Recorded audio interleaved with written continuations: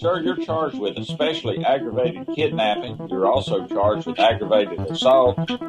And you're charged with theft of a firearm worth less than $2,500. You're talking about stuff that is not relevant. Hello and welcome to the Court of Public Opinion. I am the recovery addict, and boy do I have a case for you today. Why is the dog chewing on this guy? I think they have got the wrong guy there. Got the wrong guy, and the dog was biting him. He roughened him up quite a bit. There's a lawsuit. 9 out of 10 judges prefer watching the Recovery Addicts live stream in their court. The fireworks are not done. Now we're getting commentary on the case. Sabi mihi Anglican for I didn't ask you to interrupt me. Oh, for Trump's sake.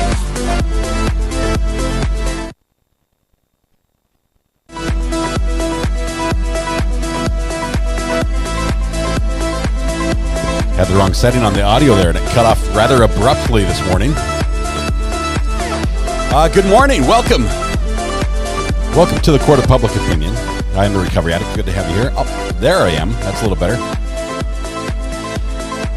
All right. I don't see any hats. Do you have any coming? Yes. Oh, no. I clicked off. Got one job. Got one job in the morning. Let's see. Was it Kim R.? Is it Kim R. that won the internet this morning? I have one job and I clicked off it. That's the one thing I was supposed to do. And instead I've got Carolyn. Carolyn, I love your comment. I wanted to answer it immediately, but at the same time, I need to give away the internet first. Let's see. Who was it that won the internet? Yes, Kim won. Okay, Kim, congratulations. First in chat has a penalty prize. Reward. It's a penalty. It really is. I try to sell it as something better than it is, but it's really your punishment is, in addition to everything else you have responsibilities for today, you also have to take care of the internet. So that's yours. Congratulations on that. Please keep it running. Look who's here. Matthew Harris. I've heard he's had a rough week. Be kind to him. I'm not sure if he has a bit of a headache this morning. I think work's been rough on him, so we'll be really nice to Matthew today. Finishing my morning ice cream. No, I went sans breakfast. I was so guilty. I felt so guilty for having ice cream for breakfast yesterday that I decided that I would probably not have breakfast this morning. I don't know if that does any good. I think skipping meals is probably bad as well. But I was busy. We were checking the knockdown on the texturing on the ceiling out in the Airbnb. That's all done. The whole apartment's got that done. It looks beautiful. Looks amazing. I think they've got to finish the bathroom and the laundry room for that, and then we're going to start. I think we put the doors in and we paint. Man, it's going to be like this week. We're going to be painting. The doors are going to be in. It's going to be great. Let's see. Ivan, I saw that whole 15 minutes classes canceled thing. No, I did put up a little bit of merch that was suggested. I don't know. Red Pen, was that you that suggested it? The seat merchandise. I put that up, and it's Sharon has the link right there. You might have to click it. You might have to retype it.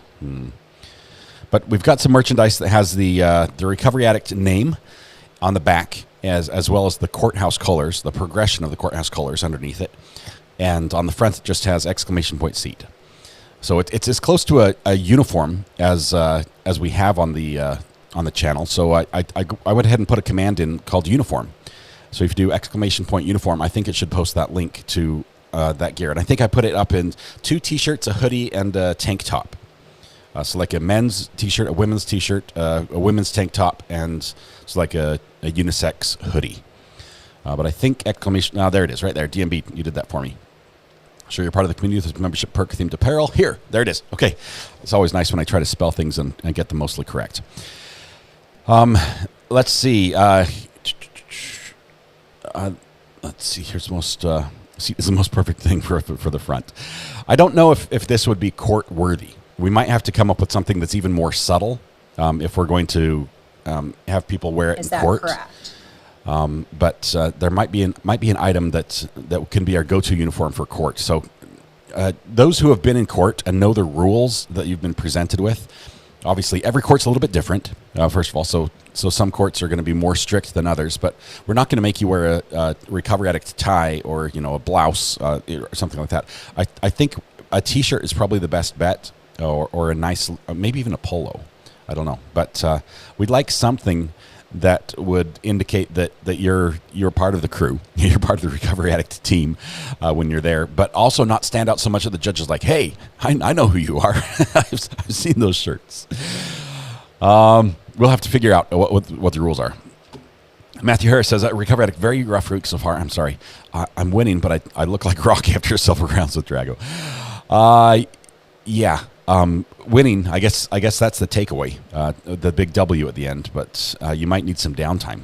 Mrs. R.A. suggests downtime on OBX, by the way. She's out on the islands. I think this is her last day out there. Had a fabulous time out on Shackleford Island. Maybe she can give you some tips on a great North Carolina vacation to get some well-needed R&R. The black shirt would be a good court uniform. It's very subtle. It is. The colors on the back are a bit much, maybe. I don't know. Sounds like we need an RA clip-on tie. Why clip-on? Why can't it be like what's the name of the tie? What's the knot? I can't remember any of them. Like a half or a full. I forget. It's been so long since I've tied a tie. Well, I tie a tie every week, but it's been so long since I've changed my variation of the tie. I can't remember what the knots are. There's some pretty cool knots out there for ties. Let's see. With the exception of sentencing, is the Taylor business trial finished already? Have an easy day. Yes, yesterday there was very quick. The verdict watch and then sentence, verdict watch and then verdict. Now they're in phase 2, which is going to be a sentencing trial. It's going to, if I understand correctly, and I'll have to check to make sure, it's sort of like a rehashing the trial, but just like now that she's convicted, let's go over all the bad things she did and then decide how bad the penalty is. So it's phase 2. It's we've got the conviction now under phase 2, and I think the jury's involved on this one. Don't quote me on that. I'll have to check with Brandy. But now that she's in phase 2, they're just looking at the sentence. That's it.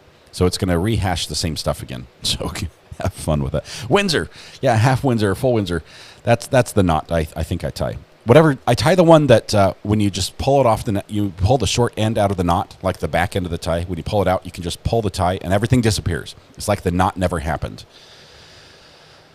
Yeah. Oh, phase 2 is for insanity? Whoa. So they convict first and then say, oh, by the way, I'm insane? She stands a chance on that one. Let's see. That's a Windsor. Okay, that's the knot I tie, or some variation of it.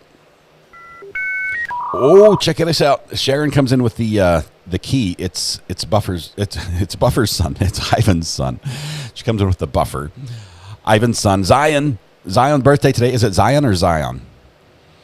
I'm thinking Zion National Park, but I'm not sure if his pronunciation is a little different. Might need a pronunciation guide, even though it's a short word. Happy birthday to Ivan's son, who is featured, I believe, several times on his channel. If you follow Ivan on YouTube, you might have a little bit of a video of him. Jury comes in half an hour. It is a late start. The judge had some presentation or something he agreed to give this morning and didn't tell us until yesterday. Thank you, Your Honor. But let's see, I missed so much of yesterday. The entire city of Oak Ridge lost power. Oh, that is awful, especially in this heat. If I didn't have my fans today, I don't know what I would do. Experts are testifying today about her mental state. It's got to be, yeah. So I think I guess that's appropriate. During the sentencing, for her to say this is a mitigating factor of having mental issues, which I think she probably has a good chance of convincing them. Anyway, so that's going to be fun to watch that happen again. Happy birthday, Zion. I hope you have a fantastic one. I think we could play a little bit of music. I'm not sure if I can sing today. It's like the hump day shout yesterday. Is still lingering in my throat.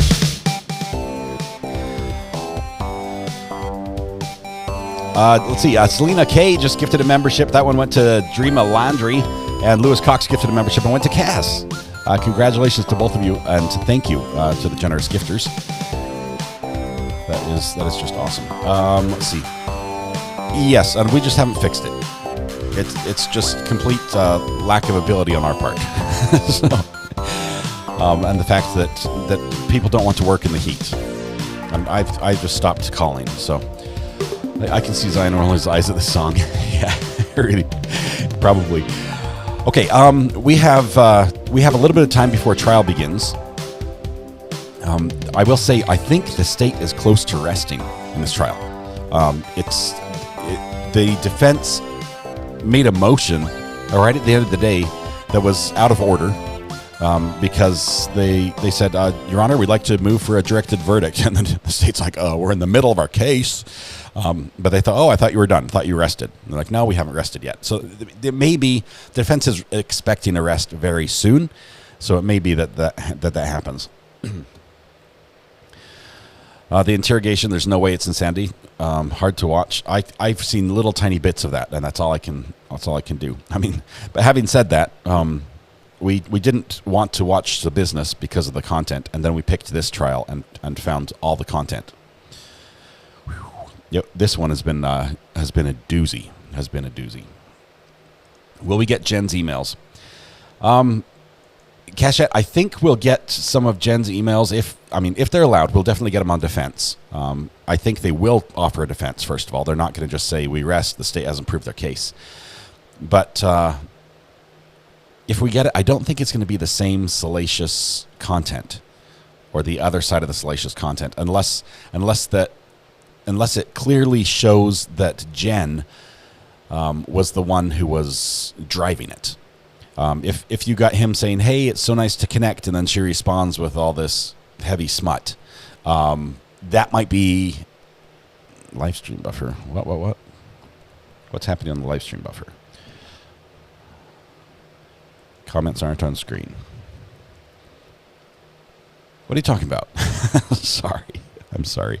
I've had so many comments on the screen. I promise. I've been clicking on all of them, like this one and this one. And this one and this one. I clicked on all the comments. So I'm so sorry. Thank you for correcting me. Let's see. Is there anything else that I've messed up this morning? Can you hear my jet engine fans? I have two pointed at me, one up higher than the other. Let's see. Amber. Okay.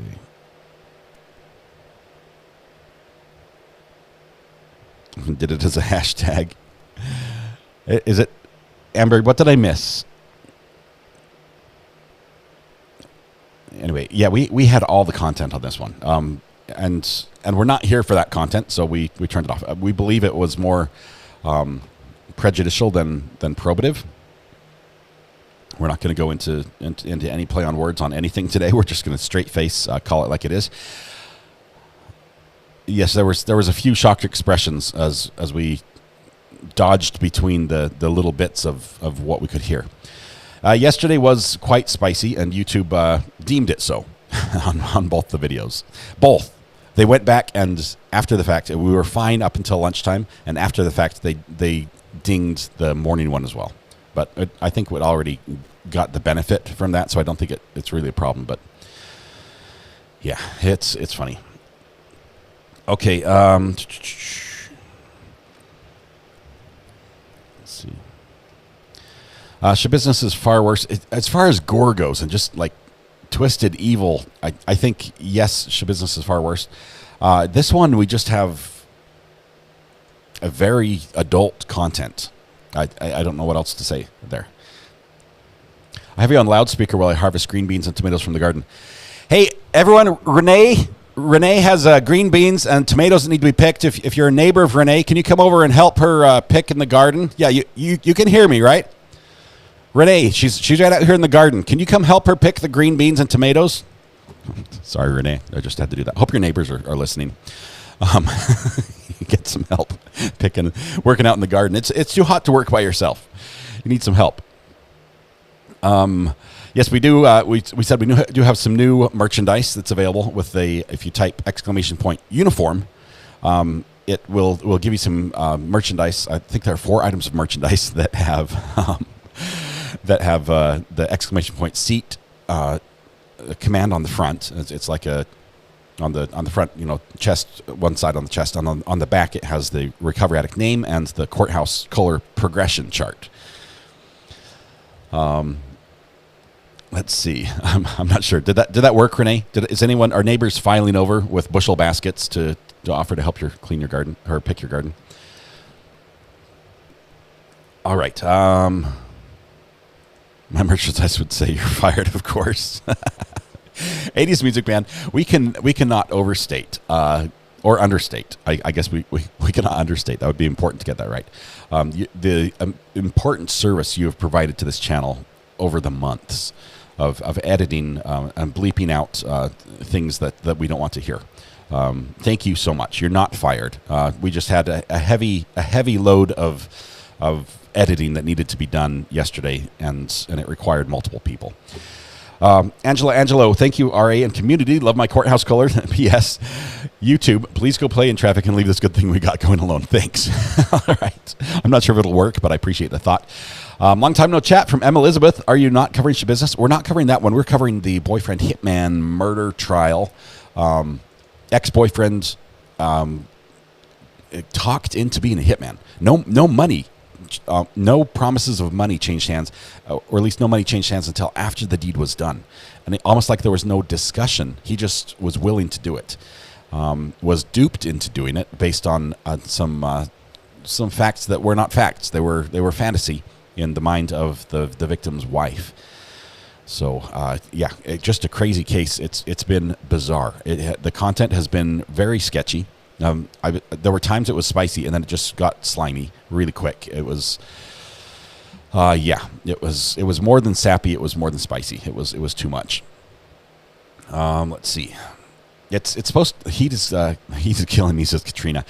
Let's see, Katrina. I think you're in the Intermountain West. It is hot there. We're supposed to have a heat index of 105 here, which is also warm by my calculations. I'm not fired. Happy day. I could never fire you, 80s Music Man, because you work for free. It's like how would I stop your paycheck if there isn't one? You can't fire a volunteer, right? But you do a great job. Okay. Let's see. I need to do a couple things. Let's see. Court. No feed from court yet. Where's my camera 3? Where's camera 6? I need all my cameras. Hang on. Oh, DMB and I were live stream buffers yesterday. Okay. Yes, Amber, it isn't funny when you have to explain it, but my head needs the explanation, unfortunately. That's just where I'm at today. DMB and Amber helped out 80s Music Man. 80s Music Man usually catches things as they happen, with the beeps, or shortly after they happen, quite honestly, with the editing. Amber and DMB were watching the live feed from court a few seconds ahead of me to warn me when there was something really bad coming, so I could not have it play on the channel. And they did a pretty good job of it. The errors were mostly on my part. See, hope the sound is better today than it was yesterday. Amanda, me too. Yeah, I hope it's solid today. 110. I'm going to pass, Last Poet. Hard pass on that one. That is too hot. That is nature's trying to kill you type temperature. How was water balloon volleyball? Weather Watch, believe it or not, with all the heat out there on the grass, I set up the volleyball court and the volleyball net. We had about 150 water balloons. I brought spandex sheets. They're actually the blackout sheets I have on my window, so I don't have any blackout sheets on my windows right now. That's just why I'm looking a little bit bright this morning. But I brought those because they're big spandex sheets and they're good for catching water balloons. And so we used that. Nobody wanted to play. I had to physically get in there and play myself to get other people to play, and it was like dragging them onto the court. We had some fun. It ended up in a water fight, which is how they all end up, and then we had some popsicles and called it a night, but it was good fun. Hades is like, I thought I was working for coffee. You are. I'm not providing it. That's it.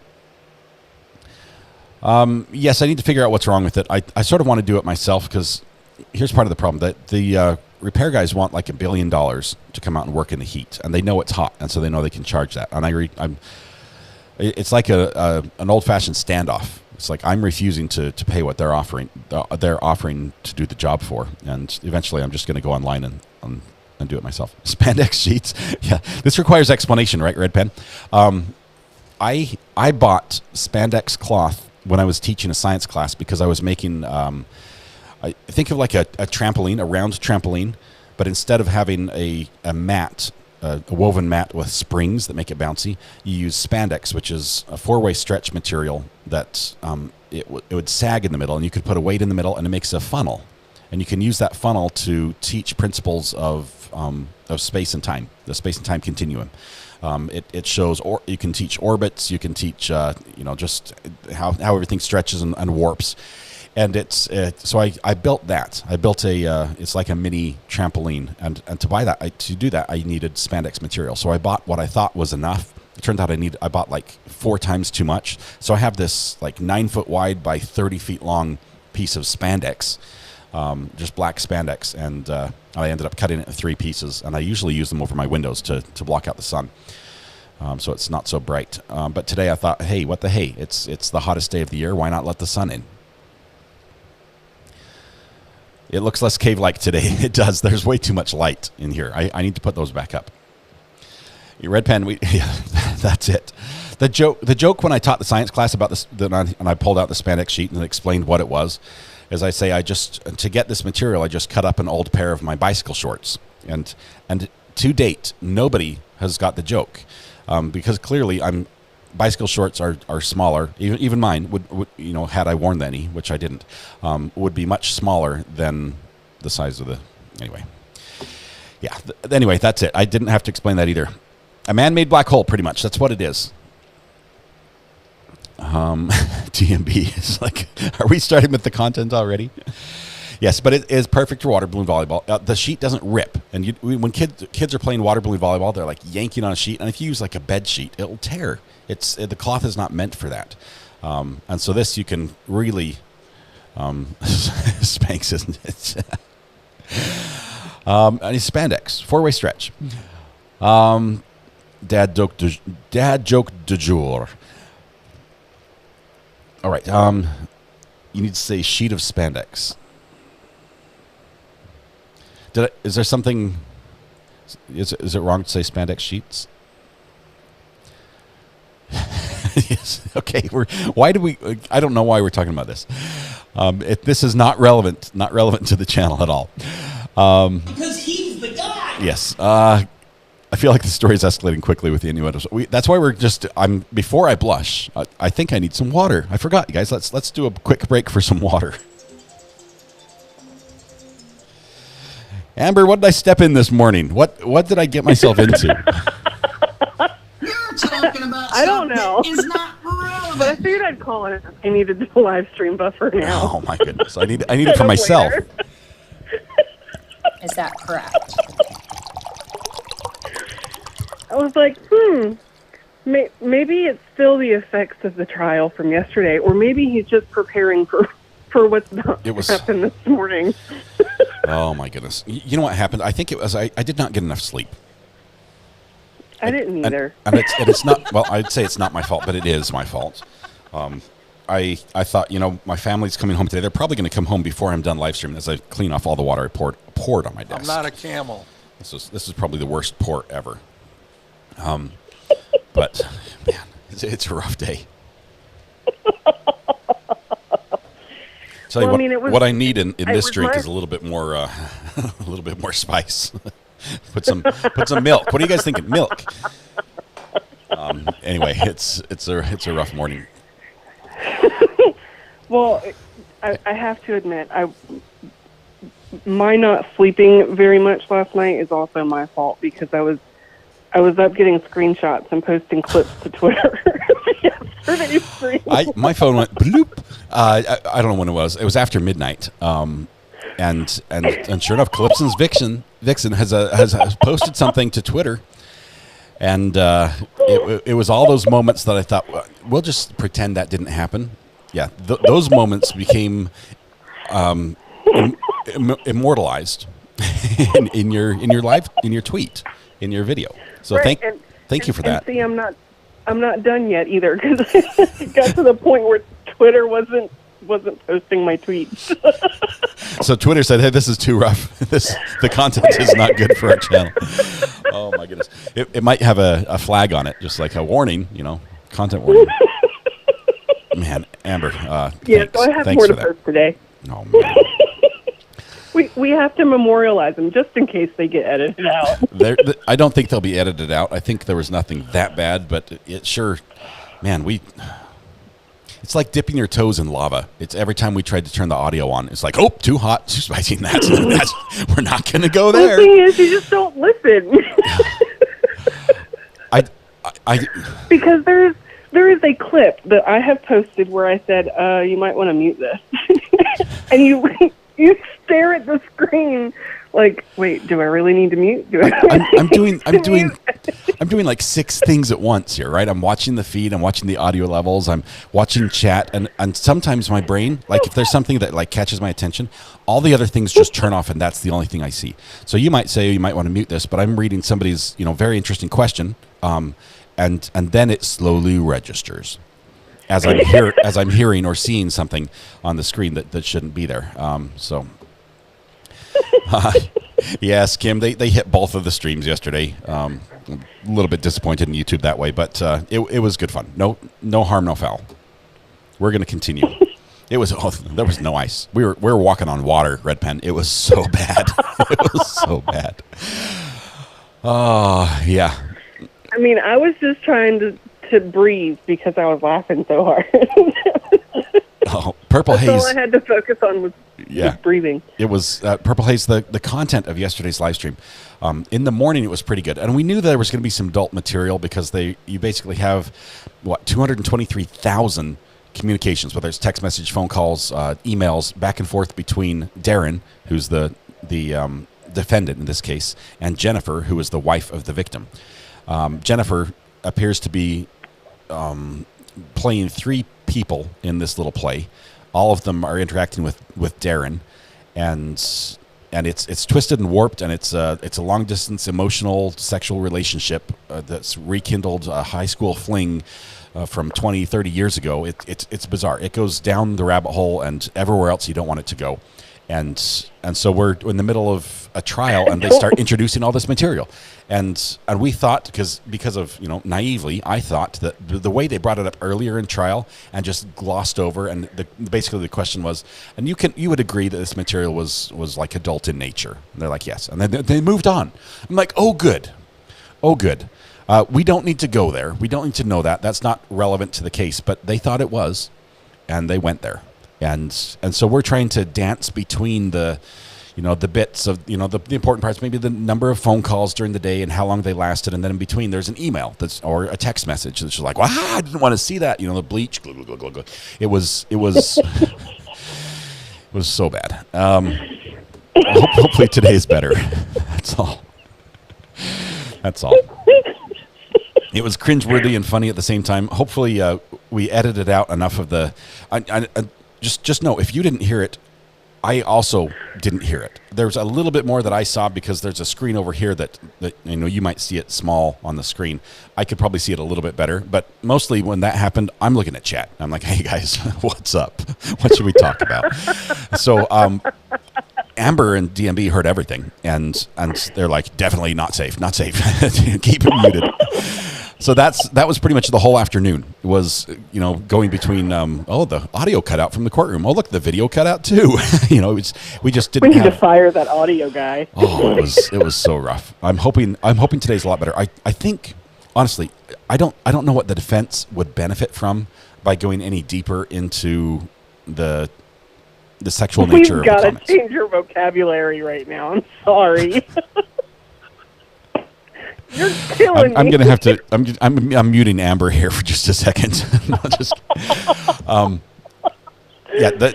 I will. Oh man. Okay. I don't know that the defense is going to be the problem. I think it's going to be the prosecution because we still have we have redirect. So, whatever was in that stack of paperwork that the defense admitted, which should have been objected to as duplicitous evidence, there's something else in there that they wanted in. Right, and they're going to get to that. But I don't think that would be adult in nature. I think that's going to be it's more along the lines of introducing the idea of harming Jamie the victim in this case, or sort of inciting or stoking that fire for Darrin. I just can't say anything right.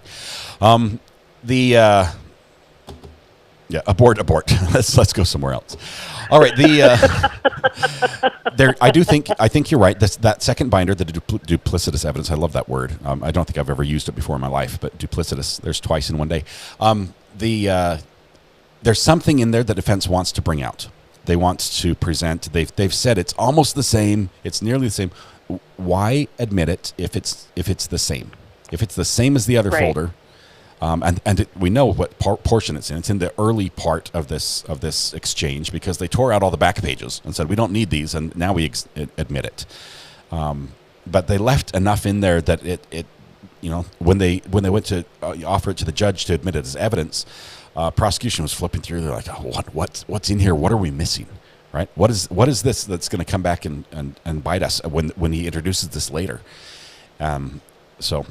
Yeah, there's going to be something in that binder that's going to come up, and we'll see if it's as helpful to the defense as possibly they think it will be. See, this might go towards my prediction of the defense trying to get some of those communications from Jennifer in that have been limited out. And if they didn't get this binder into evidence, if they had objected to duplicitous evidence, defense would have probably gone for rule of completeness. So, one way or another, I think they were fighting to get in what they just got in. Man, but if there was something that was limited out, they can't just slide it into the evidence and then say, "Hey, you didn't object." The judge wouldn't allow that. I mean, that's a judge's ruling. They can't just say, "Oh, because they didn't object and you forgot to object," then it's fair game. But court is starting late, Last Poet. The judge has a bit of an engagement this morning. Prior commitment. Yes, he's otherwise engaged, and he'll be starting an hour later. So we're going to be picking up. What is it? An hour? We have one more hour another hour. Thank you, Thomas, for that.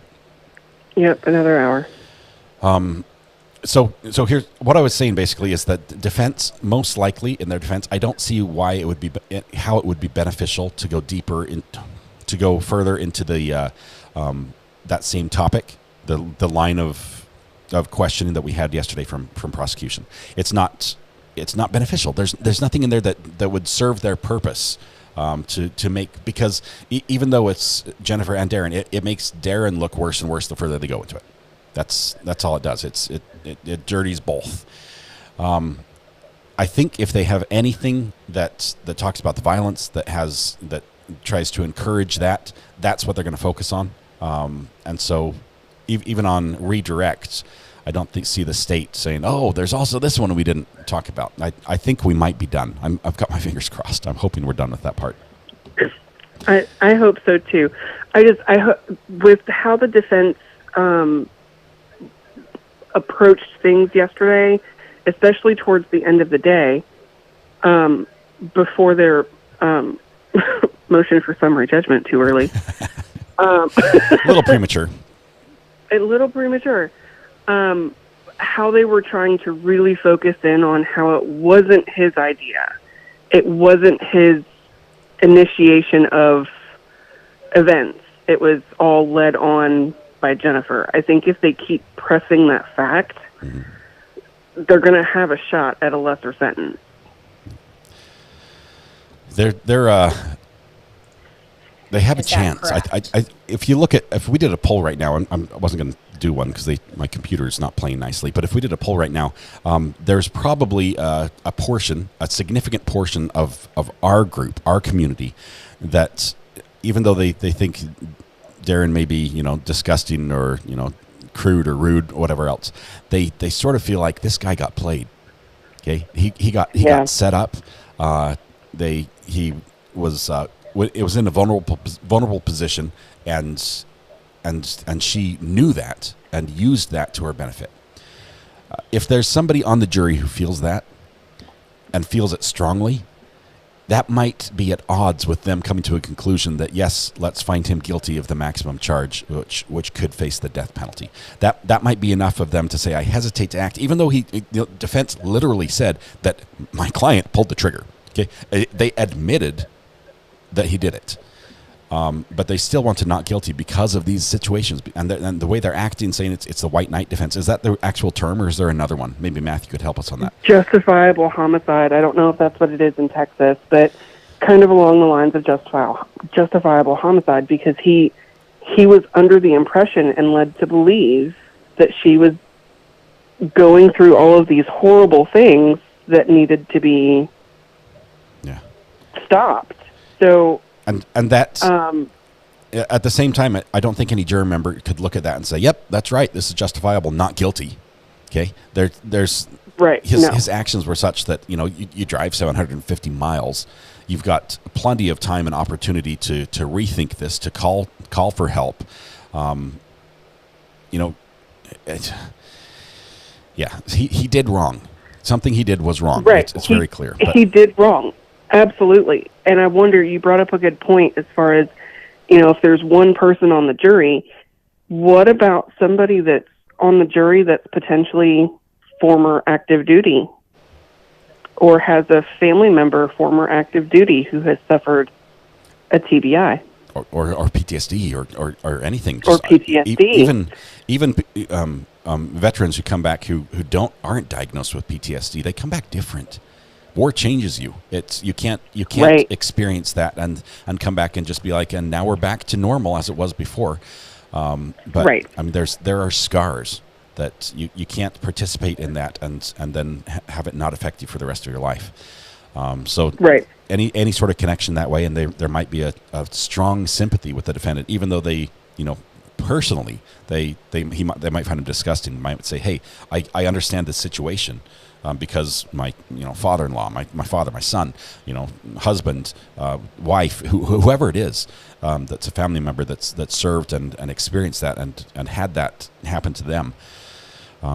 They say, I see this differently. You're right. We can't throw the book at him. Right. And Weatherwatch brings up another good point, or a juror that has gone through or knows somebody that's gone through things of DV or SA. Mm-hmm. As was described in those messages. So there's so many different pieces to this that any one person can relate to, unfortunately. And you never know which way it's going to lean as far as, yes, we can understand this point, or no, that's no excuse. It's really difficult to gauge as far as which way they would lean. Let's see, the Brown Barn says, was DL so duped that he believed there was no other way? Police intervention was not an option? I just don't get the defense position, even though RA has explained that to me. It's hard to buy in to either prosecution or defense story 100% in this case. Right. Because there's more than, the story is bigger than what they want it to be. The prosecution wants it to be a clear-cut, this was a fantasy, a relationship that they were both participating in, active parts, equal members. He should get the full penalty, and the evidence doesn't support that we've seen. The evidence, I would say, indicates otherwise. Then you have the defense saying, "Hey, he was completely duped. Hoodwinked. He had no idea what was going on, and just he did what he thought was right." Really? That the average person would come to a conclusion in his situation that what to do was right is drive 750 miles and pop 745 slugs into the dude. I don't get there. That's not the reasonable conclusion that we can get to. So there has to be a middle ground, and I think that we'll find that in a lesser included. Right, and I think the piece that we're missing here is going back to the defense's last part of their argument yesterday, where they were really pointing out that the messages from Rob weren't really from Rob. They were from Jennifer. Yeah. And Jennifer knew how to play towards his emotions. How to catfish him. She catfished right, she knew somebody how to she catfish knew. him. Okay, this right. is the most bizarre thing. She catfished someone she knew as herself. And then, we had some other characters. To get him to not go to law enforcement. Yeah. Because how many times did he say he was going to go to law enforcement? And Rob talked him out of it. But it was really Jennifer who was, she knew how to play him. She did. To get him not to do it. She had the experience of working with people who had that type of injury. Okay, she knew what she was dealing with. She knew probably the need that he had to have this sort of reality be real, as with his TBI, with his experience at war, PTSD. This part of his life was major to him and had to be real. And so when he reached out and she responded, that was validation. And at that point, he had blinders on. There were no red flags. I would say he was colorblind to any red flags. Tunnel vision. Very much so. And then it went downhill, as you can expect something like that to do. But I think she knew 100% what was going on. Even while she's texting him and playing him on one side, she's telling her friend Tammy, she knows that she's what he's doing, and it's like, I pushed him off. It's too needy. No. She was still manipulating all the way through that. Knew exactly what it was.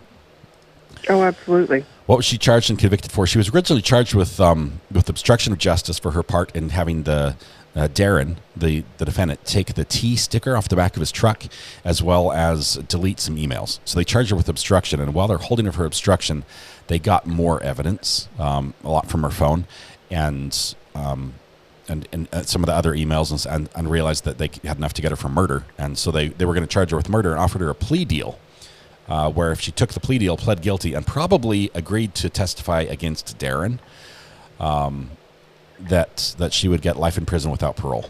And she took it. So there was no court case for Jennifer. That never played out in front of a jury, and she's life in prison without parole. And we expect to see her possibly as the final witness on the stand. I don't know.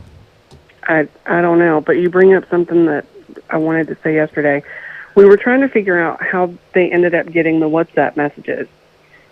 If you recall, all those WhatsApp messages were actually screenshots of a phone screen. So I'm pretty sure they got all of those off of Darren's physical phone as screenshots, because WhatsApp is encrypted. Right. So they can't pull that kind of report. Yeah, they wouldn't have been able to call WhatsApp and say, "Here's a subpoena. Give us all the records. We need to see what they said." WhatsApp says we can't and won't. Actually, it's mostly they just can't. They will if they have to, but they can't. Not having the ability allows them to say no to a subpoena. Right. But if you have one of those phones that has the key to the encryption, as Darren's phone or Jennifer's did, Jennifer changed her phone and deleted a lot of stuff. But when they got Darren's phones, and he had multiple phones, one of those was logged in with the key. They open up WhatsApp and they can see all those messages. So that's where they got all that from. Man. All right, I think I've done my job this morning. I will stay on standby just in case. Okay, sounds good. I'm going to get off of here and go do some real world work. Yeah, don't get in trouble with your work. Get that done. We've got DMB the beauty here to help of us. Working from home. The beauty of working from home. I love it. I'm a big fan.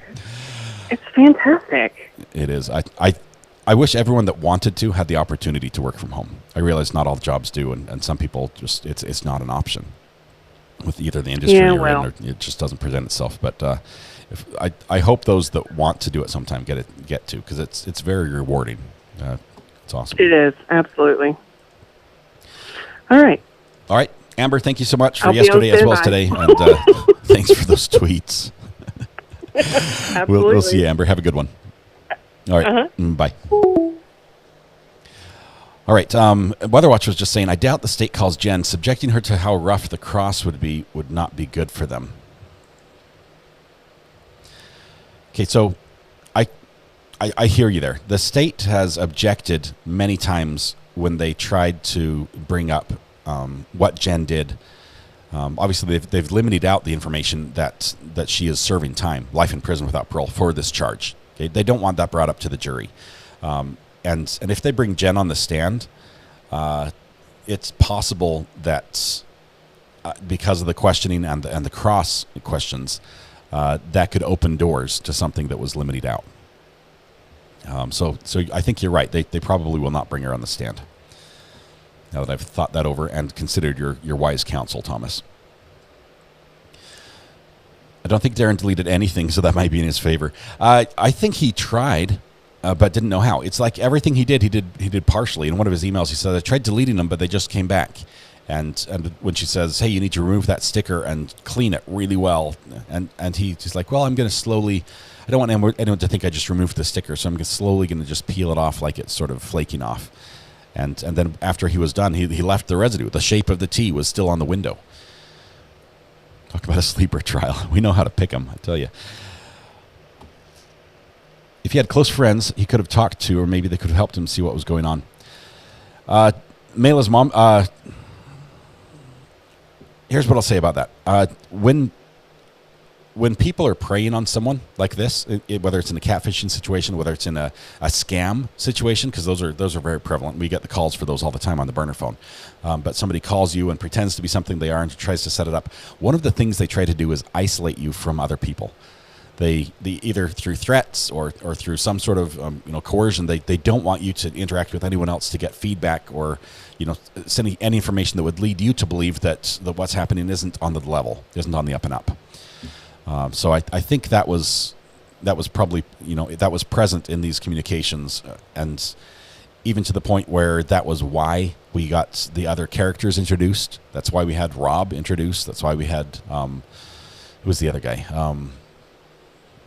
Is it Jeff? I forget the two people that were introduced via email to Darrin. I think the clearest way to think about Darrin's guilt is to pretend everything he believed was true. Is he then culpable? Adam, that is a great, clear way to cut right to the chase of what the jury has to decide. I'll answer for me, and I'd love to hear your thought as well.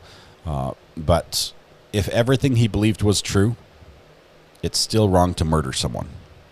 Especially the setting when he walked up and showed up and there they are going out for a walk with their dog. Was there a threat? Had he been like had Jamie been physically attacking Jennifer and Darrin personally felt that her life was in danger, then he's got possible cause to step in and do something. But at the time when he just walked up and in cold blood, that he's culpable. I think he did it. I mean, I think he did it, and the state's proven that. He was vulnerable, and she took advantage of him. Yeah, she's as guilty as sin on this one, and that's why she's serving life. But it's weird in a crime like this. There can be multiple defendants that share equal burdens of guilt, and I think that's what the state's going for. They'd like to see life in prison without parole. They probably want to see the death penalty on this one. As someone who has seen plenty of street justice, you can't have vigilantism as the rule. I agree. I've shared that. I'm not a big fan of prison justice at all. I don't think that is a good thing. I think the prison system probably needs to be worked over so that people who are sentenced to time in prison that they can serve can do that and pay their debt to society.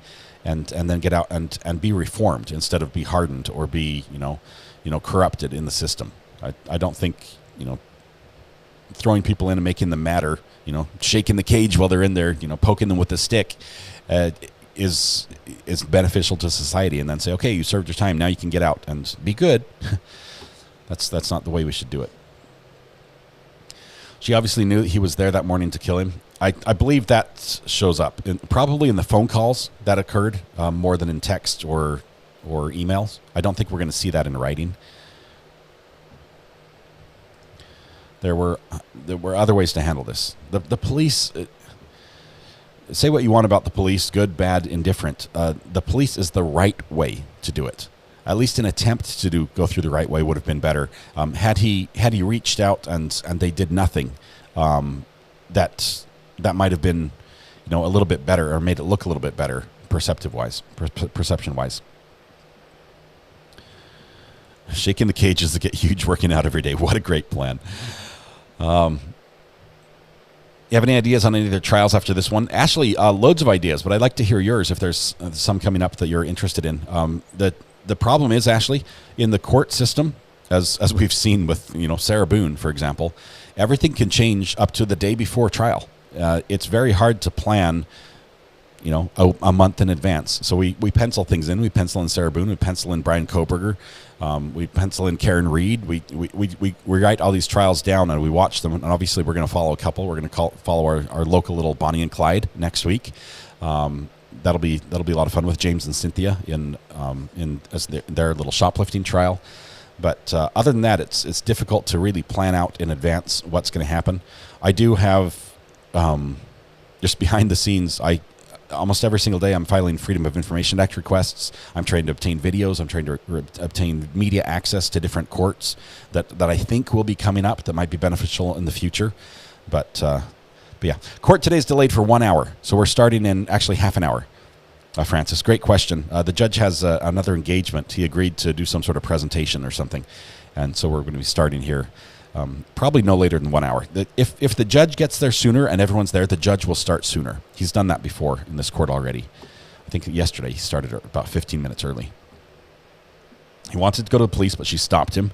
Yes, she created another character to stop him and have somebody else he could go to that would take care of it and be the person who actually took action. He never even made a report. They could have done a welfare check after a single phone call, especially with the pictures. The pictures are so bad. We didn't see all the pictures, obviously. There were some very bad pictures in there that we didn't see, but the pictures she did show were very close-up pictures of injuries, like bruises, scratches, a cut lip. And if just looking at the pictures, you'll see that they're not the same person. The age is wrong. It's not the type of injury that you would expect from what she was describing. The person who was the common person who was thinking clearly and looking at those would say something's not right, and they would see that very soon. The neighbor that went out after the shooting and agreed to walk with Jennifer, so she would have somebody to walk with as she was walking around the neighborhood with her dog. 2 weeks into it, he's like, something's not right here. He's just a normal guy. He's a neighbor. He's there to help. He's, in his eyes, she's a victim. Her husband was brutally murdered right in front of her. And just a couple weeks in, he's like, I'm out, guys. There's just the vibe is not good here for some reason. Something's wrong. Other people would have noticed that, I think, but he was very much blinded. How many more letters from Sarah Boone before her trial, Paul? We'll probably get one a month. That's been her sort of go-to, and as she gets closer to trial, I think it benefits her to continue saying, hey, I'm still waiting. You still haven't done anything. You're still pushing it off. Where's my speedy trial? My lawyer still hasn't talked to me. The more time she can get that out there, the better I believe she feels it is for her. It doesn't really change the situation, but she may at this point have enough evidence that she can say, I'd like to appeal because I did have a lawyer that would not contact me, that ineffectual defense. She might actually have grounds there. Even some of the lawyers out there that are looking at this saying, 10 weeks without contacting your client at all. It's not completely illegal, but can you at least do an update somewhere, something? It just doesn't look good. I hope Sarah Boone doesn't get in the way of BK's trial. If he does, we're gonna have to stream both at the same time. We'll need to start a second channel just so we can have both going. We're not going to miss either one of those. She shared phone numbers on the group WhatsApp number after the murder. I wonder why she did not phone the fake guy he was emailing. Sarah, that phone number, what you're talking about, immediately after the murder, lots of people were talking to Jennifer and they wanted information. Hey, how are you doing? How's the investigation? Have they found anything? What's the progress? And so she's like, I'm going to make a group text and I'll update everybody together in this group text. And so I'm just going to put everybody in. She dumps all their numbers in and it's like, ta-da, here you are. You're in the group. You're in here because you were a friend of Jamie's, you were a friend of mine, you're a neighbor, your family. And it would be really cool. It probably makes sense if I start explaining who everyone is. So the first guy, this is Darrin. This is my friend from high school. And he's just a great friend and confidant and he's not suspicious at all. That's the first thing she did. She introduced the shooter, to the group, to the family. And that was pretty gutsy, I think, in my take. Need a book called The Sarah Boone Letters. It's going to be a multi volume set. Yeah, I am. Rudy, you can actually, if you're in the U.S., there's a company called Uline, Uline. They sell industrial supplies, and they sell eye washing stations. And they might be useful in a case like this to just have a quick eye wash. Hit the button, it sprays water in your eyeballs and sort of rinses out what you just saw. Cases like this need something like that. You can also get like a little squeeze bottle that does the same thing, but I prefer the. It looks like more like a drinking fountain. You just hit the button and it works. The Boone trilogy. It's more like Rocky though. I love to look through the Uline catalog. I'm not alone, Red Pen.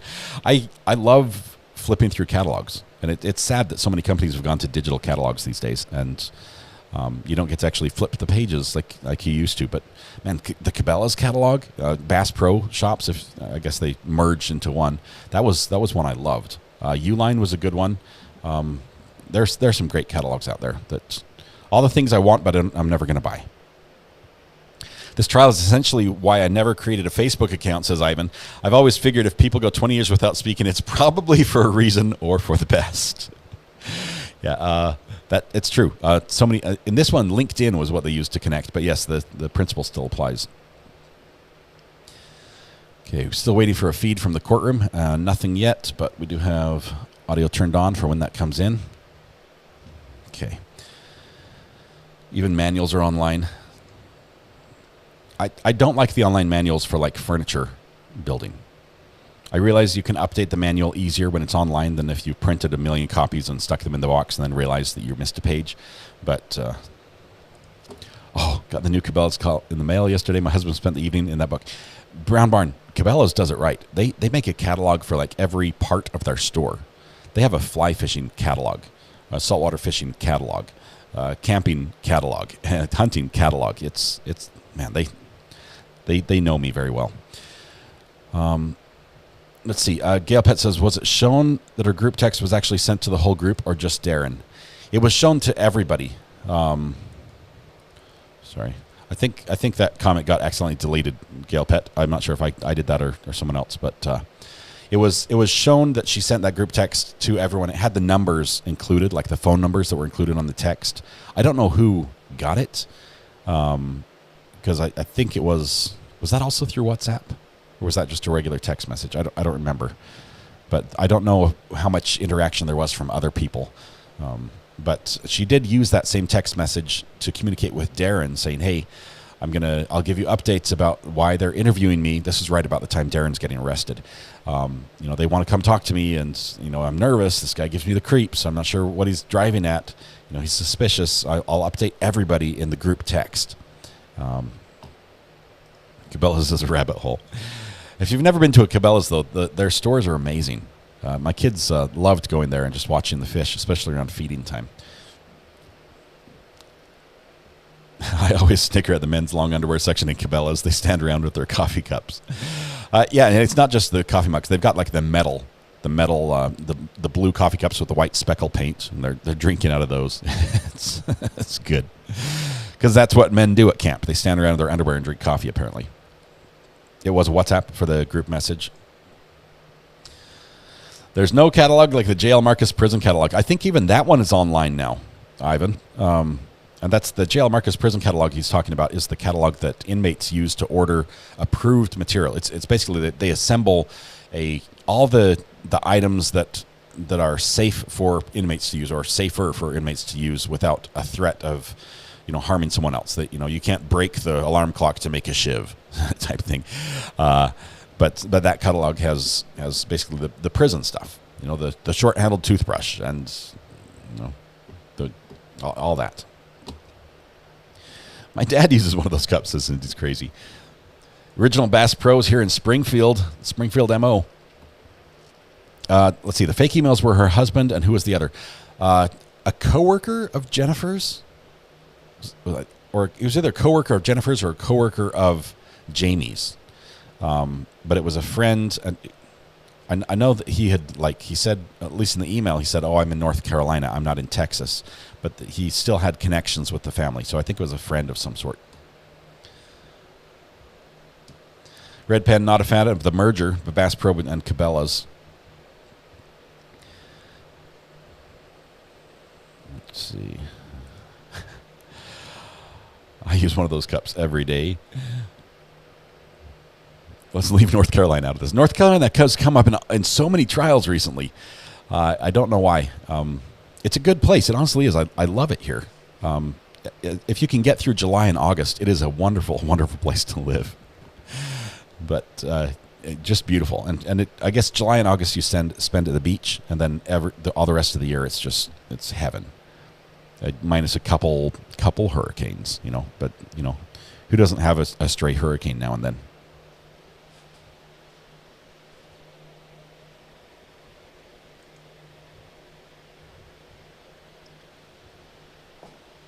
Heat index 106 in Tennessee. That's bad because it's moving east, Mandy.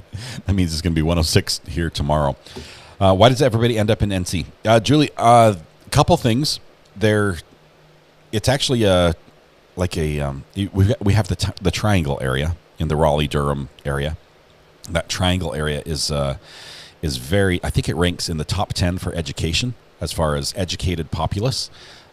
It's huge in the tech world. There's just lots of companies have bases or operate, in that area. So job opportunities are very, very broad. It's a fun, nice climate. So it's a nice environment to be in as far as temperature wise. It's temperate, not too hot, not too cold usually.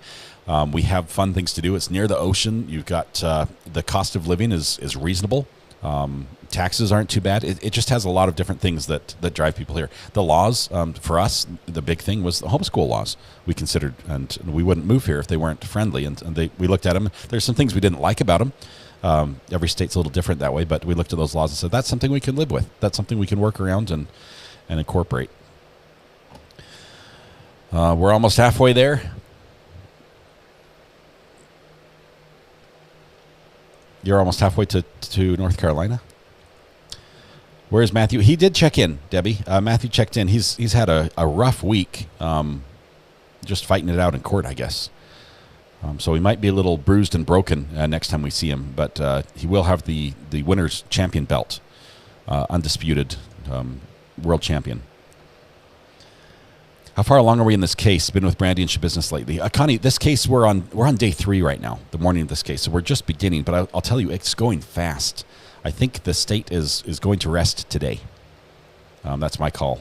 We haven't seen a witness list. I haven't been able to get the documents on this case for that, but I think they're just about done. Just the way the type of evidence they've presented. We've already heard from the medical examiner. We've heard from the lead detective. We've heard from all sorts of friends and associates, and we're just burning through them. The opening day, we had opening statements and like 10 witnesses.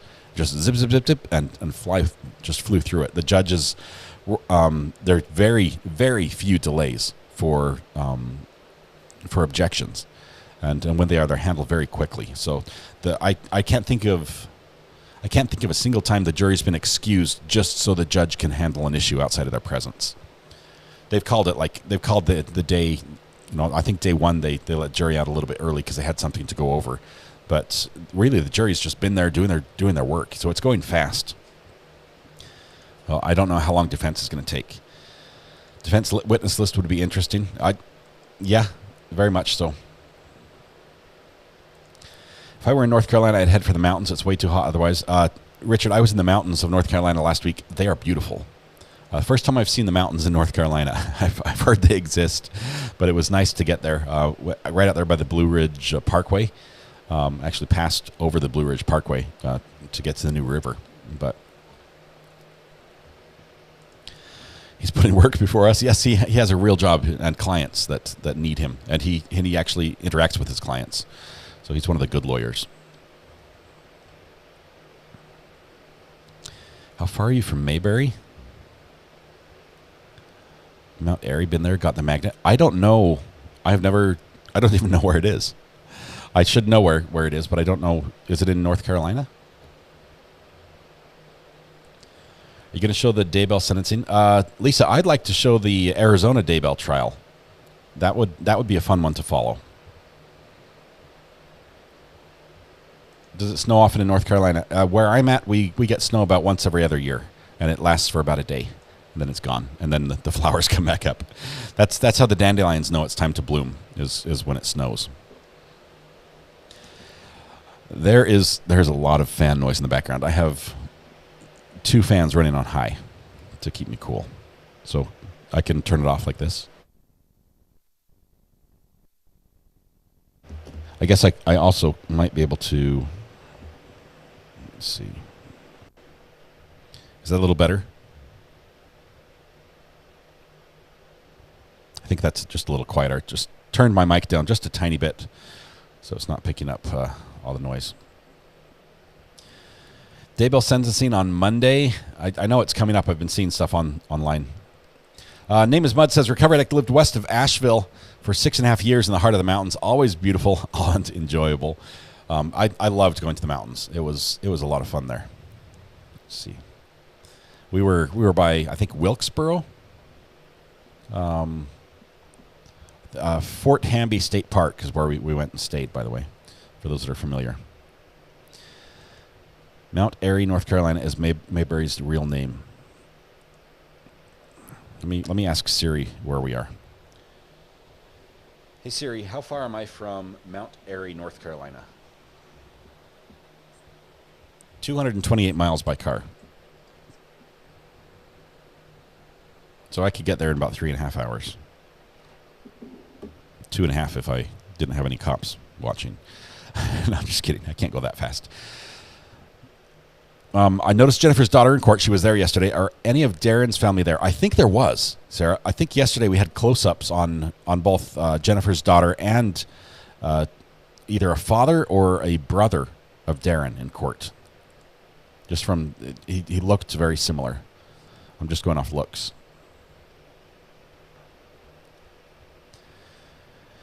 Quick reminder, thank you, Chandra, for this. If you are trying to join us on the Facebook group, where we have a lot of people from this community, and a lot, some of the same stuff and a lot of different stuff that we can't really share. It's that doesn't work for the YouTube forum.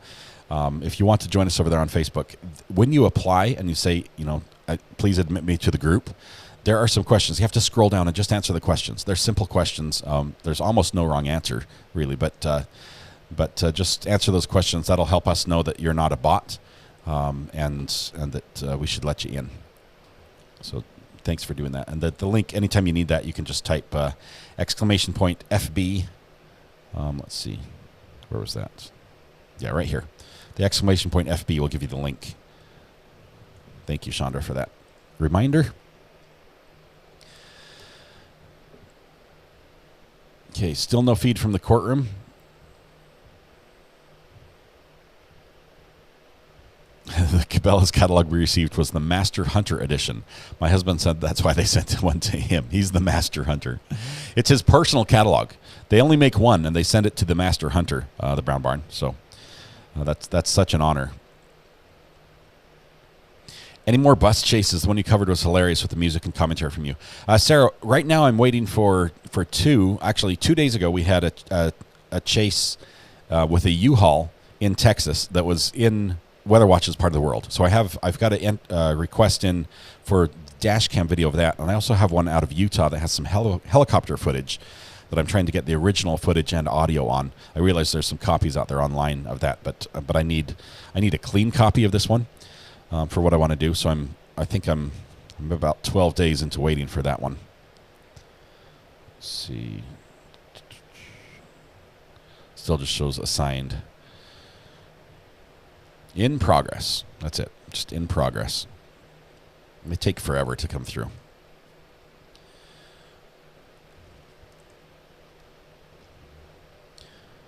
Do they still have a sharper image catalog? If they do, you're going to find it in the pocket of an airline seats. Isn't that where they always end up? They have them, stuffed in the pockets of airlines. I'm not sure what's the deal they have with like Delta or something, but that's where that's the only place I've ever seen a sharper image catalog. We need Sarah, Cambridge, and Green. Let's see. Sarah, we're going to have to get you in green somehow. Make sure you have your gift setting turned on, which I believe is the button moved to the right position. You can type exclamation point gift. Oh, there it just happened. Thank you, Sarah.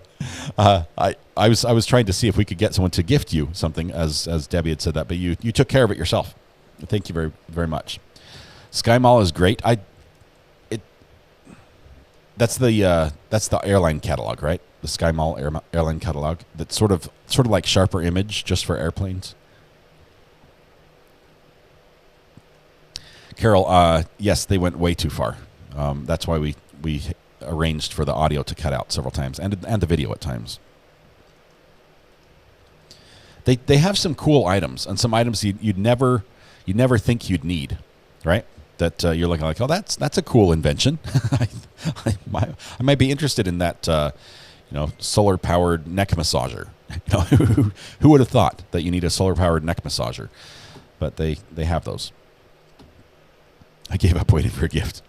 It just took patience, but you took care of it. So that's awesome. Sarah, thank you very much. Let me just say, first of all, it's wonderful to have you in green. I love to see that courthouse by your name. The blue courthouse is the first one. It does transition through the colors.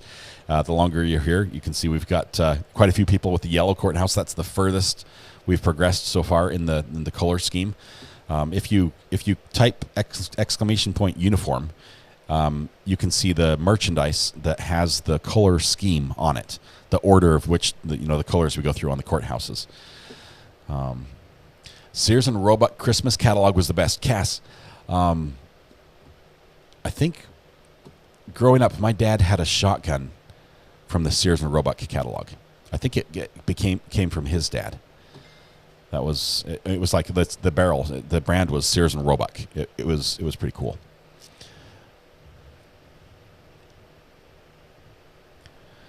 Thank you, Carol. I was hoping it wouldn't have gone there, but it did, and we did the best to try to get through it. But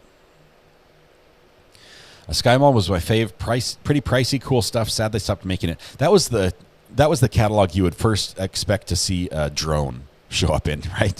Some cool tech piece of advice. The what is it? The alternate AR goggles or things like that. They just had the coolest little devices that you never need, but you want. You know what else was fun? And this is going way back. I really like the Yellow Pages. I like the physical copy of the phone book. You guys can probably remember, if you're here in the United States, the commercial that was like used, the book's abused, whatever, and the commercial that shows just all the different ways people use the phone book that's not actually flipping through and finding a phone number. They're like using it as a step stool and a door stop and everything. That was their advertisement. And then the internet came and broke everything, and the phone book was gone.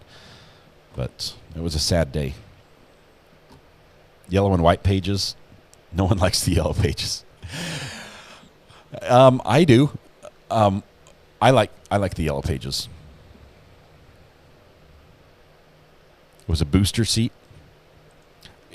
The cool thing is, you would actually take the Yellow Pages and you'd find the number if you were at a payphone and you didn't want you would tear the page out. Right? I was that guy, right? They would just replace it, and I was doing the company a favor, I think. I just admitted to a crime, I think, vandalizing a payphone. CG in Texas, welcome to the gallery. New member with the yellow courthouse. Thank you so much, CG. Appreciate that. That's 6 months, 6+ months to have that yellow courthouse. Eric, yeah, Yellow Pages has been a long time. Let's see, where in your part of the world, for a while after Yellow Pages, there was the car stationary phone book. They continued, I think they were out of Bountiful. They continued making a phone book that was like a mini Yellow Pages. They competed at one time, but it was fun to have a local phone book. The Noah Webster Dictionary. Nobody bought that, Kim. The 1828 Noah Webster Dictionary. My wife, I think, would buy one, or the Merriam-Webster, either one. Sarah Boone has one, clearly, because she references it often in her letters. My wife would probably buy it just because it's interesting to see how words change meaning over time. Right, so we can look back at in the early 1800s and say, what did this word mean? And that's a lot of fun for somebody who's a history buff and looking at historical documents. And you read it now, it's like that was a weird sentence. Why did the guy say that? But you could go back and look at the definition of the word back in that time period and like, oh, he was talking about something completely different than what I assumed based on our current definition. Full set of Encyclopedia Britannica. Do you remember the door-to-door salesman that would come around trying to sell you that? They must have got a huge commission. I remember we had a full set of that. We also had I think it was like a late 1700s medical journal, and it was a huge fat book. And you open it up, and it has stuff about, here's what you do for fever, use leeches, and it had the worst advice. It was like, 101 ways to kill, or 1,001 ways to kill your patient was what that book should have been titled. But it's funny to look through that and think how far the medical profession has come. Let your fingers do the walking. That's the Yellow Pages. That was the old logo, or the old slogan. That was, it was their logo for a long time. Britannica was expensive. You'd buy a used one. You'd go to like a secondhand store when some rich guy got the new model, the new set, and then you'd buy the set from him that has all but one of the books or something, and that was good enough for us. You're missing, a couple letters, but everything else was in there. All right, we are 9 minutes away from court starting. Still no feed just yet. Let's see. Do you have any RA pens? I was thinking of buying some to send to Sarah Boone. I don't think they'll allow those to go in. Pens are contraband. They have specific writing utensils they allow, but I don't have any pens. I'm not even sure. Hey, we do have a feed. Bing. We do have a feed. Okay, so the feed's here. Who needs letters D through F anyway? Right? What happened in the encyclopedia that's really important in those letters? We had the World Book Encyclopedias. Okay, those were the cheap version. They were the cheaper version. It's fun. You can still actually find an old set of encyclopedias occasionally at estate sales and things. My parents are very frugal, and they were talked into buying a set of encyclopedias soon after they were married in '62. They still have the full set on their bookshelves. Can you imagine the sales pitch? I've never heard this one. Maybe some of you have heard the sales pitch for an Encyclopedia Britannica, but I'm sure it focuses something on just the sheer wealth of information that would be available to your children and the great advantage it would give them in life if they were able to just, at any moment, just research almost any topic in the known universe. Just pull a book off the shelf and there it is. And suddenly they're wiser, they're smarter, they're that more advanced in society and educated. It was incredible. And then along comes the internet. It's like, it says, here, hold my beer. And there went Britannica. It went down the drain. I think they tried to do website stuff for a little while, but it just wasn't the same.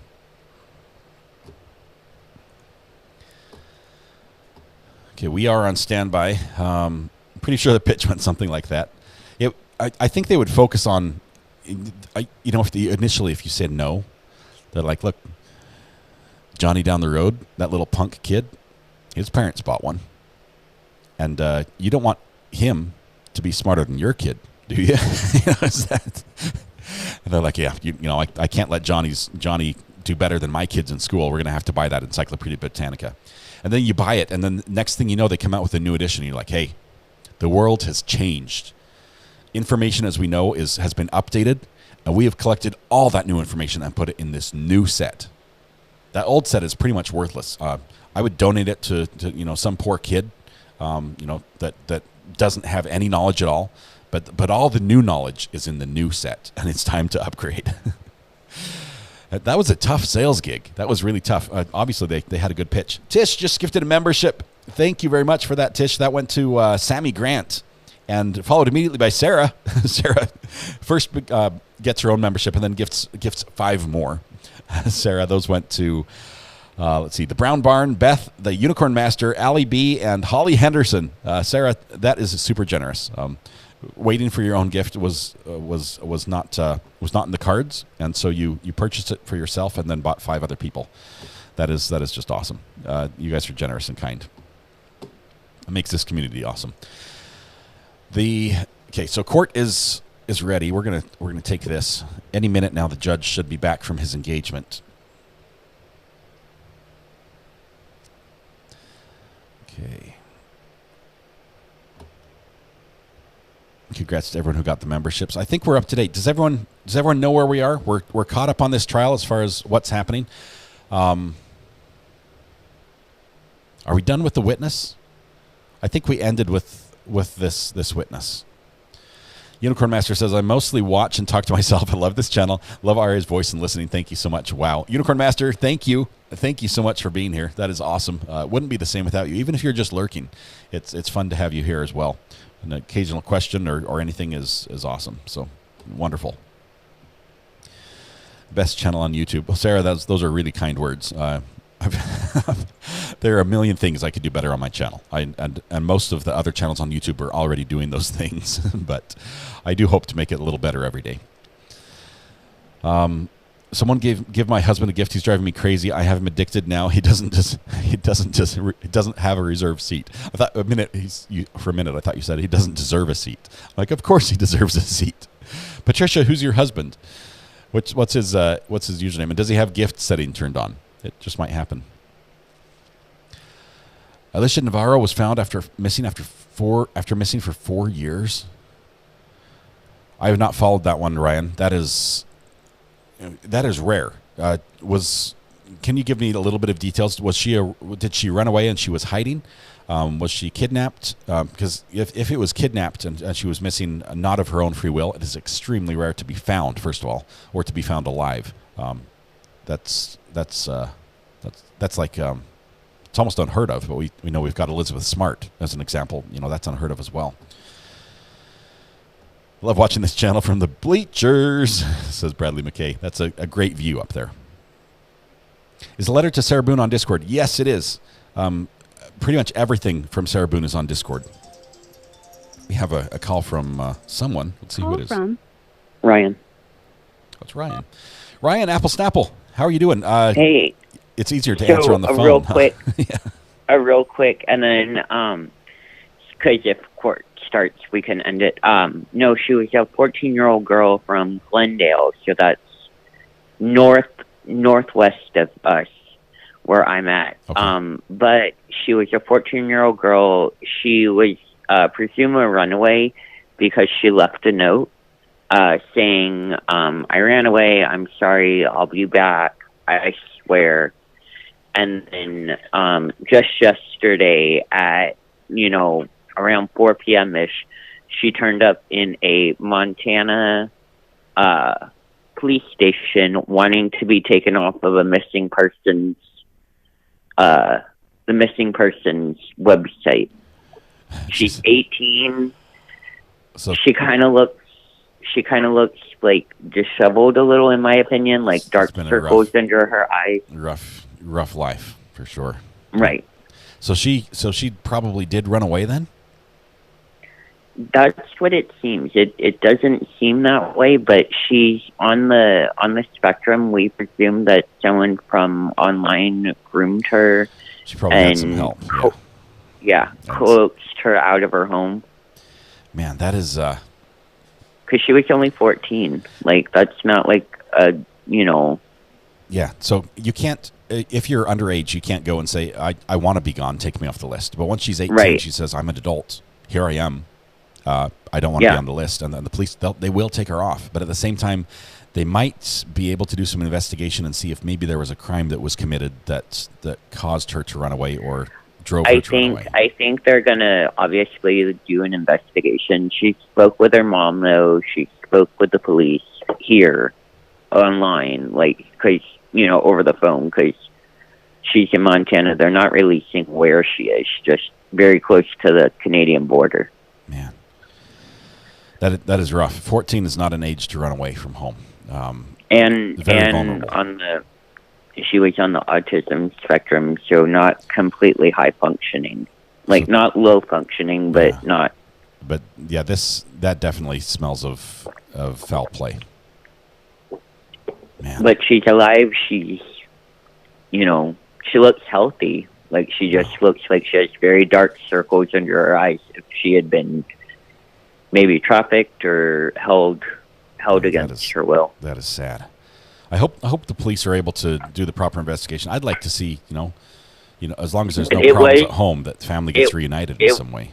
It was covered on a list attorney's podcast. Okay. Like it happened here and it was local, but Sarah was helping Alicia's mom get coverage and get a billboard and. Yeah, and look at that story and the similarities with the attorney situation with the notes saying they run away. It's rare that it ends this way. And it's very similar notes, like very shorthand notes, not long drawn out, like John Benet Ramsey, the War and Peace of notes. But right. Yeah, wow. That's amazing. I'm glad that she's found. I do hope that she gets the help that she needs because even at 18, yeah. Yeah.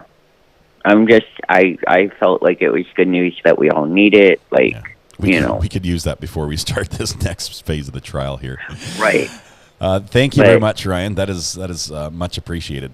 We'll keep your ear to the ground on that one. I'll send you information. All right. Thank you so much, Ryan. One of our great court watchers. Appreciate you. We'll be in touch soon. Yes. All right. Bye. That's good news, obviously, for the family. The family at that point they're almost expecting closure with maybe a body gets found or maybe remains are found, and finding that your missing loved one is alive. It still leaves you with a million questions, or more that you may never get all the answers to or satisfactory answers to. But at the same time, if there was foul play involved, hopefully the police are able to suss that out and take care of that. Rudy Patootie says, Recovery Addict, can you tell us what you broadcast or is it what we chat what causes you to be demonetized? Others broadcast more wild things than you. Rudy, I wish I could see the algorithm and how this works. I know that in YouTube, the sensor, the monitor, looks at the first few minutes of a video more strictly than it looks at, like after the first 10 minutes. So if we were to come in the first 5 minutes and have hard cursing or things like that, that would immediately flag it. So if you were to just start was cussing like a sailor at the get-go, it would flag it. It does look at what the conversation is in chat. So if there's extremely adult nature or stuff that's very sensitive, that companies, and this is what they're looking for, that companies, they're not trying to protect the viewer. They're trying to look at this and say companies won't want to advertise if that content is there. They don't want their name associated with it. So that is weighed in the balance. Also, what's whatever the AI picks up on the video, the audio that words I say, audio they hear on the stream. So it's a mix of everything. But I don't know. And sometimes it's random. Sometimes I get weird, a case that had nothing really objectionable that the computer says, hey, that companies don't want that one demonetized. So. Or limited advertising is usually more common. But let's see. We got gifted a membership on Brandy's channel. Taylor's dad just testified. That's awesome, Ashley. Brandy's channel is fantastic. Glad you're supporting her. She wants to be off the list. I wonder if somebody's told her to ask to be off the list. It's a lot of pressure. You're basically in hiding if you don't want to be found and you're on the missing person list. She left willfully and seems happy, is what the news said. Well, I'm glad she's safe, Susan. That's all I can say. I'm glad she's safe, but it's cool. Check your text, please, K-Mets. Let me look here.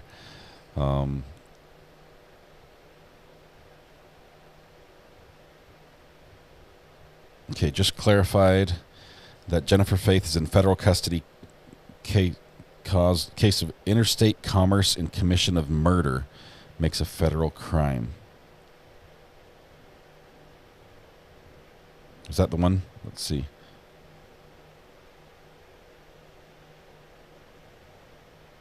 I think that's the one. Is that the one you want me to check? Interstate commerce and federal. It makes a federal crime because of the interstate nature of the crimes. Wow. She's being handled. Very sketchy details. It seems fishy. 14, harboring a runaway type thing. I'm pretty sure there were some laws broken at some point, some degree of laws. Ashley. You just need 2 devices or split screen. Brandy's awesome. I wish her all the best on her channel. She's doing a great job. Rudy, apparently she did show up in person, was Ryan's report. That she showed up in person at the police station and said, take me off the list. Judge is late. Haven't seen if he's been walking on camera at all, but I think everyone's there except for the judge right now. Big shout out. Mandy's at Kroger if anybody needs anything. That's a grocery store for those that aren't familiar. Pickles, Mandy, spicy maple bourbon pickles if they have them. I need donuts. People were asking yesterday why she's in federal custody, and it's because of the federal crime. So the feds were trying to get her with the charge, and that's why she took the plea. Dallas says, do I need to check the news to know about Elizabeth Smart? Something new there? Nothing new. We were just pointing out that Elizabeth Smart's case was one where you have a young girl who was kidnapped, and generally the longer you go in that case, even after the first 24 hours, the odds of finding them alive is much lower. And in her case, it was a significant length of time that went by where she was, hiding in plain sight in some cases. Forced to hide in plain sight, and then eventually she was able to escape and run and get help. Because she was, but in her case, she was actually like brainwashed to believe that if she tried to get help, that her family would be hurt or her sister would be hurt, and just it's a really warped case as well. I believe the perpetrator on that one was Brian David Mitchell, and he had some very strong religious beliefs that put him at the center of his religion. I'll put it that way. He was the the chosen one on the earth, so to speak, as sort of a prophet, and just really, really warped and twisted. Let's see. And Mitchell's wife, Wanda Barzee, I think was her name. I think she had some serious mental issues as well. Yeah, there was the story. If you followed that case, that was bizarre. I remember the searches happening when she first went missing, and then it was just nothing. She just disappeared in the middle of the night, and then the sister who had the story that somebody came in and took her and threatened to kill her, and she just sat there and didn't make a noise and waited until morning. Just heartbreaking story, but she does amazing work right now. What she does is incredible. I realize it's that's a tough life, a tough deck of cards she was dealt, but she's done amazing things with her life. Debbie gifted a membership and went to Laura Olson. Thank you, Debbie. Congratulations, Laura. It's fantastic. We're late for court. I mean, we're not late. The judge is late for court, so we're just sort of stalling here while we wait for him to find his robe or whatever he has to do to get started. I read Elizabeth Smart's book. Wow. Yeah, Mandy. She did. A great book. She's done speaking tours. She's done incredible stuff. She played the harp, like beautifully. That's their instrument of choice. She plays the harp, like an angel. Some people would say. But let's see. Mrs. R.A. just checked in. Says we're up and out of the Airbnb. You're probably streaming. I am. Last day and the kids are really excited. Sounds good. So they'll be home tonight. Our Aldis are nearly all self-checkout now. Many days it's life without checkers. Such a shame. I even I went to I can't think of the store name. It's just down the road. We have 2 grocery stores down the road. We have a Piggly Wiggly and we have a Food Lion. That's it. I went to the Food Lion and they have not had self-checkout all this time, and now they have 4 or 6 self-checkouts, and I'm pretty sure that's the way it's going. Kroger's is going all self-checkout. The Walmart in our area is entirely self-checkout. And zero help.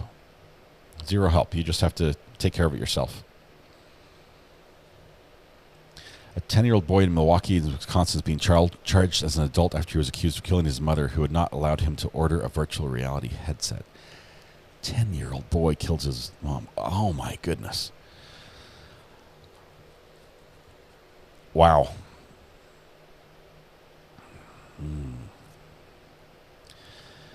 Yeah, crazy. I forgot my cards at home. My local Aldi had one checkout where I could pay cash. One checkout where you could pay cash. Miss Zari likes to pay cash. I like to. I pay with my phone. I don't even like to take my wallet out of my pocket. I'll just tap my phone, or even like if we're at Sam's Club or something, I'll scan everything in the cart. I'm not sure if you knew you could do this. You can take your phone using the Sam's Club app and just shoot the camera at the barcode, hit the swipe button, and you've checked out. And you just walk out with the groceries. You never stop and see a checker. Love that. That's my idea. I'd rather do that than have to go through the check stand and scan everything myself.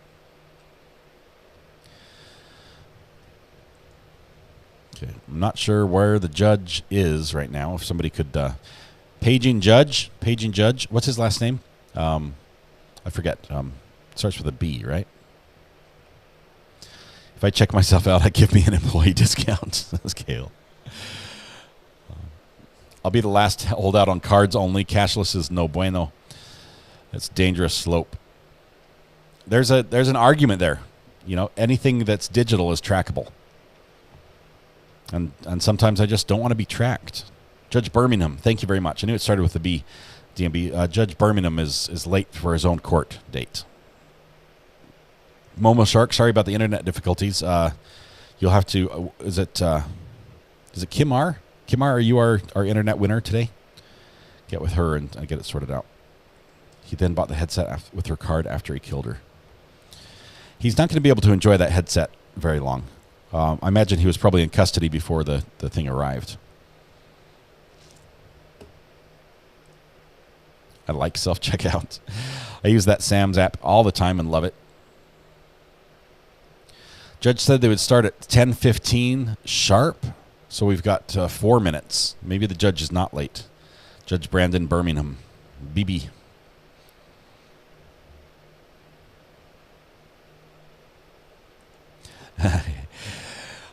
From Corpus Christi, Texas. Awesome. Dusty Bell, thank you very much. Shout out to you. That'll be an interesting trial. 10 years old is a difficult age to try in court.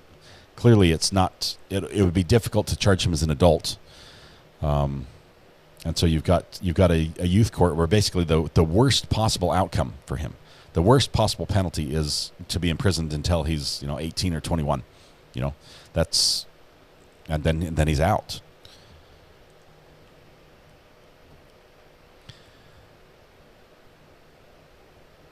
I can spell so well too. Spelling is my strong point. I wonder how much money the stores lose to shoplifting. Hey, there's the lose. Shoplifting, intentional or otherwise, with self-checkout. Some. I mean, you look at those self-checkouts. Look what else they install when they do the self-checkout. Look up. Look at how many cameras are on you. I mean, there's usually one like right on the check stand, but there's cameras all over the place. They also invested heavily in security when they do that, and they will catch you stealing. They caught Bonnie and Clyde, or James and Cynthia. I was kicked back, taking it easy. Doubt he'll get any time. Yeah. Darren's face lights up at the mention of Jennifer and reading text messages. Ruth, I agree. I think there's still something there. I think Darren still thinks there's something there. Or hopes that there's something there. He's calling. DMB's paging the judge. In DMB's unique way. Walmart has insane cameras on self-checkouts and throughout the store.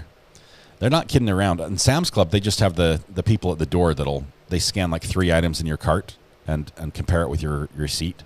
I don't know what I think they're actually like paid a bonus based on finding something that wasn't scanned. So they confront you at the store. Thanks for the shout-out. You're welcome, Dusty Bell. Thank you for being here. James and Cynthia obviously did not know about the cameras. There's a lot they didn't know. They don't know about the entire court system, Connie, which they're finding out slowly.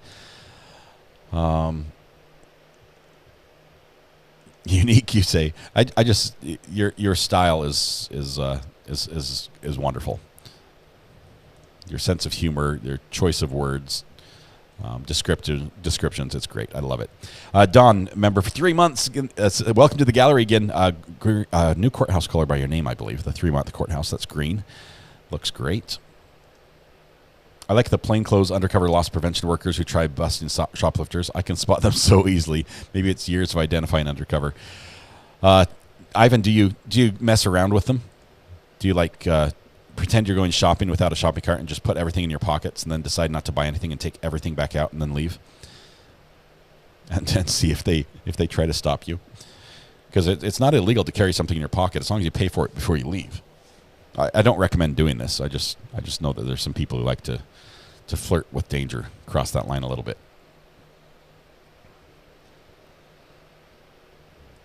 R.A. Unicorn Master says, R.A., sorry about that. I meant to tell you that my parents took care of children that were abused when they had gone to a group home called The Way Home. So that's probably where this the 10-year-old is probably going to go, to a situation like that. The 10-year-old that wanted the virtual reality headset.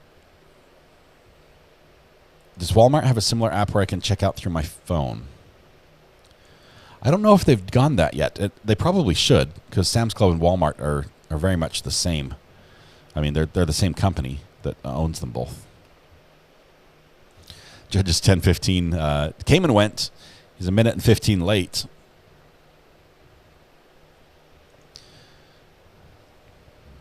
Who remembers when grocery stores had a person in the produce department that weighed the products and put the price sticker on before he took it to the cashier? Ginger, not I. I don't remember that. I do, however, remember when grocery stores had a designated produce person, not just an employee who was assigned to restock that in the day. I had a good friend who was the produce person at a Associated Food store, and he was amazing. He could order you stuff. You'd go up and you'd say, "Hey, do you have any of star fruit or some weird fruit that they don't normally carry?" And he's like, "I can get some. How many do you need? We'll order them. We'll have them for you on this date." And that sort of service and level of service was amazing. We actually used him when we were doing a youth camp out and needed a lot of different food, and in quantities that were probably more than the store would carry. And he placed a special order. He's like, "Hey, we'll give you a deal on this. Here's our cost. We're going to mark it up this much. That's this much below the shelf price." And I didn't know you could do that with a grocery store and just go and cut a deal and have a special order brought in. And then he loaded us on the back, loaded our truck with the forklift in the back. It was good fun. Let's see. Stephanie says, I was trying to say I found lime marmalade and love it. I still have to go and find those spicy peaches. Walmart and Sam's Club do have significantly different rotisserie chicken, unbeknownst to Weatherwatch. Weatherwatch, I'm a huge fan of Sam's Club rotisserie chicken, and I would not touch a Walmart rotisserie chicken with a 10-foot pole. Not that I've ever had one, but I'm nervous. Pam Jam says, I'm surrounded by true crime here. Kenosha County, Milwaukee County, Waukesha County. You're right in the heart of it, Pam Jam. That is awesome. You've helped us out quite a bit in those. Costco's like going through a gauntlet to get out there like border agents. I don't think we have a close Costco. It's like 2 hours away. It's our closest, or an hour and a half or so. So we have to do Sam's Club. I do like Costco for some things. I would say I prefer them to Sam's Club. Even I just don't have the option right now.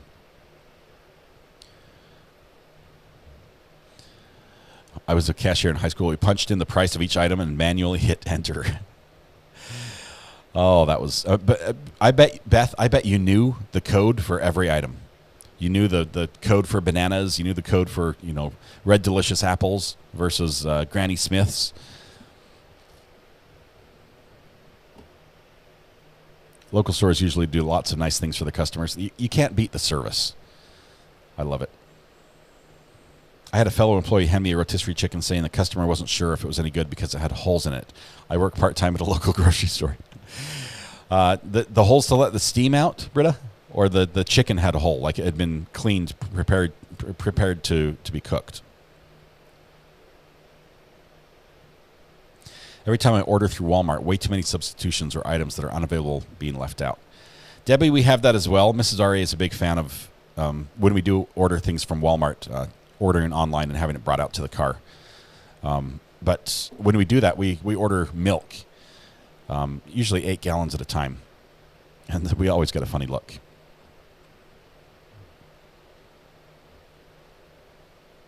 The holes from the rotisserie prongs. Yeah, there's going to be holes in the chicken. It doesn't just float there in the fire. That's a little science lesson for you today.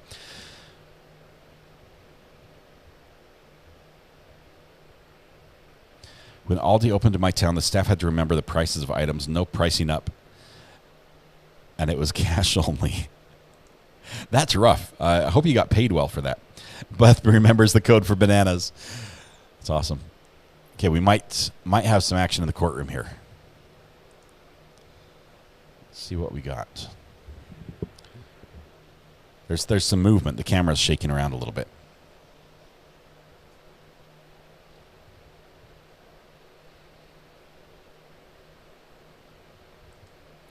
He worked a bar in the 80s. He actually had to mentally work out the math on how much change to return. That is a lost art, Mr. Man. Unfortunately, that is not something I remember going to school and doing all the change. And if you pay this much, how much is the change? Those were some of the questions we follow.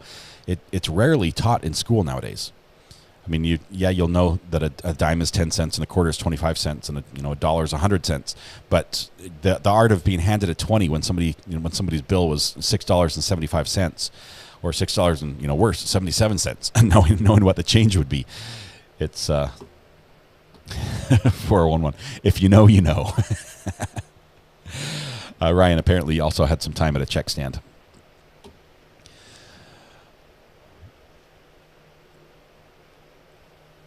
Let's see. I think we're having court today. Judge is just late. Not only counting change, but the lost art of writing in cursive. Writing and read in cursive. M. Raymer. That is a lost art for sure. People think it's shorthand now. And they're like, I don't know shorthand. That's just cursive.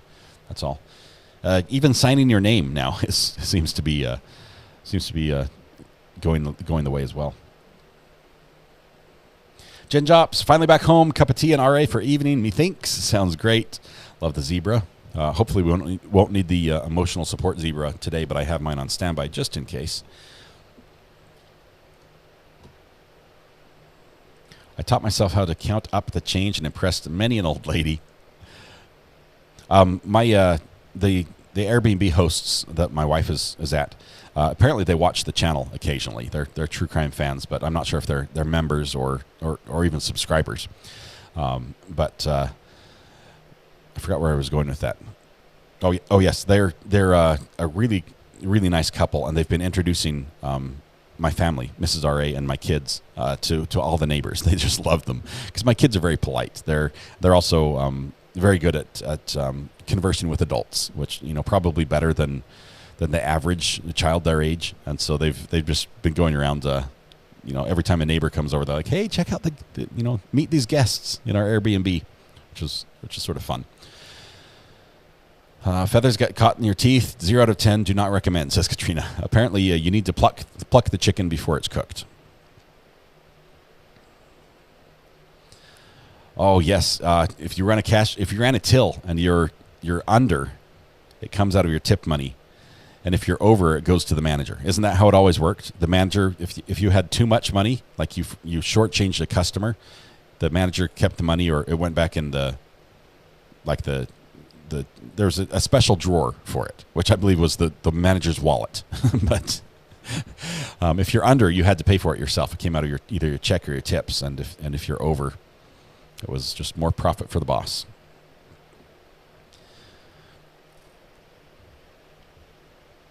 I just watched a video of high school kids trying to tell time on a clock. None got it right. Talking about an analog clock. Under came out of my paycheck. That is not fair. Have any of you who worked as a cash register, whether it's fast food, grocery store, Zion's Mercantile, whatever, wherever you worked a cash register, have any of you encountered a quick change artist? Have you ever seen that? Or were you trained to spot it? Because that can get really tricky. We normally think of quick change as people that that do the little magic show where they change from one outfit to another really fast. But I'm talking about the people that show up and say, I'd like to pay with a 20. Oh wait, I'll pay with a 10. Here, let me give you 2 5s, and they money starts changing the table, crossing back and forth. It is easy to spot, but if you don't know, if you're not watching for it and you're just trying to serve the customer and helping out, you can very quickly be very short. I was duped for $50 at 16 working at McDonald's. Never again. Yeah, that's... Now you know it. Now you know it. Wait a second. I paid with a 20. Yeah. No, you didn't, sir. It's still right here sideways on my cash drawer. I haven't put it away.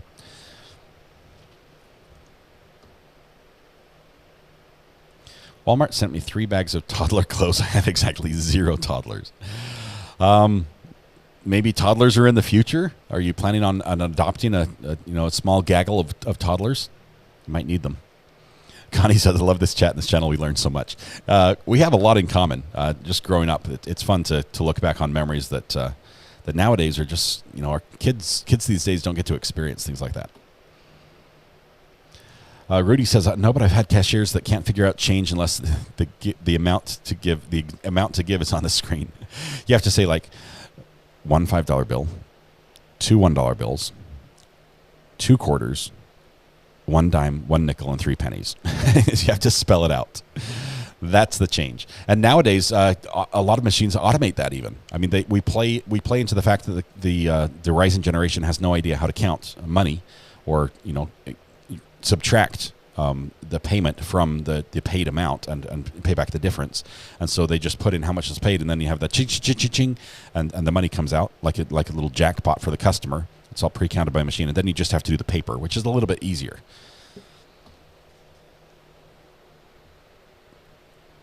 Oh, no. I hope you and the dog resolve that situation quickly, Brown Barn. That's no fun. Get that sorted out. Judge is almost 15 minutes late now. I was always told that once the money was in my hands, to not let the customer change their mind. If they claimed they paid with a different bill, the manager would look it up on the camera. The manager has probably had that rule because they lost money previously. How to fill out a check. What's a check? Yeah, Katrina. I had a checking account growing up, and learned a few things. I bounced a check once at a sporting goods store because I didn't understand how the difference between savings and checking. I thought that if you put the money in savings that it would come out automatically, but you have to move it from savings to checking. So I deposited my check in my savings account, and then went and tried to pay for it, and the check bounced. And how embarrassing was that? And then they hit you with the fees. And it was like a $4 check, and there was a $20 bounce check fee, and then there was another fee from the bank or the credit union or something. It was like there went my whole paycheck paying for the fees because I put the money in the wrong account. Good fun.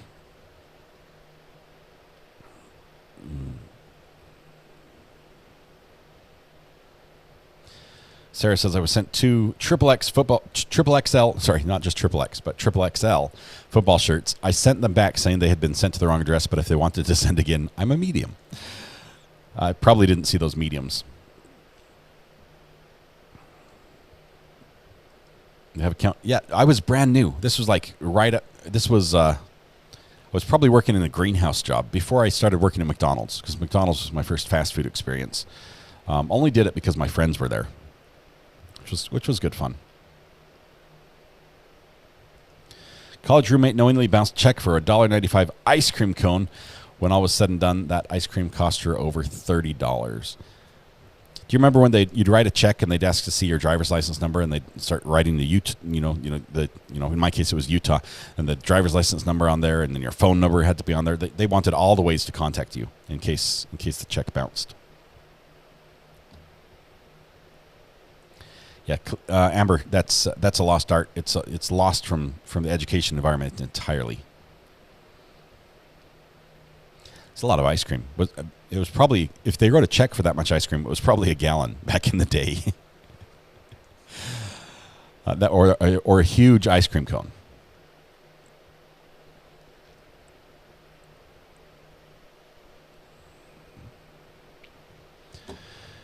Okay, Judge. Julie, I think you're right. You've hit it right on the head here. The judge just can't bring himself to come into court and face another day of this.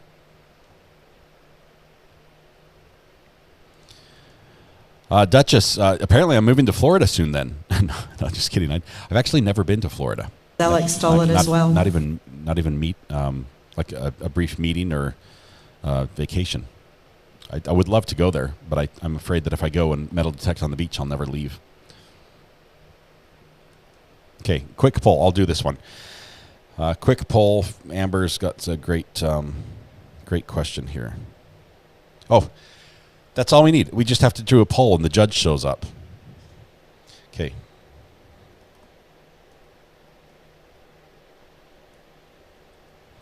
Do you use a checkbook?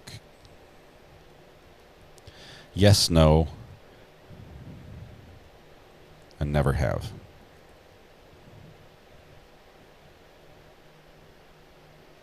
There we go. And by checkbook, I mean writing a check. I had a checkbook, and I've never used a check register to balance a checkbook. I balance a checkbook in my head. I just know how much money is there, and I don't spend more than is there, except for that one time at the sporting goods store.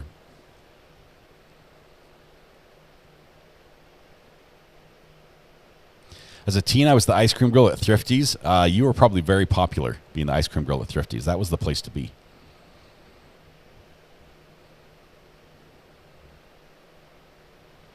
Don't think they still do checkbooks in the UK anymore.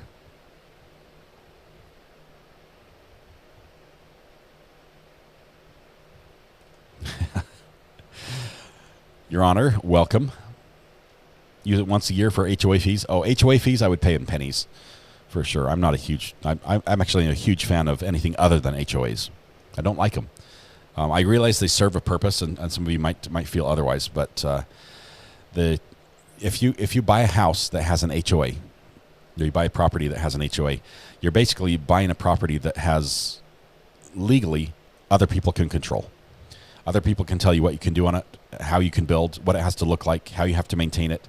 And I'm great with maintaining property. That's fine. I like to have a neighborhood that looks good, but I just don't want to have those restrictions and then have to pay for the privilege of having those restrictions as well.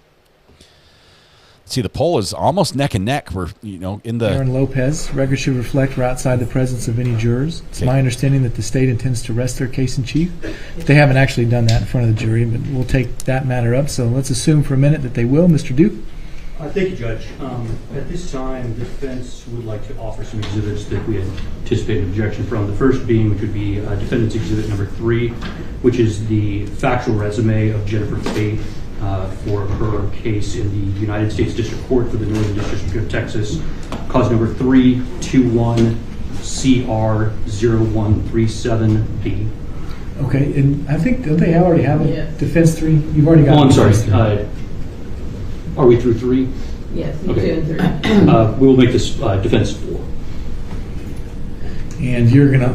Is it a document? It is a document. It is a certified copy of the factual resume of Jennifer Faith from her federal case. Okay. Are you going to object to that? Absolutely. On what grounds? Objection relevance and objection hearsay. All right. The objection sustained. Judge, I actually have a couple of arguments to that question. The first being that it is a public record, and so it overcomes the hearsay objection. It is also self-authenticating under 901. Additionally, Judge, I would point out that I point the court to Texas Code of Criminal Procedure 3836, which says that in all prosecutions for murder, all of the evidence will be allowed to be raised for the mindset of the defendant. The state absolutely opened the door in this question by making implications that in some way Darrin Lopez did not know that the emails and communications that he was having with Jennifer Faith were absolutely true. They have made the implication to the jury that these were false, or that he knew that these were false statements or some type of role play. Jennifer Faith's factual resume states clearly that she did create those emails and did it with the full intention to delude the defendant, Darrin Lopez. It goes directly to his state of mind, which is necessary not only for the defense of the murder, but also for any justifications of defense of third person or necessity in this case. Good argument. Good argument. The state raises its same objections, but also it doesn't go, the 3836 does not apply in this case as far as what Jennifer was going on with him. The case law says that 3836 was not intended to allow this sort of outside testimony concerning the state of mind of the defendant at the time of the offense, unless it relates to the previous domestic relationship between the deceased and the accused. All it does is confuse the jury. It is so prejudicial, and it confuses the jury, and what she did and what she said on the federal side was her decision to do. It was after the arrest, it was after the incident, and it is going to come in to only to confuse the jury, which should not be allowed. We are here on Darrin Lopez's murder. The objection is sustained. Judge, we would like to offer that for record purposes. For this It's admitted for record purposes only. The second would be Defense Exhibit 5. I keep wanting to work for the state this morning. Defense Exhibit 5, which would be the plea agreement of Jennifer Faith. Okay. In the federal court? In the federal court. And do you have any objections to number 5? I'm sorry. Can you repeat number 5 again? I was listening. It is the plea agreement of Jennifer Faith in her federal case. The same objection. It's not relevant. It doesn't apply. It's still hearsay. The objection is sustained. Defense 5 will be admitted for record purposes only. And then, Judge, we will also be offering Defense Exhibit 6, the government's sentencing memorandum, as that public document to go to the same relationship of the accused that we previously done. Okay. Any objection? Same objection, Your Honor. All right. The objection is sustained. Defense number 6 is admitted for record purposes only. The next issue that we wanted to take up is that the defense intends to call a witness by the name of Keith Duncan. The summary of his testimony is that he had a prior relationship with Jennifer Faith in which she conducted some of the same acts with claiming instances of abuse in order to delude the person into committing certain acts, and that she made those allegations also specifically against, in this case, the defendant, Darrin Lopez. How close in time? This was in high school, Judge. So at the same time that Darrin Lopez and Jennifer Faith initiated their first relationship. Okay. There's been some testimony about this already, I think, or at least an allusion to it. There was the allusion to it, Judge. We believe that Mr. Duncan can speak directly to it. This was the allusion to it was Officer Barnes actually had a audio recording that was provided to the defense and an interview with Mr. Duncan, and that's where Officer Barnes received that information. We talked to him, and he is ready and available to testify. And that was unobjected to, as I recall, too? It was not. Okay. Any reply? Do you have any objection to this offer, essentially? If they call him as, what's his name? Sorry. Keith Duncan. If they call Keith Duncan as a witness, based on the proffer that he just made, are you going to have any objections? I'm going to have an objection to it. It is not relevant. This is not the Jennifer Faith show. This is the Darrin Lopez murder. Darrin Lopez had no knowledge of any of this. None of it goes to his state of mind. It is only there to confuse the jury and make Jennifer out to be some evil person. Also, when did this happen? When was this boyfriend? In high school in 1988, 1989. So a boyfriend in high school says something 30 years later about beating somebody up. The state absolutely objects to this as highly irrelevant and highly prejudicial. Only, again, here to confuse the jury.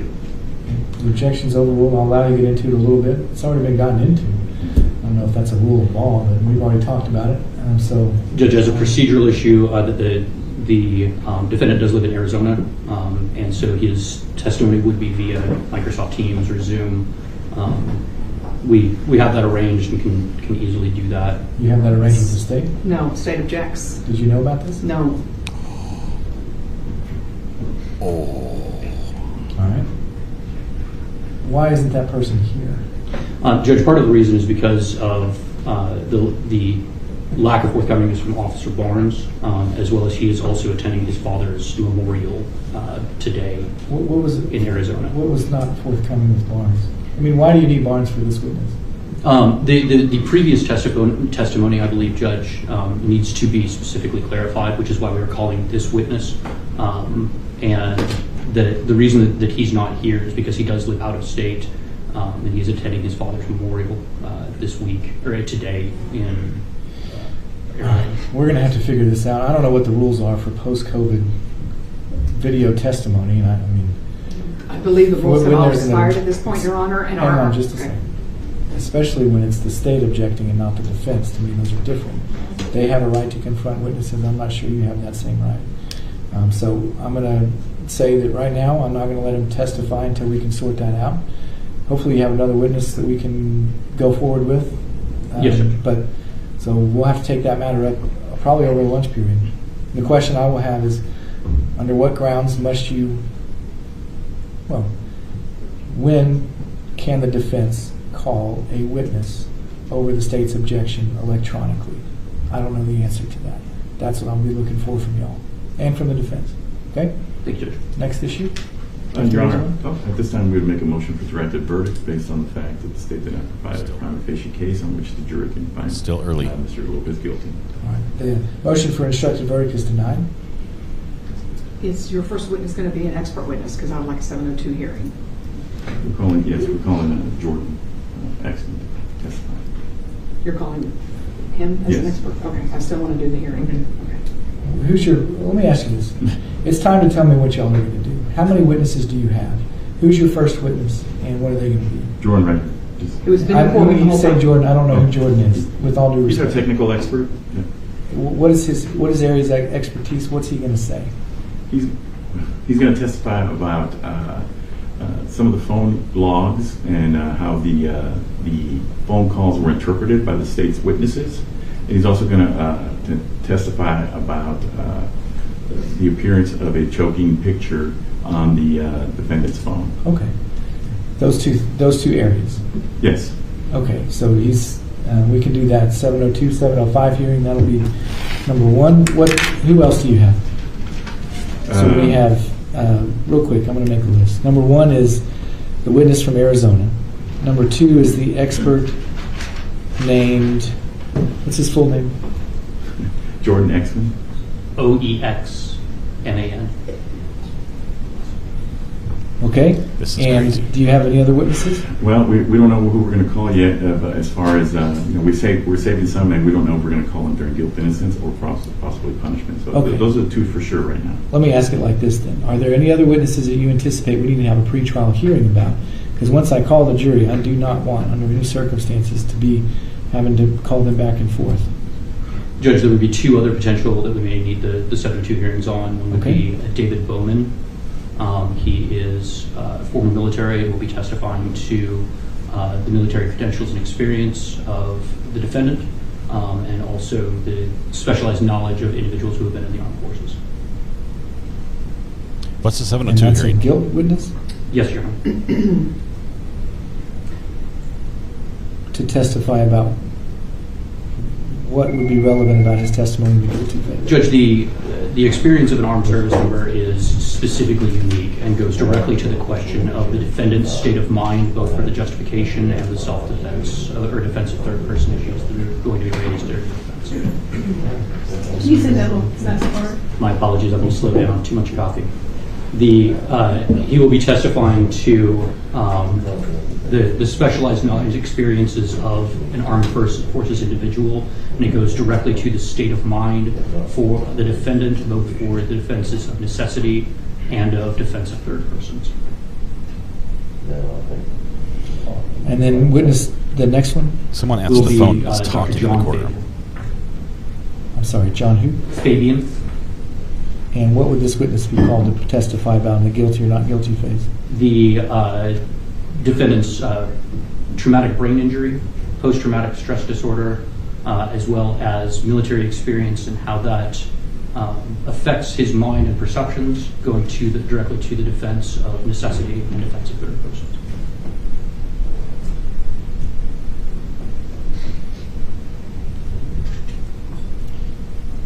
Okay. Then there's the matter of whether or not he's going to testify. Have you all made a decision about that yet? We anticipate that the defendant will testify. Do you want me to go over some of his rights with him now? Or do you want me to do that later time? You can go over right now. Okay, very good. If you could please, Mr. Lopez, raise your right hand for me. You swear the testimony you're about to give will be the truth? I do. All right, very good. I appreciate you all working with me on that. We've come to that point in the trial where you are putting on your case. First of all, you understand you don't have to put on a case. If you all want to rest on your presumption of innocence and not call a witness, you certainly can. This also means that you have the right to testify in your own defense. It also means that if you decide to testify, you'll be questioned by one of these excellent lawyers about the circumstances of this offense, the relationship of the parties, and everything having to do with whether or not you're guilty or not guilty of this crime. You'd also be subject to cross-examination by one of the prosecutors in this case. Again, they can ask you any question relevant to considerations about what happened in this particular crime. At the end of that, they can do redirect if they choose to, but you'll be treated essentially as any other witness, okay? And you've seen a number of the witnesses go forward here in this trial. If you decide not to testify, then I will instruct the members of the jury that they're not allowed to consider that for any purpose whatsoever, and that they're not allowed to use that as a circumstance of evidence or a piece of evidence for any reason. That instruction, the law presumes that the jurors will follow that. I know we touched on it briefly during jury selection, but that's the instruction that I will give should you choose not to testify. So before I ask you if you're going to or not, do you understand all of that? I do understand, Your Honor. Do you have any questions about how the law applies to you in that particular area? I do not. And I understand right now that you may testify, and Mr. Sanchez has indicated that you will. If you change your mind, or if you all change your mind, all you have to do is let me know. I will still instruct the jury. It's not too late. It will become too late once both sides have rested, okay? That's when you'll have to make the decision for sure. So if you change your mind, you need to tell us. Otherwise, you all can call him whenever you want, okay? All right, so with that in mind, we don't have anybody that we can put on that doesn't require an expert hearing. Is that right? Correct. Jury's okay, then let's have the first expert hearing. This is Jordan. Sheriff, would you mind telling the jurors that they're going to be... A few hours. Is the cafeteria open now? Send them to Tell them lunch. to go down and have lunch, early lunch right now. They'll be back in 45 minutes, okay? If you would, please come to the front of the courtroom. 45-minute lunch early. We might have a long afternoon today. So 7-2 hearing, we're going to figure out, basically the court's going to determine if these witnesses can be And before you have a seat, could you turn and face me and raise deemed your right hand? experts. You swear the testimony you're about to give will be the truth? I do. Very good. Please have a seat. These other witnesses that potentially might testify, are they here? These other experts? Yes, sir. Okay. Very good. Maybe we can... So this is going to be... go through some of these experts. So for the purposes of establishing like credibility of resumes. this witness, their expertise, are you familiar with his background at all? Did I get a CD on him? I don't think so. Okay. I Fair only enough. got on two. That's all right. Sometimes you all know and are not quibbling over the expertise. But that doesn't seem to be the case. So for purposes of establishing the credibility and the credentials of this expert witness, and the only thing I'm looking for, and again, we're not in front of the jury, is what are the opinions and what are they based on? And I'm going to allow you, Mr. Duke, or Mr. Sanchez, to lead the witness to establish that as expeditiously as possible. You may proceed whenever you want. So this is like a preview of what we're going to see during trial. It's Jordan Exman. And Jury is not here. I'm employed by Blackfish Intelligence. You've been called here this morning to testify about two issues that have come up during the trial. Isn't that correct? Yes, sir.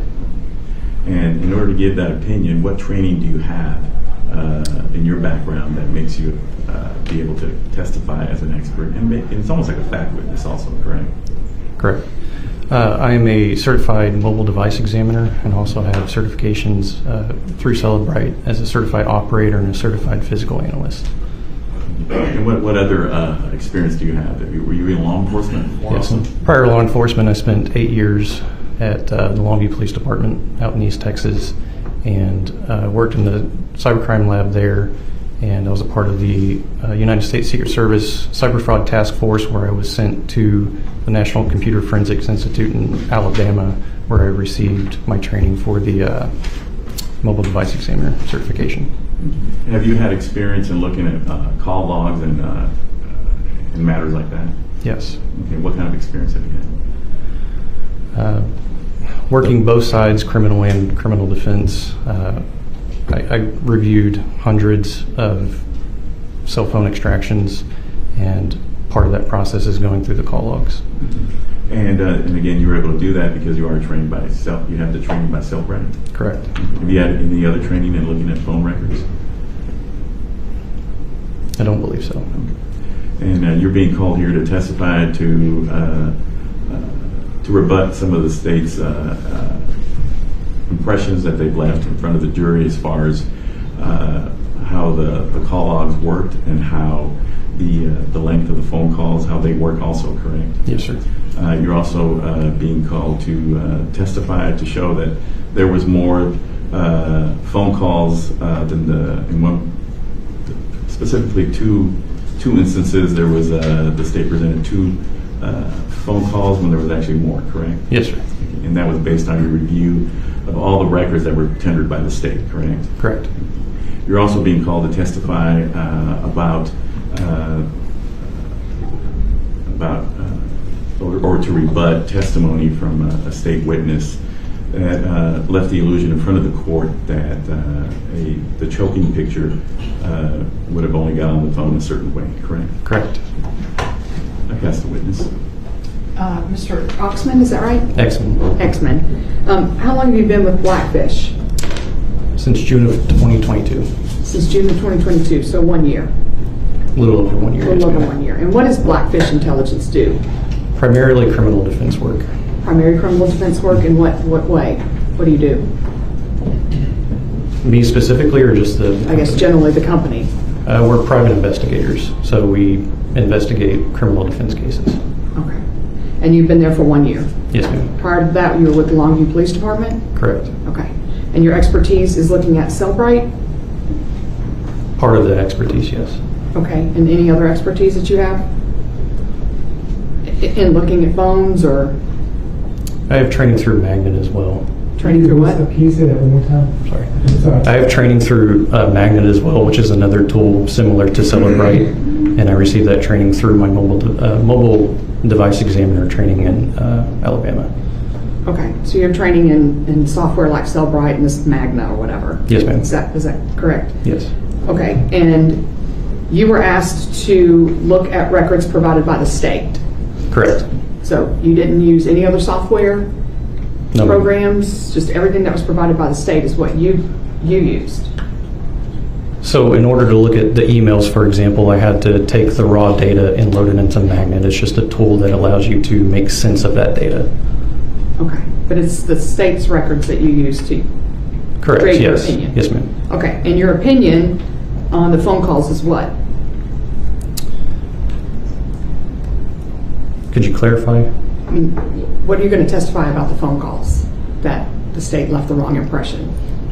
So within the call logs in Cellbrite, there's a status that shows what the end result of the call was, whether it was answered, missed, rejected, or just not answered.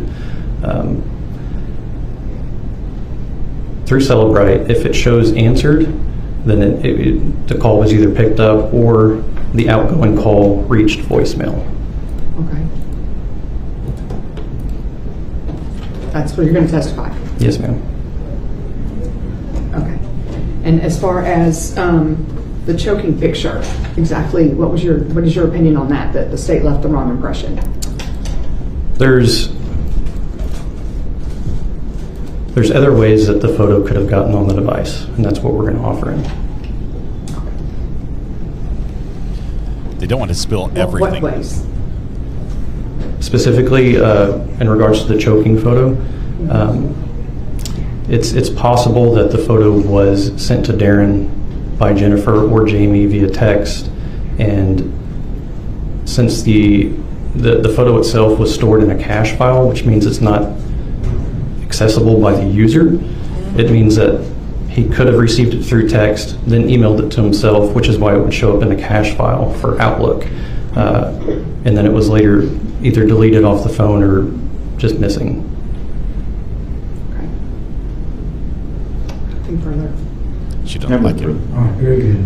Is there an objection to this witness to testifying as proffered? No objection, Your Honor. Very good. The court will accept him as an expert. and he is allowed to testify under our rules for those particular areas that you offered. I appreciate that, sir. You may stand down. If you have another expert witness, I would like to take care of that now. David Bowman, Your Honor. Sir, if you would please. Did he say David Bowie? David Bowie, expert witness. And whose witness will this be for the defense? Mine, Your Honor. Same latitude to you, Mr. Duke. Thank you. Just outside the presence of the jury, I'll allow you to use leading questions to establish credentials and the expertise, and I would like to know the specific opinions that he's going to give. If you could please raise your right hand. You swear the testimony you're about to give will be the truth? Yes, sir. Please have a seat. Thank you very much for coming. You respond to questions first from Mr. Duke and perhaps also Ms. Mitchell. Very good. Sorry, I'll switch seats. Yeah. Go ahead. Morning, Mr. Bowman. Just for the record, could you go ahead and state and spell your full name?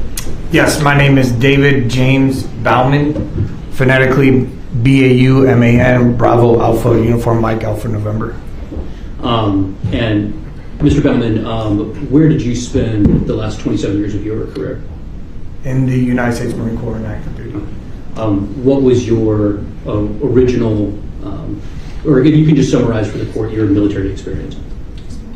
Well, I spent the first 12 years of my career as an infantry enlisted man, making it all the way up to the rank of gunnery sergeant. Then I was a drill instructor, and then I transitioned over to be a counterintelligence, human intelligence officer for the next 14 and a half years. Okay. Let's focus on a couple of those. You were a drill instructor for the Marine Corps for a while. Is that correct? Yes. And you had specialized training for that position. Is that right? Yes. Then additionally, as the human intelligence officer and counterintelligence agent, you had specialized training into both of those positions. Is that right? Yes, sir. Okay. Starting with the drill instructor first, what training did you specifically have to go to in order to be a drill instructor? So during rotation, they select the top 10% of the Marine Corps at that point to be rotated into these jobs, and I chose to be a drill instructor and had to go to 3+ months of intense school to become one. And this training was essentially in place to show you how to take a civilian and turn them into a member of the armed forces. Is that correct? Yes, sir. Okay. And it's going to be your testimony today that that is a dramatic change simply in that fact alone. Is that right? Yes, sir. Okay. As a human intelligence officer and counterintelligence agent, how much interaction did you then have overseeing both enlisted and officers in their daily activities and deployment activities? That was my primary responsibility, was to provide oversight at the company level until I became a major, and then I moved up to the executive level. And so from that executive level, you had experience observing what changes service members had in their own personal lives and how those changed with their civilian lives as well. Is that right? Yes. In fact, you had specific experience gathering information about what that transition back to civilian life looked like for a number of individuals. Is that right? Yes, sir. Okay. And that's also information that you have, or that you have followed up since you have separated from the military as well. Is that right? Yes, sir. Definitely. And so, based on your training experience, you have a specialized knowledge that most military personnel and almost all civilians would not necessarily have a frame of reference for what it means to be a member of the United States Armed Services. Correct. Most people can't and do not understand to that level the complexities of that transition. Possibly. Okay, I'm sorry. What is your opinion? I am here, ma'am, to speak on behalf of the military culture, mindset, and the conditioning of an individual, and what it takes to go from, the civilian life into the military lifestyle, and to be able to maintain that lifestyle for, varying amount of time, and then to speak on to the Special Forces community on that specialized and intense training it takes to become a member of the Special Forces and to stay within a community that is so tight-knit and elite. Okay, so you're here just to tell the jury generally what it's like to be a Marine? No, to be a service member, ma'am. Okay, but you're Marine and he's Army, correct? Correct, but I worked in the joint environment. I also worked for Special Operations Command Pacific as a staff officer. So my role was to conduct and oversee the operations of all counterintelligence and human intelligence operations within the Special Forces community and the Pacific area of operations. Okay. And you're going to, your opinion is, again, what? I am here to speak on the behalf of the military culture collectively, and the conditioning and the transition of an individual from going from a civilian to a service member, and being able to split the difference between the compartmentalized way of life from going on deployments to staying and going and coming back home. Your opinion is to talk about the hundreds of thousands of service members in this country over a long period of time. I'm generalizing. Yes, ma'am. That is my opinion. Yes, ma'am. Were you Special Forces? I was in the Special Forces community, but I was not an operator. I worked as a staff officer for the Special Operations Command Pacific as the Joint Intelligence, Counterintelligence, Human Intelligence Chief in OIC. He needs to hold his chair still. The back and forth. I'm sorry, I do have one question. Okay. If I might. You also work for Blackfish Intelligence? I do, ma'am. I'm a criminal defense investigator. I just started in April, ma'am. In April, you just started with this? Yes, ma'am. Blackfish. Okay, yes, nothing further. Judge, I apologize. Let me follow up that I missed on. Mr. Baumann, you also received and reviewed the military records for the defendant, Darrin Lopez. Is that right? Correct.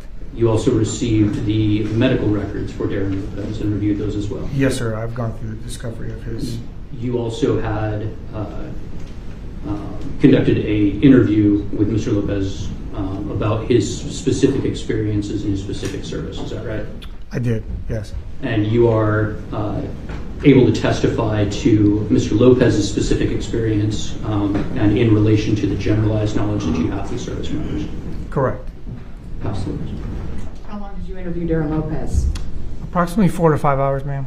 4 to 5 hours? Yes, ma'am. Over what period of time? Just on two different days. Two different days? Yes, ma'am. When did you? I can't recall the dates, ma'am. It was sometime last month. Last month? Yes, ma'am. Okay. And when did Mr. Lopez retire from the military? He retired in 2015. In 2015? Yes, ma'am. No further questions, Your Honor. Nothing further. All right, very good. Do you have any objections to this witness testifying as an expert in the guilty or non-guilty phase? Yes, I do, Your Honor. And what are they, please? Is it to his qualifications first, or if not those, then the opinions that he's going to offer? I would argue it is to his qualifications, but mostly it is to, he has zero opinion. He is only testifying as to some culture. There is no opinion there. He objects because he doesn't have an I think if opinion. anything, it would be relevant possibly in the punishment phase, but not in the guilt-innocence phase. Mr. Duke? It goes to nothing, I'm sorry, Your Honor, it goes to nothing of whether the defendant is guilty of this crime as laid out in the indictment. And Judge, I think it goes directly to the state of mind for the defendant, which is a necessary piece of the defense that we have to provide, both from the subjective test for defense of third persons and necessity, as well as the objective test for defense of third persons. Without being able to give the jury some frame of reference of how different it is for a service member to serve, and then specifically with his opinions on Darrin's service and Darrin's experience based on his interviews and review of the records, the jury will not be able to completely put themselves into the shoes of the defendant, which is required to do the analysis for both of those defenses. All right. I'm going to take that under advisement for the time being. Sir, if you would please step down. Yes, Your Honor. I do appreciate you coming down. Sir. You're free to remain in the courtroom as an expert witness. Call your, if you have another one. I think yes, Judge. You did. Dr. John Fabian. Dr. Fabian. 3 experts. John Fabian, Fabian. So defense kept this under wraps for quite a while. Dr. Wood, please. This is not Ken from the Barbie movie, guys. Thank you very much. You It's swear a the different guy. testimony you're about to give will be the truth. I swear. Please have a seat. Mr. Duke first, and perhaps also Ms. Mitchell to your right. You may proceed. Thank you, Judge. And just for question of brevity, is the state going to have any objection to Dr. Fabian being qualified subject matter? Not to his qualifications. Thank you. Yes. All right, so Dr. Fabian, we'll just jump right into what you're looking at on this case. What have you reviewed in order to prepare for your testimony today? Sure. I reviewed DOD records, discovery. I've been here yesterday. Department of Defense, medical, psychiatric records. I spent 2 days with your client, Mr. Lopez, May 3rd, May 4th, 2023, and reviewed discovery that you had sent me. In addition to reviewing the discovery, like you said, you spent 2 different days both testing and interviewing Mr. Lopez. Is that correct? And you have testing results from those that you can testify to. What general conclusions do you have regarding Mr. Lopez's physical and mental disabilities? Sure. So he has PTSD, post-traumatic stress disorder. That's my diagnosis and the DOD diagnosis. He has evidence of a depressive disorder, and at times been diagnosed by the DOD with major depressive disorder. You want me to go through the DOD records? Just my opinion. Just your opinion. My opinion, sure. PTSD, depressive disorder. Right.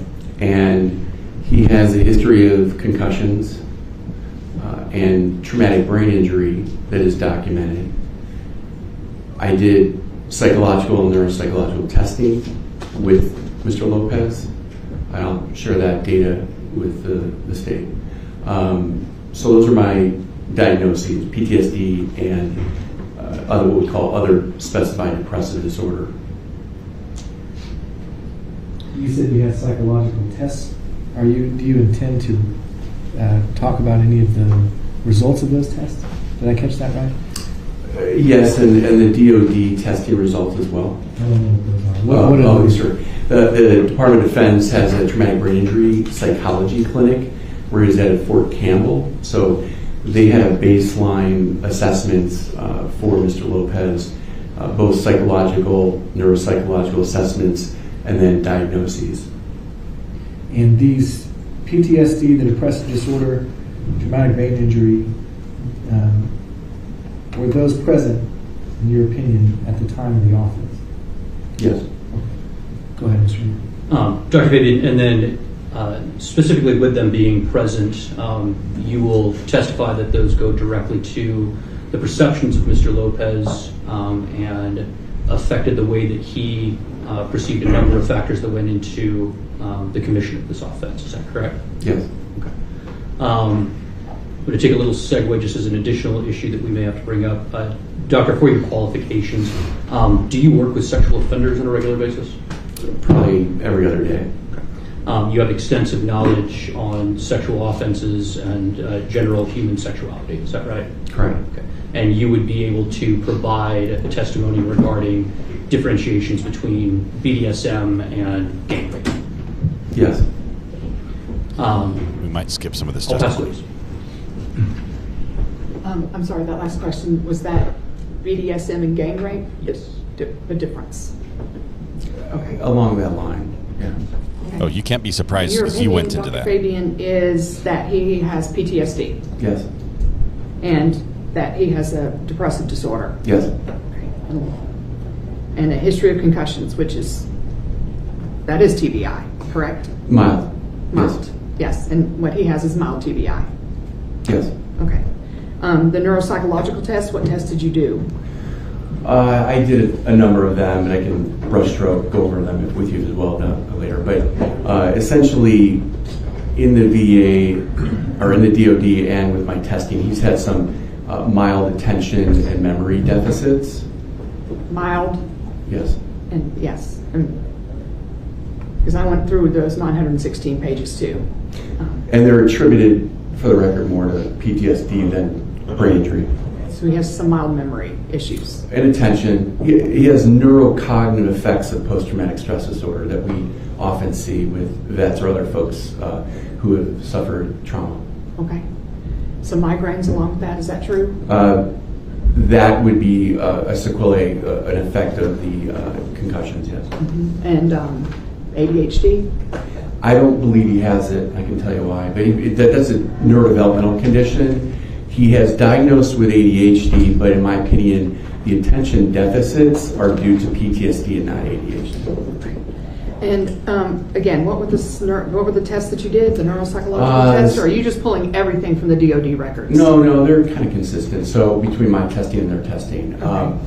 I had conducted the CNS vital signs, comprehensive trail making test. And what are those tests designed to show you? Just how his brain functions compared to the normal population.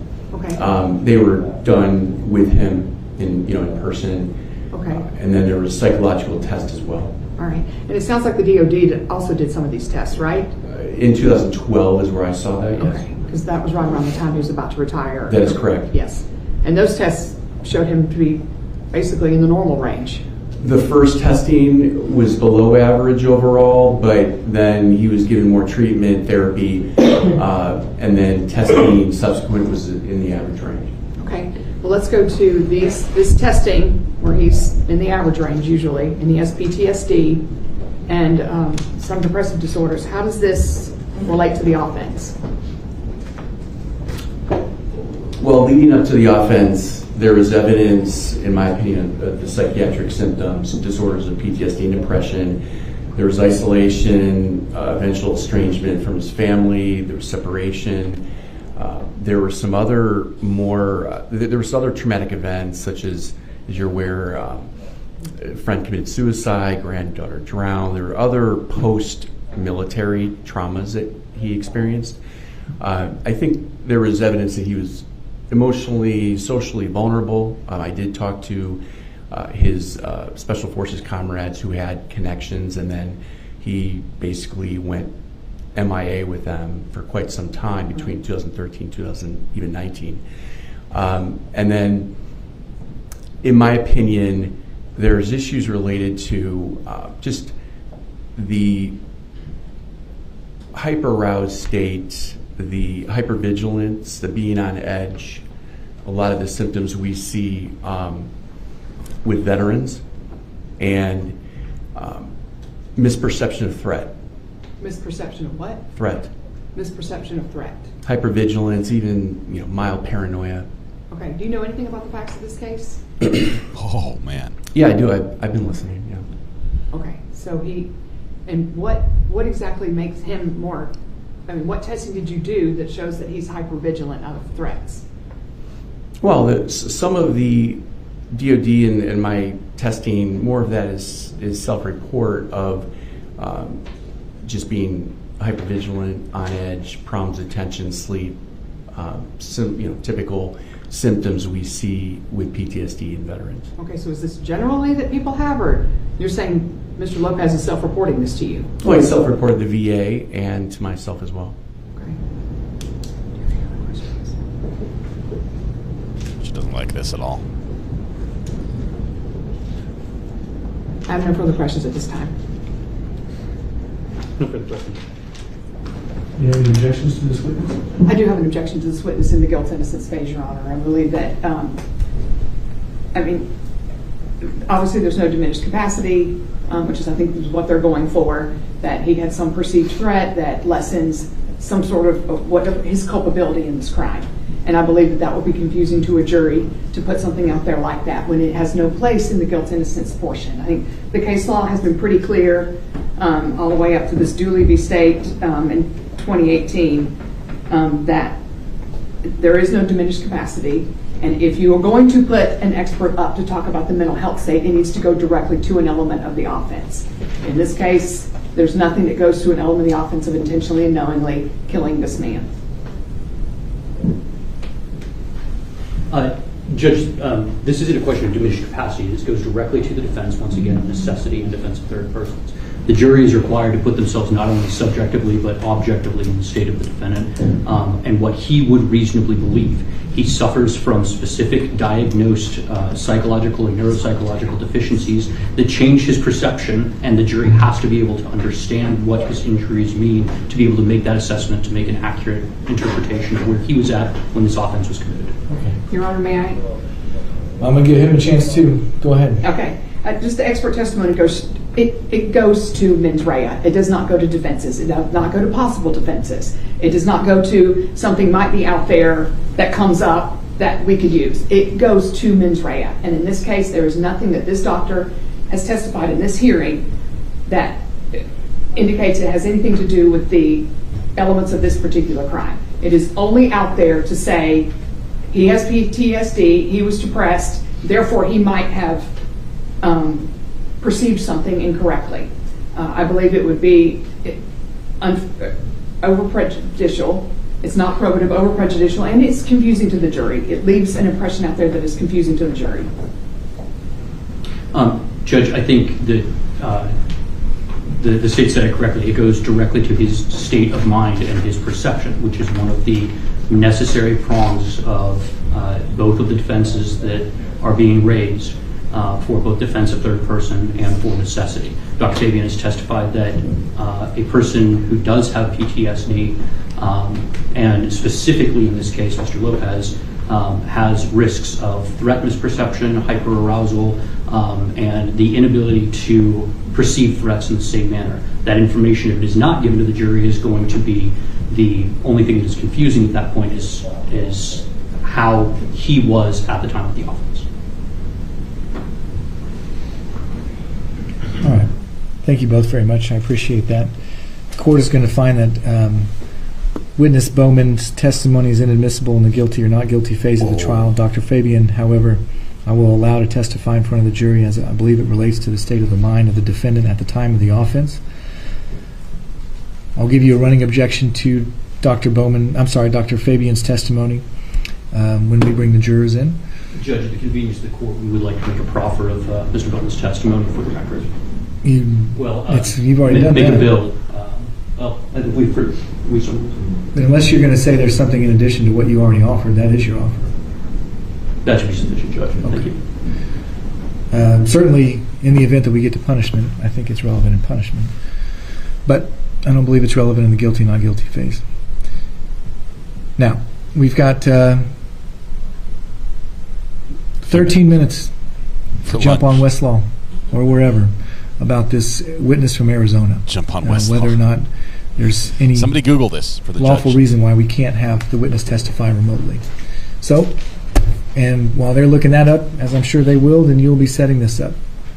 And that way, if I rule that it is admissible, then we can go straight into it with very little headache.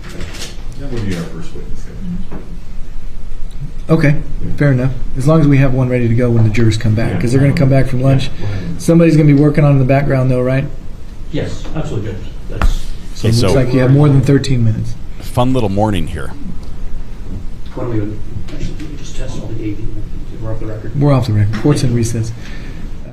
And there we go. Okay, there goes our audio feed. Okay, so fun little morning. What happened here? First of all, we found out the state was going to rest first thing. That they're done. They didn't rest last night. They're going to rest. We proceeded as if the state has rested, but when the jury comes back, we're sort of going to back up.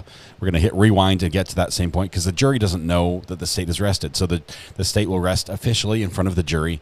I don't think they're going to redo the motion for directed verdict in front of the jury. That they can skip. They already handled that, and the judge shot that down. That's basically where the defense is coming in and saying, hey, there wasn't enough evidence. The state didn't prove the case. Judge, go ahead and throw that out. And we saw that. We've seen that previously in other trials. But like the Alyssa Turney trial specifically, or the Michael Turney trial. That's not going to happen here. The judge says there's obviously enough evidence that, in the light most favorable to the prosecution, that there's enough evidence for the jury to be able to consider this, that they've presented that evidence and they can move forward. So it will. That the judge is not going to end this. So we are going to go move forward with the defense. And so we find out a little bit of the defense, and it looks like the judge had no idea, and maybe the prosecution had no idea exactly what the defense had in mind. They said, are you going to call any witnesses? And they're like, yeah, we've got a couple we're pretty sure you're going to object to. We've got 3 expert witnesses, and one witness that was shot down, or, well, the one witness that would be over Zoom. The one witness over Zoom is a prior love interest of Jennifer, like prior husband, prior boyfriend, where she allegedly did the same sort of manipulation with him. So they got over the objection of that one, if I remember this correctly. It's allowed to be brought in, even though this happened back during high school time. And the only problem is they're like, oh, and by the way, Judge, he's in Arizona. So we're just going to Zoom him in. And he's like, whoa, Arizona, that's a problem. The judge like, we're not in the restrictions, the restrictions from the pandemic that we have before. So I'm not sure if we can do that. And turns to the prosecution and says, are you even okay with him coming in over Zoom? They're like, no, we had no idea, and we would definitely object. Well, this is interesting. The defendant particularly has the right to face his accusers, and that right to face your accuser, if it's not the same as seeing somebody over video. He has the right to be there and look at him and say, hey, this is what's happening. And obviously during the pandemic, they made adjustments to that. But here, now that the pandemic rules are over, they're saying you have the right, but now the state's the one saying we have the right to face his supporter or his witness. And that's why the judge says, get on Westlaw, the website to search everything legal. Look for a precedence on this. Find out what the rule is, because I don't know where it is. Are you allowed to object to him being on Zoom? So we're going to find out if that's going to happen. He's basically said, prepare as if we're going to allow it, and then we'll argue this in the moment when we find out something. So we're going to have some expert witnesses. One of the expert witnesses, the last one, the judge ruled that he's not allowed to testify during this portion of the trial, that he'll be allowed to testify during the second portion, the penalty phase. That's after conviction. They'll go over a lot of this same stuff again and go to the mindset and everything of the mens rea of the defendant. So he's still going to get paid, just not as much. That's what I hear, because there's going to be a few hours less testimony from him. But a couple Blackfish employees, both young, new employees of the company, are testifying, and they're specifically, these are companies that only work with defense. That they're basically, when Sarah Boone needs a witness, they call Blackfish, that sort of thing. These are the guys that help out the defendant that's really in a bad way, that's in a bad spot. And they look for those little bits that can possibly benefit the defense. That's what they're paid to do, and that's where they focus their efforts on. One from Arizona doesn't seem important. Ryan, this is going to be the guy from Arizona. It was a prior boyfriend, I believe. I don't think they were married, but a prior boyfriend of Jennifer.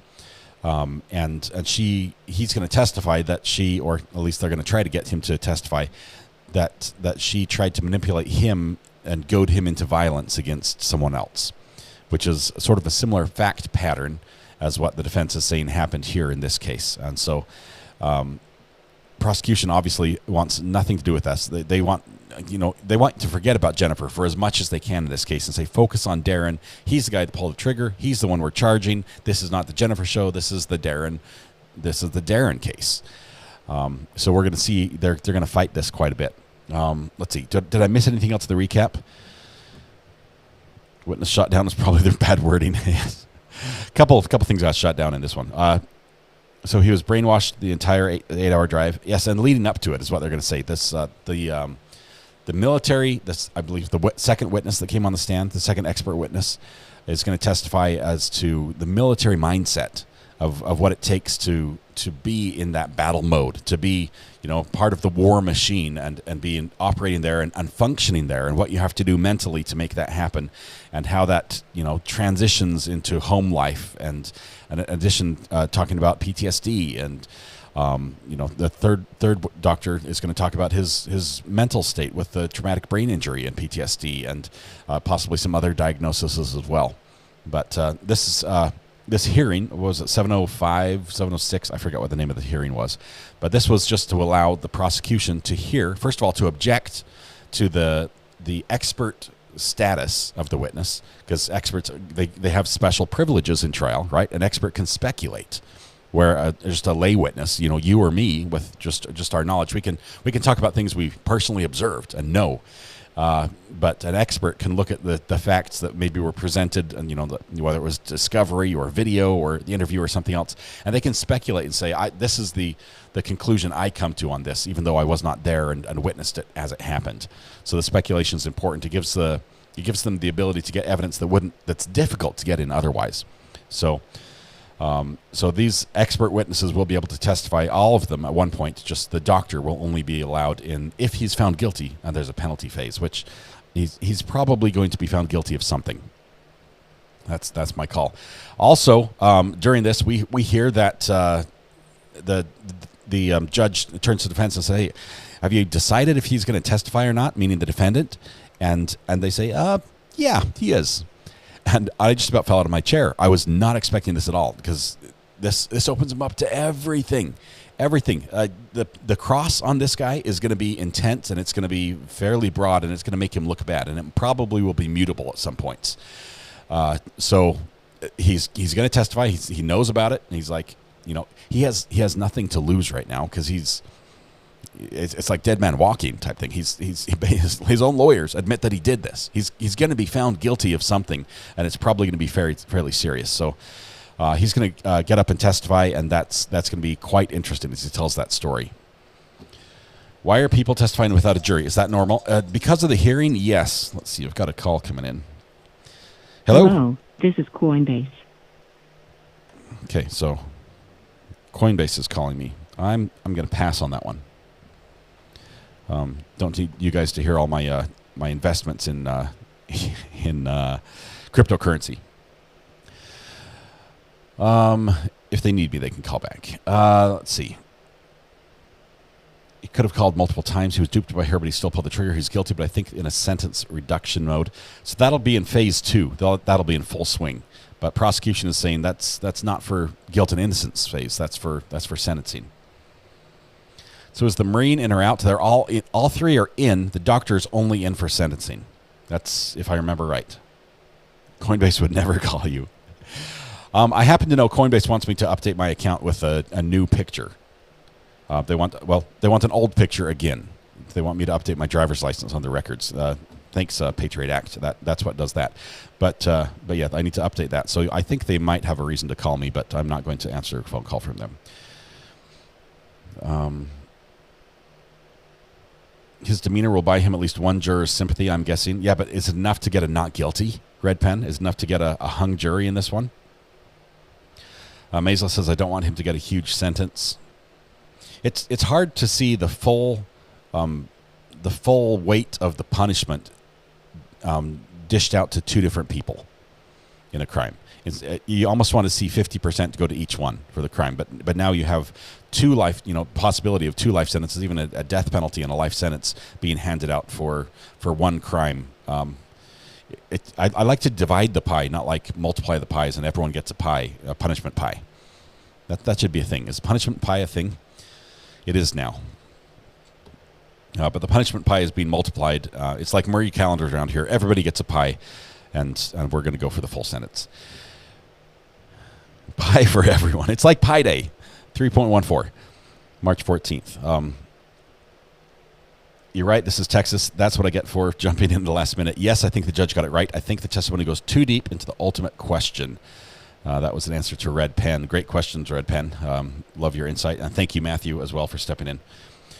Would punishment pie be sweet or savory? Well, if it's revenge flavor, I know it's served cold.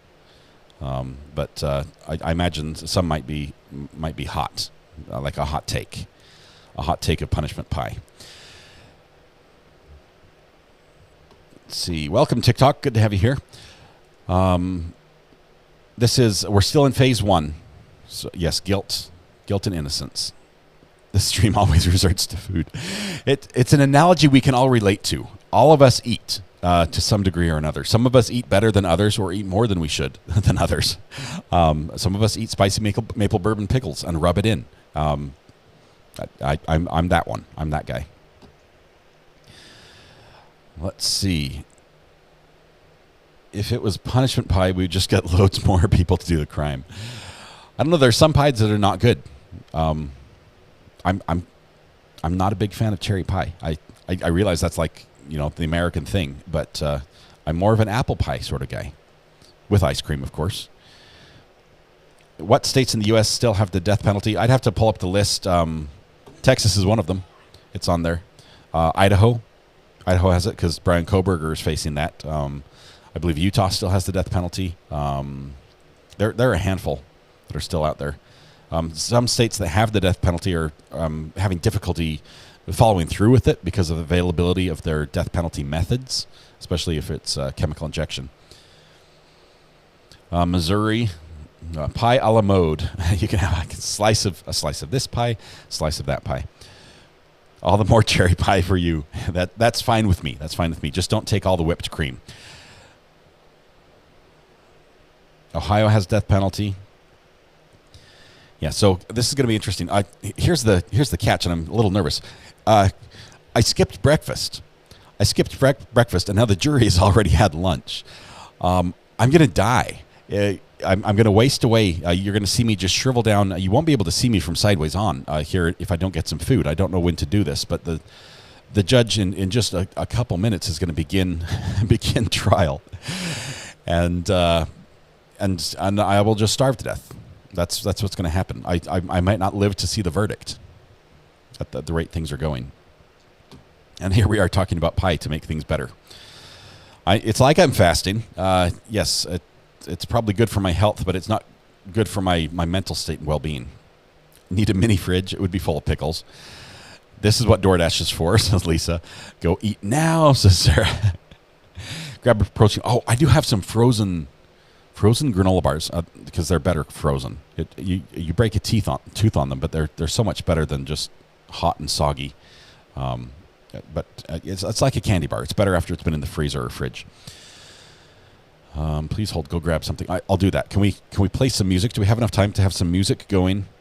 I'd hate to have it going when the judge walks in. That would be very disrespectful. I'll try to have it end before then. Let's see. Let's do a little bit of this because it's a bit of a circus this morning. Some crazy stuff going on. Okay, I'm going to grab just a bit of food, probably another water bottle. Thank you, Shara. We'll be back here just in a minute. Can somebody put something in chat that I can post on the screen so everybody knows where I'm at? I'll just link it as a comment on the screen. Let's see. Go eat. We'll be fine. Leave us unsupervised. That'll work. Let go of my briefs. I'm gonna do that right now. I'll be right back. Here's your music. Enjoy. Be good. Be kind. Somebody call me if I need to mute something urgently while I'm gone. I'll be right back. Sound effects are on for your enjoyment as well.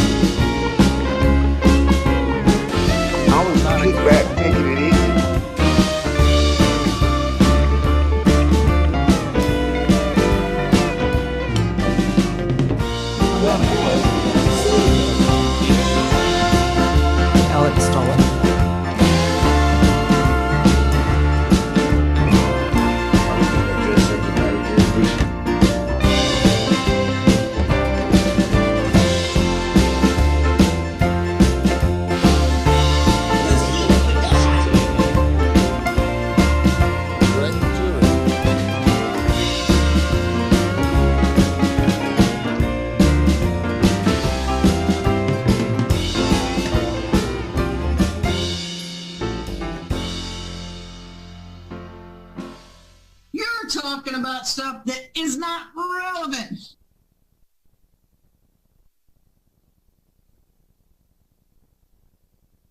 Is that correct?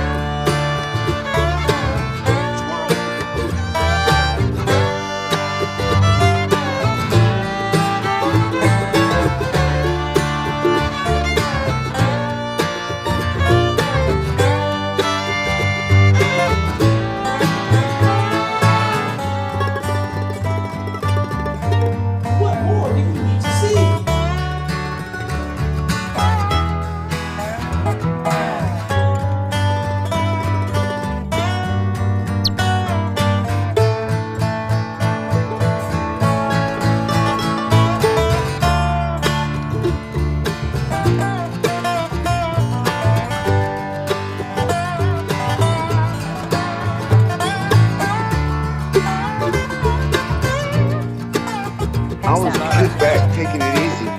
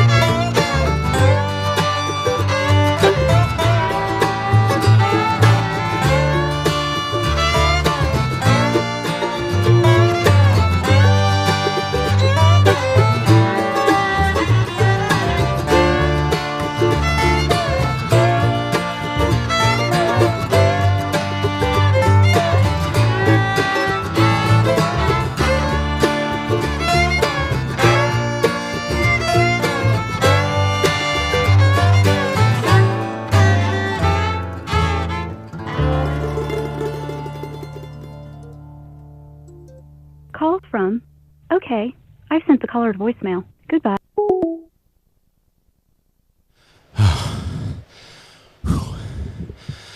Okay, I'm back. I was kicked back, taking it easy. Okay, let's turn this off. Sorry.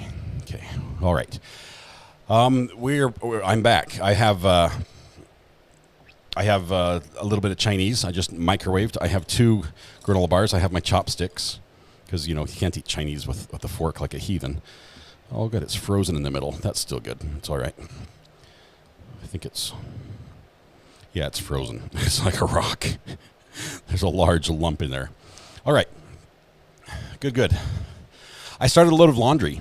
Miss R.A. is going to be so impressed.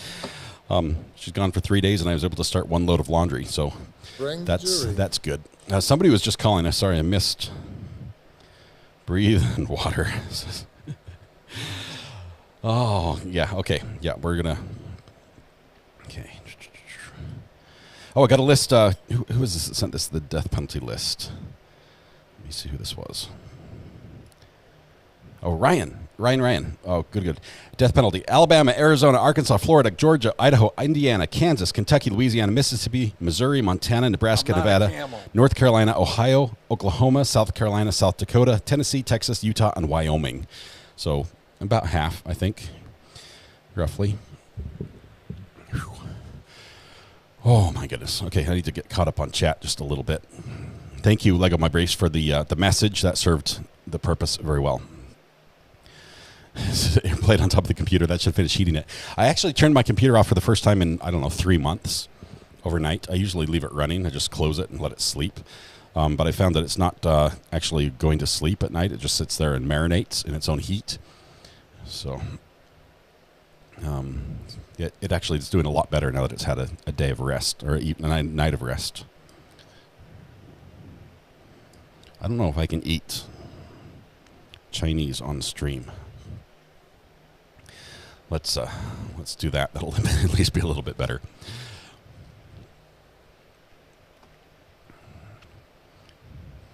I did heat it. Like, the bowl is burning my hands. It said to cook it for 3 minutes. I put it in for 3:30, but I guess it was just frozen, rather solid in the middle.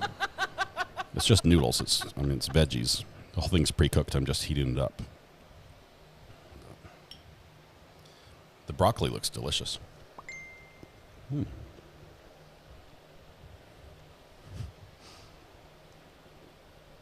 Amber is sending me her latest tweets of cuts from this. Oh, man. Good stuff. Purple Haze, this is all veggies, and it's all pre-cooked. It's just heat and eat. It's not so it's all cooked veggies. There's no meat in here at all. And most of these veggies you could just eat raw as well. It's just microwavable chow mein.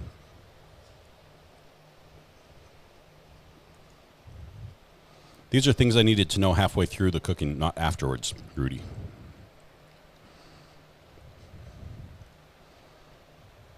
You make a little hole in the donut, like a donut, and it will always cook faster.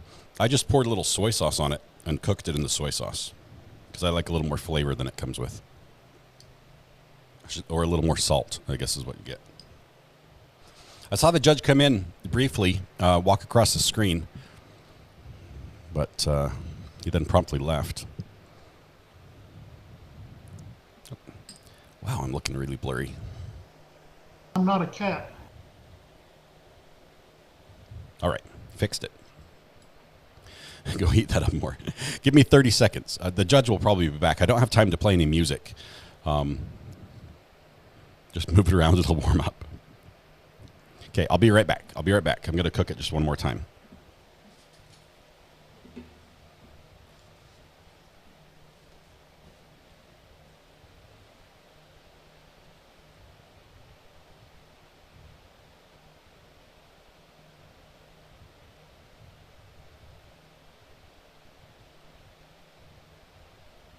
Squirrel!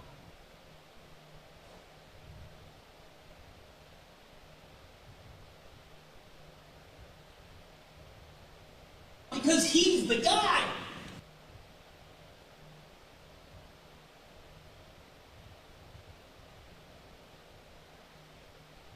Alex stole it.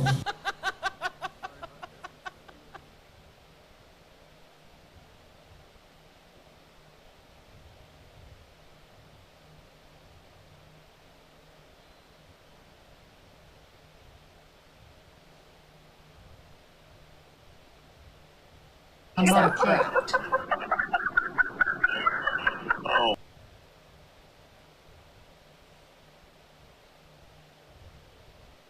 What more do you need to see?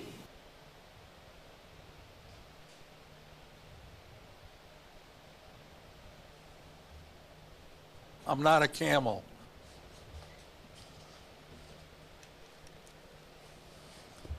That extra 30 seconds was perfect. Okay. So what we have, as soon as the jury comes back from lunch, Is it weird that I talk to y'all more than people in real life? No, we're real people too. If we were all like virtual people or not real, figments of your imagination, that would be weirder. But we're real, as proved by the fact that we're eating food. And now let Murdoch stole it. What soundbite would be good from this trial? Rated G answers only. Oh, there was a couple good ones. The judge. What did the judge say to defense yesterday towards early on?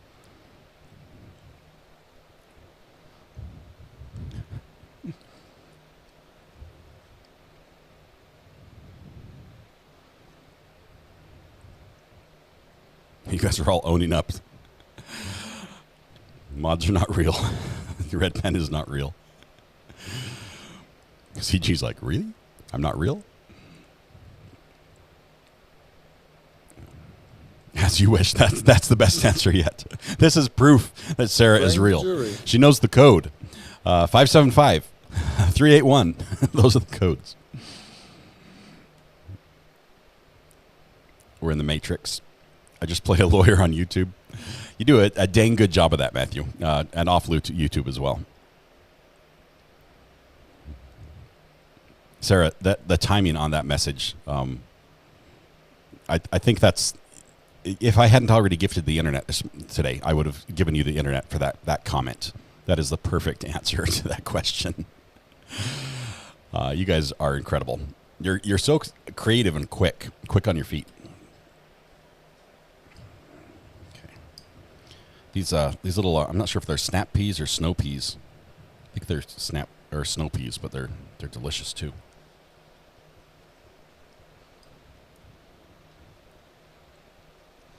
Patricia, I did. You might be a little bit behind. Here we go. Judge is back, standing in the center of his laurel wreath. Of course, now he moves so we can see the star. Audio is up. Sound effects are down. I'm going to mute myself just a little bit so you don't hear me eating the water chestnuts, Rudy. Hate for you to be that jealous of the crunch, crunch, crunch.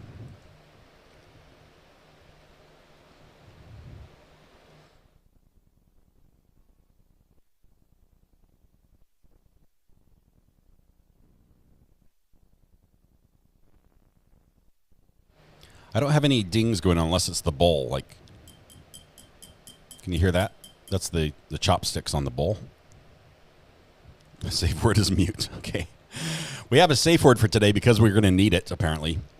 Probably not as much early on as we will during the impact statement part, or the phase 2. My mic level is just too low. I know you hear the fan a little bit more here. I'll turn the fans down, actually. Hold on. Let me do that.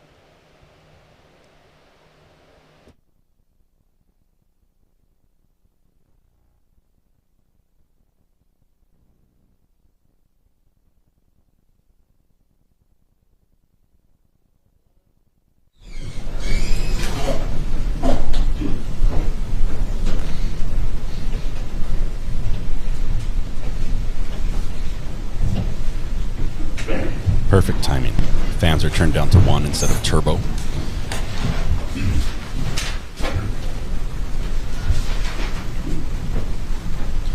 Yes, it could be my phone. It could be me getting messages. I had the phone sound turned up. Sorry about that. That's the mods. Thank you, Sheriff. Y'all may be seated. Mod Members chat. of the jury, good morning. Appreciate you all being here. I know y'all were here on time. When you started late because of me, it wasn't because of any of them, so don't hold it against them, okay? They were here working as they always do, very professional. Hold that against me, don't hold it against them. We do have a witness on the stand. Ms. Mitchell, what says the state? At this time, Your Honor, ladies and gentlemen of the jury, state rests. Very good. And the defense is ready with the witness. And sir, if you could please raise your right hand for me. You swear the testimony you're about to give will be the truth? I do. Very good. Put your hand down. Mr. Sanchez, you may proceed whenever you're ready. Thank you. Sir, can you please state your full name for the record, please? My name is Jordan Exman. And how are you employed? I'm employed by a company called Blackfish Intelligence as a private investigator. And have you been employed anywhere else prior to Blackfish? Yes, prior law enforcement, I worked for the Longview Police Department here in Texas for approximately 8 years. And while I was employed there, I worked as a detective. And during my time as a detective, I was a part of the United States Secret Service Cyber Fraud Task Force. And due to that membership on the task force, I was sent to the National Computer Forensics Institute in Alabama, where I received my mobile device examiner certification, and also have certifications in Celebrate. A prior witness for the state, I think Mr. Sims, had talked about Celebrate. Is that correct? He did, yes, sir. Can you explain to the jury again what that is? Celebrate is a tool. It kind of has two functions. It's used to do forensic extractions of mobile devices, cell phones, iPads, stuff like that. And then it also has another portion of the software called Physical Analyzer, which allows you to make sense of that data that you extract. And as part of your experience and training with mobile device extractions and mobile device examinations, were you able to also learn how possibly photos can end up on a phone or an email? Yes, I was. Okay. Specifically in this case, there's been questions about a choking picture. Is that correct? Correct. As a matter of fact, you were in here when that testimony was going on. Yes, sir. And that picture was on Mr. Lopez's phone, correct? Correct. Okay. What ways could that have gotten on the phone? Well, there's a number of ways it could have gotten on the phone. So the picture in question shows up on the device one time, and it is located in a cache file for Microsoft Outlook. So the email app that's on the phone, there's a cache file, and what a cache file is, it is a hidden file that the user typically does not have access to. And what it's used for is to speed up the device. So even if you were to pull up Outlook while the device is offline, if it's not connected to Wi-Fi or the cellular network, you can still retrieve, for example, this attachment through that email because it's stored locally on the phone in that hidden file. Now, in order for that picture to make it onto your phone, does it have to be emailed? Yes, I would assume so. Is there another way it could have got on the phone as far as through a text message? I'm sorry, say that again? It could have got on the phone through a text message? It could have originally, yes. So if the user received it through a text message and wanted to use it in an email, he could email it to himself? Yes. And that's an explanation about how it could have got on the phone and how it could have been used in an email, correct? Correct. Now also, you have experience in reviewing call logs, right? I do. And when we're reading those call logs, for example, I'm going to show you from the State's Exhibit number 23.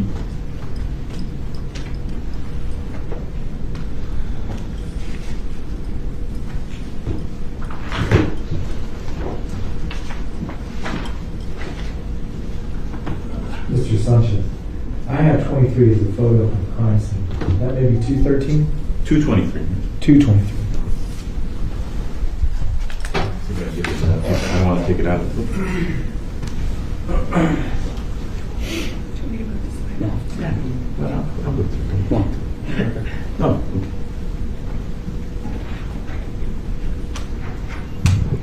Check out this binder.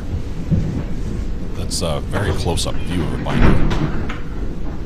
Only in this trial would you see that. Sorry, I gotta stand up. Thank you.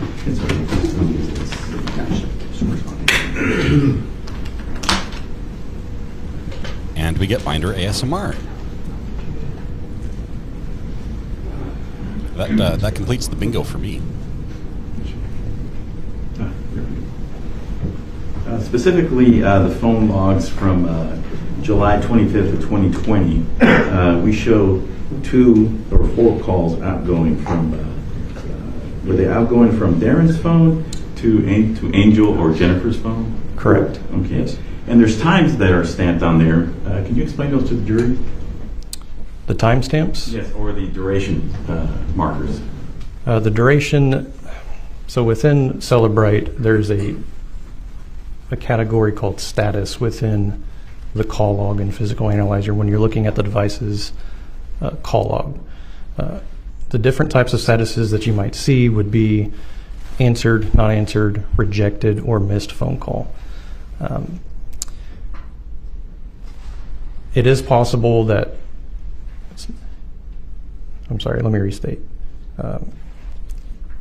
obviously everybody knows what a missed call would be. If it's rejected, that means that the person receiving the phone call actually physically rejected the phone call. If it's not answered, that means that it did not receive voicemail and there was no answer on the other side.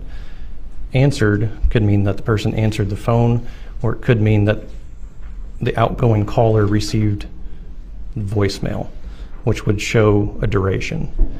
And you see these call logs right here. You have 1 second, 2 seconds, 3 seconds, 5 seconds.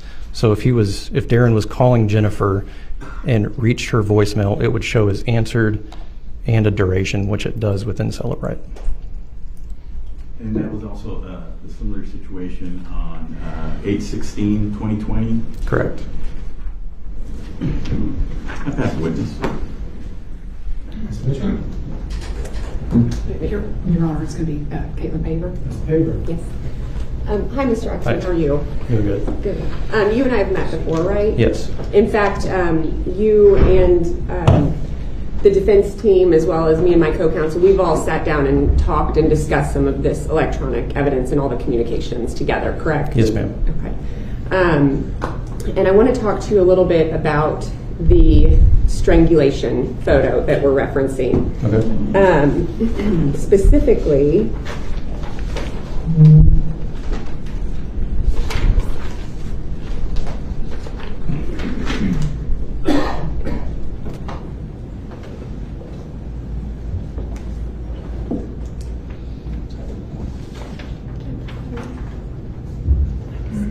Judge, may I approach the bench?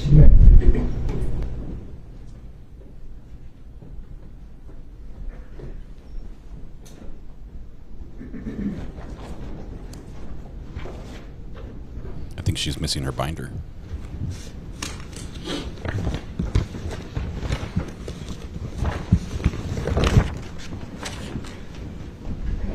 And you were here, well, you've been present throughout most of the trial, correct? Yes, ma'am. Okay, so you've had the opportunity to hear all the other witnesses testify? Correct. Okay. So you were here when Agent Sims testified about the phone dump and the choking picture, right? Yes, ma'am. Okay. And you'll recall we admitted State's Exhibit 96, which is a photograph showing the image, and then it shows some of the date information down here below. Correct. Okay. And right here where it says created and it says 12/31/1969, is that something that we see from time to time on Cellbrite phone extractions where it auto-populates a really old date for an image that is obviously newer? It does. If there's no metadata for the creation date, it picks a certain date, and it depends on what device it's on. Okay, so really that date would be inaccurate, right? We can disregard correct. that. Yes, ma'am. Okay. So we're more focused on this May 13th date where we see 2:19 a.m. and then down here where we see May 13th, 2:16 a.m. We're focused on that time range, fair to say? Yes, ma'am. Okay.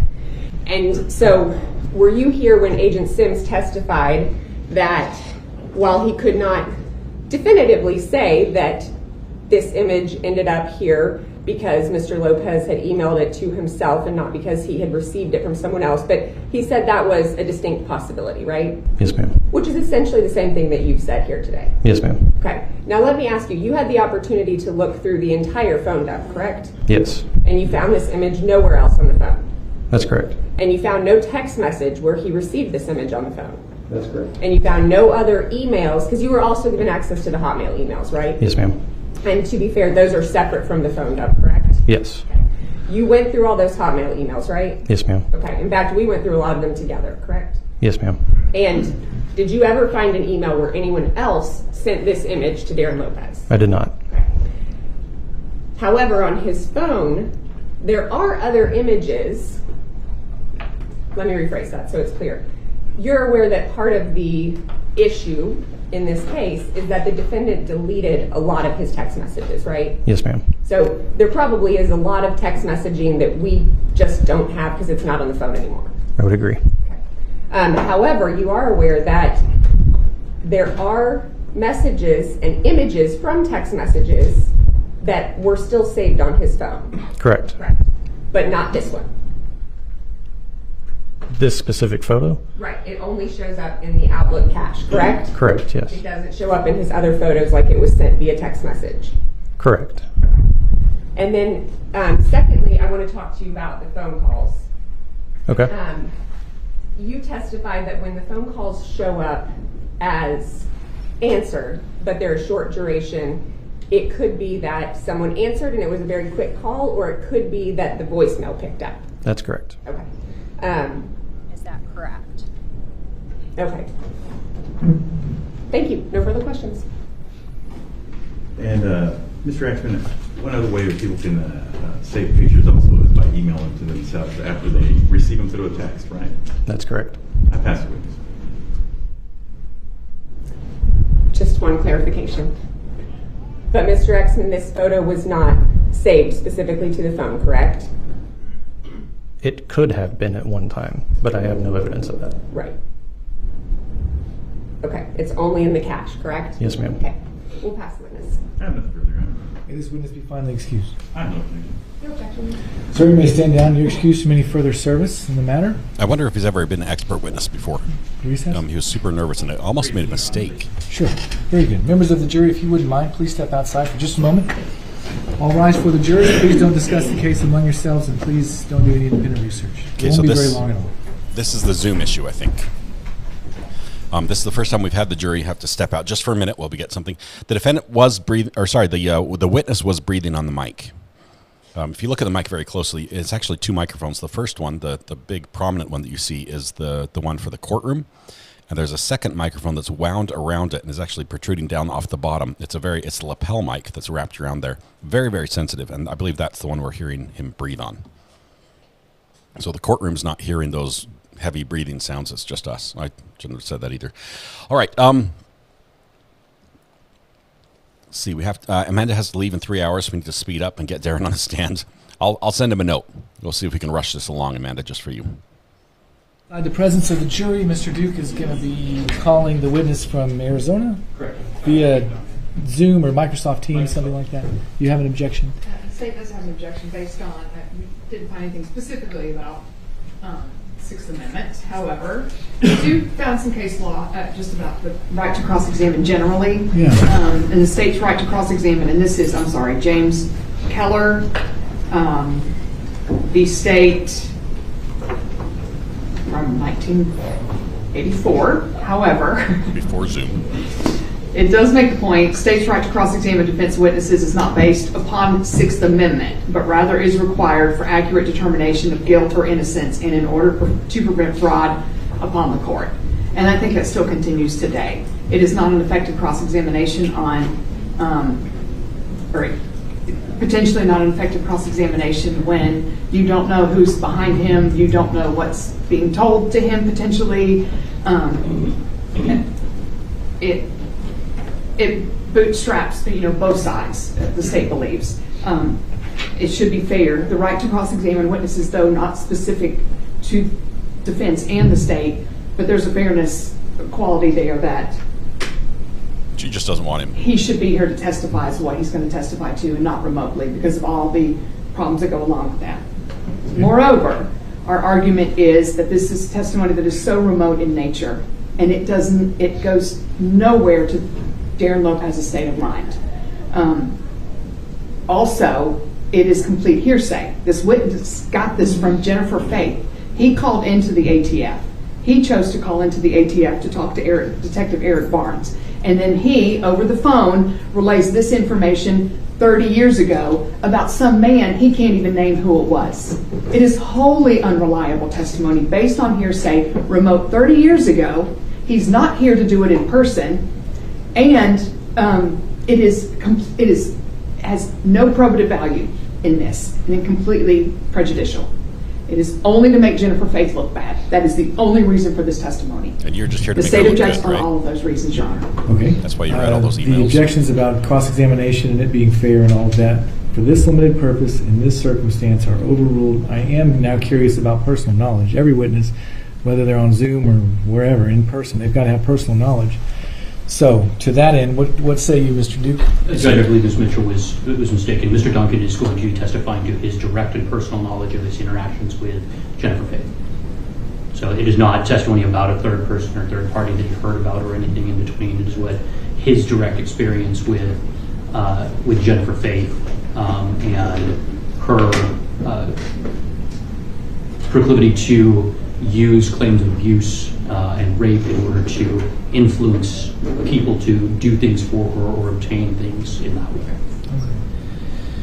All right. I mean, I didn't really think it was relevant when you asked about it the first time, but it was also unobjected to. So I'm going to allow you to do it. I will allow you to do it remotely. It was also Can I take the witness on voir dire outside the presence of the jury? To establish I his mean, personal knowledge? this has gone from one statement of, it's still hearsay, but one statement that Jennifer Faith said to him to all of a sudden now her proclivities to do this. I mean, I'm worried that this is just going to get expounded and again just talk about when she was in high school.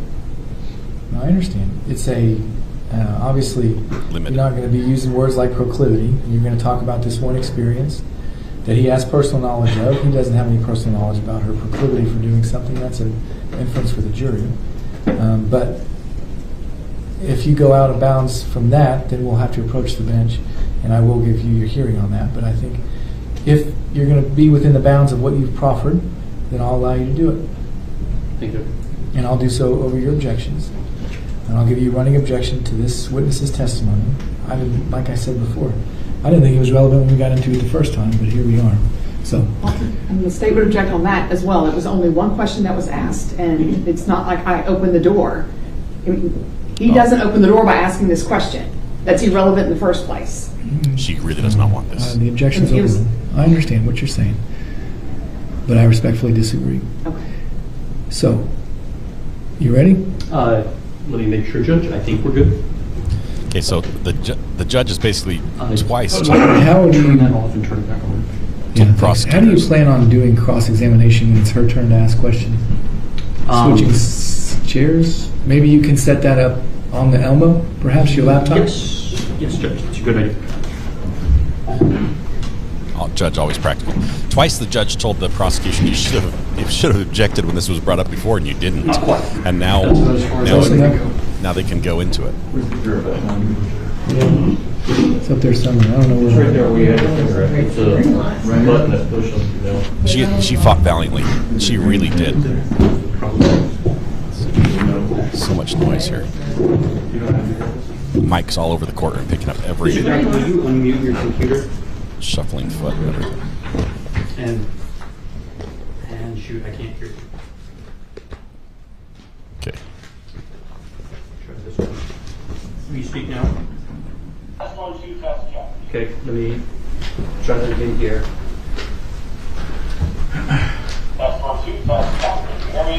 Yes, now we can hear you. And is the microphone picking that up to a sufficient extent for the court? You said in a microphone by the laptop? Oh, this is awful. No. Mr. Duncan, will you just talk to us again, please? You don't put a microphone to a speaker. That'll be good.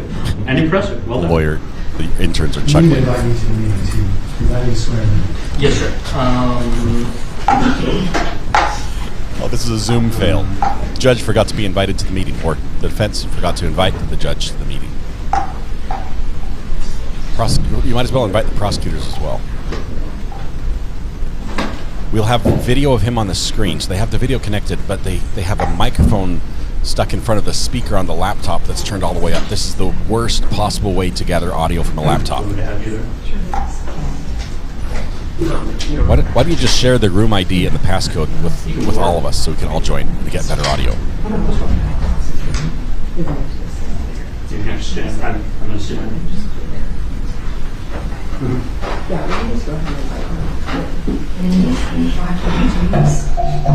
I want to hear them say, "Can you identify the witness in the courtroom?" He's like, "No, I can't see anything." This will be Keith Duncan, former boyfriend of Jennifer Faith. The reports is going to testify that basically that Jennifer tried the same thing with him, trying to say, "Hey, all this SA abuse happened. You should fight somebody." Good to see you, sir. We see your picture and we get How you doing, sir? Can you hear me? Yes, Your Honor. Let's go on the record. State of Texas versus Darrin Lopez. Could you state your name and spell your name for the court reporter, please? I-T-H-E-U-N-C-A-N. And can you please raise your right hand for me? You swear the testimony you're going to give in this case will be the truth? I do. Please put your hand down. Do you swear under oath, sir, that there's nobody else in the room that you're in right now? I do. All right, very good. Don't allow anybody in the room that you're in. If somebody comes in or creates a disturbance, please let me know, and you can stop answering questions at that time until we can get that resolved. Understood? Yes, sir. Thank you very much. Now I'm going to go back on the bench. This is the part of the judge's robe we never see. Didn't realize it was just the top half. Oh my goodness. Yeah, the judge had to come down in the well. This is so bad. You would think they didn't have Zoom court just, a year ago. I'm glad it's not Friday. The judge, that would have been a very different shot for all of us to view.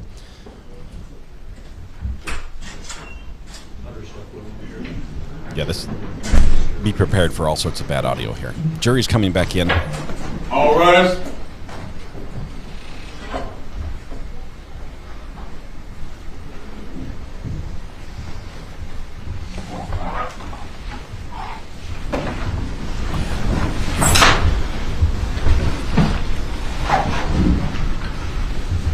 The waistcoat, the robe is just a waistcoat. I think it just has like pants on underneath.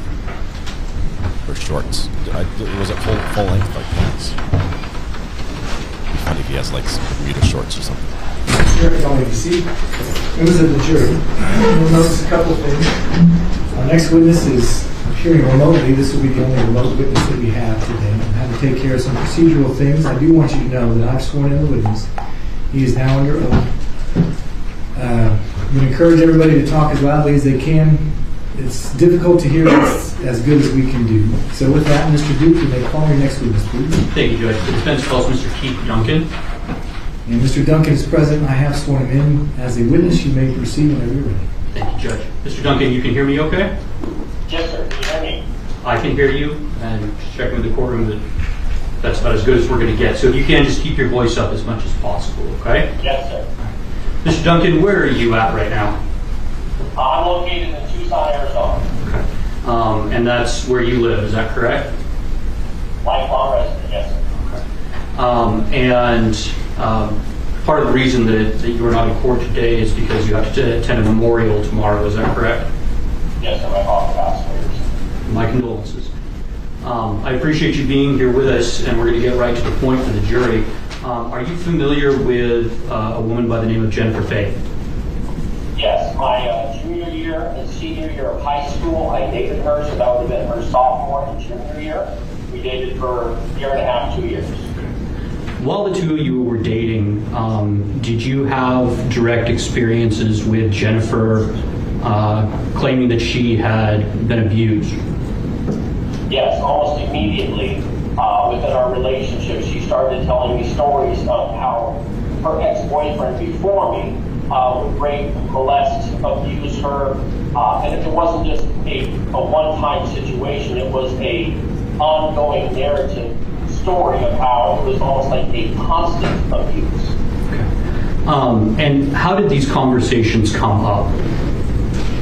Normally they came up when we were in an argument, we were high school torment, gonna break up. She didn't want to do something, didn't want to go somewhere. So if I wanted to go to a restaurant and she didn't, we'd argue about it, and then she'd say, "Well, I can't go there because he did this to me in the parking lot." You would relate to me a specific instance of a weight room incident that you remember. So we have a place here in town called the Tucson Racket Club. Racquetball, tennis, swimming, volleyball. So when you're a teenager, it's a great place to go during the summer to stay out of trouble and have something to do. We went there together to hang out, and I wanted to go into the weight room and just get a small workout in, and she didn't. And we started to fight, and eventually she broke down crying, "I can't go up there because my ex-boyfriend raped me." And I'm like, "Well, what do you mean?" And she went on to tell a story that he pushed her down and used the bench press bar. Is the audio, is it cutting out for you guys as well? Audio's cutting out for me just a little bit. And and people coming in and out 24 hours a day. So, when I questioned that, of course, then she, well, you don't believe me, and then, you don't love me, and we're going to break up, and then the tears. And it was always came back to, to the tears, and, just, you don't understand, and don't make me go through this. So, when you heard about things like this, did you suggest going to the authorities? I absolutely suggested we need to go to the police, we need to get in touch with adults, teachers, and it was always, no, we can't do that. And then it would change, so I'm lying, I've lied about the whole thing. To which I would respond, well, if you're lying to me, then, I'm sorry, we're done. Well, no, I didn't really lie to you. Well, then what's the truth? Well, you just have to believe me, and I don't want to talk about it, and she cried and fall in my arms, but she never wanted to go to the police or authorities or do anything that would bring in outside scrutiny. She just wanted that attention, that caring, that playing the victim and take care of it type thing. Now, you two ended up breaking up over the summer. Was it between your junior and senior year? My senior year, I graduated from high school. I went to go work up in Yellowstone National Park. We were going to do a long distance thing, but after about a week away, I kind of, my eyes were opened to a lot of things. I'm like, you know what, we're done. That summer, she went to Europe. When she came back and I came back, she immediately wanted to get back together. I told her, hey, I heard that you and Darrin had gotten together during this whole trip. She vehemently At this point, Your Honor, I'm going to object to narrative and going outside the scope. Objection sustained. Go ahead. Okay. So let me back you up just a little bit. Okay. So the two of you broke up over the summer, and then you returned back to Arizona. Is that right? Yes. Okay. And then you learned that. Do you know somebody by the name of Darrin Lopez? Yes. I mean, we were small school. We all knew each other, or we love each other. Okay. And then you said that Jennifer then wanted to basically reconnect with you. Yes. Okay. And was anything communicated to you from Jennifer about Darrin Lopez? Objection at this point, Your Honor, relevance. It goes to the exact same action, Judge. Can you approach the bench? Yeah. Okay, as we watch this train wreck on Zoom unfold, I do think the prosecution would have objected sooner had they been in person. This is a very difficult format to object to. They have made two good objections, though. It's just hard to follow. It's harder to follow on Zoom than somebody in person. And this narrative has gone a little bit further than what I think the prosecution thinks is appropriate for this, and so they're going to try to limit the damage right now and limit the amount of information that comes out in front of the jury.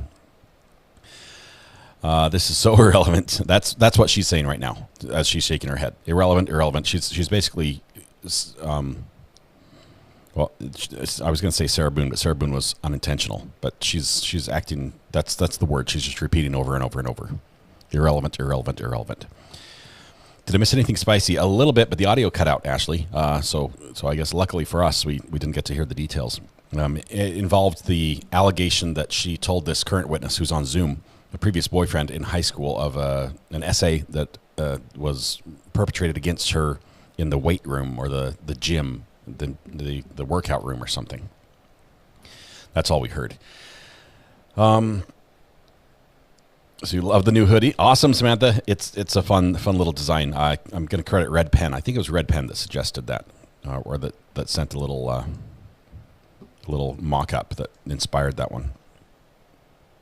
Get the yearbook out. Yeah, show us the pictures. Who's who? I want to see the defendant in the yearbook as well. So let's see, Mary Murphy says, so when she's talking about the ex-boyfriend, is that Darrin who she's saying did those things to her? No, I think Darrin came after. So the boyfriend that's on Zoom was first, and she's saying that there was somebody before that, the witness, before Mr. Duncan, that this occurred with, and I'm not sure if it was a boyfriend or what, but and then Darrin came after that. Objection sustained.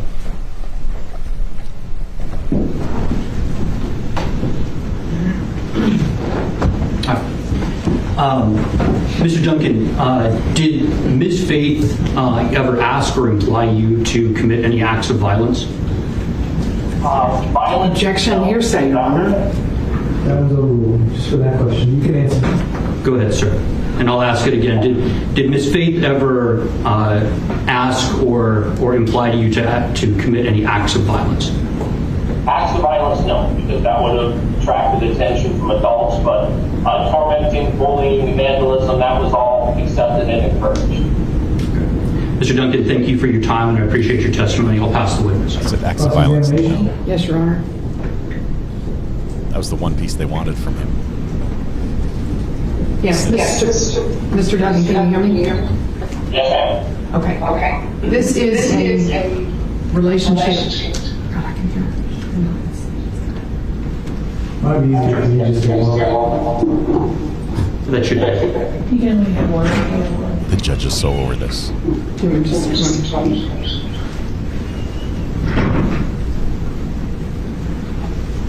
You have 2 laptops with 2 hot mics.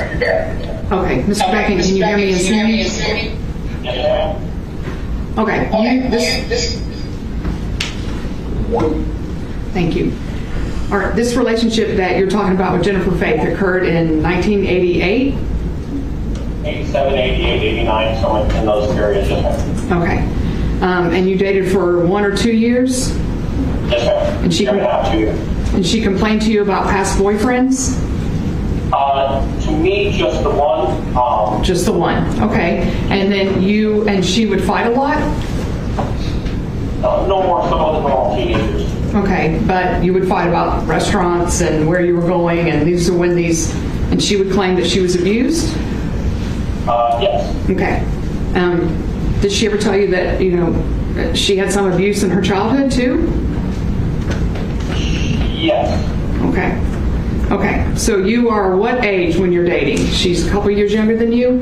I'm probably 16 to 18. She's 1 year younger. Okay, so you were 18 and she was 16?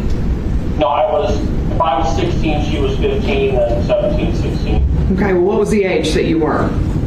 I was a junior in high school, so I was probably 16. Okay, so she was 15 years old?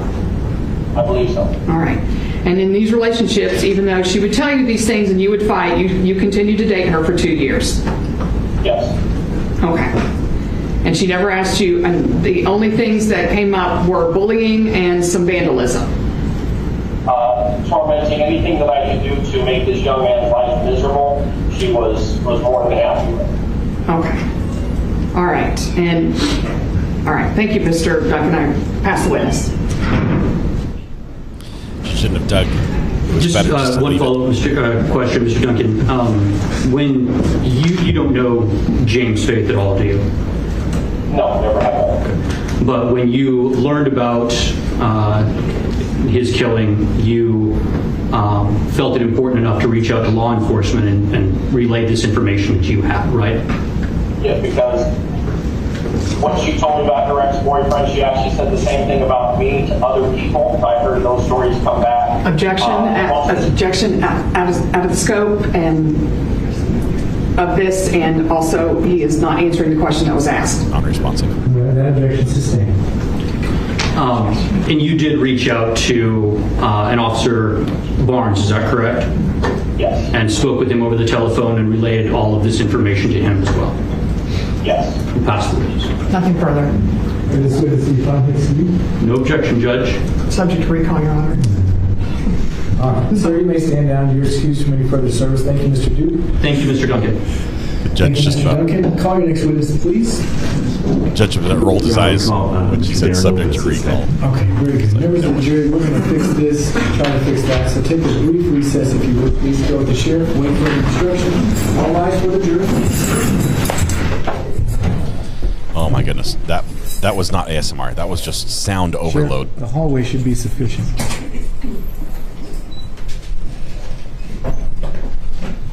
Let's see.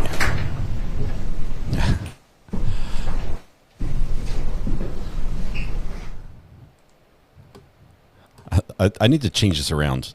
I have 2 messages that pop up, but you only see the second one if somebody else puts the Weather Watch command in within a minute of the first one.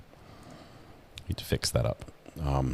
Subject to recall, but not tomorrow. Judge does not want him back. She's like, we're not going to go through this whole. The judge is regretting his decision. He's like, I immediately regret my decision to allow this. Zoom was just, it was awful. Let's see. Is Darrin testifying? Yes, Lizzie, he will be. It completely floored me, but he will, and I guess it makes sense now that I think about it. But just wow.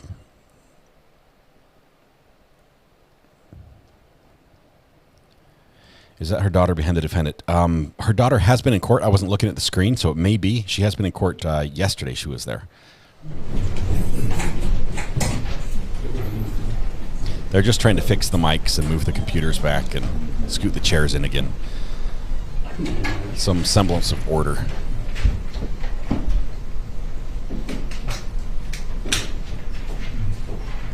It may be Darrin next. Yes, we might have the defendant now, which means we could be in verdict watch this afternoon.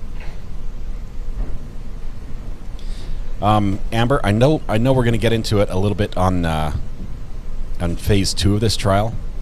There's a possibility we'll need some with the defendant here, especially on cross-examination, because they're going to make him look really bad and make him possibly even read some of this stuff and just get it straight from his mouth.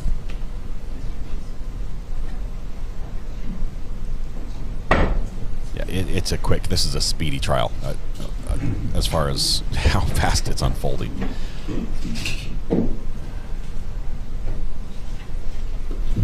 Oh yeah, we have one more witness, one more expert witness that there'll be the military one, right? That guy's first. The Go ahead, Sheriff. No, it's a military dude. Let's see. Sheriff's bringing in the jury. That go-ahead sheriff was the equivalent of bring the jury. I personally am a big fan of the traditional method. You will bring the jury. But go-ahead sheriff will work in a less formal setting. I guess Texas, a little flexible. Military guy got pushed to the next phase, I thought. All right. I thought he was this phase and the doctor got pushed to the next phase.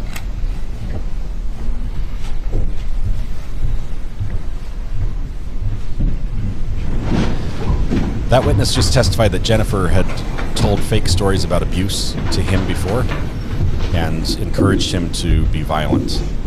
Not encouraged him to be violent, but encouraged him to make a specific person's life miserable. That testimony barely came in because Sir, if you would please face me and raise your right hand. You swear the testimony you're about to give will be the truth. I do. Please.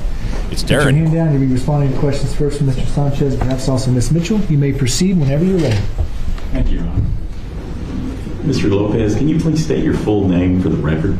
Yes, it's Darrin Lopez, Darrin Lopez. And Darrin, where are you from? What do you mean by that, sir? Where were you born? I was born in Berlin, Germany, and then my father was in the military. So did you move around a lot? A couple places. We were in Germany until 74. My father's active duty enlistment was up. From there, we moved to Las Cruces, New Mexico. My father stayed in the Army Reserve, and he was at New Mexico State University finishing his PhD in education. In 1980, my father became a professor at the University of Arizona in Tucson, so we moved to Tucson in 1980. And so from 1980 until present, my mom and brothers and sister are still in Tucson. Okay. Do you have any brothers and sisters? Yes, I had... yes, they're in Tucson. 3 brothers and 1 sister. 2 years ago, my youngest brother was killed in an auto accident. Okay. And so you basically stayed in Arizona after your father got a job there? Yes. When my father became a professor at the University of Arizona, he then also was attached to the Armor Battalion in Tucson there, and he was an executive officer. Starting with, he was, I believe at the time, a rank of major, and then he stayed in the reserves, which was in Tucson and Phoenix, always active. I attended school there until graduated high school in 1990, and then I was 18 and thought I could do everything on my own and moved out. Let me slow you down. Yes. A lot of information you want to give. Do you come from a family of military individuals? Just your father? Are there other people in your family? Both my grandfathers served in World War II. One in the Air Force and one in the Army during the war. They came back and then my father, and then I followed in his footsteps. My father served, his whole reserve time he allowed to be longer, but he ended up retiring. That's fine. Yeah, but he achieved the rank of full colonel. He ended up retiring out as the brigade commander of the Army Brigade there in Arizona. Full bird. So your father's still living? No, my father's deceased now. He passed away years ago with lung cancer. So you went to school in Arizona. What was the name of the high school? High school was South Point Catholic High School. And how long did you attend there? 4 years, from 86 to 90, all 4 years, freshman through senior. Okay. Was that an all-boys school, co-ed? No, it was co-ed. That was where I met Jennifer, and that's the same high school that Keith Duncan went to. The gentleman we just heard from right now. Yes, sir. Yeah, that's where we all know each other from. And so you met Jennifer in high school? Yes, my sophomore year. I was a band. I played trumpet. I was also in extracurricular with the jazz band. My sophomore year in the jazz band, my band director at the time knew Jennifer.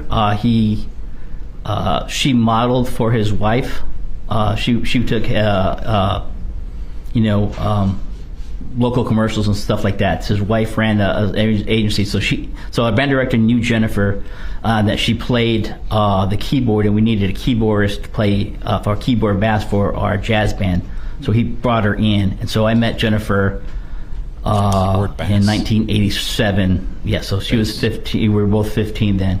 Okay. So you met her through the band? Yeah, we were together. Yes. When you met her, though, how soon did you start dating? Oh no, it was a couple years later. At the time after we met, that's when I don't think she was with Keith yet. Later at that time frame is when she started dating Keith. From my understanding, she had dated Keith, like he had said, up until his end of his senior year, which was the end of my junior year. That's when they broke up. It's that summer vacation when they broke up that when me and Jennifer got together. And so, just to get this straight, so Keith, the gentleman we just heard from, yes, had dated her first. Yes, sir. They broke up, and then you started dating her. Correct. Did you ask her out, or did she ask you out? No, it was a mutual friendship. It was, we were asked to join a special band representing the whole state of Arizona. I was in the band portion playing trumpet. She was also a vocalist. She was in the choir. This was a 3-week tour as basically students from all over Arizona. We came together, and then we traveled into Europe together, and we played in London, Paris, Switzerland. We got to tour Austria, Germany. So for those 3 weeks, it was when we arrived first in London.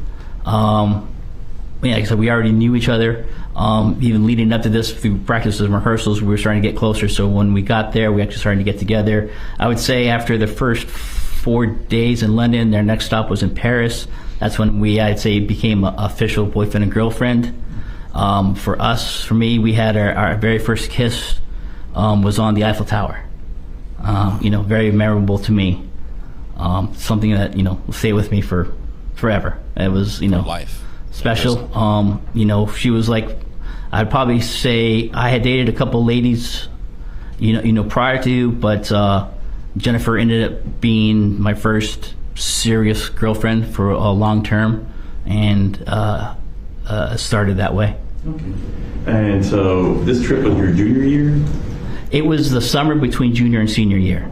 So eventually, during that trip, of course, the trip itself meant a lot to you also, right? Not just everything you went through with her there in that trip, the Eiffel Tower and places you visited in Germany, things like that, correct? Exactly. I mean, it was mainly, a bus tour, so we got to sit in the bus together, so we were together constantly. I would be able to hold her. One of the things she always said was that I always made her feel super safe. She was able to relax. She actually, would fall asleep a lot on my arms as I was holding her as we were traveling through Europe. We got to tour everything together. We got to see the Matterhorn, got to go close to the base of the Matterhorn, have lunch there. We took pictures, stayed in Zermatt. We got to visit, Austria, and then Germany was real big, going through the rainforest with her, being able to walk through the rainforest. And Germany has some awesome trail paths there. And as you're walking, there's just a bench shows up like under a tree. One of the things is it started to rain slightly, and so we spent about a good 30 minutes under this tree on this bench just with each other. It's getting towards twilight, so as the rain ended, fireflies came out, and that's another strong memory for me. Didn't have fireflies on my card. Now, after this trip, and this was in the summer. Yes. You got back from the trip back to Arizona. Correct. Continued dating when you got back. Yes. Did you continue dating all throughout high school? Yeah, we finished that. We continued dating until, I guess we separated in 1993. So we stayed together all the time. May I approach you? You don't have to ask. You can just approach. It's your own client. No. That's the defense. You had bench in the forest on your card, Rudy. Congratulations. I thought you said 287. Can you imagine on the cross he's going to volunteer information as well? Number 7. Do you recognize that photo? Yes, I do. That's a senior prom picture. Yeah, so that, he is not over her. Were you there? He is not over Jennifer. So I'd be 17. Yeah, going on. Yeah, because we graduated. My birthday's in June, so I turned 18 right as soon as we graduated. So 17.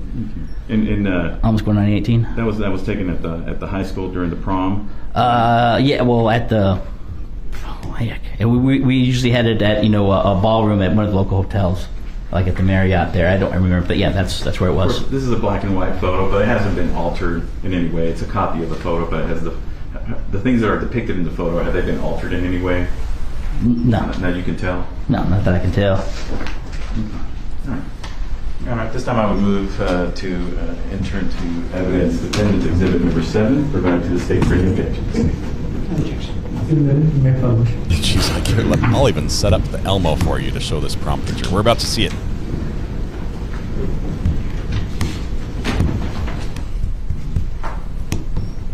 Here we go. Elmo just needs to get warmed up. Oh, I bet he paid like $50 for these pictures too. To say the least, you and her looked much younger back then, obviously, than you do here today. But so you took her to prom, yes, and then you kept dating her after senior year. Yes, we stayed together. We both started to attend. Actually, she had already graduated high school. My senior year, she was actually attending Pima Community College, which was actually a college close to my house, like within 10 minutes. So a lot of her days when I was finishing my senior year at South Point, Jennifer was attending the community college there. In between her classes, she would come back to my house. She would hang out with my mom and my 2 youngest siblings at the time, John Paul and Yvonne. They were 2 and 3 years old. So, she was, loved by my family. We were together all the time. And after I graduated in 90, we both then moved up to Flagstaff, Arizona, and attended Northern Arizona University. So you moved up there together? Yes. Did you live together? No, we both in dorms. Okay. We were freshmen in college, so we both had dorm rooms. But we were together, and then when you got to college, you would still continue dating. Yes. Okay, you're still together. Yes. And did you finish college? No, I only attended the first year. Like I said, I was 18, oldest of a Hispanic family with a Hispanic father that was a colonel in the Army. We butted heads. Me thinking I knew everything. Chose my path to be on my own. And so I was trying to do this financially on my own with college, and that did not work out. So eventually you stopped going to college. Right. After I completed my freshman year. We both completed freshman year. And then she stayed in school. I stayed in Flagstaff and started working fast food. And what did you do? What restaurant was that? It was started in Jack in the Box. And then I worked my way up to be assistant manager there. It was actually, since Flagstaff, Arizona, it's a bigger small city up in Arizona. And this Jack in the Box is the largest one, and actually for the state of Arizona, we actually do some of the most business. So it's very high business tense. Jack in the Box. It's a corporate Jack in the Box, and so all my levels that I got to be trained in there, I was corporate. I'm working my way up to being a corporate assistant manager. And so, did you end up entering the reserves around this time? Yes, at the same time to help with finances. I knew my father was in the reserves. I knew how it worked. I had a calling to start with the military, and so then at that time, then I also joined the reserves, which then sent me away for, I'd say, 6 to 7 months to do my basic training.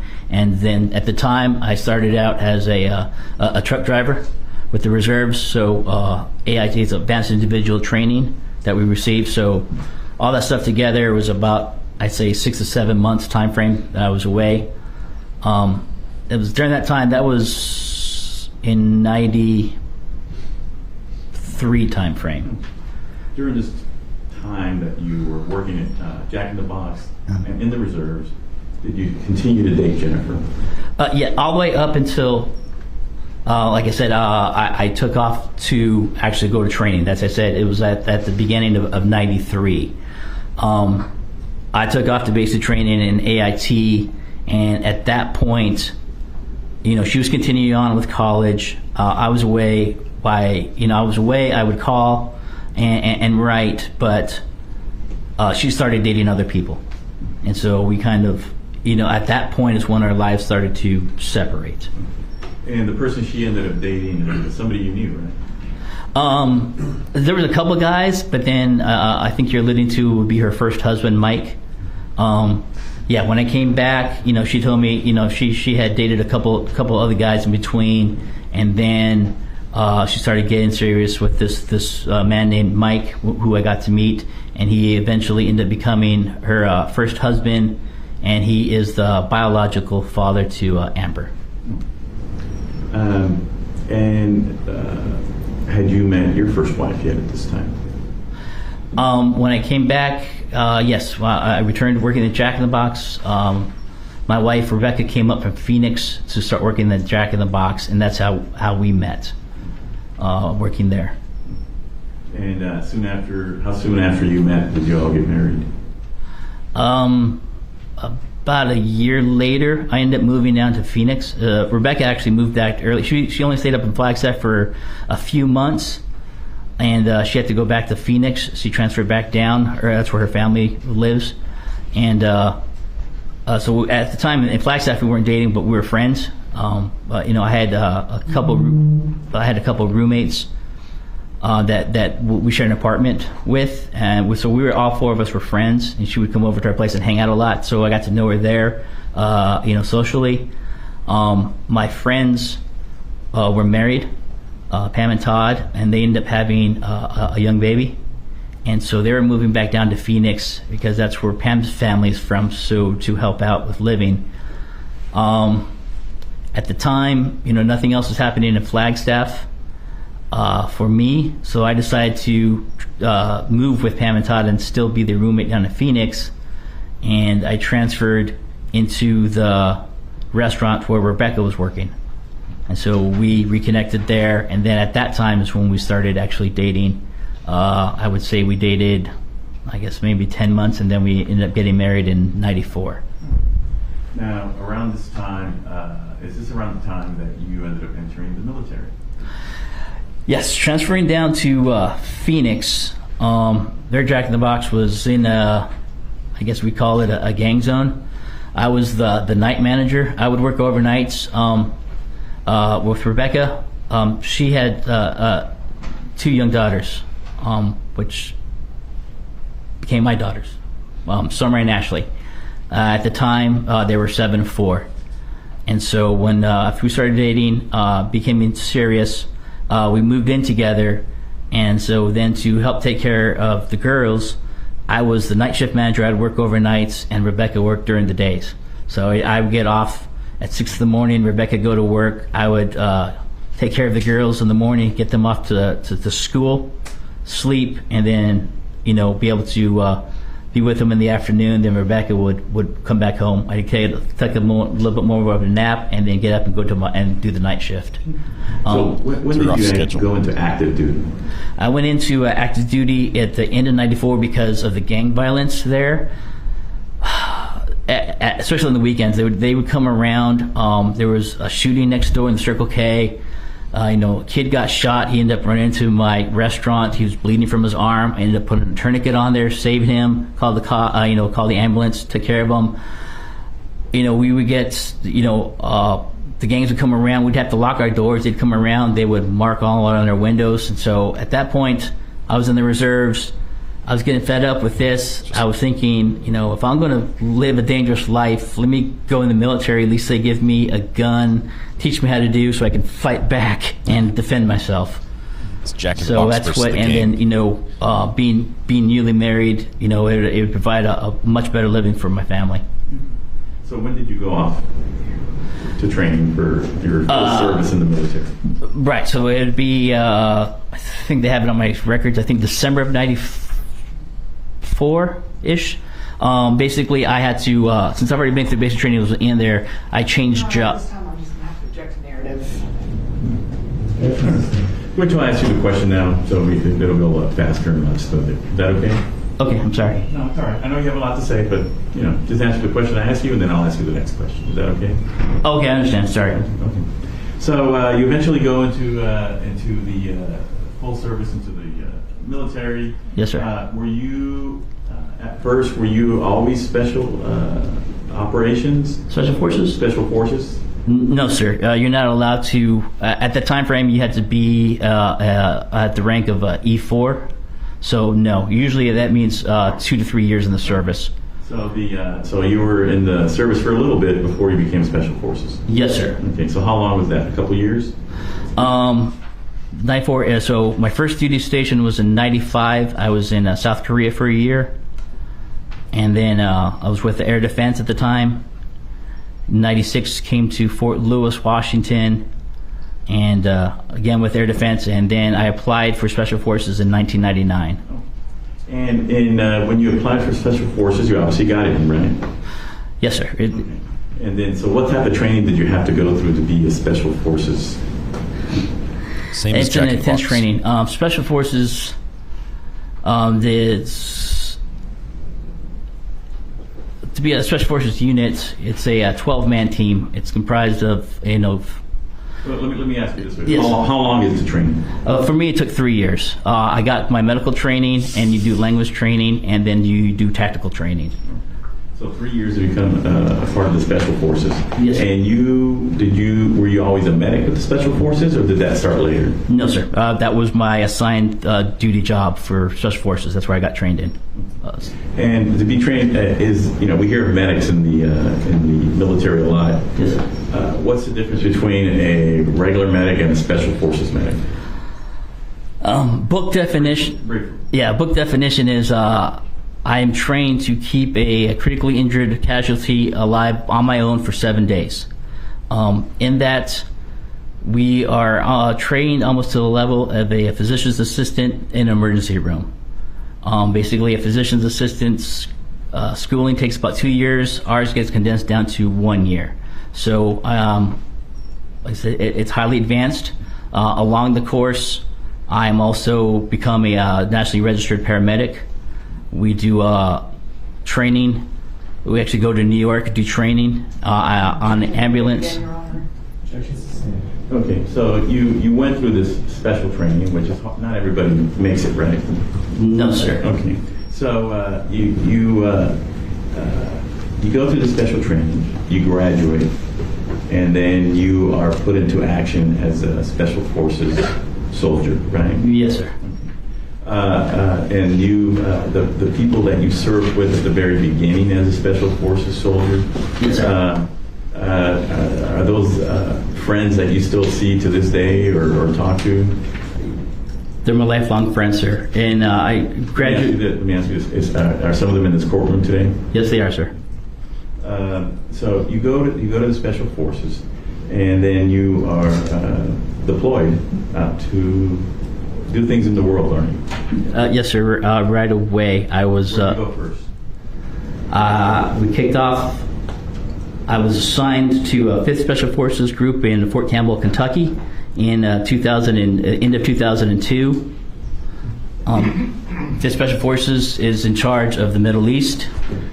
In 2003, we were prepping to invade into Iraq.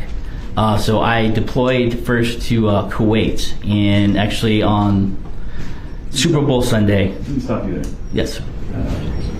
You have a long military history, don't you? 20 years, sir. Okay. And just so the jury can follow along, but later if they want to look at this, these are your military records. Have you had a chance to go over these with me? Yes, I have, sir. And do they seem complete to you? Yes, they do. They seem like my complete DoD, the Department of Defense file that they have for me. Contains all my awards. My DD-214 basically is the... That's fine. That's fine. We'll go over these later. So honorable discharge. This special seal is sent along with them from the government to show that these are the real... Yes, sir. The records, right? They certify them as being accurate, right? Yes, sir. Okay. At this time, I would move to enter into evidence defense exhibit number 8. Your Honor, the state's going to object to relevance to these records coming in at this time. Any replies to the military records? Your Honor, he goes to explain his experiences and his injuries that we're going to talk about soon. Let me review the exhibit before I make a ruling. So the objection is sustained for now. Whoa, no military records. That's going to be tough to lead into the injuries. So you go into the military, and part of being deployed as in the special forces, though, there's something you have to fill out called a SEER card. It's come up already in this trial before, but again, what is a SEER card? Yes, sir. SEER, S-E-R-E, stands for Survival, Evasion, Resistance, and Escape. Basically, it's a school, one of the last schools you go to teach us how to act to be if we ever captured by the enemy. So this SEER card for special forces we have to fill out prior to each deployment.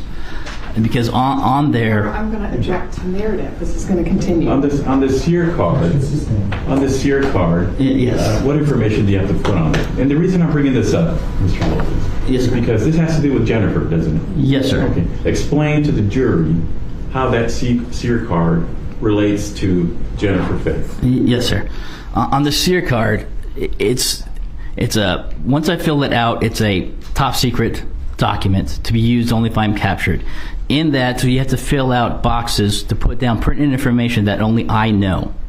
So in the event of my capture, when I get hopefully rescued, the rescue unit can pick out specific questions that only I know to verify that it's me. And so how does it relate to Jennifer herself? So filling out these boxes, it's you gotta remember, it's 2003, it's the beginning of the internet. They want you to use only information that only I would know. And so did you put Jennifer down on that SEER card? Yes, it's not just the name, it's like a block of questions. So you have to put down like events. And so what I used was like, my first a major girlfriend was Jennifer Nichols. We met and we attended the band trip. Basically, I used the band trip for my summer year. So I put down our first kiss was on the Eiffel Tower. I put down that, we traveled and viewed the Matterhorn together. We were in Zermatt, outside of the hotel there. So you put all that information as it related to Jennifer in that card? Yes, sir. Now, see, and then also, I'm sorry. I know you want to say it, but yes, sir. we will be able to ask follow-up questions. I know, so just to make this go smooth. All right. Yes, sir. So you put down Jennifer's name. You put down the memories you have of her. Why did you pick Jennifer and not anybody else? Like I said, you want to use something that only I know. That's also not accessible, hopefully, on the internet. So I couldn't use like anything from my current family, any current friends, anything current where people could look up, even like my close family. If any information that the enemy could get over the internet about me, that they could use against me that way. Well, and then so does that have something to do with the fact that when you are deployed in the military and off in another country, you have one life, and then when you're deployed, when you come back home, you have another life? Does that have something to do with that also? Yes, for me, that's the way I operated. Because also with this, the thing you asked about why I picked Jennifer is also these memories you have to have in case. I'm captured. I could be captured for a long time, could be tortured. These memories have to be something that's ingrained in me that I know when I am rescued, I'm going to answer the question, no matter what I've been through, for how long I've been through. So that's why they have to be very specific and very meaningful to me to make sure that I remember at the time. Now, so you're sent off, and do you go to, what's the first place you go, Iraq? Yes, sir. Well, we actually deployed into Kuwait, and we staged. I was, part of the initial invasion force into Iraq. We invaded in April 2003. As part of your deployment there in an invasion of Iraq, did you end up going to Saddam Hussein's palace? Yes, sir. Well, my team ended up being assigned. Objection, Your Honor, to this line of questioning is relevant. Well, let's get to what's important then. Okay, we'll come back to that eventually. Were you injured in Iraq? Yes, sir. A major injury occurred on my third deployment. And were you injured before that also? Slightly. I was blown. I had IEDs, improvised explosive devices, the road bombs, go off right next to my Humvee a couple of times during the trip to. And that started my concussion injuries. And so, but then when was it that you received your most serious injury? That would have been September 9th, 2005. I was blown up by two truck-borne improvised explosive devices.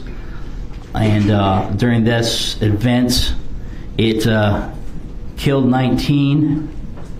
The only 4 of us that survived were the 4 members from my special forces team.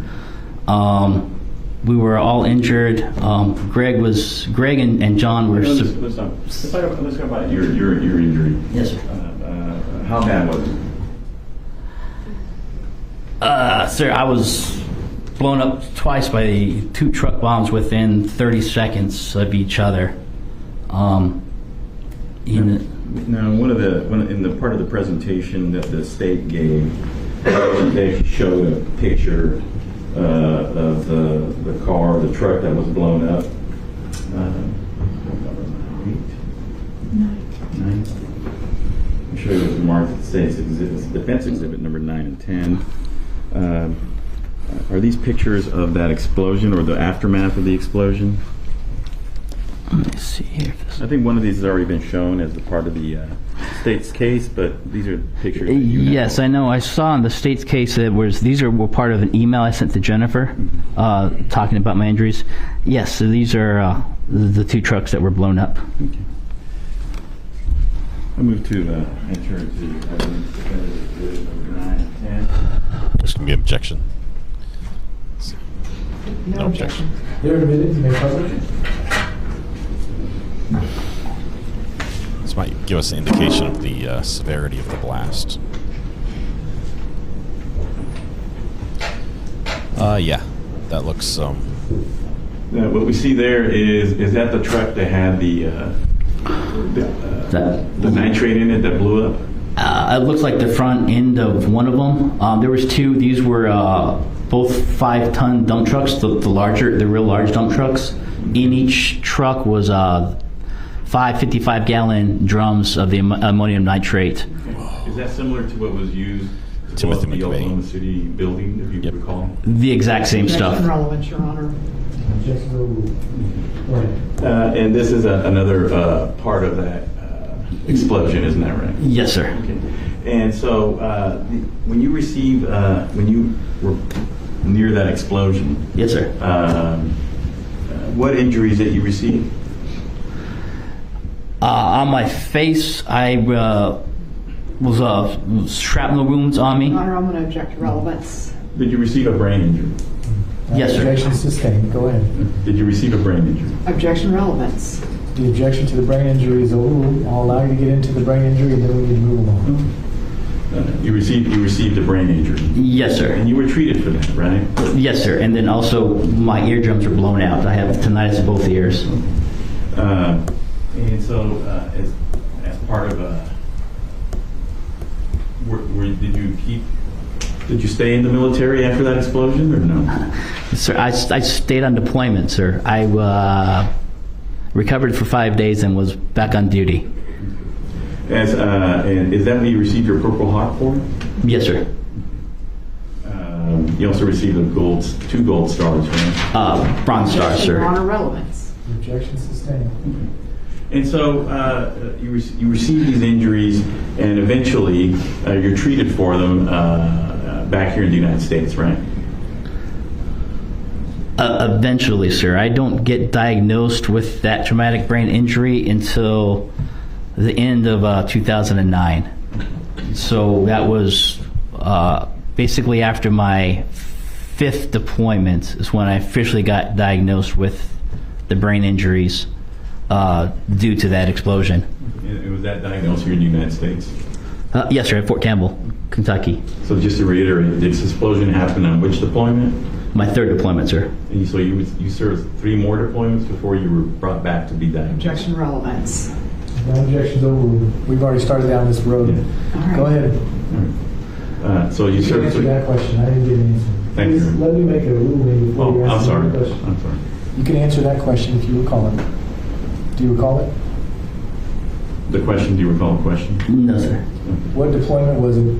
How many deployments did he serve before he was diagnosed with a brain condition? I was after my 5th deployment is when I was diagnosed. Okay. All right.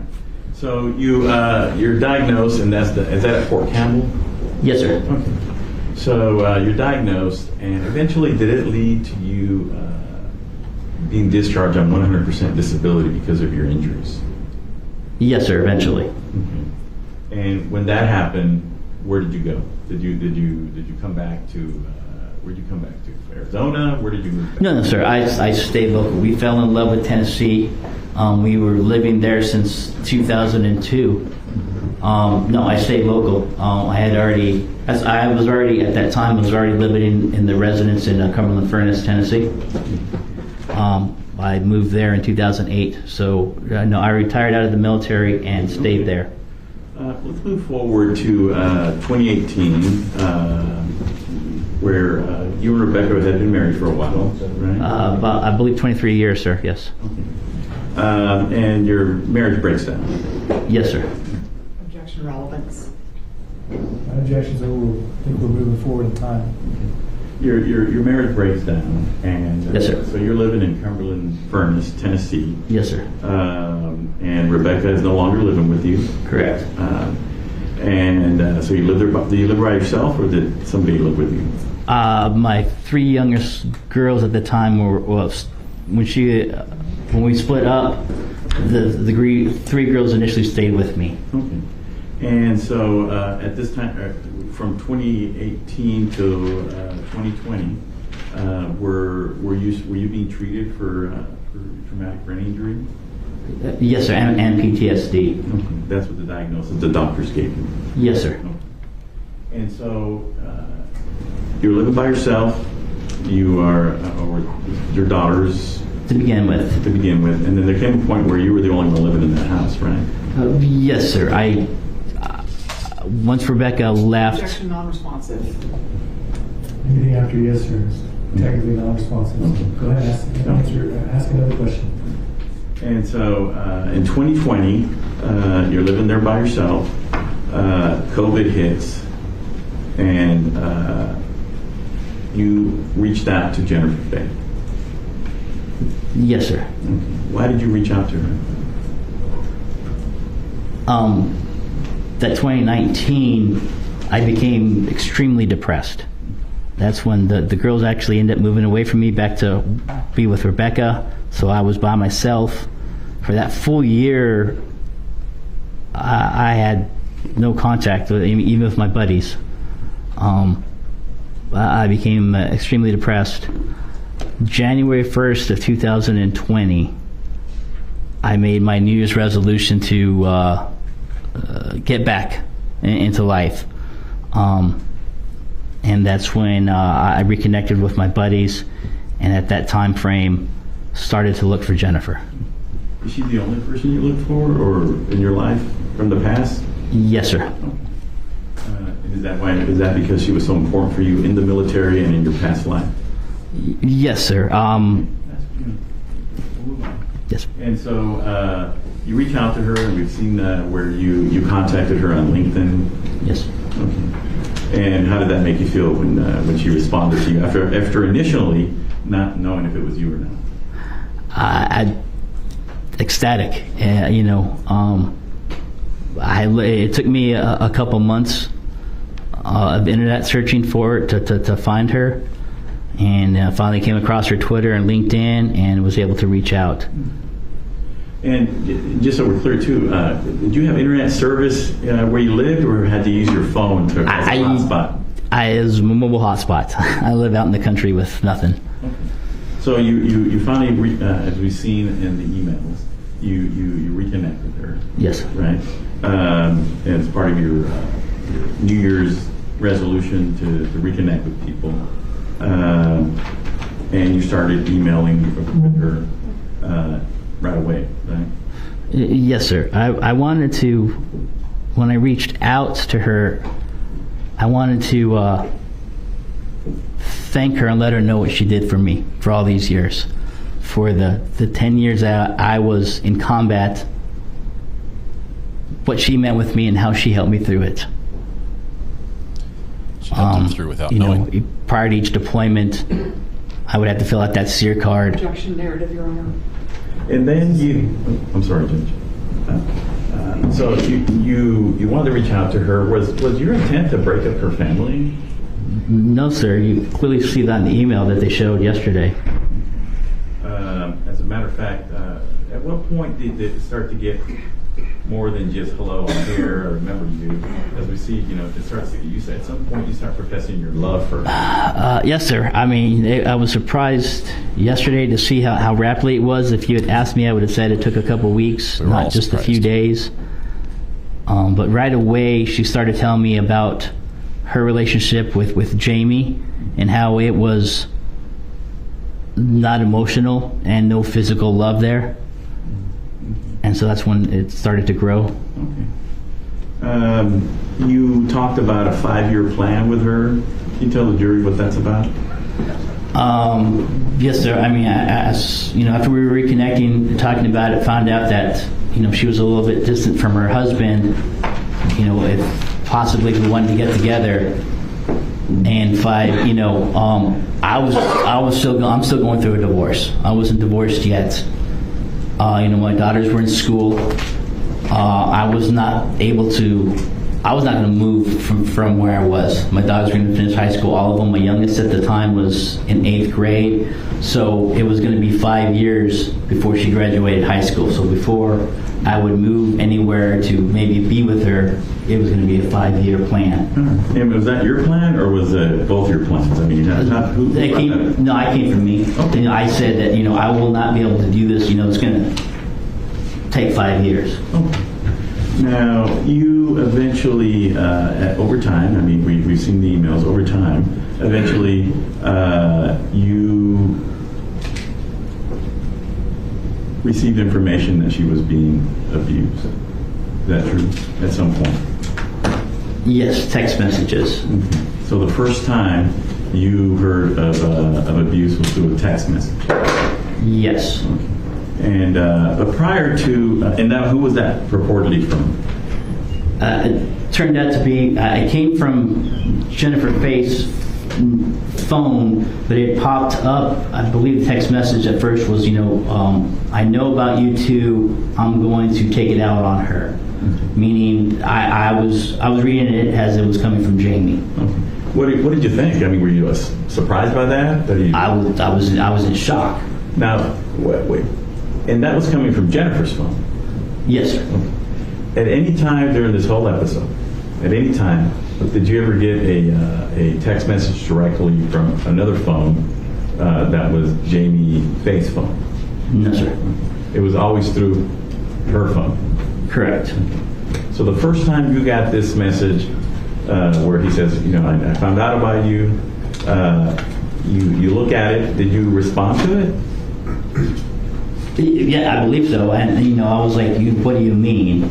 Now, were you kind of confused as far as why, is Jennifer playing a joke on me, or like, why is this coming from her phone? Correct. When it came in there, I was confused on, exactly who was sending it. Okay. So you get this message, what do you do? Like I said, I text back, like, what do you mean? And I believe then is when he said, this is Jamie. I found her phone and I see you two have been texting. And, and he was upset about it. Okay. Now, prior to that message, though, you and Jennifer had talked about him, right? Because she relayed to you that they were, not as close as they used to be, or they weren't intimate as they used to be, correct? Correct. Yeah, she told me that they had not had sexual intercourse in 4 years.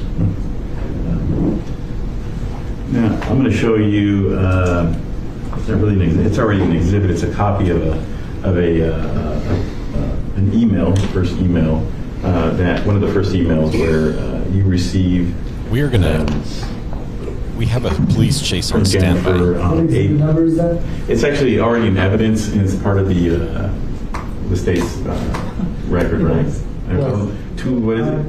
Listen, I appreciate that. It may be, but if I'll mark we're pulling it out, why don't you mark it just so we can be clear on the record what we're talking about? I was trying to save some paper here. Not picture in picture. It's going to be picture over picture and replacement audio. Defense 11. Thank you. Any objection to defense 11? It's already in evidence. It is. No objection. Defense 11 is in there. Now, in Saturday, April 11th.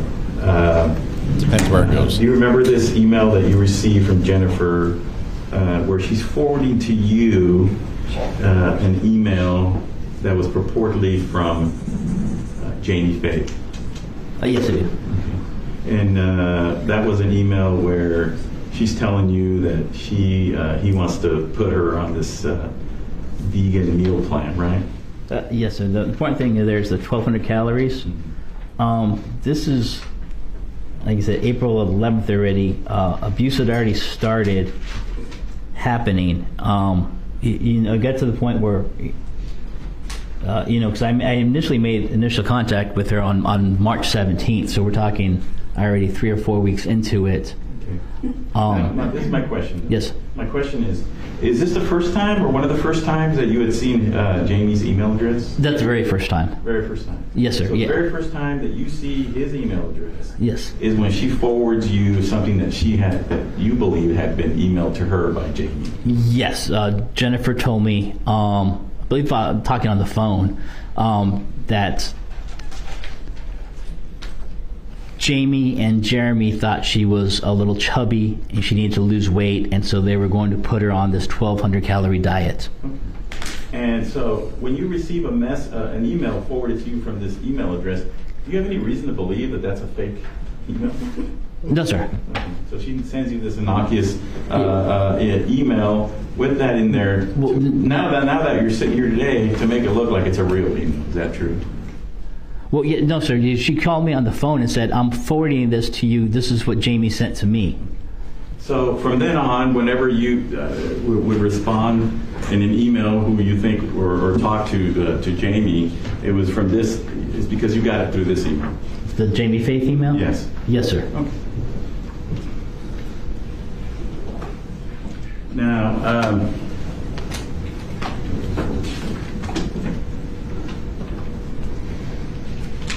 the stories of abuse that Jennifer was relaying to you. We see some emails where she's doing that, right? Was it when she was telling you about the abuse? Was it always through an email? No, mainly through text messages. Okay, through text messages. Text messages, yes. Was she also telling you on the phone? So in other words, all your conversations were not just text messages; they were also speaking on the phone with a voice. Yes, sir. Yes. No, that's why, eventually the text started. I was confused at first, and then, after that first night, she was able to call and let me know that, hey, Jamie starting to take my phone from me and sending you messages. I'm sorry. And so then, yes, over the course of time after the abuse started, when she would be able to call, then I would hear her voice, and she would again relay what had happened, and be crying about it and upset. How did you feel about that? I was in shock. I didn't know what to do. I was upset, and I wanted her to get the authorities involved right away. Let me ask you this. Now, the fact that she was texting, or he was texting you through her phone, eventually did you and her work out a system where you would know it was really her texting you and not him? Yes, sir. What system was that? That's when we used my Special Forces team number, which is 575.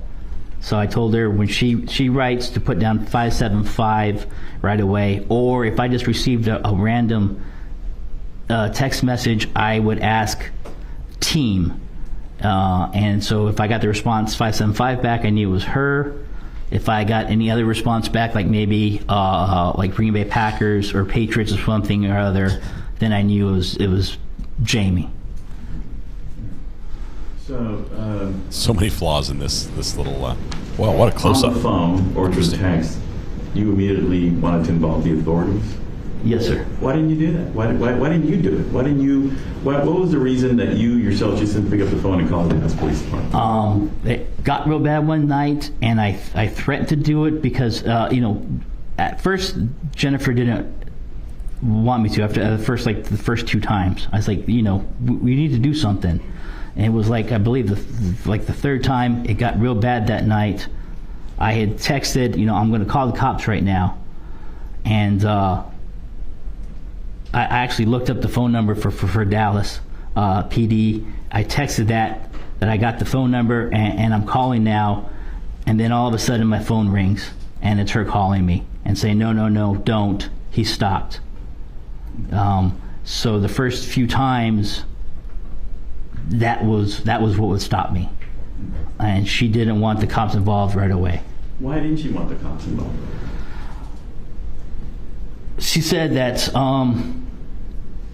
she started blaming it on herself and me by getting together, and she did not want to hurt Amber. Amber was living with them at the time.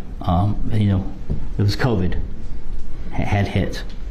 So the reason she didn't want to call the police was because she felt somehow responsible because she was with you, and that maybe yes, that she set it off, that she was doing something against their marriage, and so she was taking it like it was her fault, and then she did not want Amber ever find out what her dad was doing to her mom. So is this around the time that you started sending emails to Jamie in which you were threatening him to call the police or tell him I've called the police? Yes, sir. But you never called the police, even when you said I've just called the police. Correct, because it was building up through the phone calls. Jennifer finally told me, Darrin, if you call the cops, I'm going to deny everything. So don't get them involved. And I really don't want Amber to know anything about this. So she told you she wouldn't cooperate. If the police got there, she'd tell them nothing happened, and then she wouldn't basically like send the police away. Correct. Did she also relay to you that also if the cops came and then she sent them away, that it would go worse for her later? Yes. During the texting prior to this, if I would respond, because Jamie would write out what he was doing to her, if I responded, it would get worse. And she would tell me this on the phone later in time, that if I ever responded to stuff, Jamie would take more out on her. So the reasons you weren't calling the police were because she asked you to not to, because she felt like she was the cause of it, first of all. Yes.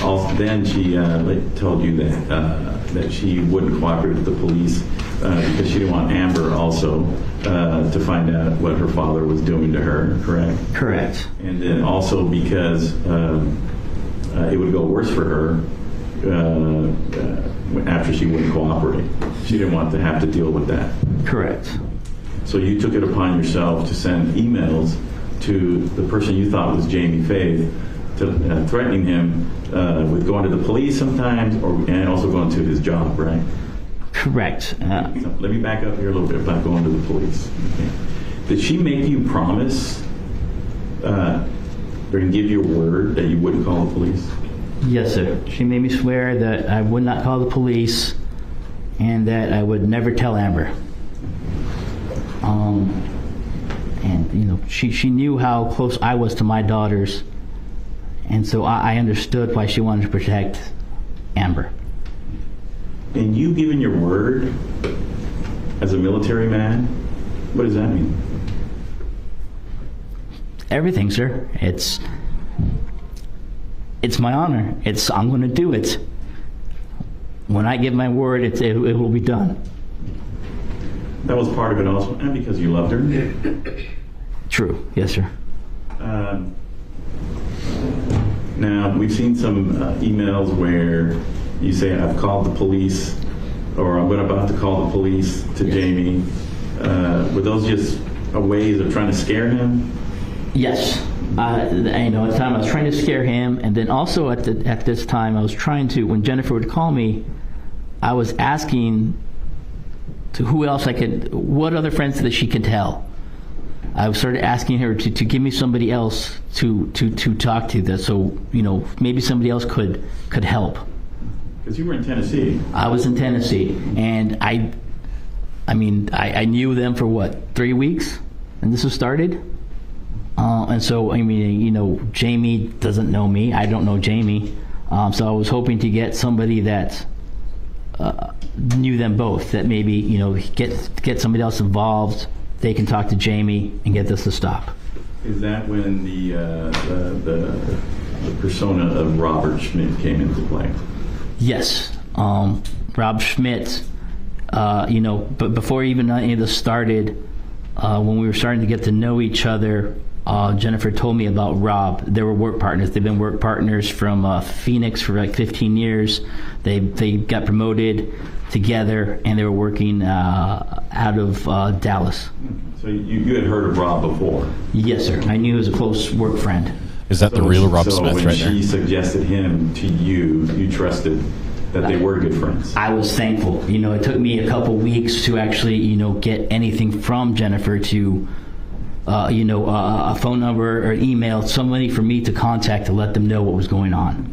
Let me back up a little bit. Did you ever ask for Jamie's number? I don't think I ever asked for Jamie's number directly. Okay. Why is that? I believe from that one email, I got from Jamie.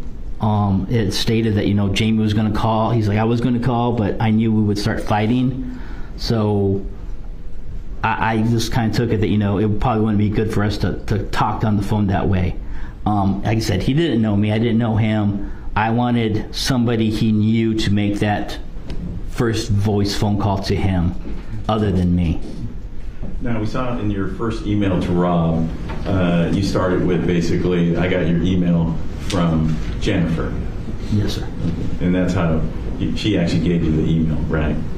Yes, Jennifer finally gave me the email, and I was happy. Like I said, it took me a couple of weeks working on Jennifer, saying, we have to stop this. You don't deserve to be hurt this way. We need to let somebody else know. And were you led to believe by the person that we know now was Jennifer, but back then you didn't know that? No, sir, no idea. Did you come to believe that Rob was actually helping? Yes, I did. I mean, I wrote, you saw the emails yesterday. We went through them, quite a bit of detail, but, even I gave my phone number at first to him with all the information and any suggestions that I had to hopefully, get Rob to act and to respond. And now this Rob person assured you that he was going to talk to Jamie about it, right? Yes. And you believe that he did? Yes, I got that belief from phone calls with Jennifer. Jennifer would tell me about the phone calls between Rob and Jamie. So she was telling me, I was getting the emails from Rob saying, I called Jamie, and then I was getting, voice, talking to Jennifer herself, saying that yes, Rob called. They had this phone call. Or, when I get the emails where Rob said, I'm talking to Jen, Jen would later tell me on the phone, yes, Rob just called, and we talked. Now, in that one email, that first email that you wrote to Rob, at the bottom of the email, you give him your phone number. I do. Did he ever attempt to call you? The person, anybody trying to act at least like Rob? No, sir. Nobody called. It was always email, but I was happy for that. I was getting a response. I thought, it was happening because then, Jennifer would tell me on the phone that, Rob called Jamie. Like after that first time that he said he called, Jamie was really upset about stuff, but the abuse stopped for a couple days. Did you think it now? Of course, now looking back now, knowing what you know, but at the time, did you think it was odd that you were never speaking to Rob on the phone or Jamie? No, honestly, at the time, no. I was just relieved to have a third person involved in Rob. Like I said, I never, after that initial message from Jamie to me saying, he didn't want to talk to me, I never really considered talking to Jamie himself. I would have talked to Rob. I asked for his phone number. Jennifer would never give me his phone number. She would never give me Amber's phone number. I asked for both of those phone numbers. She would never give me either one of those. And that I started out first asking for phone numbers, and when she was negative, then emails. That's why I said she kind of, she would leave me on for a while, and then finally gave me that email to Rob. I was so happy just to speak to somebody else. I took it for being Rob. And the reason you were relieved because you truly thought she was being abused. Yes, sir. Yes. I mean, not only the text messages, but again, from her voice herself, telling me on the phone what had happened. And at some point, there came another character into her emails to you or messages, Jeremy. Yes, sir. What did you think about Jeremy? I thought he was a bastard. The way I got introduced to him was on a Friday night, him showing up at 1 a.m. with Jamie and Jeremy taking Jennifer back to Jeremy's place to abuse her.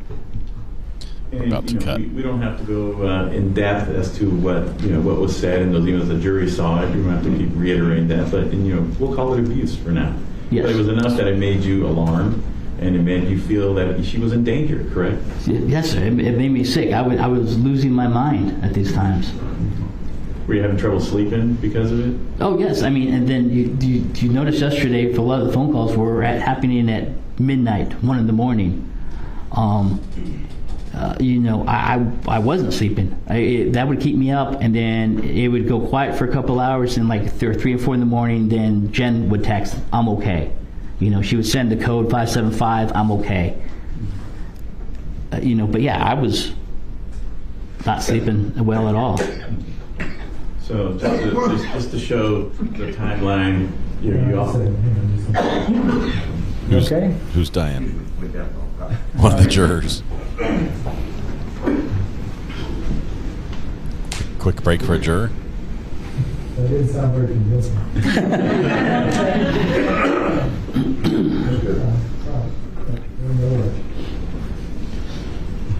How you doing, Ms. Simmons? We'll go for about 15 more minutes, okay? Thank you. And then we'll take a break. You all right? Yes, sir. Okay, very good. You may proceed whenever you're ready. So just to follow along the timeline, you all reconnect in March of 2020, a few weeks, maybe 3 weeks after you reconnect, you start receiving information through text messages that you believe are Jamie, that abuse is happening to Jennifer, right? Yes. And then that goes on for a while until you act like, or not act, but you threaten to go to the police, and Jennifer also introduces Rob, right? Yes, sir. And then when she introduces Rob, you believe it helped, and that you... Your Honor, I'm going to object to leading at this point with this line of questioning. Sustained. There's been leading this entire trial long, and that's the first objection. That Rob being introduced and him getting involved helped the situation and lessened any type of abuse that might have happened to her. Yes, initially at first. It did, because that's what she, I heard on the phone, and then even in the emails I saw yesterday that even Rob told me. He had talked to Jamie, and initially for that first 3 or 4 days, it stopped. When it started happening again, yes, was it Jennifer who told you it started happening again, or was it Rob telling you that it happened again? No, it was text messages from Jamie. Jamie. Yes, again, that basically the pattern of the abuse then what started was on the weekends. Jeremy would show up about midnight to 1 in the morning on Friday. They would take Jennifer away, him and Jamie. They would leave usually for the weekend and be gone until usually Sunday morning.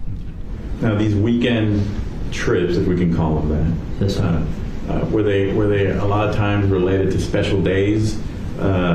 Days that meant something to Jamie, some of them? When it first started out, just every weekend, the weekends that it got bad were special days. When we saw the emails yesterday about the wedding one, that was, I believe, was their wedding anniversary. So that was a very bad day. That's the one, I believe, where I had emailed out to Rob, where she needed to recover for a week, and at that point, Jennifer even told me on the phone that, Jamie called Rob to cover for work that week, because we're COVID, so they're doing a lot of Zoom stuff. And so Jennifer told me that Jamie actually called Rob and said, hey, Jennifer can't come to work, can you help cover for her this week? She's sick. And that's when, I had wrote that in my email to Rob. Was there also a birthday of Jamie's that, or am I incorrect in that? No, yeah, that was another bad day. That I believe that one was in May. Was his birthday? For special days for him. After that, I didn't know any of these dates leading up to it. So it wasn't until after the events happened, then I started to put the pattern together. It was the wedding anniversary was a really bad day. His special wedding, birthday gift was a really bad day. So yes. You saw that pattern out, but she would mention to you that it was his birthday, or she would mention to you that it was like an anniversary when it happened, right? Yes. At the time. Yes. So Jeremy gets involved, and he's part of this gang, I guess, right? That you believe that, right? You believe this. Yes, sir. Because Jennifer was telling me this. From my understanding, what Jennifer told me then too was Jeremy was into this kind of stuff from years ago in Phoenix. He would do this kind of thing, essentially with adults. And, that's why he kind of led, I saw it as Jeremy kind of leading the way through these multiple gang rapes. Now, a lot of times in emails or text, or especially in emails sometimes, you use the term something was sent to you, or you sent something. Was that always through email, or could you also send things through text and stuff be sent to you through text? The majority of it was just through text. Okay. The majority of the stuff was sending through text messages. So sometimes in those emails when it says so-and-so sent me something, it didn't mean that it was necessarily through an email. No, sir. Actually, most of the time it was through a text. Yes, sir.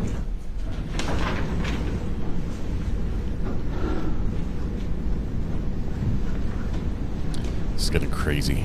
This really is getting So bizarre. this all March. We're in March, April, May, and then June. Was the abuse still going on in June? From what you knew?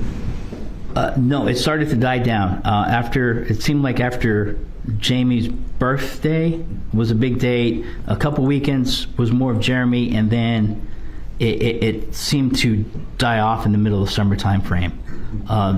Jeremy wasn't coming around every weekend anymore at the time frame. So it seemed like it was a pause, and it got better. But in those weekends and before there, you saw the emails. Yesterday, that's when Rob was really involved. He was calling Jamie. He had set up where he was going to maybe possibly come down to Dallas to stay for a week and stuff. So, it got better. So I thought it was like maybe finally Jamie got it out of the system. When did it start up again? If you, I'm trying to remember all these days, but how do you remember it starting back up again? When Jeremy showed back up, I think it was July some time frame. We saw the email yesterday when I was freaking out to Rob. Jeremy's back. So we had those good weeks in there where it was not much, and then I flipped out because Jeremy was back in the picture and started taking it away from the house again. Just to let you know what's coming up if we need to splice. Would it be August 16th? You're saying it's July. Is it possible it was August 16th? Yes, sir. I mean, I was going off of trying to yesterday. I mean, my memory isn't the greatest. Go ahead. No, I'm saying, I'm sorry, my memory isn't the greatest. It was in the summer? Yes, sir. Okay. Was this around the time that she went to Las Vegas with Jamie? I believe Vegas was in September. Okay. It's crazy when they went to Vegas. Okay. So in August, Jeremy came back in the picture, and you believe that there was more abuse again? Yes, I mean that I was getting more text messages, from Jamie on Jen's phone. That's when he sent me some more of those emails, and I believe that's when those pics that he sent of actually, all the bruising and marks that he was putting on her. We'll talk about those pictures a little bit later. Yes, sir. Eventually, you came to find out that they were old pictures, right? Well, not until, what was it, October of 2021? Yeah, but eventually you found out. But at this point, you think they're real? They are, yes, sir. Okay. Actually, some of the pictures were real, injuries that she had, correct? Yes, I came to find out that they were old automobile accidents that she had years prior. But yeah, those pictures were real. And those were really her in the picture with those bruises, just not... She didn't receive them the way she told me she was receiving them. Matter of fact, you found out that one of the pictures of the lip cut was a stock photo from Google. Yes, sir. I'm the one that had to show you that. Isn't that true? Yes, sir. So in August it starts up again, right? The abuse. Yes. And then does it go all the way through September, or does it die down for a little bit? No, once Jeremy came back into that picture, it stayed pretty constant. He was there. Jeremy was involved until till they took off from Vegas. When they came back from Vegas, it was just Jamie by himself, but he was doing more to her personally. That's when it started to get worse. And at this time, is this around the time that you weren't able to contact Rob anymore? Or when did that stop happening? Do you recall? I don't recall. I mean, I know eventually it's like his email died off. So yes. As a matter of fact, it was reflected in some of the emails to Jennifer that, hey, you know, I've been trying to get a hold of Rob, and I haven't heard anything back. Correct. So maybe Jennifer forgot the password to Rob's email. September, again, the arc of abuse is starting to go up again. Yes. And you're learning that the abuse is starting to happen more often. Yes. When, around this time, when did you first hear or find out or were told that Jamie had snapped and that he had cut her hair? She told me that it had happened. It was after Vegas when they came back.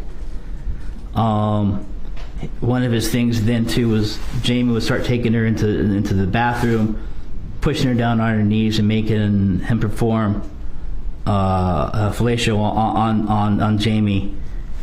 He started threatening her with scissors to cut her hair, and eventually he ended up cutting it.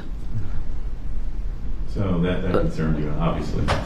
Yes, I mean, even in the emails we did, Jennifer and I, you know, her hair is special to me. I would brush her hair. I learned she taught me how to braid, you know, way back when we were dating. You know, skills that, you know, I had 5 daughters. It carried on. So when I would braid my daughter's hair, you know, again, too, I would think of Jennifer. But so her hair was kind of important to me. So yeah, him cutting it was hurtful to me. And did Jennifer know this, that was important to you? Oh yes, I even in my emails that I sent her, I even describe how, you know, I learned how to braid from her, and I braided my daughter's hair. You know, she taught me how to French braid. You know, that's what the girls use for soccer and softball. Not only did I do my girls' hair, but, you know, some of their teammates. So then, does she tell you this or text you this? I can't remember.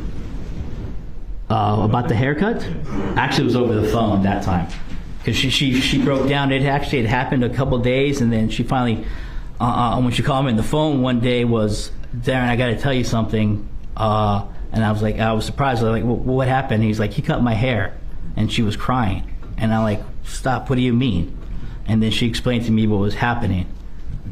And then it escalated past just cutting hair, right? Yeah, the next big thing then too was then he took her from doing fellatio in the back. Oh wow! Breaking news: we have a police chase here that we're going to jump into. Yeah. Clearly, it's live, as you can see from the position of the sun. I don't even know where this police chase is. 2 days ago, I have no idea where. Background music. We could. I might need Amber to help us with the audio here. I was a little slow. It just kept going. I thought they would skip over it and it would be past, but I think we've got a Corvette actually in this chase during this. I just thought I pressed something. Yeah, a couple of you dial it down just a little bit. Here's Amber. Here's our court watcher. Amber, how's it going? I'm good. How are you? Good. Are you ahead of us or behind us as far as in time? It's hard to tell when I don't have your screen. I'll give you a side by side so you can see. He's just in a meeting. He's probably gonna go flat here shortly. Love the police chase though. Just one channel of audio, but we'll crank it up just a tiny bit. 2115 to 55. Ooh, almost a pit. Pulls alongside him.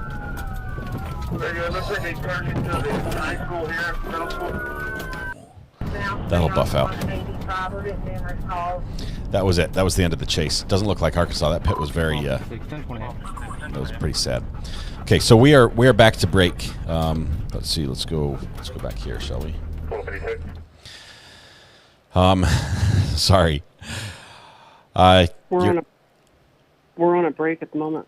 Yeah, the court feed's a little ahead. We might have to pause my feed just to have a little buffer in case this goes off the rails again. Like I said before, I thought the defense is going to try to still steer away from the details, the salacious details, because that does also make their client look bad.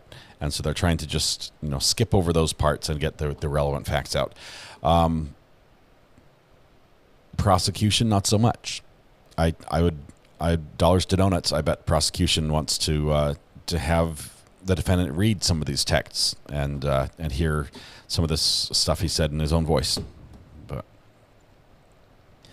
right. Well, we are on a break at the moment, so yeah. The break is the afternoon break because the judge needs it. He didn't really get a break from lunch. Not much of one anyway. I was trying to hear if he said I had to kind of turn up the volume a little bit more because I couldn't tell if he said a time or how long. I know he said they'd go for like 15 more minutes and then take a break. I think the jury got a lunch, but nobody else will today. Yeah. It was interesting, his body language, when they stopped the testimony and the judge said they were going to take the break. I mean, his body language was really interesting. I don't know if you have a way of going back.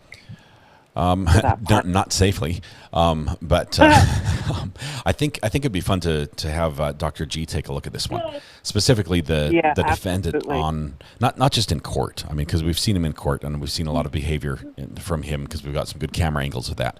But as he's on the stand testifying, it's I think he'll be able to draw quite a few conclusions or highlight a couple actions that might be indicative of a certain type of behavior.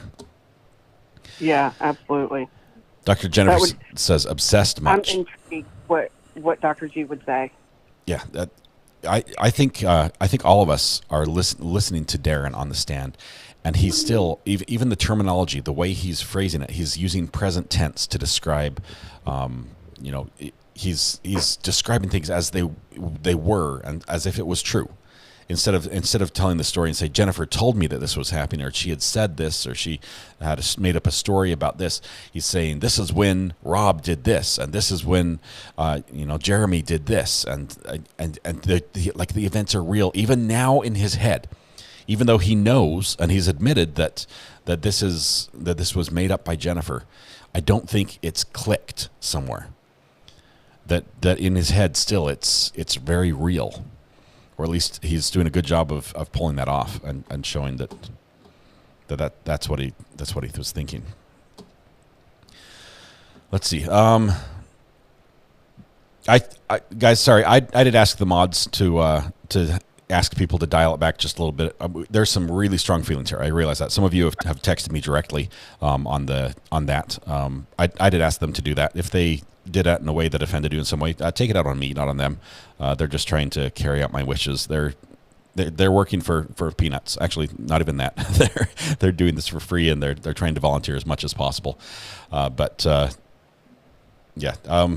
we're just trying to dial back the dialogue a little bit, just to tone it down a little bit. I realize this is almost I've seen this type of frustration at somebody before, and it's like in a stolen valor type case, and you've also got a military, the military connection there, where somebody is claiming something military wise that they don't have a right to claim.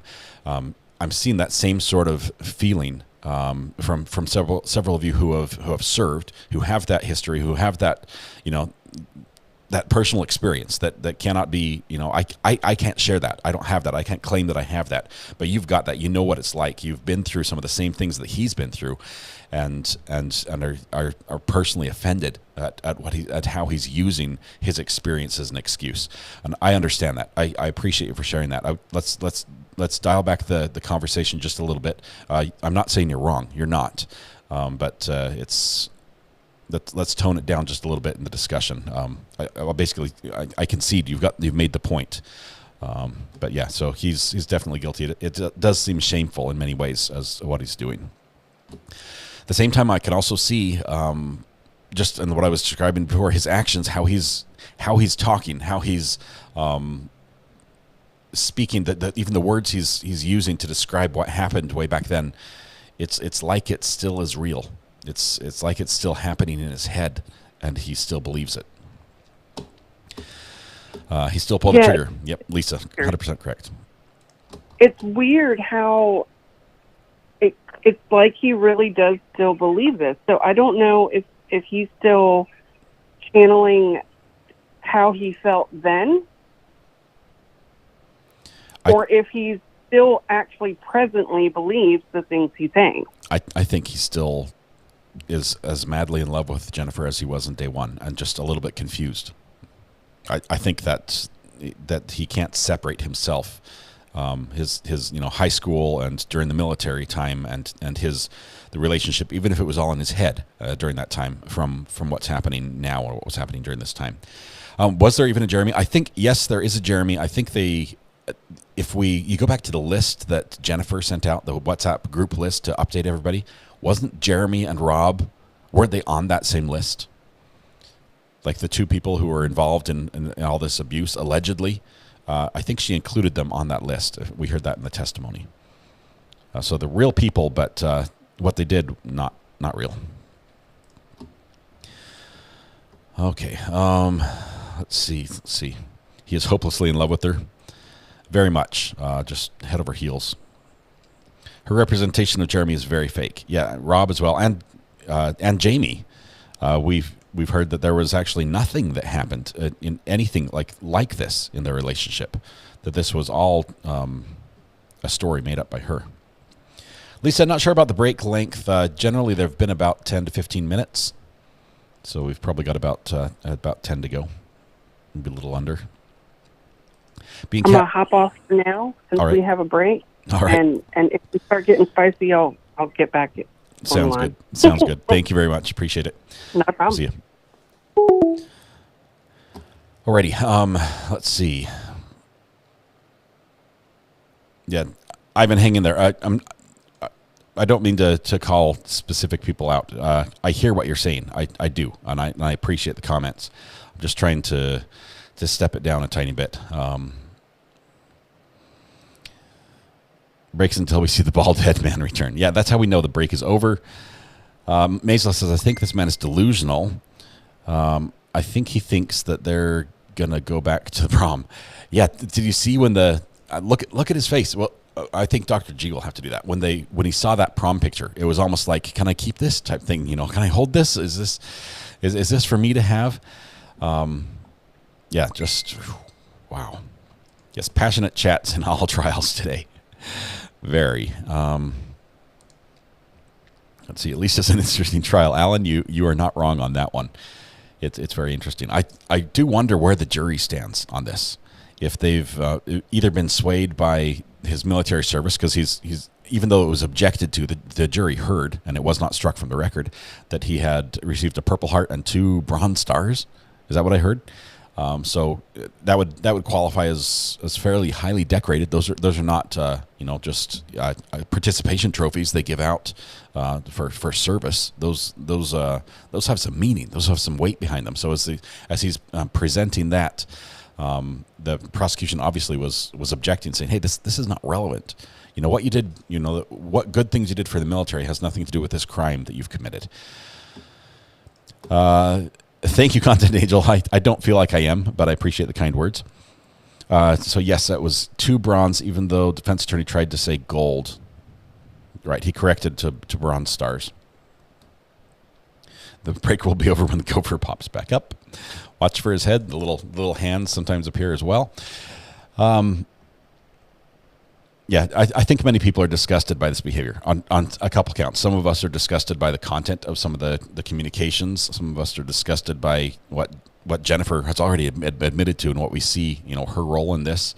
Obviously, disgust as to the presenting himself as a war hero sort of thing, which I believe in many instances he is, but he can't play that card as this defense. I think he can't have it both ways and say, look at how good I am, thus I'm not guilty.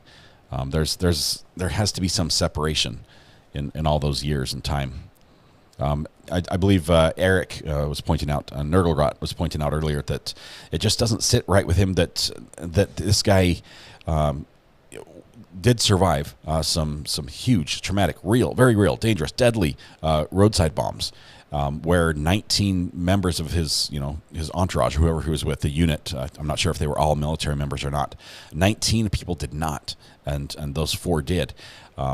And that's part of what he was awarded for. But then he went on to serve several more tours, and then got his what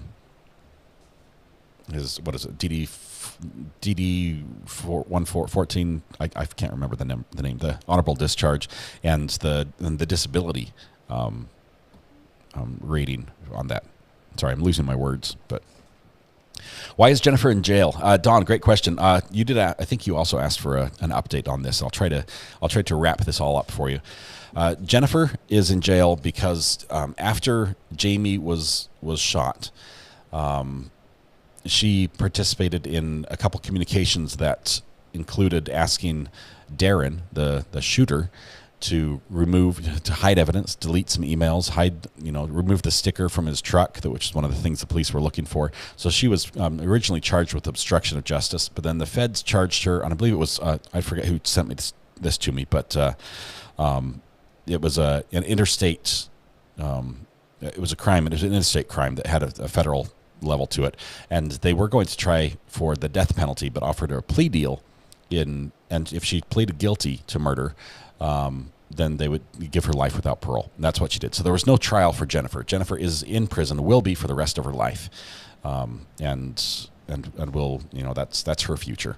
But now the state of Texas is going after Darrin, and realize this is the state trial. Jennifer is in a federal prison, but this is a state trial. If Darrin for some reason is found not guilty here, he still could face federal charges that have virtually the same penalty. So that's coming up as well. So he's not going to go scot-free anytime soon. Words is hard. It is, DMB. Thank you very much. It sounds like Jennifer just had major issues. Major issues. And I have to say, it does also sound like she saw a mark on Darrin and said, this is somebody I can use. This will play perfectly with what I want to accomplish. Whether it was just a fantasy, or I like controlling people and getting them angry and instigating interaction that way. I don't know how it began, or if she had this planned out a long time. It may have developed over time. It probably began as something completely different from how it ended up.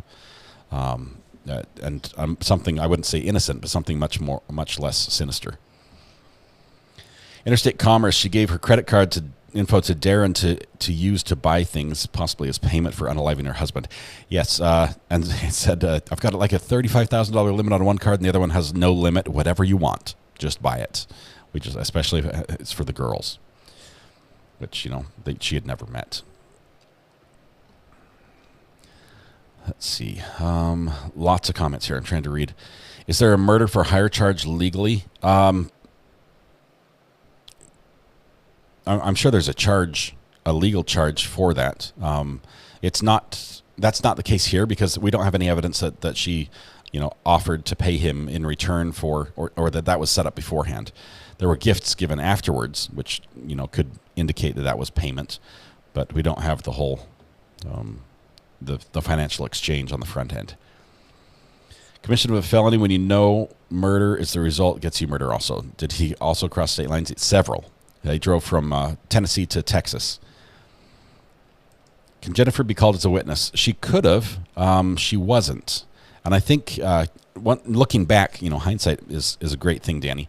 But looking back, look at all the times the state has objected to any information about Jennifer being brought up in the trial.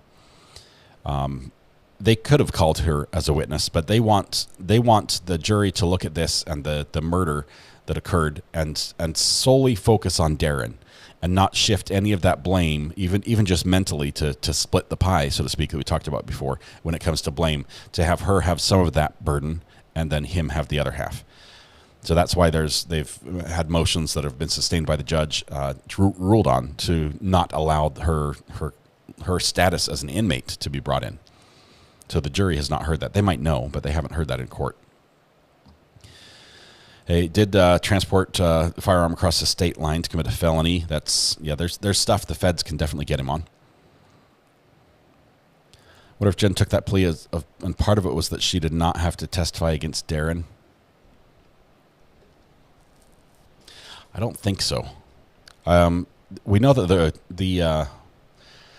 the plea it actually began early today. The defense took Jennifer's plea and tried to admit that in evidence. First thing right after the state rested, basically, and the judge would not allow it as evidence, but it is admitted into the record for record-keeping purposes, which means the jury will not get to see that. The judge ruled that it's not admissible, it's not relevant, but it would be interesting to see what that agreement was, the full scope of that once this is all over. I think it'll be available. Cindy says, I wanted to call in to give my take on catfish thing, but I don't know if it's useful at all. I also really don't like talking about it. Cindy, I don't want you to, Judge is popping back up. I don't want you to have to talk about something, that would put you in a bad place mentally, or don't feel necessary. I will say you've provided a great deal of information from your personal experience that has helped us understand the situation and how this could go about, especially for Darrin's perspective as the target in basically a catfishing attempt with from a known person.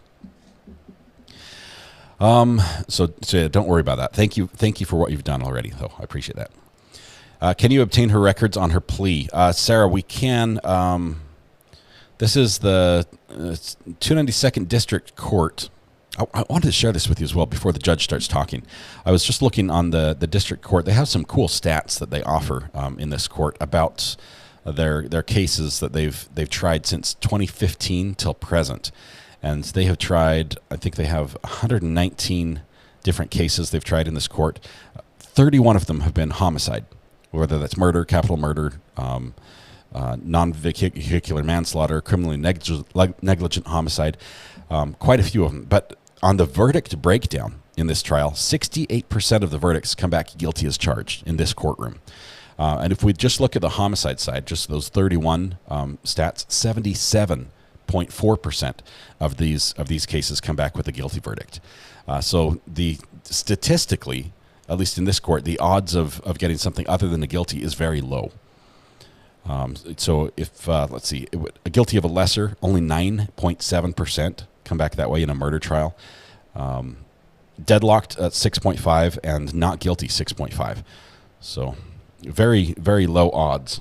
Let's see, we've got the courtroom back. Let's see how this starts out. We might have to, I don't have another court chase or card chase lined up, so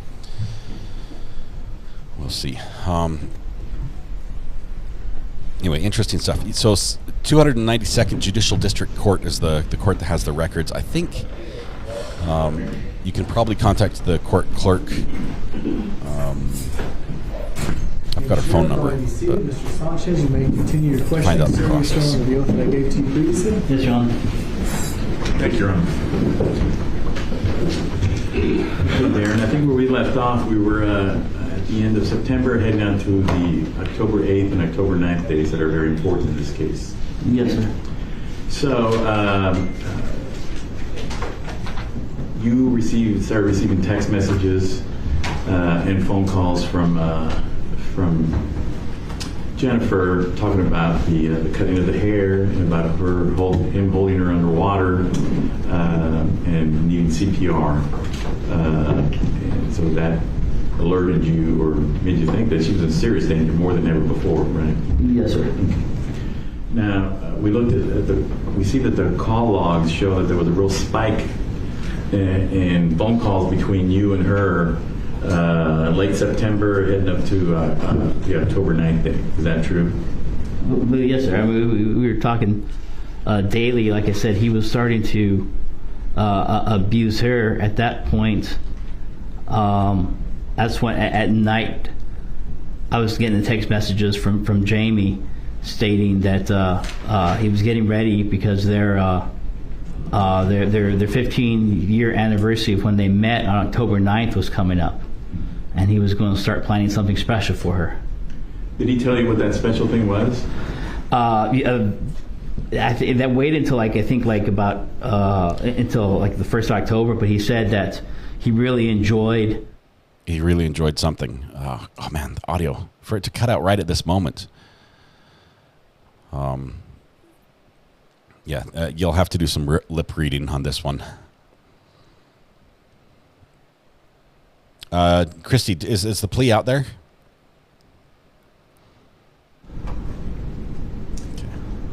And did Jennifer know this too? Or, I mean, you talked about it with her after he texted you, obviously. Yes.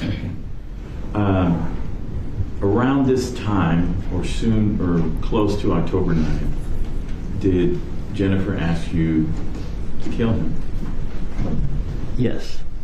She said. Do you remember when that was? Do you see the body language? Exact date? Yes. Not the exact date. I would probably have to say October 1st or 2nd. She had talked on the phone. Well, it would have been that weekend, because he wasn't taking her anywhere on the weekends anymore. But he would go out. Jamie and Amber would go out shopping during the day, and so she was totally by herself. So she would call at that time, and we could talk, freely. And she got to the point where she said that it's enough is enough. I can't do this anymore. She was talking about her having a way to poison him, so she would end it. And how did you respond to that? I was shocked again. Brought up that we could go to the police again. Again, she brought up Amber. She didn't want any of that stuff involved, where if Jamie can just disappear out of the picture, that would solve everything. And did she relate this to you because she was afraid she might die from this 7-person... Yes, I think she finally got to the point, with me telling her, what the text, I would then, relate to her, on the phone. It's like, yeah, this is what Jamie's been sending me, that, that Friday is something special he's planning on, and she was like, I can't go through another weekend like this. So with her telling you this and you receiving these text messages from who you thought was Jamie, did you feel she was in danger that day? Yes, mortal danger. And so, at this point, again, she didn't want to call the police again, even though she was in fear for her life? In fear for her life, yes. Every time, and this is where she used my honor and my love for my girls, because I would want to protect them the most I can. Jennifer didn't want Amber to know anything about this. She didn't want any of this to come out in a bad way.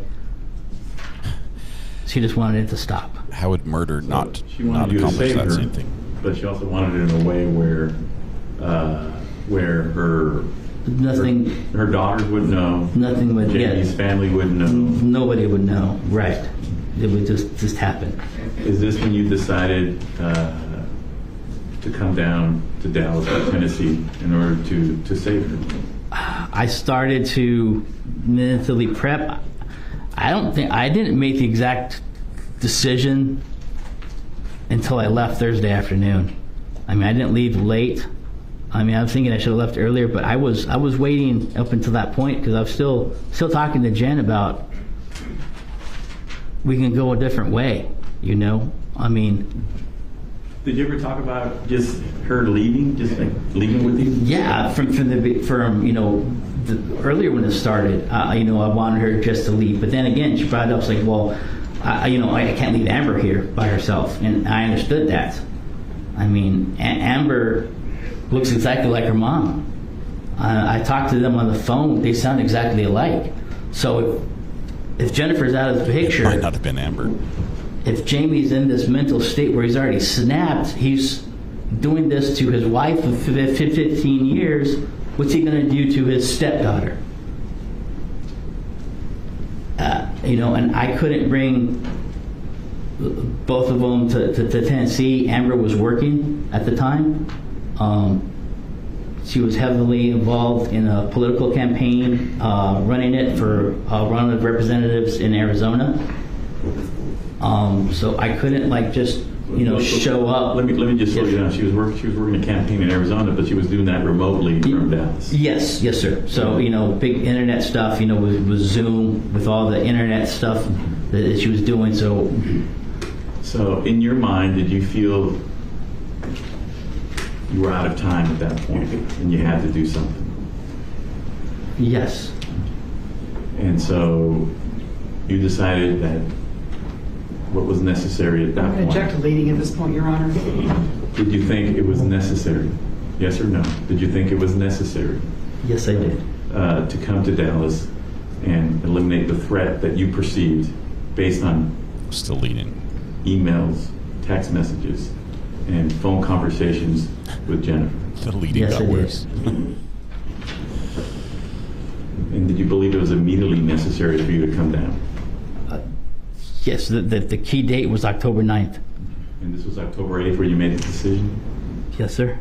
And so when you woke up, what day did you start driving to Dallas?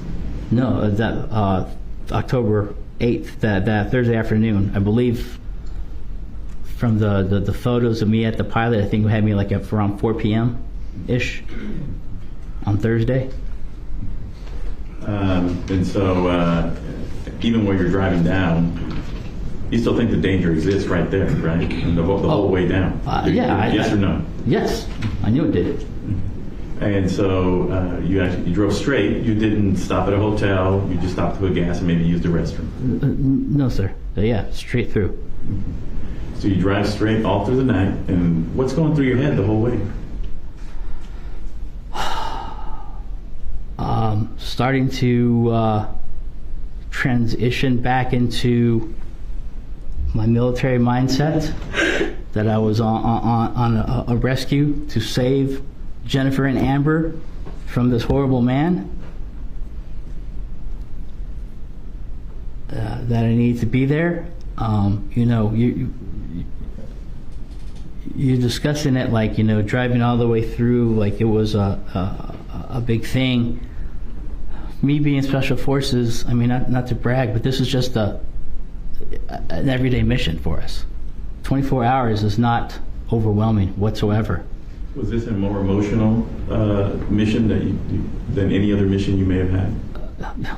The most I've ever had, and it really, on that drive, it started building as I got closer, especially when I hit the Texas state line, passing through Texarkana, getting closer to Dallas.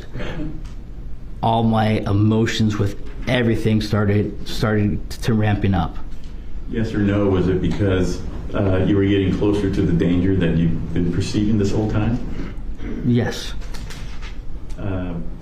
So you get to Dallas. Now, we've seen evidence that you turned off your phone. Yes, I did. Why'd you do that? Again, we were trying to make it where nobody would find out the truth about anything. Where Jamie could be out of the picture. He could have a funeral. Well, everybody mourn him for the man he was, can remember him who the man he was, not the broken man with COVID and the stresses and everything happened to him. That sure makes him look like he has tiny hands.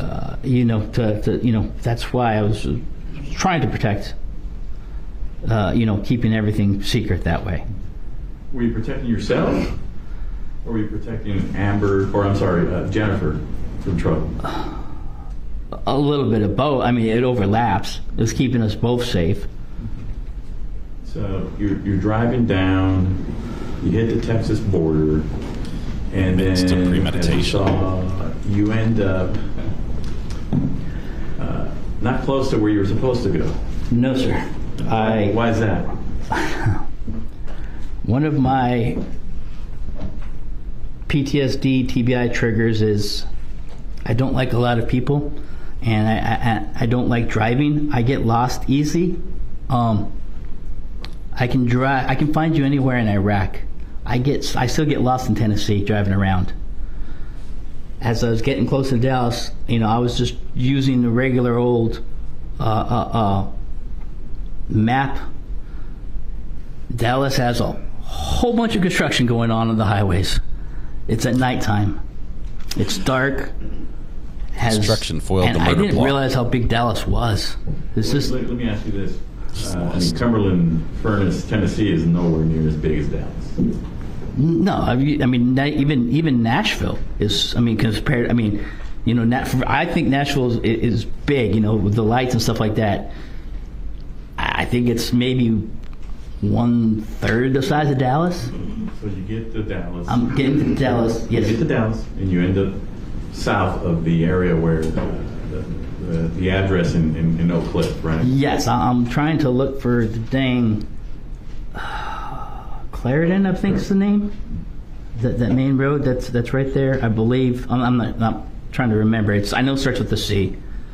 I'm on, I believe that's 135 going south. He's using a paper map. I'm trying to He's look got for his phone turned Clarendon. off. There's a whole bunch of construction.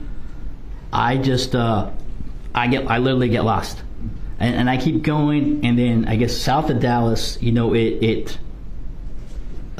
of a sudden it seems like the city kind of dies off. It becomes, the lights down, and then that's when I knew. I look around and I'm lost. So, do you end up pulling over at some point? I did right then. Slow you down. Yes, sir. I know you want to say it. Well, I'm sorry. It's again part of. That's all right. So let's. So you stop yourself and you try to get your bearings. I pull off to the side of the off to the highway. There's a parking area. I pull into. I feel myself getting into my PTSD spiral. All these emotions. Now, you use that term, PTSD spiral. Yes, sir. I mean, that's what doctors have told you happens to you when you get high stress and things like that. Yes, right? I've been through. And this is something that it's not like self-diagnosis. This is what doctors have told you. I went through PTSD programs through the military and through the VA. All right. Well, let me slow you down. So you pull over all day, yes, and you try to gather yourself. Is that when you turn on your iPad? Well, not yet. I'm pulling over. I stop. I feel all these emotions coming on. I knew I'm lost. What am I going to do? She's going to be attacked within hours. I sit there thinking, the only way I'm going to be able to find her place is if I turn on my iPad. It's my Galaxy Samsung actually. Turn on my Google Maps. That's the only way I'm going to be able to get back on there. But I know as soon as I hit that button, I'm leaving a digital trail.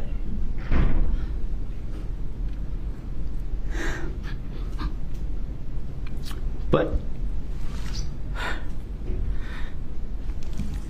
all the emotions of everybody that I've lost, starting with my team sergeant's kids, Ethan. Fiction narrative at this point, Your Honor.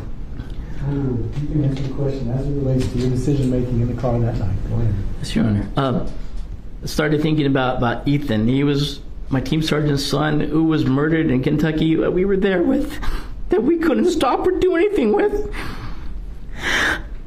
My granddaughter, Skylie. She died when I was in Iraq. She drowned. Thinking about it, I was talking to my daughter Summer about it and saying, Dad, why aren't you here to save Skylie? My best friend, Dawn, committed suicide. I couldn't stop it. I was thinking about these things. Stuff that I couldn't do, I couldn't stop.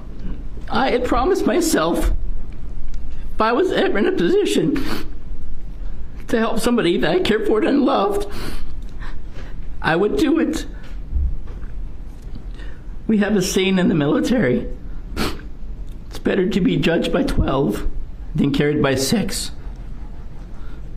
Meaning, there are sometimes actions we're going to have to take. Objection narrative, Your Honor. Objection sustained.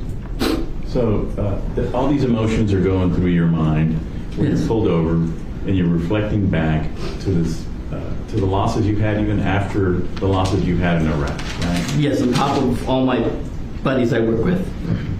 And one of them was your granddaughter who died while you were in Iraq. Is that Yes, correct? sir. And you couldn't be here to save her in any way, if you could have, correct? No. And so Ethan was He's my team sergeant's son. Around the dogs. This was back in 2008, of October 2008.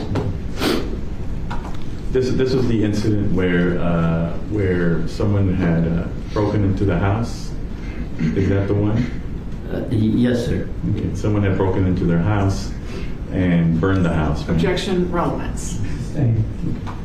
But you were thinking about the loss of your best friend, Ethan, granddaughter. All these emotions are coming over you at that time, and did you feel that you weren't going to lose another person that you loved? I couldn't, and she asked me, and before I left, one of the last messages, one of the last phone calls, I think that's even on the record that we had that Thursday. I told her she was not going to go through another bad weekend ever again. I promised her. So I knew as soon as I hit that on button, most likely I was going to be caught. But it was, what did I live with? Was I going to go back to Tennessee, not doing anything, and realize that Jennifer is dead because she was drowned, or she's in a coma? And what would happen to Amber?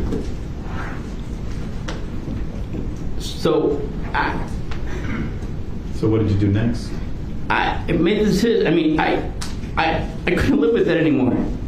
Not to fail somebody else that I cared for.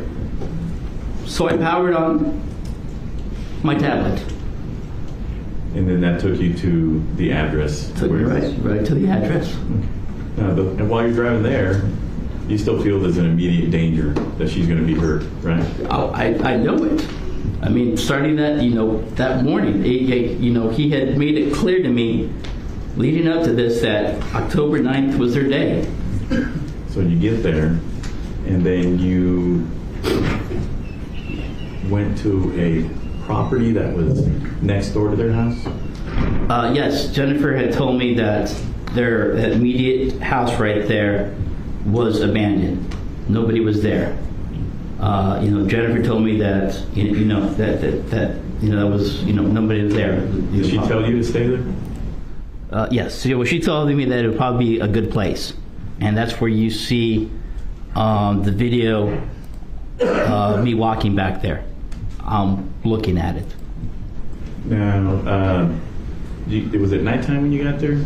I believe on that video camera it was like 2 in the morning or so-ish. So it was nighttime. Yeah, it was totally dark. Okay. So you get there, you're watching the house, right? Yes, sir. Okay. Are you listening also? Oh yeah, I'm right there. You saw on that video there was that the wall fence right there next to their house. That's where I set up right along that wall. I'm as close to their house as possible. I know the question might be, well, if you really felt she was in danger, why didn't you just bust into the house? We get trained like the ATF does. The agents, they do their recon. ATF knew that my daughters were home. They didn't want to do anything to me with them home because, my daughters could be hurt. Amber was home. He wasn't thinking that at this time. If I did anything, busting into the house, I could not control the situation. Amber could be hurt. Jennifer could be hurt. They had their dog Maggie that they loved. It was a bad situation. And coming down there was not going to be any collateral damage. Nobody else was going to get hurt. I was going to do everything to make sure that did not happen. So, but at this time, do you still think the danger is there? Oh, I know it is. I mean, like I said, it's key. The key time is October 9th, and the dog walks. And and talking, from the emails from Rob. Let me hold you back. Yeah. I know you want to keep talking. No, I'm sorry. I have to ask you a question for it to understand. Do it the right way. Okay. So, Jennifer had also told you not only that this was that he was going to hurt her in the way that she described to you, but she had also told you in the past that he would also hurt her on walks. On the walks, yes, sir. How would he? Do you know which? Wait. Oh, sorry. How would he hurt her on walks? That's when she would get the burns. We got that. I got the email from Rob, and then talking to Jennifer on the phone, she had told me about. He started to, sometimes would abuse her on the walks, and then she told me about the burns, and so then I put the two together. So, you're outside the house. Daylight comes, and do you hear the door open? Yes. And what do you see? I hear Jennifer talking. I hear her voice. I think we saw that on the Ring video, and she's coming walking out. I hear him coming, and first into my view as they're crossing the property right on the sidewalk it was Maggie. She's leading the way. Jennifer's holding her leash. Jennifer passes, and then here comes Jamie.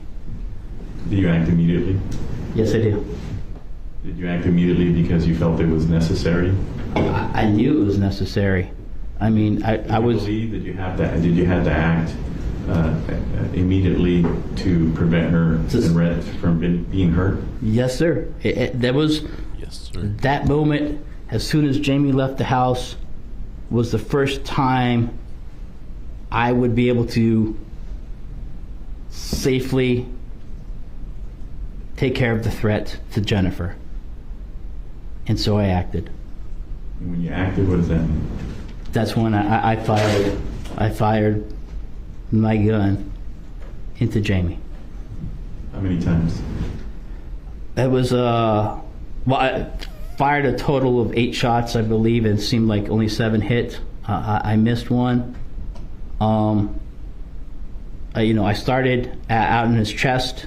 I saw, from the autopsy report, you see the one in his upper right chest as he was walking. So then you see from also the autopsy report then, so it's, that gets hit.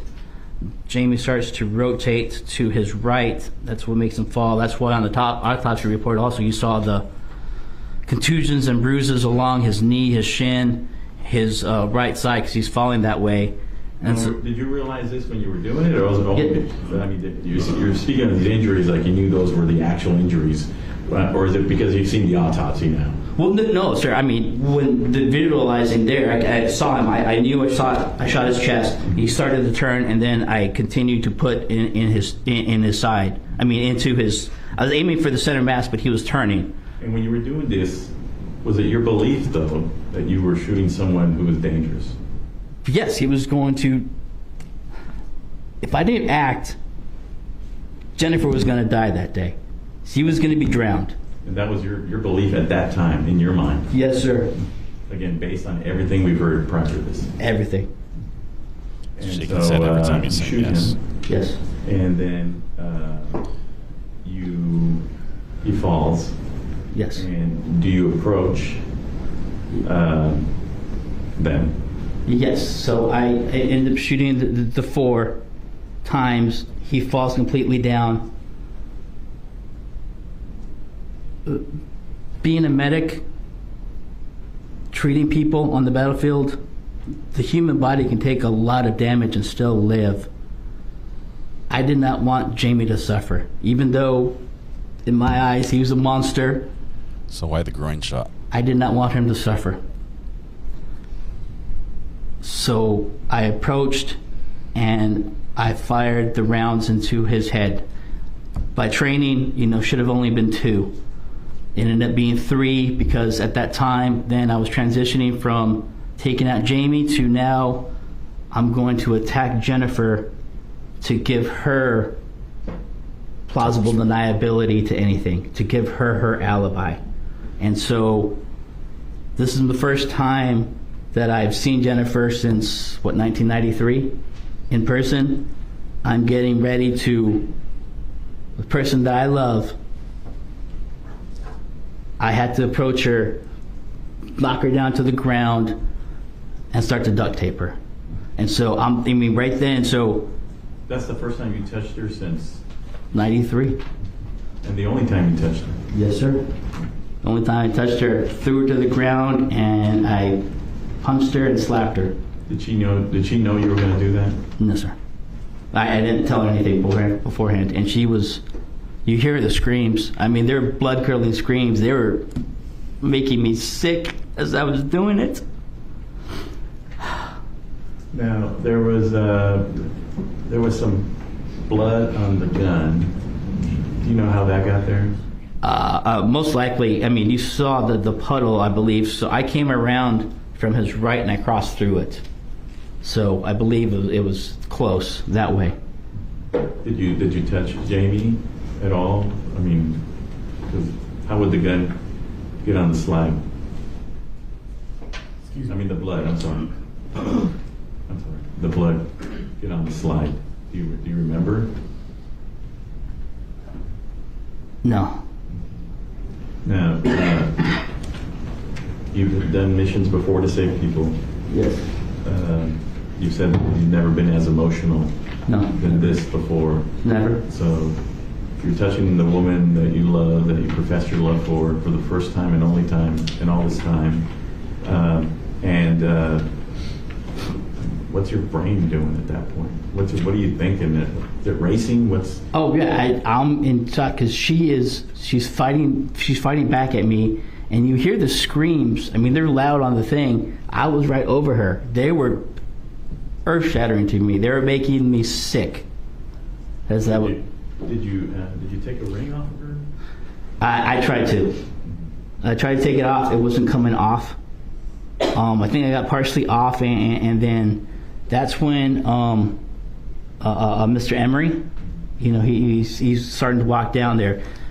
So I come around, Jamie to the right, so we're back along the fence. So let me stop you. Did you know his name before? No, sir. No, that's from just his testimony.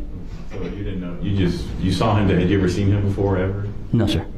So he comes out. He's approaching you. Right. I see. So as I come around Jamie, I take down Jennifer. I'm facing the street where Mr. Emery's walking towards me this way. So, the blood curdling screams. I'm trying to duct tape her. And then that's, he's starting to approach more, so that's why I decided to leave.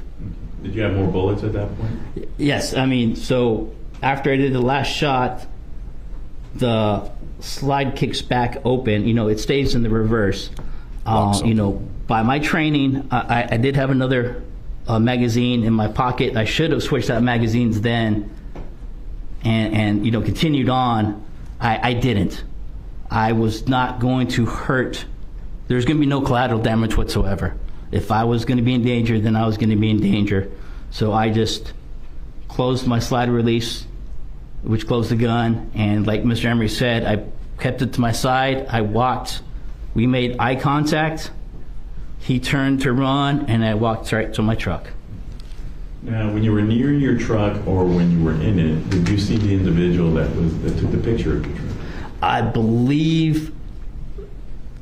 So there was the abandoned house. I think it was the second or third house down. When I looked to my left, I saw people standing in their yard. 2 individuals. But you didn't threaten them or do anything like that to them? No. I just got in my truck and I drove off, and you saw in the video I didn't speed off. I wasn't going to hurt anybody else. I took my time. I was extremely nervous. I knew, if the cops come, it could, What would have happened if the police would have shown up right there? Were you going to fight them? No, sir. I would have turned myself in. So you get in your car and you drive back to Tennessee. Yes, sir. Straight. Did you stop anywhere else? No, I mean, just for gas and refueling. My first stop was... How did you feel about the fact that you killed Jennifer's husband? I felt... I'm not proud to do it. You know, I wasn't like, yay, you know, something great happened. No, I was hurt, but I saved Jennifer and I saved Amber. Now, the fact that you knew you had saved her and saved Amber, did that give you, solace, or did that help you when you were sitting in jail? When I was sitting in jail? Yeah. Yes, that's the one. Now looking back on, that's the one grace that Jennifer gave me. She never told me everything was fake. When I got arrested, the first day in jail was horrible. I was just, I let everybody down, and family and everything. I started to, get control of myself, but, it was like, okay, I can do this okay. Because, at the time I was thinking I was the noble soldier that did my job. I did what I was trained to do. I protected people. I kept them from a monster. So that's what I believed. Now, there came a time, though, where you eventually found out that Jamie, in fact, was not a monster. Yes. As a matter of fact, I tried to convince you of that when I first met you. Wasn't that true? Yes. But eventually, you were presented with evidence that the emails were fake and that you were, in fact, not talking to Jamie, right? Yes, sir. And you were presented with evidence that that Rob, you were not talking to Rob. Isn't that true? Correct. And also evidence that you were not texting with Jamie also. Yes. And that really the only person you were really talking to all this time was Jennifer. Yes, sir. How did that make you feel? I was devastated. I took an innocent life. I took Amber's dad from her. A man who's like me. My two oldest daughters are my stepdaughters, but they're my daughters. I would never ever hurt Amber that way. Take her dad from that. That's what gets me, how Jennifer could do that to her daughter. Take her dad away from her. Now, when you were in jail, Jennifer was still reaching out to you, wasn't she? Yes. I received a letter shortly after I would talk to everybody. Cameraman's looking for tears. I know we've shown this letter before, but is this the letter she sent you when you were in jail? Yes, sir. And again, how do you know that's Jennifer that's sending you that letter? Do you recognize her writing? No, I wouldn't say the writing. It looks like it, but I only got a couple notes once or twice during the summertime she wrote, but I wouldn't know it right offhand. No, the keys for me here on this. Well, let me take you through it. Oh, yes, sir. She starts off with 575. Tears are gone. Yes, that's again the code that was used for you to know that it was actually her writings. Yes, that is our first code that we have. The little angel at the bottom, is that significant? I call her Angel. So you received this letter after you've already found out that she lied to you this whole time and that she duped you. Yes, sir. And she's still telling you that she never made any fake email accounts and that she never lied to you. Yes, sir. What'd you think about that? It made me sick. I was devastated. I mean, to think about all the trauma she put me through for months, the anguish that I went through reading all the stuff that was being done to her, her telling me everything. I was just, I couldn't believe it. If I had not seen the evidence in front of me, shown to me by the detectives, of the injury pictures that she used.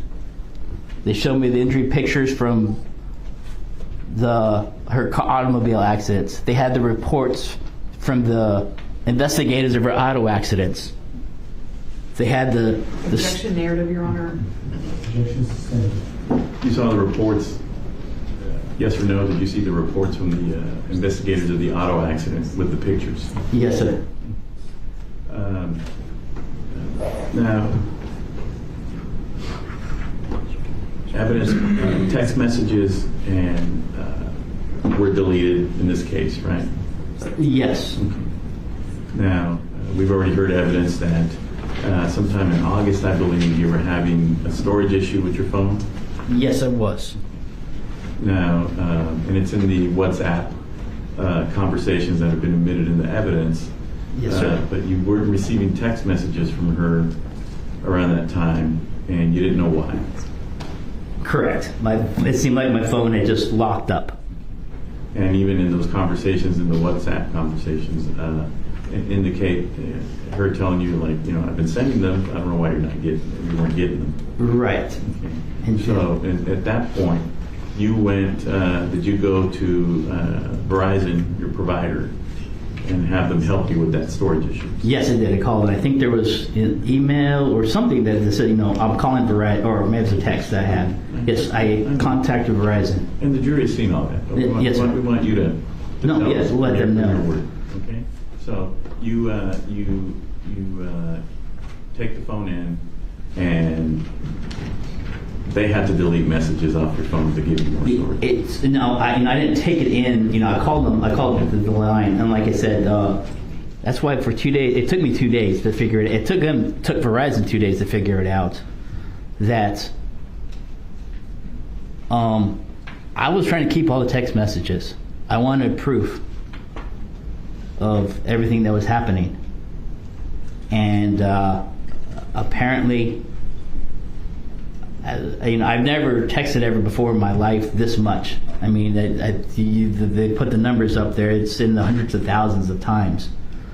Apparently, there is a limit that they have. Like I said, it took Verizon that's why I was on WhatsApp for 2 days. It took them finally to like, okay, to get your phone working again, you have to delete all that stuff and reset your phone. And so I did. And then there came another time. Did it happen again, or why did you have to delete messages again? It was end of November again, because you know, once I got my phone back up, I started collecting everything again. You know, I was not purposefully deleting messages to hide anything. So it locked up again in November. When it started acting the same way, I knew probably what it was. And so I just did it on my own. I reset it. But that was at the end of November. And then, you know, we have everything in December kept. And those were the text messages. And then the emails were in your inbox. Yes, sir. I kept all the emails. As we've seen, you know, all the emails that were recovered were not from Jennifer, right? They were from her computer. Oh, you know, everything that's in evidence? Yes. No, that's from my computer. It's from my accounts. No. Had she asked you to wipe your computer? Yes, she did. And why didn't you do it?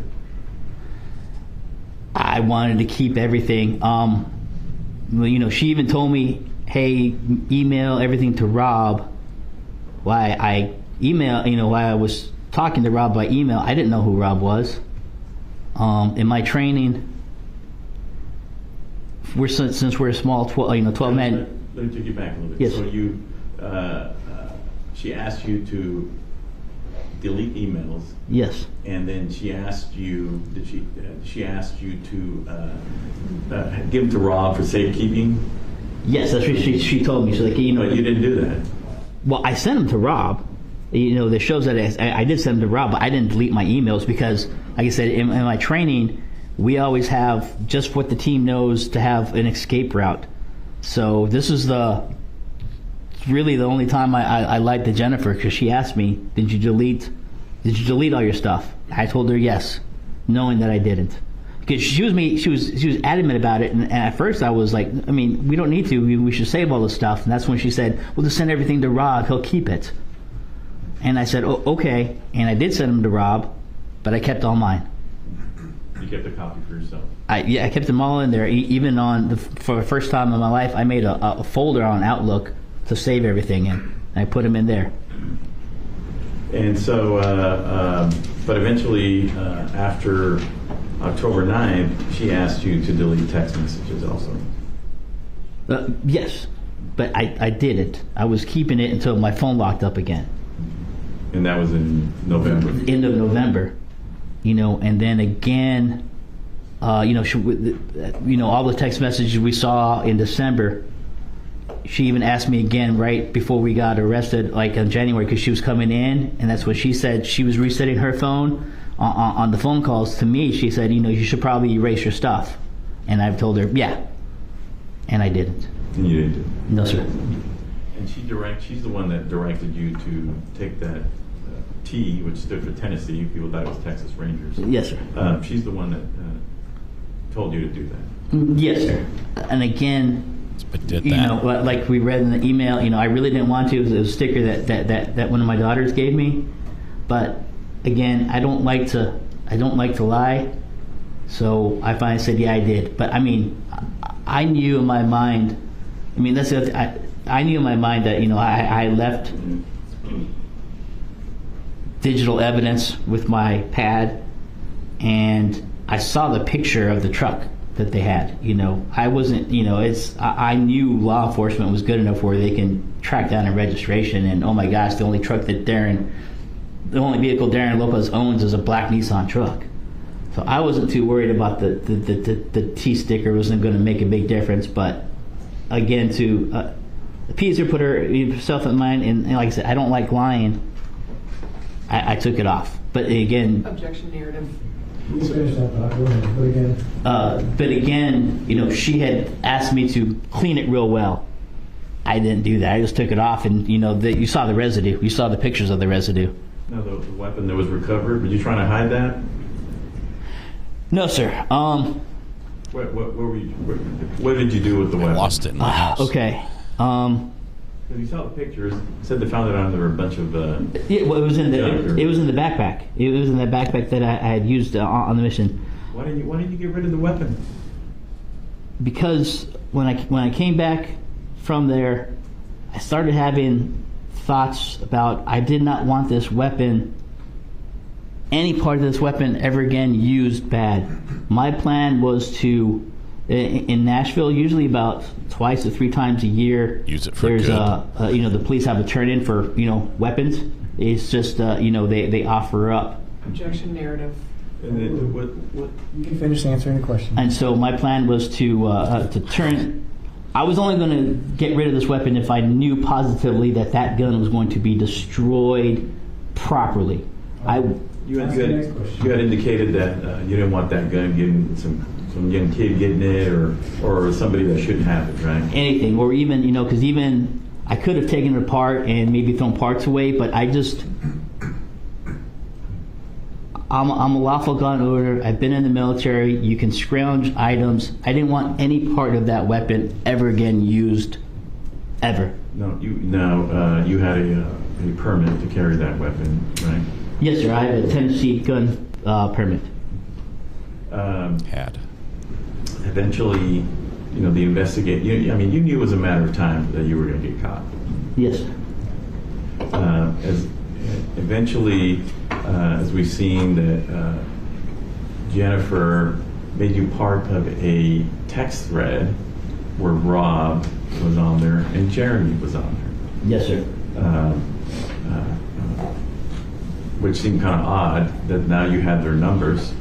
So what did Jennifer tell you about that?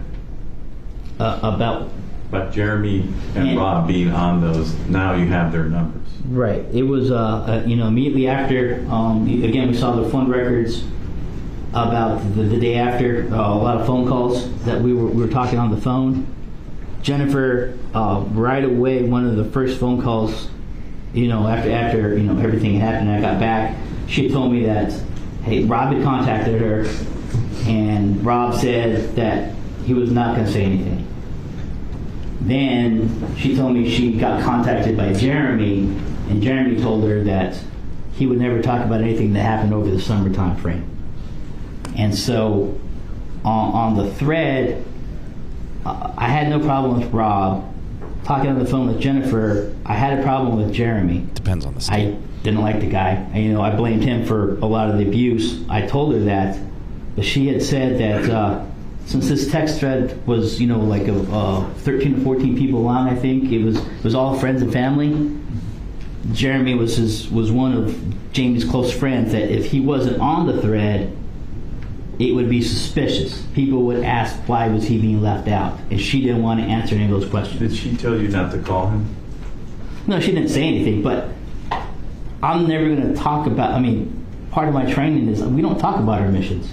I was never going to talk. And again, this is where she used my honor against me. She knew that I would never say anything to Rob, and I never did. And even I kept all those messages, I believe, are on my phone. I've chatted with Rob. This is weird.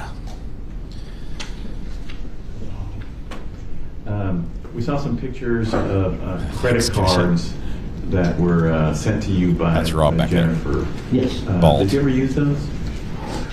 Yes, a couple times. What did you buy? I believe on the credit cards that got put on, the twins, it was their senior year in high school. They're graduating that May coming up. Right before Christmas, we got the notice that we had to buy all their. So you used that card to buy their graduation? Yeah, Jennifer told me because it was going to be like, I think she got them the big package, so I think it was like $300 each. It was like $600. What else did you buy? And then I believe I used. We saw all those sex toys. Those we saw. She wanted me to get Christmas presents for her, so I used it to pay for that. So about $1,000 just all on the card. Yes, for all the neighbors. And then like neighbor the gifts. only time that I used it like for personal stuff out there with the girls was we were Christmas shopping and bought lunch with it at one of the restaurants there at the mall. But yeah, in total probably less than $1,000. And that television that we saw in the pictures. Yes. For that around Christmas time. That was a Christmas present. Okay, who sent that? Jennifer sent. Jennifer and Amber. We exchanged. Our families exchanged presents. Jennifer had texted the girls. The girls were all excited. The girls knew what it was. I didn't know it. Did you also buy airline tickets? No, Jennifer bought them for us. My second oldest daughter, Ashley, during this whole time, she was pregnant. She had my second granddaughter was born September, I think 15th is her birthday. So she bought those tickets. You didn't use the credit cards for those? No. She did it herself. One moment.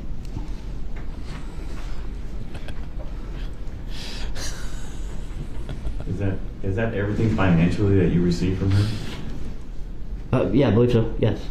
That you can recall? Yes. Wow. Wish you were here. Yeah, it's a Christmas to remember.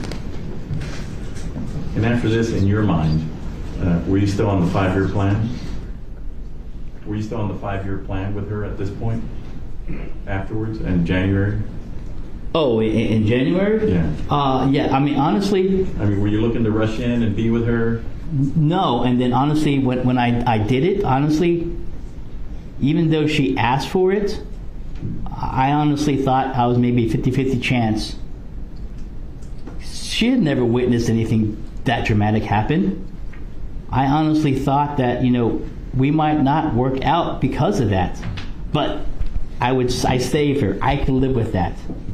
Now, there was some talk at some point about a lease that there was a lease to a house or what? No, I was, like I said, going through the divorce, I was going to have to sell the house. And I was looking for, that's when I got arrested. We had found a rental house to get to. I mean, my credit wasn't that great. And we had talked about how if I had to use her as a reference or maybe even a co-signer on it, that she would be a part of it. But, I would still be paying everything. But she wasn't going to live with you? No, not right off the bat, no. Not right off the bat, no. So, in conclusion... Oh, he's about ready to pass the witness. Sitting here today, knowing what you know. Yes. He's going to apologize. You know that Jamie was not a monster like you did. No.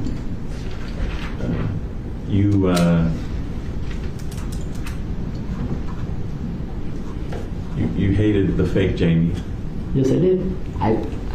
We were talking, and they asked me that, and I said, even now it's hard. I haven't been able to process everything. I've been locked up.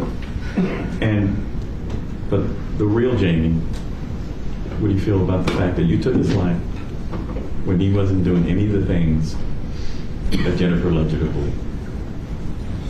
Jennifer turned me into the monster. I hate it. I destroyed Amber's family. Her dad is dead. Her mom's in prison. There's nothing. She's on her own. Yes, that's it. I pray for her every day. I pass the witness. Cross-examination. So you're the victim here, Mr. Lopez. Is that what you're saying? No, ma'am. I was duped in there, part of it, but I'm not going to say I'm just a total victim. No, ma'am. That would be disrespectful to Mr. Faith. May I approach the bench, Your Honor? Oh, yeah, here we go. This man. Yes, ma'am. This man, Jamie Faith, is who you killed, correct? Yes, ma'am. While he was wearing basketball shorts and walking his dog at 7:30 in the morning, this man was a threat to you? Not to me. He was a threat to Jennifer. He was a threat to Jennifer? Yes, ma'am. Okay. We got a lot of stuff to go through, okay? Yes, ma'am. You were given a picture of this man when you first reconnected with Jennifer Faith, correct? Yes. Okay. And you learned that he works at American Airlines.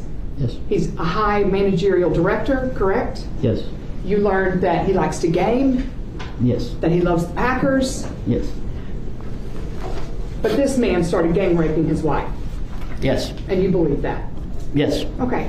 Let's talk about the fact that he works for American Airlines and is IT for American Airlines. One of the most regulated industries on earth. Correct? I guess so. I'll take your word for it, yes. But he's going to email you about triple penetration and splitting her like a peach? Yes. Does that make sense to you, Mr. Lopez? Okay. Yes, at the time it did because I believed Jennifer. Okay, but again, but it makes sense to you. Did you ask any questions as to why a man who is in IT for American Airlines would email you about gang rape? No. That didn't occur to you? No. Okay. Because it reads more like a story, don't you think? No. And when you were going through all this anguish by Jamie Faith, or I'm sorry, by Jennifer Faith and Jamie Faith's actions to Jennifer Faith, when you were going all this anguish, were you still having that anguish when you and she were swapping erotica stories, talking about nearly the same thing? No, because at the time it had stopped. That was the time that there was those 6-8 weeks in there when everything had got better. Okay, so this woman who was just gang raped, it stopped. Rob emailed him and it stopped.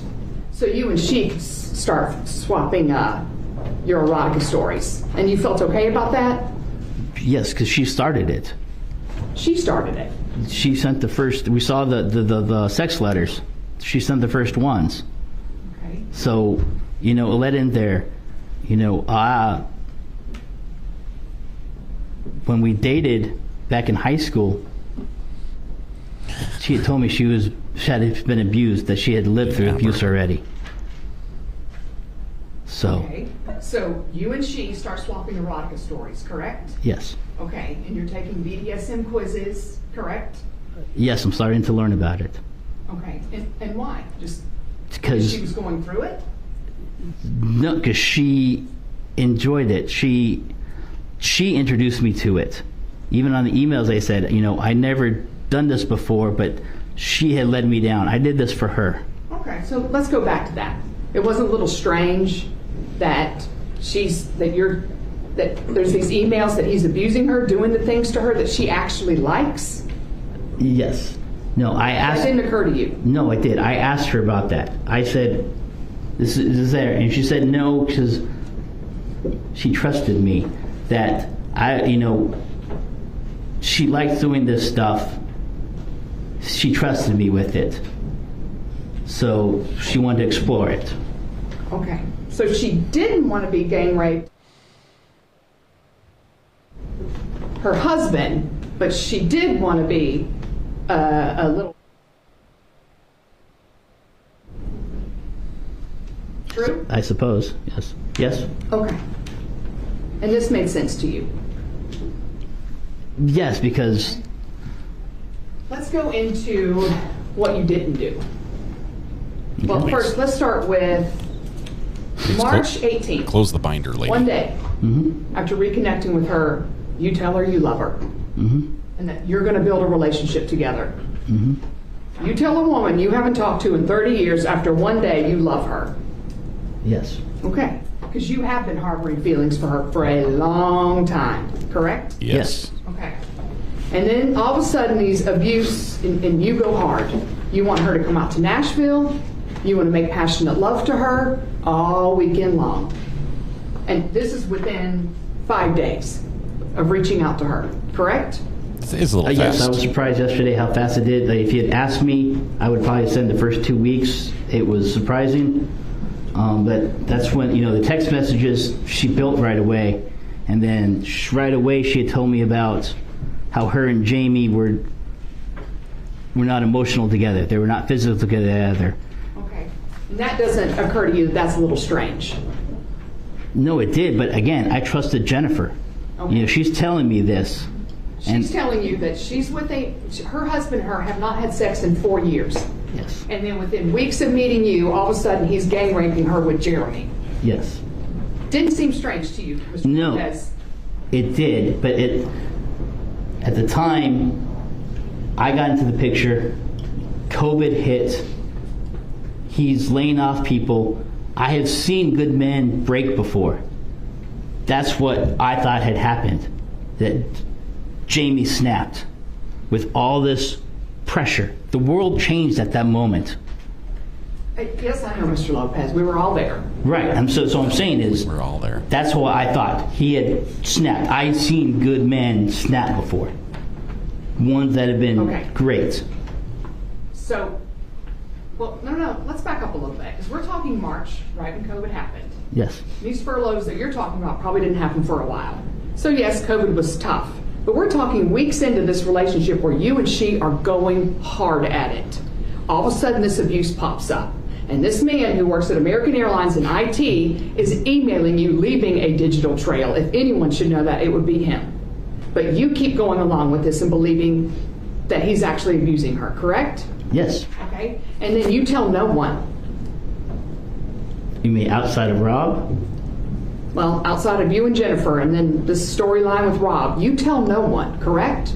Correct. And you've got 3 or 4 buddies that have even here in this courtroom, willing to stand with you. But you don't tell them that you're the love of your life, the woman you kissed at the Eiffel Tower, is getting. We got to do something. That never occurs to you. Yes, it does. But you don't do it. No, because I did not want them, I did not want my best friends to see her in that light. She didn't want to be seen in that light. Okay, maybe it's more true that you didn't want anyone to know this relationship that you and she had while she was married and what was going on in that way. Isn't that more likely to be true, Mr. Lopez? No, ma'am. Because there's no reason that you wouldn't tell your best buddies about your relationship with Jennifer Faith. No, I told them about the relationship. They knew I was dating Jennifer Faith, or, in a relationship with her. I did not tell them about the abuse. Not once. Not once. Never came up to the guys that you spent all those years with. No, because I was protecting Jennifer. She didn't Protecting her from what, Mr. Lopez? From what? From being looked at bad. From the same way that she didn't want Amber to know. She didn't want anybody to know. And let's talk about that. Amber, 23 years old, college grad, American University, correct? Yes. Okay. She's living in this house with her mom and father. He's now adopted her. Her mother and father. Yes. In a house that's just not that large. Yes. But yet she never picks up on the fact that her mother is getting kidnapped. No, it wasn't kidnapped. They would just leave the house. Okay, but you've also said in some of these texts that she's getting forced into cars. And you've said on direct testimony she's getting forced into cars. Amber Faith never recognized that, even though they're all home during COVID. Didn't seem strange to you, Mr. Lopez. No, it did. That's why I asked Jennifer again. Jamie and Jennifer, according to Jennifer, they live, their room is downstairs. Amber's room was upstairs. If stuff would happen at 1 a.m, they would go out the front door, and then that's when, they would do the force thing. So they were keeping it from Amber. I mean, it comes down to, I put my faith in Jennifer. You asked no questions. You did no intel. I asked Jennifer all these questions. You did nothing else. Then I asked Rob. I reached out to Rob. Let's talk about that. You and Rob Schmidt are going back and forth talking War about buddy. updates. Yes. Military buddy. How is she? Update. I think she's fine now. She just got home from being raped again, but I think she's okay. Hey, can you give me an update on this? Again, doesn't seem strange to you? In which way, ma'am? That it's completely absurd, Mr. Lopez, that you and another grown man are bouncing back and forth doing updates on the fact that your girlfriend just got raped. Does that not seem absurd to you? I don't have to object at this point. It's an argumentative question. A little bit. Objection's overruled. But it's overruled. No, ma'am. I'm in the midst of this, living through this anguish with her, trusting Jennifer. That's the problem. Okay. You never pick up a phone and call Jamie. I never got his number. Jennifer would not give me anybody's numbers. She did not want me to. It took me, a good 2-3 weeks just to get the email to Rob. I asked for phone numbers. She did not give me any phone numbers. Okay, and she's not the only person that needs to give you that phone number, is she, Mr. Lopez? What do you mean then? There are other people. There are other ways you could have found something, but you did nothing, correct? Correct. You had email fights with another grown man, Correct. correct? Yes. In all caps, you sent absurd emails like, "Get Jen home now." Yes. Correct? Correct. Did you think that was going to work, Mr. Lopez? I was hoping. Hoping. You thought after, and you're getting texts about how he agrees to do so, but also her hands are tied up, but she can use her phone to text. Do you remember that email? Yes. Didn't think it was absurd that her rapist and the other men at the place with her would allow her to have her phone so she can text you? That didn't seem strange to you. That was part of the punishment. That was what he was forcing her to do. That's what, that was part of the thing. Even in the email, he said he was watching her right there with the phone, making her text me what was happening to her. That was... Okay, where are these texts? They got dumped when my phone got locked up. It's really convenient that these texts that would be helpful have all been knocked out by Verizon. Don't you think? Man, yeah, looking back on it now, I could have, you should have taken pictures of the damn stuff.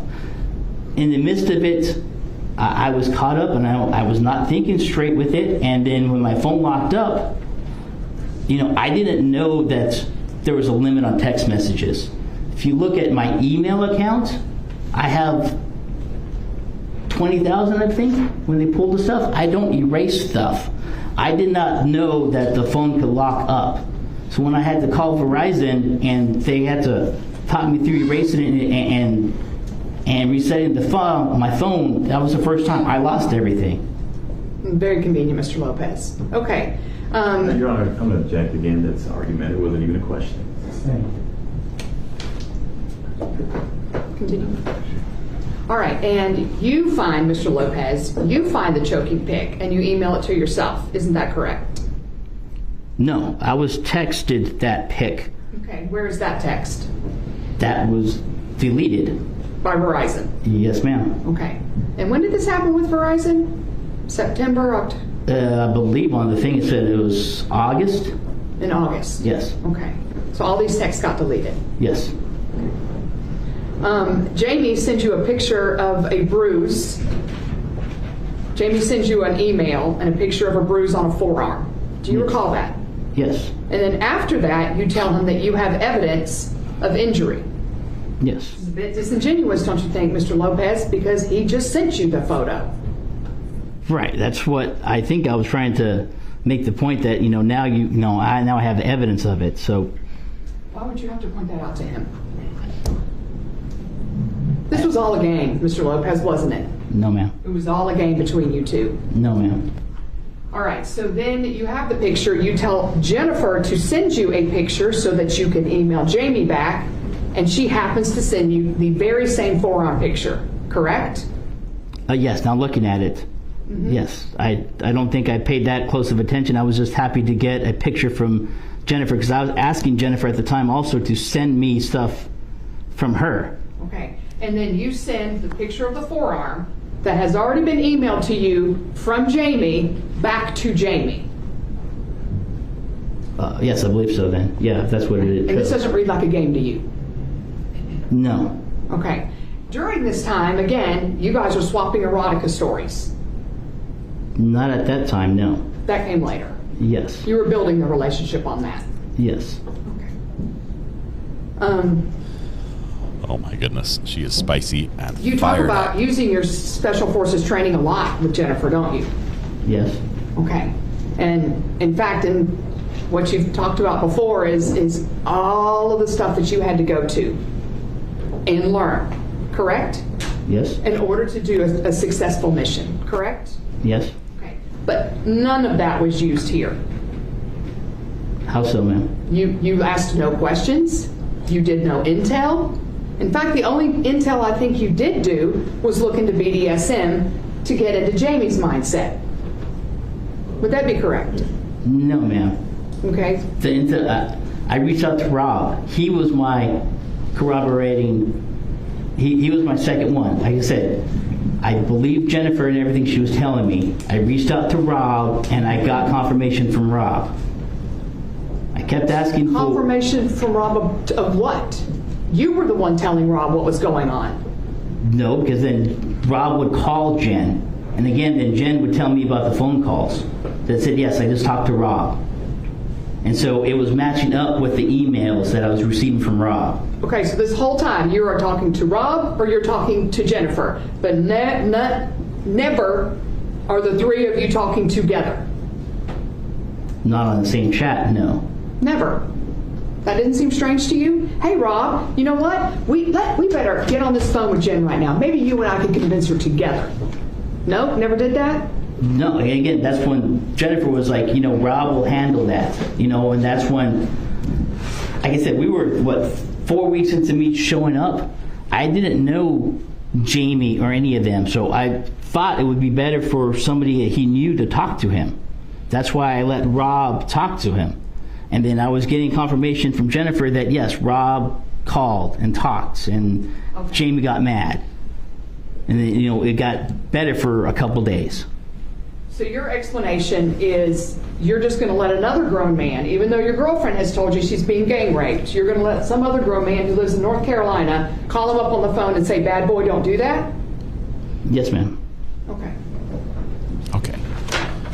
That does seem absurd now that you put it that way, right? You stated on direct at first that you had zero intent to break up her family. Yes, the initial one. Yes, ma'am. That's Okay, correct. but in day one, you're telling her you love her. Yes, ma'am. Day 2 and 3, you're planning on her to come out to Nashville and have an affair with you. Yes, from the evidence, like I said, it happened a lot faster than I recall it, but obviously... Mr. Lopez, whether it's 2 days or 2 weeks, you did have intent to break up that family, didn't you? No, honestly, ma'am, no. When I sent the first email, no. How did you think this was going to play out? I mean, you sent her emails that said, "Our new road." Yes, that was... How did you envision this relationship playing out then? No, you asked me initially. Initially, no. I did not. That my intent was never to break it up initially. As it progressed rapidly, now looking at the evidence, how fast it did, but, I was receiving that from Jennifer. She was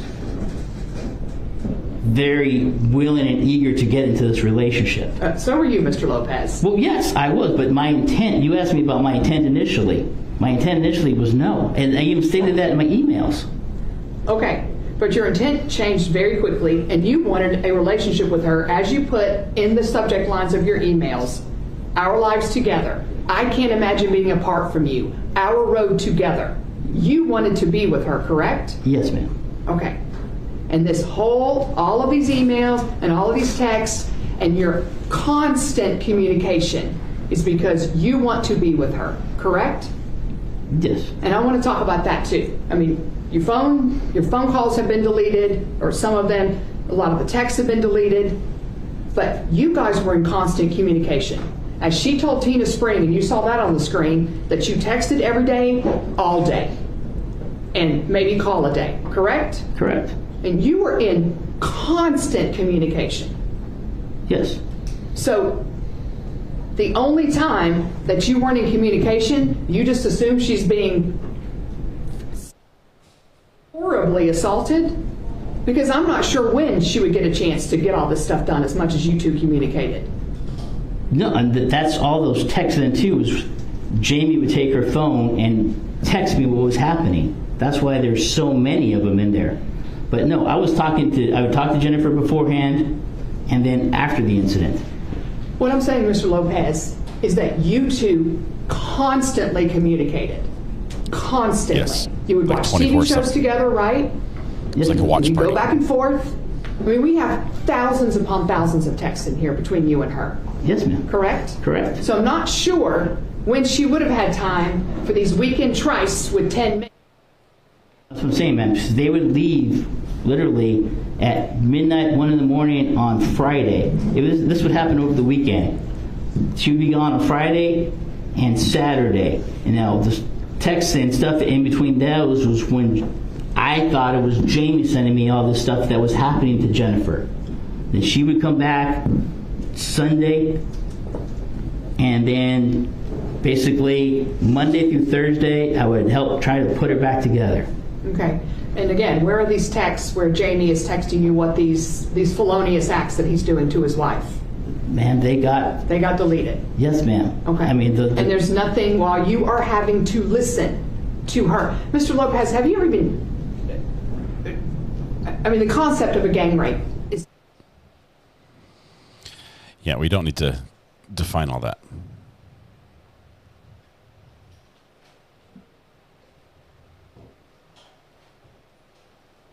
I mean, being violated...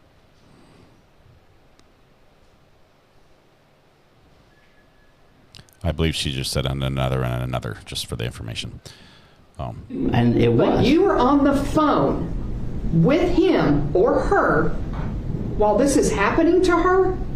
Yes, when it was happening, I wasn't responding. I would just get all the stuff, and I would basically he was giving me a play-by-play of what was happening to Jennifer. Let's go through it. What do you remember about the play-by-play? So, I have lousy timing. I think they're what he's saying. Who's on first? What's on second? I don't know. Who's on third? Doing a play-by-play of that. Amber, perfect timing. Amber, how are you doing? Hello, Amber? I'm here. Can you hear me? I can hear you. Yeah. Your headphones died again? Yeah, it happens. I think a lot of people are hearing that. Here's what I'll say, Amber, before we interrupt. Yeah, we're abort. He is coming across very sincere in his answers. Are you getting that same feel? As weird and as like, wrong as this all sounds, he seems sincere in what he's saying. I feel like he truly believes this concoction of a mess that was put in front of him. But I'm having a hard time figuring out if he still actually believes it now, or if he's just channeling how he felt then. Most gullible man on the planet. Yeah. Let's. I mean, this whole summer that she's being physically assaulted, brutally assaulted, at different times, you guys are constantly communicating, and you're watching dancing shows and Chopped. Yes, ma'am. You love Chopped and Friends. All of this is going on in the middle of her being. Yeah, that. I agree. Like I said, Friday through Sunday was the tough days. Monday through Thursday, I forgot to unmute. She would be back, and that then me spending time with her was helping her cope with everything because she did not want to tell anybody about this. Okay. And her coping with it was you and she watching Friends and Chopped together? Yes, ma'am. Okay. And she's sending you gifts and you're sending her gifts, correct? No, the only gifts I sent her was for Christmas. Okay. And then, she is sending you gifts though, correct? She sends Justice something? She sends Justice the Friends CDs because she's big time into Friends. And on the July 25th, when she's getting assaulted brutally. Oh, and she's also keeping up with Facebook for you on your ex-wife. Sending you things. After her brutal assaults, she's sending you information on Facebook about your estranged wife, correct? Yes. Okay. And after the brutal assault in July,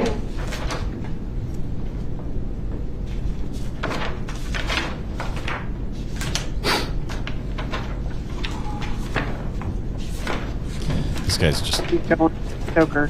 He's hoping that this just ends. He's like, I need this to end. I don't know. He's so on he's doing better than I thought he would. 7/25, you are emailing to Rob that he has started it again. I guess this is when Jeremy's come back in the picture. Is that the one that says Jeremy's back? Yeah, 7/25. You said you emailed Rob, help it started again. Do you recall that? I mean, it sounds correct.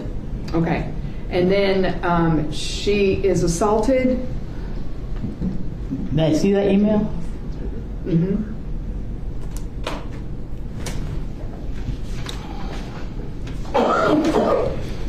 Court, I haven't even checked.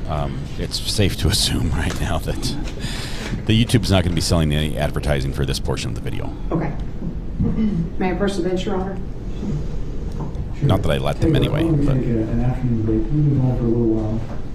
Members of the jury, it's about 3:20. Coming on with an afternoon break. I want you to be back in the jury room at. So was the last break the lunch break? 15 minutes. Thank you all very much. Court's in recess. 3:42. We've got a 20-minute break. Yeah. Okay. My Mrs. R.A. just got home. I haven't seen her yet. I assume she got home because she was the driver, and my kids came running in the door, wearing like pirate apparel because they went to a pirate show. Everyone needs a Red Bull or 3. Oh my goodness. We knew it was going to be spicy. It was going to be hot. She's coming in with fire, and it hasn't left from her very first question. From the very first, she's attacking. She's attacking. I think because of the nature of the emails we've gone over with this witness, with this defendant being involved with, she doesn't really stand the risk of the jury thinking that she's picking on him.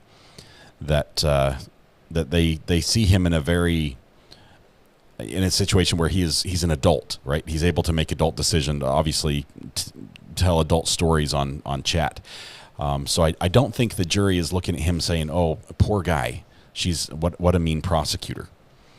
And if they are, she's not picking up on that because she's not easing up at all. How far back should I rewind? Here's about a good safe place, and then mute again as soon as it comes off from break in about 20 minutes. Wonder how much more she'll go at him.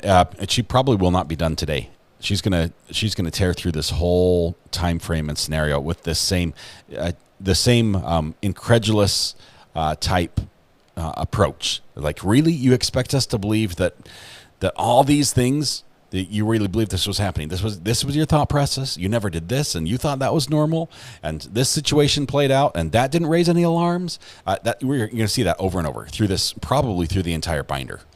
She's not going to be reading every single thing, but if there's portions in the binder, in communication especially, that would indicate even more red flags as to something weird is going on, or that he might have detected something, or let it slip that he's not believing it, that'll be accented. But I don't think there's anything too good that way.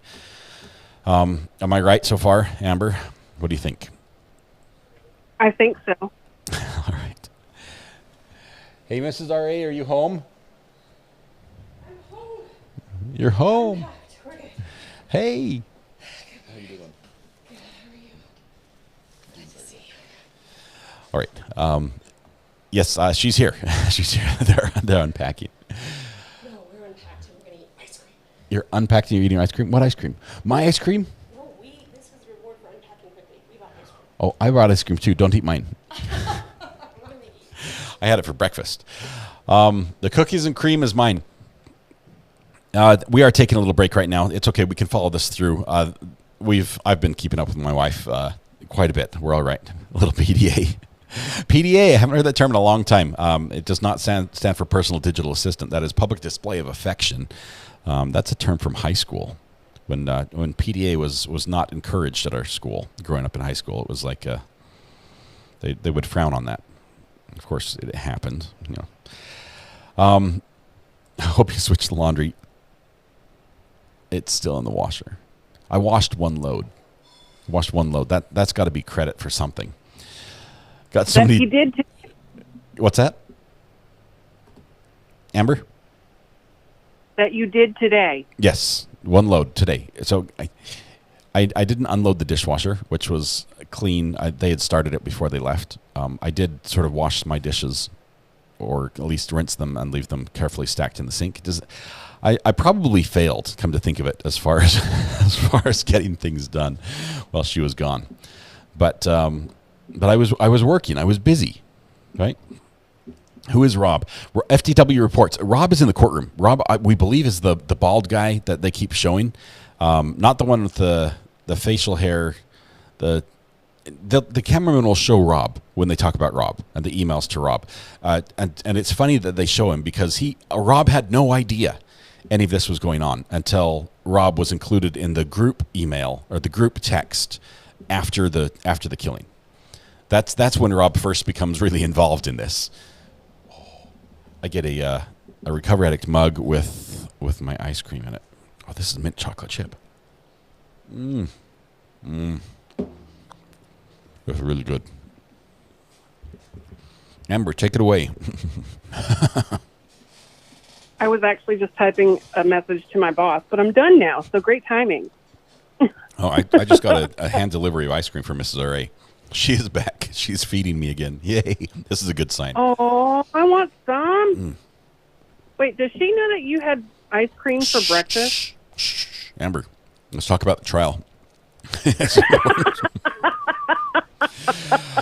So FTW, sorry, I didn't clarify that. Rob is a friend. Rob is who she said he was in the chat. Like his email address was fake, but his birthday that she sort of included in the email address was real. So she built a very real fake Rob. What he did for work, who he was, how they knew each other. That she built that person based on facts. Which makes it a lot easier to maintain a lie because you don't have to remember all the fake things you made up. So she kept the lie very real, other than the fact that it wasn't Rob, it was her. But Rob was a real person, is a real friend to the family, knows both of them, but Rob wasn't getting the emails and he wasn't sending the emails. So that's paw prints rough. He has creepy hands. My paws are bigger than his paw prints. Paw prints. My paws are bigger than his. I love that super chat. Thank you very much, Buttercup / Rebecca. So Rob was as a real person, but was not involved at all in the emails. Did not know about them. Did not know what was going on. Same with Jamie. Jamie was a real person, but he was not actually the one texting, emailing, anything back and forth. And same with, who was the other one? There's one more. I forget. There was a third person involved, another fake email, I thought. Or maybe Jeremy, yeah. Jeremy also was a real person, also included on that text email of friends and family. Here are the updates after the murder. There's a movie about this. CG, you have to watch the 48-hour special about this. It's pretty amazing. It'll shed a lot of light on this and fill in a lot of the details. Let's see. In the movie, he's found not guilty. This might be a different movie that we're talking about. I didn't see which one that one was. He was robbed of his name. Rob was a victim of identity theft in a major way. He's just there to clear his name at this point. It's just like saying, none of this was me. None of this is true. None of this happens the way it was presented here.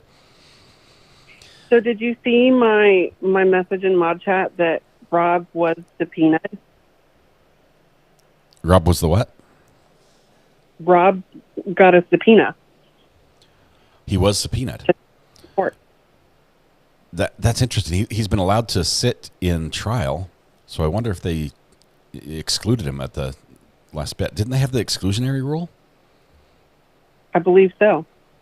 So unless he's a victim, I guess he could technically be a victim because he was identity theft, even though it wasn't the victim of the crime that's being charged. He was a victim in this crime, associated with this crime. Maybe that's why he's allowed to sit there. I haven't seen it yet, but I thought it was interesting. We'll probably hear from him in the sentencing phase. I would think so. That would be almost guaranteed, I would think. Yeah. But would they have to subpoena him for the sentencing phase? I think so. It's still a trial. You still swear in under oath. They still need people to show up and testify. So I think that rule would be the same. Man. Crazy. Yes, Samantha, thanks for giving out that link to the 48-hour special on this.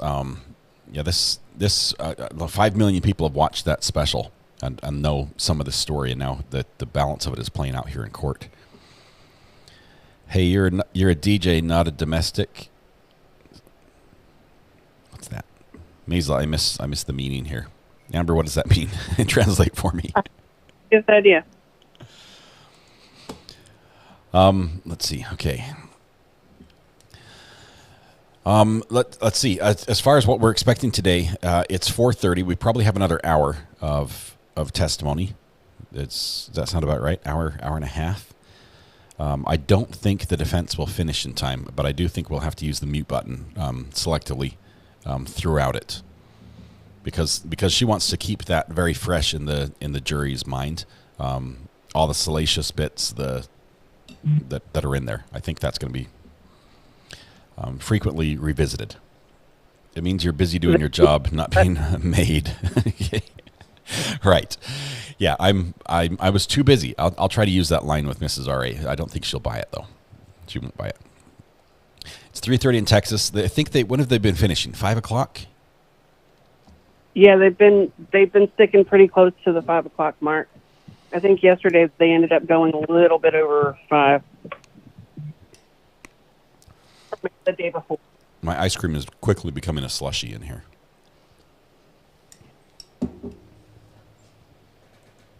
But it's good. Today's been great. Yesterday was legendary. I have to agree.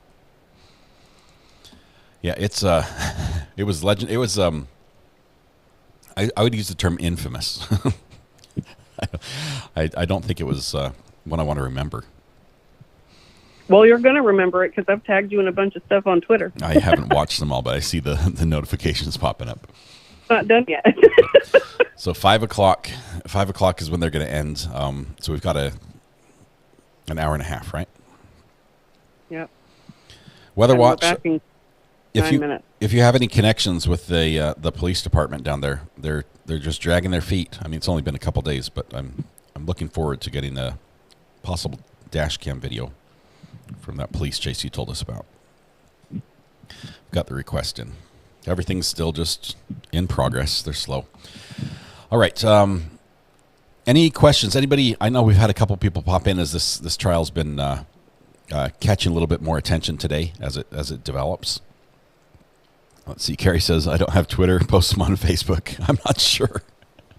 Twitter seems like a safer place for those. I'm having dinner with one of the detectives tonight. Awesome. Just casually ask if you've got some, body camera footage, or not body cam, but dash cam footage, because I've requested all of it. I'm not sure what they're going to charge me for it, but imagine there were a few cars, a few vehicles. Well, we're waiting for Court to return. Pop in and check out RA's new merch. Just out today. Yes, we do have brand new merch we launched today.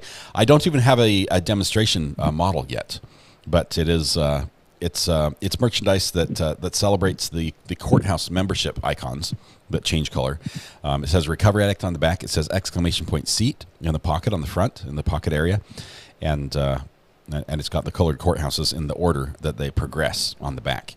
Available in four different items. I think I also put, it might be harder to find, but on that same in that same shop, there's a sticker, or excuse me, a magnet that has the Recovery Addict and the courthouses underneath it if you want something like that, but it doesn't say seat anywhere on it.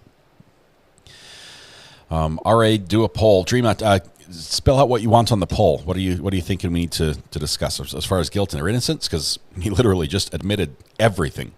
Not just everything. He admitted premeditation before crossing state lines. Okay, he admitted everything before he actually got in the car in Tennessee. He had made this plan. So that I think that was not smart. I'm not sure if you caught that when that was coming out during the testimony, but he's basically admitted all the elements of the charge, and if the state doesn't get him, the feds sure will on this one. Yeah, I was kind of pulled into a last minute meeting. I had to do a presentation in, so I had one headphone on in the ahead feed that I had, and I was keeping an eye on the chat, meanwhile keeping an ear on my meeting to know when I needed to start my presentation piece, and then was presenting everything, but still trying to work. So you're basically failing at your job so you can stay up to date on the live stream. Oh no! Apparently, I rocked it, and everybody said that was fantastic. So. You should do it more often. Let's see. We are going to do a poll. Dream at Landry, we're going to do a poll for you just for that. Do you believe, with a B, sorry, the B button is not working. Believe.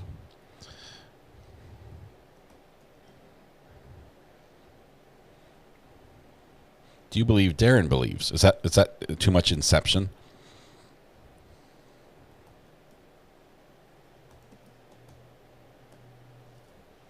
Do you believe Darrin believed his story? Is that a good way to word that? I think so. Okay. Amber said it was good, so I'm going to run with it. If there's any spelling errors, it's her fault. Okay, the poll is up. Do you believe Darrin believed his story? Darrin is the defendant in this one. He's currently on the stand testifying in his own defense. Wow.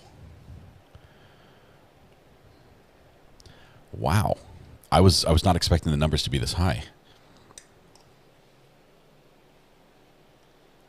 I'm about to drink the remainder of my ice cream.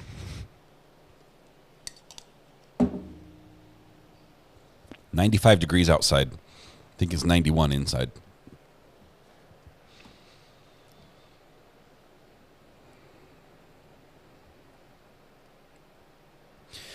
If we can get Dr. G to look at this, I think this would be a fantastic video. First of all, we have very clear multiple angles of video everything from his hands, a close up on his hands, close up to his face.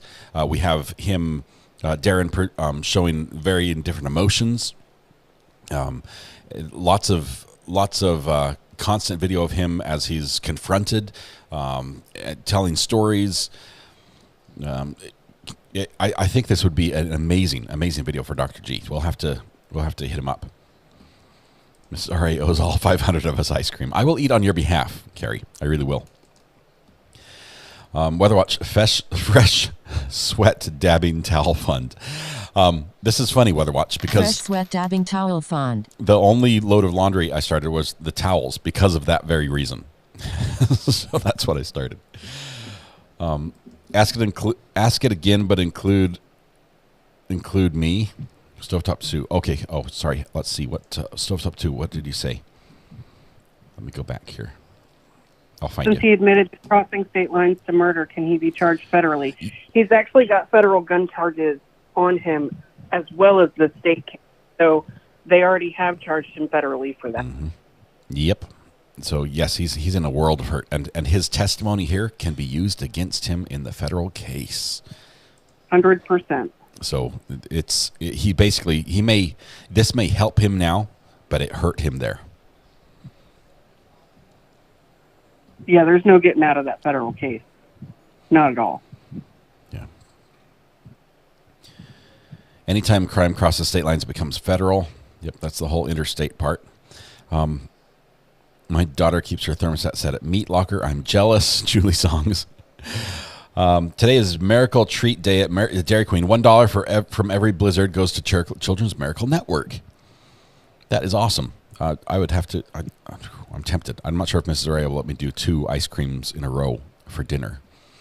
I missed a super chat. I was going to say, you did. No, he didn't. He read it. Bite me. I thought I read it. Bite me. Let's see. It was rough. He has creepy hands. My paws and the are bigger paw than size. I didn't read the entire thing, but I'll put it up again. There it is. Rough has creepy hands. My paws are bigger than his. I think it's the shirt he's wearing, which might be a jail special. You know, like you get to choose one from the jail to put on, and it's not a good fit. I think that's what's showing. What? I just put the towels in the washer this morning as part of my, every day I clean things up, and I've used all the dishes and filled the dishwasher again and washed it, and so all those same dishes are now clean, ready. I've made the bed 6 times, but then I then unmade it this morning. Haven't made it the 7th, but I'm in trouble, guys. I'm busted. She's on to me, but she's still bringing me I'm still drinking the ice cream. Hang on. She brought me a root beer. So, Rebecca, thank you very much for the super chat, by the way.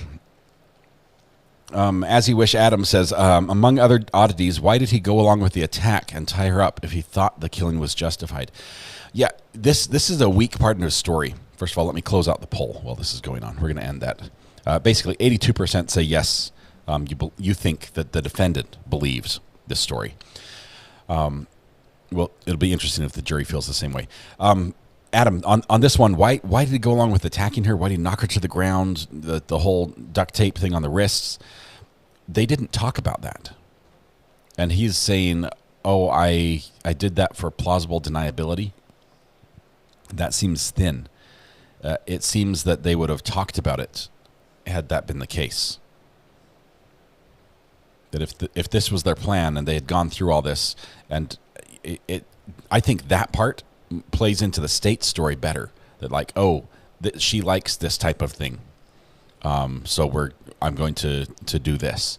I think that's what it fits that narrative a little better for the state than for the defense.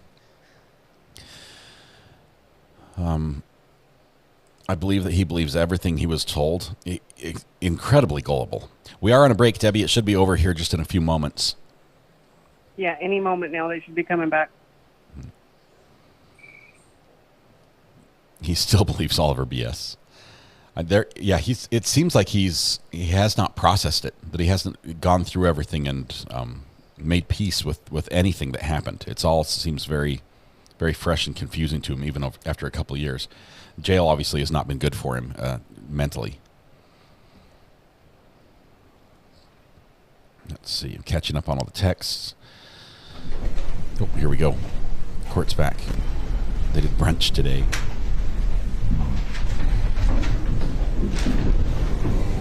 Maisla, no, it's all right. A lot of us are a little bit off on the timing sometimes. I'm usually well behind in chat as well. Did give her a little bit of an alibi to make her look like she wasn't involved, but it didn't seem very well thought out or planned well. Thank you, Sheriff. I want to be seated. Ms. Mitchell, you may continue your questioning. Sir, you're still under the offer I gave to you. All right, I just confirmed them about 3.5 seconds ahead. All right, Mr. Lopez, we were talking about the email from July 25th. It's going to go up on the screen. Can you read it?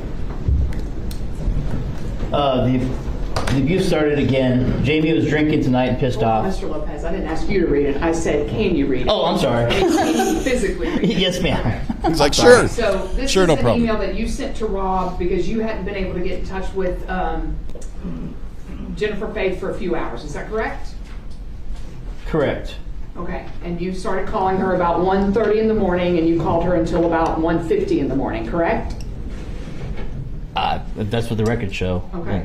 And when you can't get a hold of your girlfriend, then you email Rob, correct? Yes, at times, yes. And you email him at 1:50 a.m.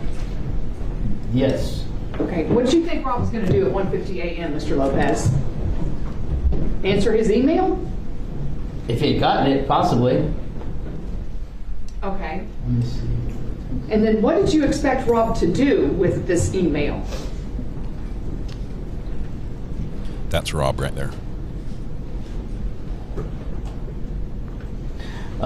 Hopefully, give him a call just to shake something out. Man, just call him. That's all he could do from where he was. Okay. This is the best you can do for your girlfriend who's being continuously raped. Yes, ma'am. Okay. And then you email him back via email that she is okay. She texted you at 5 a.m., right? Right. This is the one, man. If you put that back, this is when, and even if you put the other one back too, this is, now I'm remembering this one now.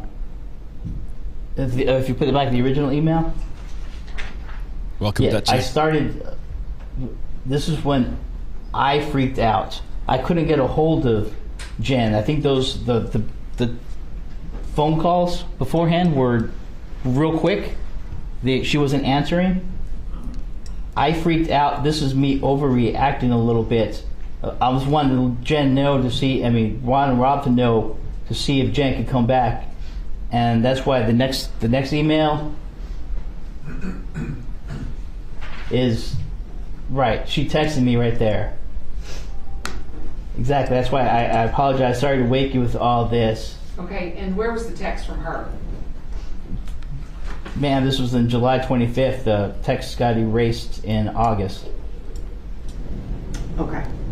And then that same day after she was mildly assaulted. Well, no, that's not why. that bad. No, that's why I said I overreacted. Once I finally talked to Jen, she had told me she was fine. So I overreacted. Be ready. There's another picture right away after because the I couldn't angel get a to show hold it. of Jen when I usually could. Right, because you two talked constantly, correct? Right, and that's why And she didn't pick up I over 30 minutes. Right, I overreacted and I thought it was happening again. That's why I sent that email to Rob. That's why I said I don't know exactly what's happening. That Jamie had mentioned before about going to bed, but when Jennifer contacted me in the morning, that's when I said she's okay. You know. Okay. So then you resume your stuff where you're going to send her the angel rhinestone choker, and you go ahead and order the crystal rib glass dill. Mute. Dill pickles. Orders a crystal glass of dill pickles. I think that's what she was saying. Mm-hmm.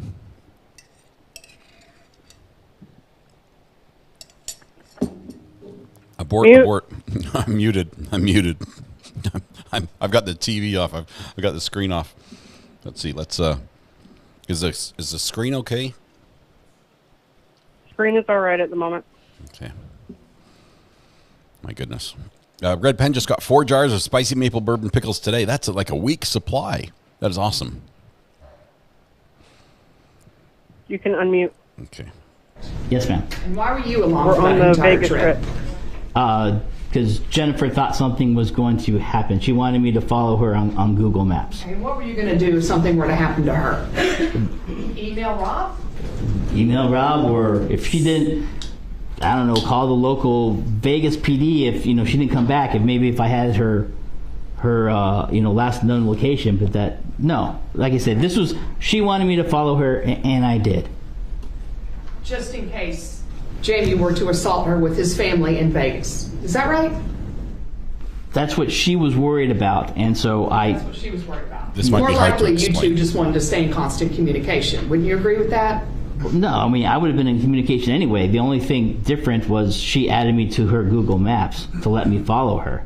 That was it. Okay, but nothing happened in Vegas. They had a lovely trip with his family, didn't they? Well, I wouldn't call it lovely. He went there because his father just got diagnosed with cancer. But yeah, they had a fine trip. They went out to dinner.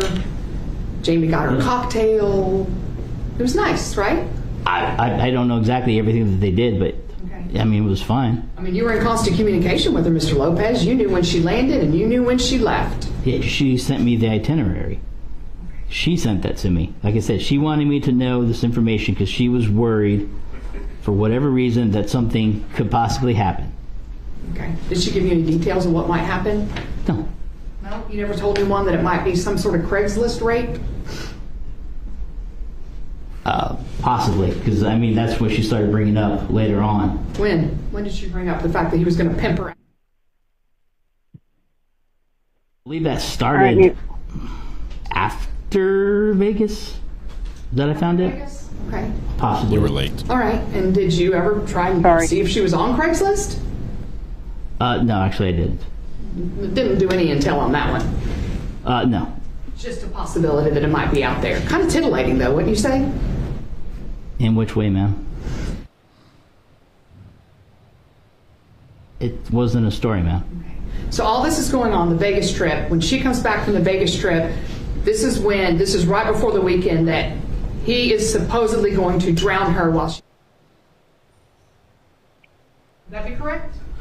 I don't know the exact time frame. I know stuff when they came back from Vegas, stuff started ramping up. So it's in that time frame. Okay. And by stuff started ramping up, what do you... That's when... Yep. A, B, C, D, E, F, G. I started putting 1 and 2 together, and it equals 3. That was only a couple weeks He away. gave you a specific date of when he was going... Yes, because it was their anniversary. Like he had done before on their wedding anniversary, and on his birthday, he was going to make this a special day for her. And he...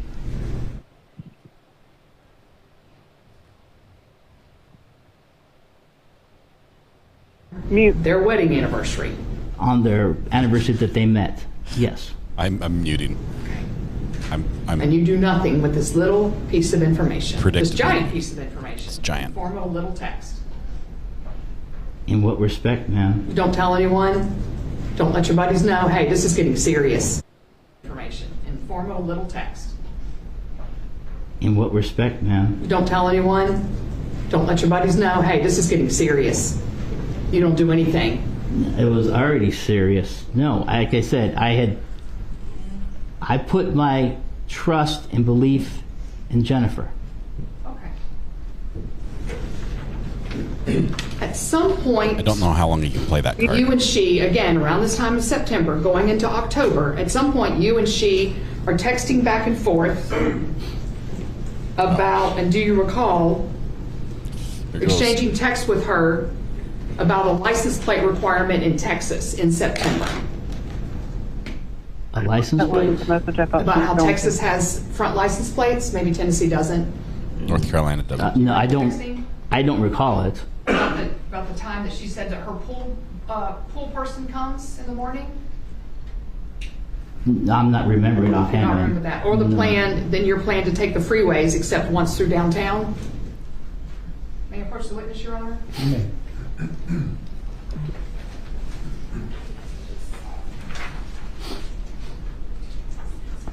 A lot of states that have front license plates require you to have one, but other states, mine doesn't even offer one. You can't get a front license plate here.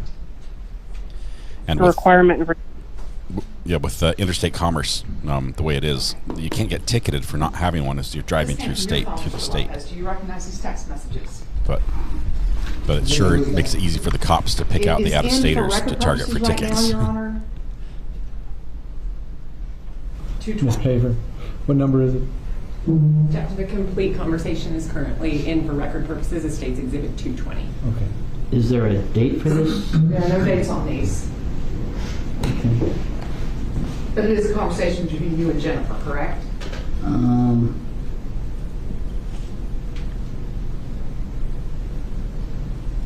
We haven't seen these yet. Uh-oh. Are they saving the best for last? They're only in for record purposes at the moment. I thought the state objected to these. They're state's record evidence. But weren't these the pages that they objected to early on when they first had the binder? The first few pages? That I don't know.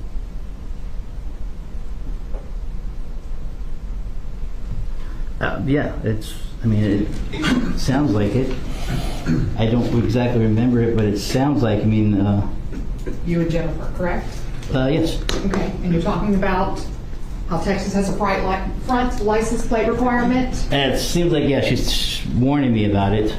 She's warning you about it. That's yeah. what, yeah. It sounds like you're talking about when you're taking the highways, you're going to be taking the highways mostly when you come. Would you agree? Yes. Okay, except for when you go through downtown. Correct? I believe so. Like I said, I ended up getting lost, so. Okay, and she tells you about what time her pool person comes and what day? Correct. Okay.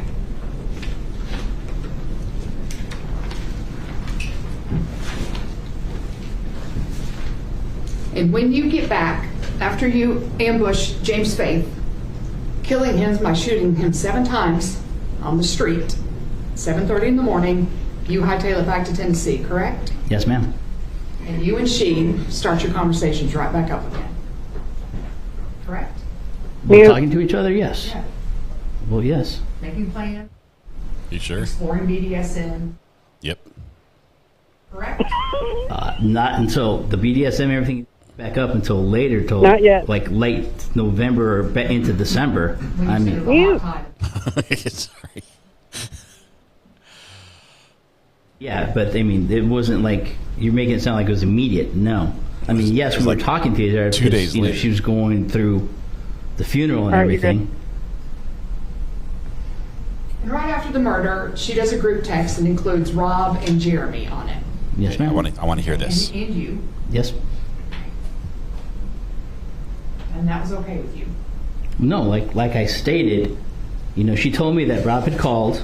I knew Rob was going to be fine. I had a problem with Jeremy, but she had told me that Jeremy contacted her too and said he wasn't going to say anything about what happened during the summertime frame. Yeah, that's pretty convenient for a guy to say, I'm not going to say anything about raping you. I'm not going to say anything about rape.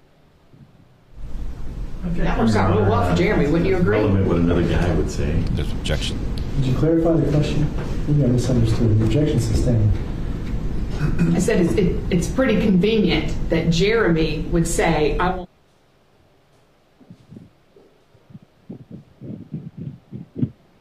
You can answer the question. It's very convenient, wouldn't you say? But yes, And that works out well for Jeremy. It does, and that's why I didn't want him on the stuff. That's when Jennifer told me that him being off that whole list, everybody would expect him to be on it. So it would bring attention to her to why he wasn't on it.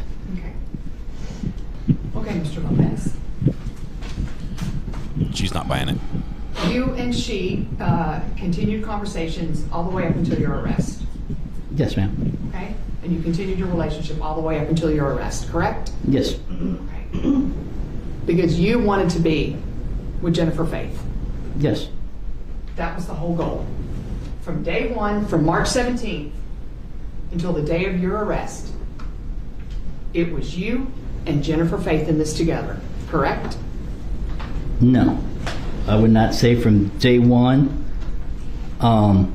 like I said, you saw the emails on day one. It ramped up right away. But no, my intention was never to.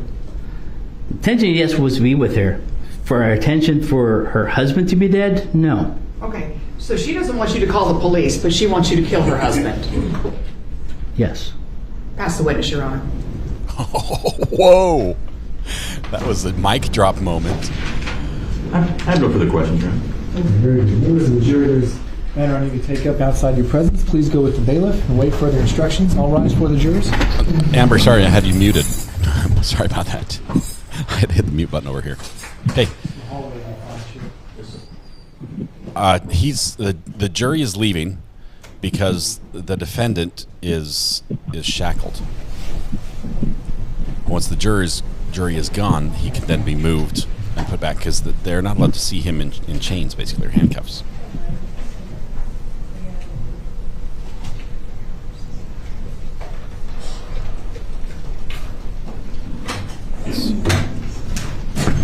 Thank you. Y'all may be seated. Mr. Lopez. Point next witness, please. Thank you, Judge. While we're on the record, I would like to make a motion to re-urge the introduction of Jennifer Faye's factual resume at this time, Your Honor. Okay.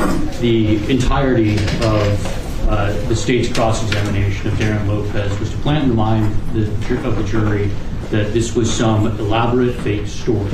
When we have a judicial confession filed in federal court for the sentencing of Jennifer Faye, where she admits to that federal court to accept the life sentence that she took, that she created those emails with the intent and purpose of deluding Darrin Lopez.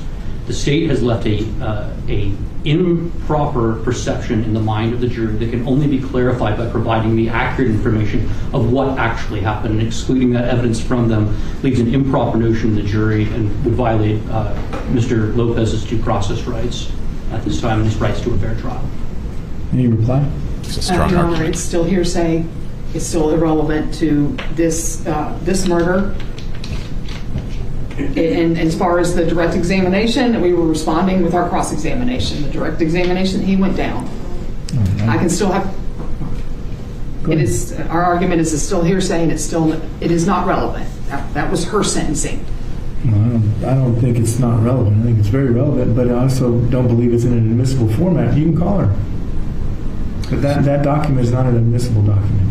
There may be another way for you all to go about doing that. Judge, I don't believe that that's an admissible document in an admissible form. Specifically, what is the court's ruling on the inadmissibility? It is a self-authenticating document under 902, and additionally is not hearsay as a court record, and additionally is a public record, and therefore goes by the hearsay objections under 803. Additionally, we would ask the court to take judicial notice of the prior filings in the federal court. Mm-hmm. All those objections were ruled. She can be a witness. All you got to do is call her. Judge, for the record, Ms. Faith still would be facing jeopardy at this point to testifying in open court at any time. Maybe, but she hasn't been here. She's not here to establish that one way or the other. She may want to testify. We haven't established that. Nobody's called her. She has personal knowledge of all of these things. What she said in federal court is not in an admissible format, so the objections are sustained. The defense calls Dr. Fabian. Okay, very good. Sheriff, call the jury. My youngest son is pulling a tooth out.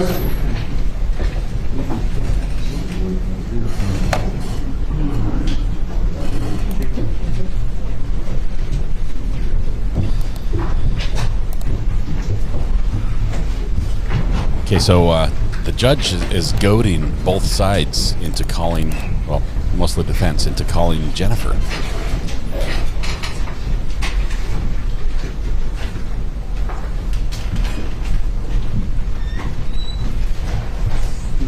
Do you think it's safe? Yeah, I think it's safe. Well, who's this guy? Thank you very much, Sheriff. You all may be seated. And, sir, if you could, please, before you have a seat, could you raise your right hand? You swear the testimony you're about to give will be the truth. That's right. Oh, wait, no, that's not Please have a seat. Be responding to questions first from Mr. Pugh. And then Ms. Mitchell. It's Ken. Good afternoon, Dr. Fabian. Good afternoon. Could you go ahead and state your name and spell it for the court, please? Sure. John, J-O-H-N, Matthew, M-A-T-T-H-E-W, Fabian, F-A-B-I-A-N. Dr. Fabian, what do you do for a living? I'm a forensic psychologist and a neuropsychologist. I make money, is what he just said. As you practice as a psychologist, but more specifically as a clinical and forensic psychologist and a clinical and forensic neuropsychologist. Can you explain to the jury what that is? Sure. So psychology is just really simply the study of human behavior. And in clinical psychology, we're trained to assess and diagnose, treat psychiatric conditions. And we do conduct psychological testing. And as a neuropsychologist, in forensic psychology, we apply clinical psychology to the law. So we are asked by lawyers, judges, courts to, address a particular legal issue. And that could be in criminal, civil, or domestic family law. And then I practice as a neuropsychologist as well. And I think you were starting to get into that. Could you tell the jury what the difference between psychology and neuropsychology? Sure. So in psychology, we assess mental illness, typically, schizophrenia, bipolar disorder, anxiety, depression, psychiatric conditions. With neuropsychology, we look more at brain behavior relationships and basically how the brain works, how it functions, and then we'll carry that over into the cognitive effects of mental illness or look at neurological disorders such as epilepsy, stroke, seizure, dementia, traumatic brain injury. Are you board certified in any specialty areas in psychology? Yes, I'm board certified in forensic psychology and clinical psychology. Do you know what percentage of psychologists are board certified? It's I think less than 1%, I think, or 1 or 2%. Does that sound a little better? What do you have to do to become board certified? Suffer. We have to really go through a lot of training, present different videos and reports of folks that you've evaluated, send those to board certified professionals, meet for just a lot of grilling, so to speak, by other boarded members about your cases, about the diagnostic issues, and then ethical issues within the field. So forensic psychology focuses more on the law and the interaction between the law and psychology. So similar types of grilling and testing, both written and oral exams. It's in Dallas, Texas. I'm assuming before you can be board certified, you need some education before you can even sit for that type of exam. Is that right? That is correct. Could you summarize your education, your academic education? Sure. So briefly, I have a bachelor's degree in political science psychology. I'm originally from Ohio, University of Cincinnati. I have a master's degree in general psychology from the same institution. I have a master's in clinical psychology and a doctorate in clinical psychology with a focus in forensic psychology from the Chicago School of Professional Psychology. Have a Juris Doctorate law degree from Cleveland Marshall College of Law, and I had specialized training in forensic psychiatry in the law through Case Western Reserve University. And then I have postdoctorate clinical neuropsychological fellowship and training from the University of New Mexico School of Medicine and the Albuquerque VA, where I worked in their polytrauma unit there. This guy did suffer to get where he is right now. That's a lot of school. It is for record purposes with the court judge. Yes, Judge. If I may. Go ahead. I apologize.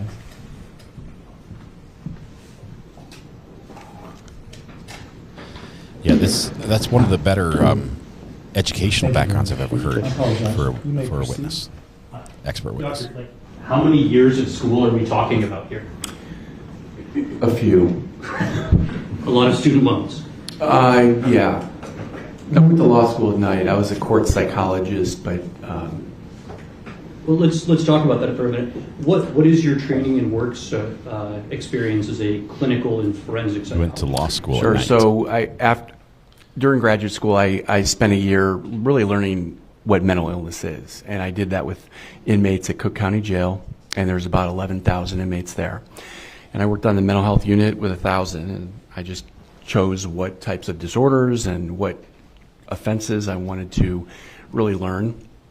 And then I did a psychiatric therapy, counseling, and assessment practicum at the Federal Bureau of Prisons in Chicago.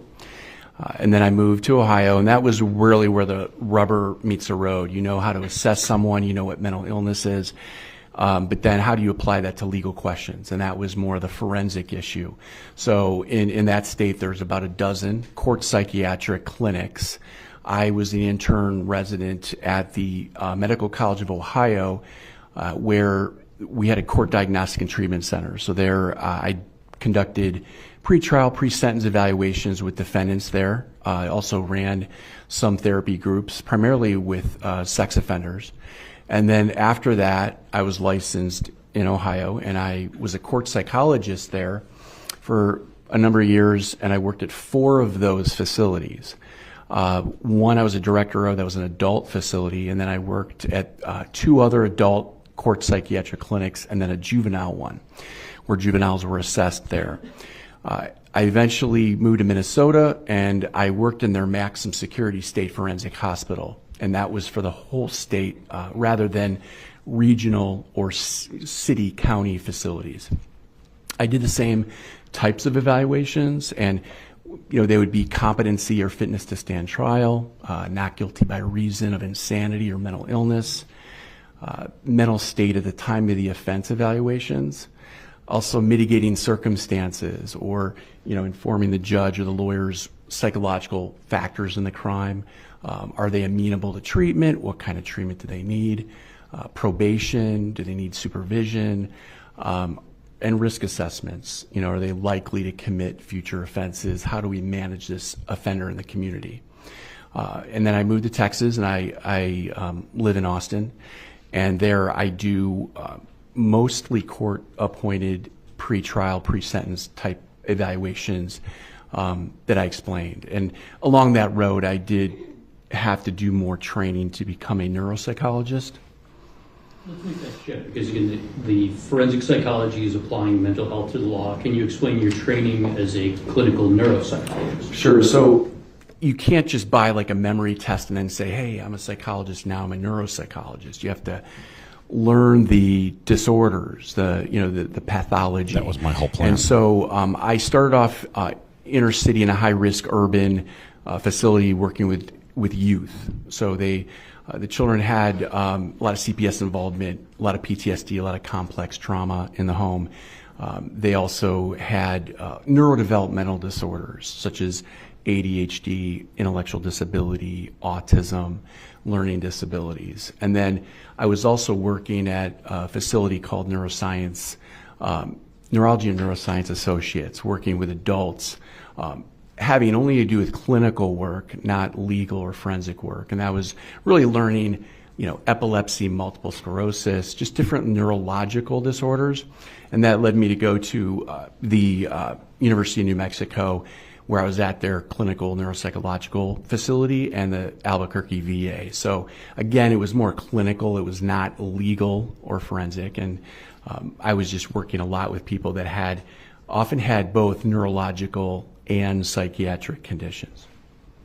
Are you fellowship trained as a clinical neuropsychologist? Yes, I am. Mm-hmm. And can you tell the jury what does fellowship trained mean? It just means after you have your doctorate, you go and respecialize in another area. So I knew I was experienced in clinical psychology and forensic psychology, but these cases, a lot of them are complex, where there are neurological conditions, and I needed that training in order to be able to do more of a holistic evaluation. Some of that fellowship training was at the VA Polytrauma Center, is that right? That is correct. And what is the VA Polytrauma Center? Well, poly means more than one. So, that is a specialized unit where we would evaluate, veterans that had typically post-traumatic stress disorder, emotional, psychological trauma, traumatic brain injury, or physical, disorders, conditions, where they may have lost a limb or they have chronic pain. So they may have a combination of those types of trauma. Have you had any academic appointments? I have. So back in the day when I was in Ohio, I taught psychology of violence and forensic psychology in the law at Cleveland State University. I taught intellectual assessment at Case Western Reserve, their Department of Psychology. And then now I do training, University of Texas, Houston, the McGovern Medical School, their Department of Forensic Psychiatry. And then Walter Reed, I assist in their Forensic Psychiatry and Psychology Fellowship Program, where I'll do meetings and we usually do case presentations to the fellows there. Can you remind the jury what Walter Reed is? It's a medical facility in the Washington, D.C. area, in the Maryland area. And where or who is primarily treated at the Walter Reed? No, veterans. Yeah. So you've had some extensive experience working with veterans, is that correct? Yes. Have you been published in peer review articles as well as bar review articles in journals? Yes, I typically will just kind of write in areas that I practice, and they focus on forensic neuroscience, assessment, and with violence, sexual violence. Now, you noted you have a law degree, but I do. You do not practice law, is that correct? No, I don't. I don't practice law. I've published quite a few, law review articles for law schools that have publications. Why was it important for you to get a law degree?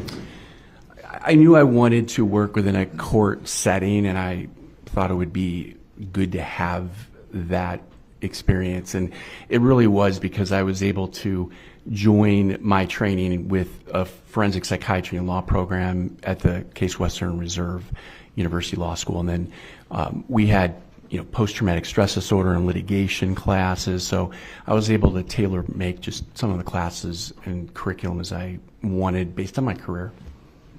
And so that law school degree that you were seeking, was that specializing in psychiatry while you were going through it? Yes, it was. We would meet weekly to go over basically what we call landmark cases in psychology, psychiatry, and the law. Primarily U.S. Supreme Court cases that touch on these issues. As you told us, you work now primarily as a forensic psychologist, and that primarily consists of examining individuals who are involved in the legal system, is that right? Yes, most of it is criminal. I do some civil cases, personal injury cases, and domestic, a lot of parental fitness evaluations. Approximately how many individuals have you examined in your career as a court psychologist, court-appointed psychologist, or an expert witness for the courts? I'd say 5,500 cases, around that amount. What have most of those evaluations been for? They've been for criminal cases, again, pre-trial cases where courts or lawyers will want an evaluation as to, is my client mentally fit, competent to stand trial? What was their mental state at the time of the offense like? Or what are mitigating circumstances that can be considered for plea bargain, like working out the case between the sides, or even testifying at sentencing if a defendant is found guilty in front of a jury or judge, whoever sentences the person. And let me clarify, so out of those 5,500 evaluations, are those mostly done for the court, the state, or the defense? The court. So this is the court that's appointing you and asking for these evaluations? Yes. Are you in fact, you're a court psychologist and neuropsychologist. Are you a psychologist or neuropsychologist for any courts in Texas currently? Yeah, so I'm with several other people. We do all the evaluations in Travis County, Austin, and then Bell County, Comel, Hayes, New Braunfels, San Marcos areas. So most of what I do is basically really between San Antonio, Austin, Houston, and then through Waco and here. But that triangle would probably be most of and everywhere in between. Have you been recognized as an expert in prior legal proceedings? Yes. How many times would you say you have testified in court? Let's focus on the trial for a minute, I'd guys. say We're getting about sidetracked in a bunch of weird conversations. Over 550 times. The mods aren't trying to be what kind rude; of they're just trying to evaluations steer have it you back been to trial. Same types of cases, competency to stand trial, competency to be executed, intellectual disability and death penalty cases, juvenile transfer. Should a juvenile stay be retained, kept in the juvenile system, or should they be tried as an adult? Sex offender, risk assessments. Those are competency. Yesterday was competency, or the day before, competency to waive Miranda rights. So the evaluation at the time of the confession of a defendant. And so you've examined defendants on behalf of the court, appointed by them? Yes. And on behalf of the state, requested by them? Yes. And then also on behalf of the defense, when requested by them? That is correct. Dr. Fabian, are you Darrin Lopez's advocate? No, I'm not. Okay. Who is his advocate? I'm looking at him, you. So as you're doing these evaluations, are you doing them trying to get to a result? No, not at all. I will get called or retained to, conduct an evaluation, and you had concerns about your client and wanted more information and assessment. But I don't want to confirm, just go right off the bat, oh, he is this or he is that. Not at all. I have to, work the case. And, if I can't agree with what an attorney is requesting, then I simply tell them that. I've told you that. So you're going to give the results to the attorney, and then it's the attorney's choice whether they're going to call you as a witness or not. Typically when I'm retained, by the defense, yes, or the state. So there is times that you will give either the defense or the state your conclusions, and they may not be what they're looking for. All the time. And what would happen to your professional reputation if you were just tailoring your evaluations at this point?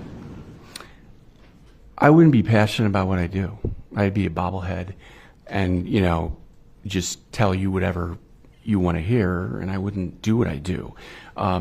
There are experts that do that, and I don't know, somehow it doesn't always catch up, but I have to kind of call it as I see it and be fair about it. And if I'm on the witness stand, I'm not going to shuck and jive with you guys making big decisions. And, I'll let both attorneys have cracks at me. And my goal, my objective is to give you the information about this defendant that you may not already have. How did you get involved in this case? Well, you contacted me. You and Mr. Sanchez had contacted me, told me a bit about your client. And once we contacted you, you needed some basic information on the case. That is correct. What was the preliminary information that you received on this case? Sure. So basically, discovery, we call that, evidence. And I been here today and yesterday, and I know you're aware of quite a bit of that data, that information. Also, the Department of Defense records, we had medical psychiatric records for Darrin Lopez. I talked to 3 of his comrades in Special Forces, Green Berets, and I talked to his daughter. And so basically that covered much of what I had reviewed, plus my interviews and testing of Darrin Lopez. Let's go back over that. So you, not only you were given the discovery before trial started and you reviewed all of that? Yes, I'm going to miss some emails here and some Facebook data, but I tried to review what you gave me. And then you personally went and interviewed Darrin Lopez, is that right? Yes. How many times did you interview Darrin Lopez? So I evaluated him on May 3rd and May 4th of 2023. You say you evaluated. What did those evaluations entail? Sure. So basically, they entail just interviewing, and they entail psychological testing and neuropsychological testing and assessment. Which about how many hours did you spend with Darrin Lopez? I would say I would, over the 2 days, no more than 12, but it was, I'd say at least 10. And during that time, you're both interviewing him. What are you looking for in your interviews with somebody that you're evaluating? Well, I want to get to know the person, their background history. I want to know really their thoughts about the case. And I save that more to last, and because we build up to that. So we learn about their background history and really how they function. That's really what I'm after. That's what psychology is, human behavior. How do you function? What are your symptoms, if you have any? And then neuropsychologically, how does your brain work? How does it function cognitively? And, I do go in there knowing that he's been at the Department of Defense. He has been poked and prodded by a number of mental health experts that work for the defense, and there's different diagnoses, psychiatric treatments, symptoms that are documented. Now, that doesn't mean I have to always agree with that, and that could be years ago. But I want to, certainly it's important for me to see that and to go over those records with the person I'm evaluating and then do my own assessment. And Doctor, you reviewed all of the records that we were able to obtain from the Department of Defense and Department of Veterans Affairs that Darrin Lopez had, is that correct? Yes, most of it was the Department of Defense that we had, yeah. And do you remember offhand about, how many pages of records are we talking about? They're not memorized, but I know they're 912 pages.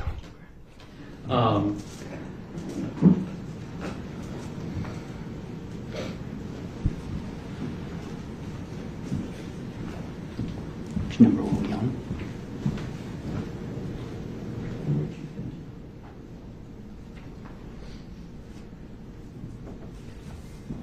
Dr. Fabian, these military or the medical records that we reviewed are in an electronic format, is that correct? Yes. Okay, we didn't kill 17 trees trying to print them all off. We reviewed them on our computers. Correct. 17 trees. The military record, the medical records that you reviewed, are they important to your conclusions on Darrin Lopez's case and his current status? Yes, so the medical mental health records are typically always important. I would like to offer Defense 7 the military records reviewed by Dr. Fabian for Darrin Lopez. State has no objection for record purposes. I'm sorry. We'll admit them for record purposes. Can I ask a question? Go This ahead. would be on 12. My apologies. Forward number. What's whenever you get it squared away with court reporter, what's the number? It will be 12, Judge. And you have no objections to 12 for record purposes? All right. It's admitted for record purposes only.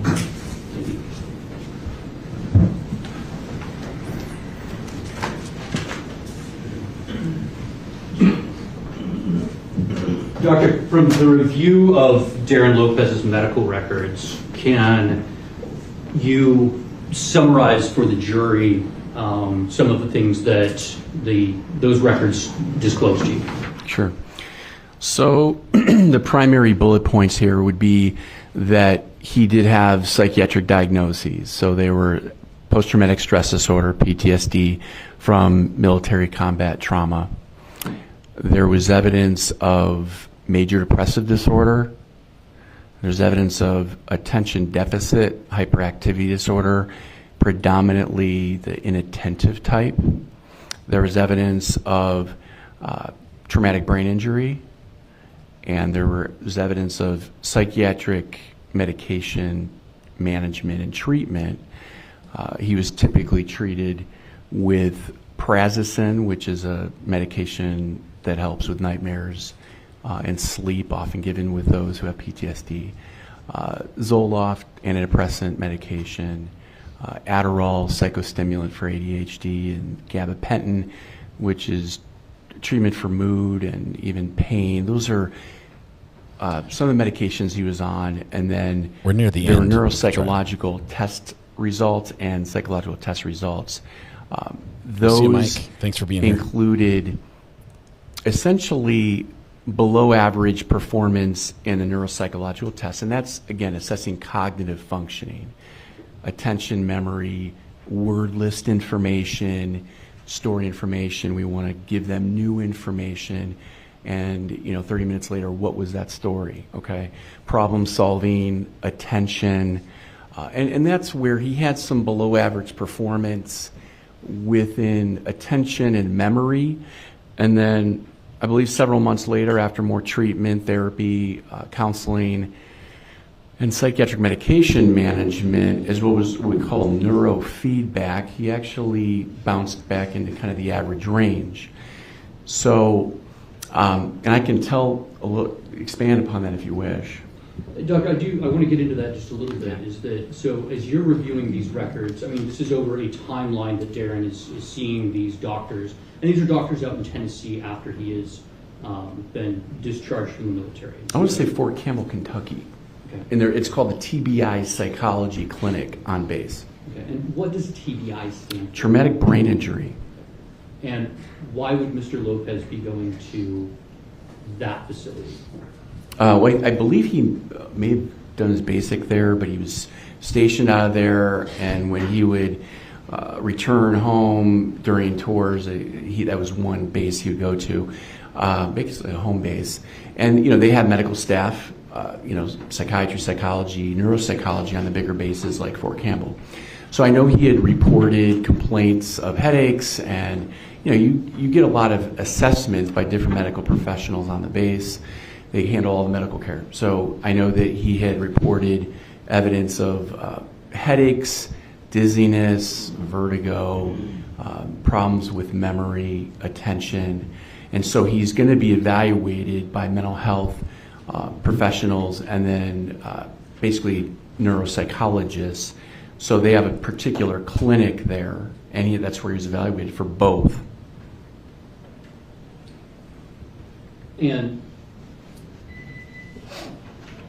we'll get back to that in just a second.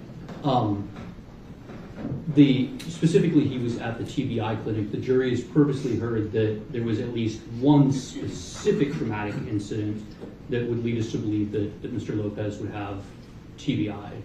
And what was that specific incident?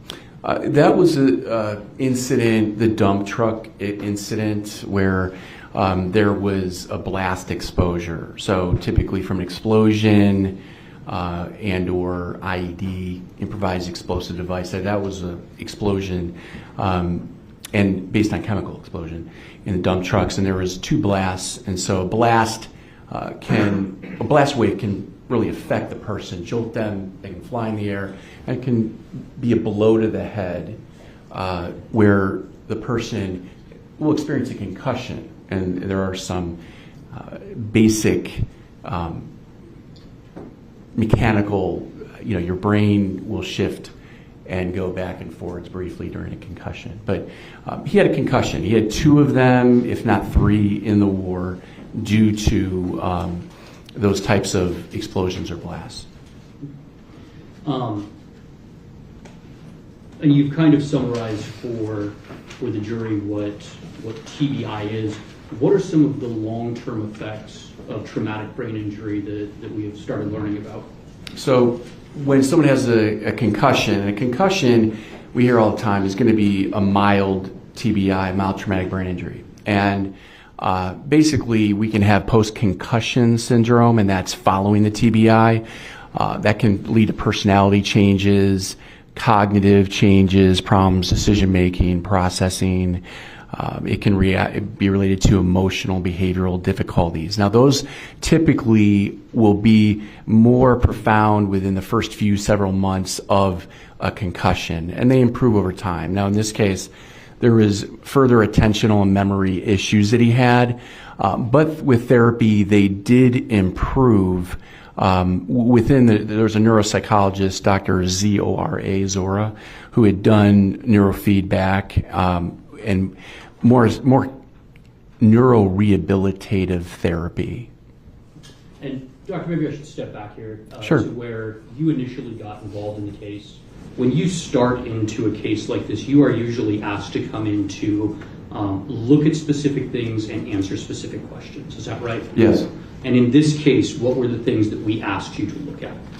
Well, when there's an individual that has a documented history of PTSD and TBI, when we first talked, you had reviewed the records and you said, we need an assessment here. And, that's more looking at clinical diagnoses, functioning, but then the legal questions, which we call the forensic questions, are going to be related to, what was his mental state at the time of this offense, for example. And so as you're reviewing these records, you are looking back for that previous baseline testing to see how Darrin was doing. That is correct. And then you performed supplemental testing to then look at that across time. Is that right? Right, and the across time was really 11 years because he had most of his assessment in 2012, right before he was granted disability. Darrin Lopez was discharged medically from the Army. Is that right? 2013, I believe. And what was the reason that he was medically discharged? It was post-traumatic stress disorder, PTSD. So we have documented traumatic brain injury, but the primary assessment was post-traumatic stress disorder. And I would agree with that. So the neuropsychologist reasoned that the PTSD was the condition that was causing the neurocognitive effects. And when I say neurocognitive, it's more of, hey, how's your brain function? And, okay, the attention and memory, we now, in our field, have, we look at PTSD not only as nightmares, flashbacks, the clinical side, but also the brain side. So it's cognitive functioning. We usually see deficits with attention and memory. And they threw ADHD in there to make it more complicated. But in my opinion, it was clearly that PTSD was more of the problem, emotionally and cognitively, more so than the TBI. Let's go ahead and shift and talk to the jury for a little bit about PTSD. What does PTSD stand for? Sure. So post-traumatic stress disorder. Okay. And so, I think there's a kind of Hollywood conception of what PTSD is, with immediate flashbacks and kind of either losing it completely or cowering in a corner from a specific event. Is that right? Yeah, I've seen a movie like that. We have our class back in the 80s. Rambo was PTSD. Remember it well. And can you explain? There are cases of PTSD where you have tell the jury what's a dissociative state. So with PTSD, you have to have a foundation of trauma. Something bad's got to happen to you or to someone you know. You can witness it. You can experience it now. You can even learn about it. Okay. So, and then we have a number of psychological symptoms, and really they can affect you emotionally, cognitively, behaviorally, interpersonally. And so, but you want to go to dissociation. So, can you tell the jury, what is that, Hollywood version of a dissociative event? And that's really where you can have derealization, meaning you're just kind of spaced where you're out of touch where you are and what you're doing. You're like in a movie. Depersonalization is another part of dissociation. That's where you can't even know who you are, right? So it's personal. You're de of yourself. So you're just like kind of not in the moment. We can have that with flashbacks where something can pop in your head, a trigger, and then you can go right back into that world, whatever the traumatic event typically was. Now in Rambo, that was quite a while. He was in a dissociative episode for days, which we typically don't see. And so under that, like you have to have that traumatic event that kind of pegs on the brain at that point. And then something that triggers, that throws you back to that. Is that right? Yes, I mean, typically. So you're going to have more severe PTSD often if you have more traumatic events. And the more severe they are, more intense they are. And I want to focus, I want to really emphasize the jury that, I mean, we're all different. So we don't only respond to the same trauma or different traumas the same or differently. I mean, everyone is just so variable with this. And a lot of it has to do with resilience. It has a lot to do with resilience. And everyone, again, is different. So when you have a traumatic event, and if I may, then you have, for PTSD, different symptoms. So you can have what we call intrusive domain, and that means nightmares, flashbacks, memories, and they could be based on triggers. We've seen, born on the 4th of July, or you're at July 4th and you're a Marine. That can trigger the noises, okay? So we have intrusive symptoms. And we don't have to have all of them. We can just have one of those three: memories, flashbacks, nightmares. Then you have what we look at as being a negative emotional impact. So when you think of these events, you get upset. You get typically sad, angry. We often have avoidance. That's a third domain. Basically, who wants to really deal with this baggage, right? We'd rather not think about it. And so we often avoid our trauma-based emotions, feelings, thoughts. And we may avoid people, places, situations, events that remind us of those traumatic events. And then we have evidence of changes in cognitions, how we perceive ourselves in the world. And they're usually negative. They're usually about distrust. I can't trust, I'm blaming myself, blaming the person, the perpetrator that abused me. I'm blaming, you're basically looking at the world differently. And often it's a dangerous look at the world. You don't trust anyone. And then we have negative emotions. And those are basically fear, horror, anger, guilt, shame. And then a key component is the hyperarousal domain. And that means startle response, where you're on eggshells, you're hypervigilant, you sit in the back of the bar because you need to scan your environment, okay? So that hyperarousal leads to irritability, it leads to aggression, and those symptoms are, those words, irritability and aggression, are part of the diagnosis of the new PTSD, based on the research the American Psychiatric Association did with veterans. So irritability, problems with sleep, problems with attention, and it's difficult to turn your brain off, your body off, okay? So it's just, you're often on eggshells, you're just often on edge. And that's a good point for the jury to understand, is because we have this, acute dissociative state, but what we've learned more, what is PTSD doing to people long term, with just the change of who they are on a daily basis? And then a lot of, depends on how resilient the person is.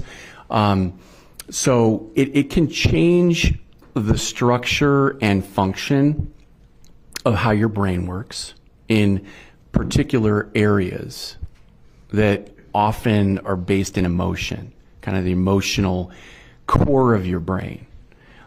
It can change that, and then we've seen that in veteran studies.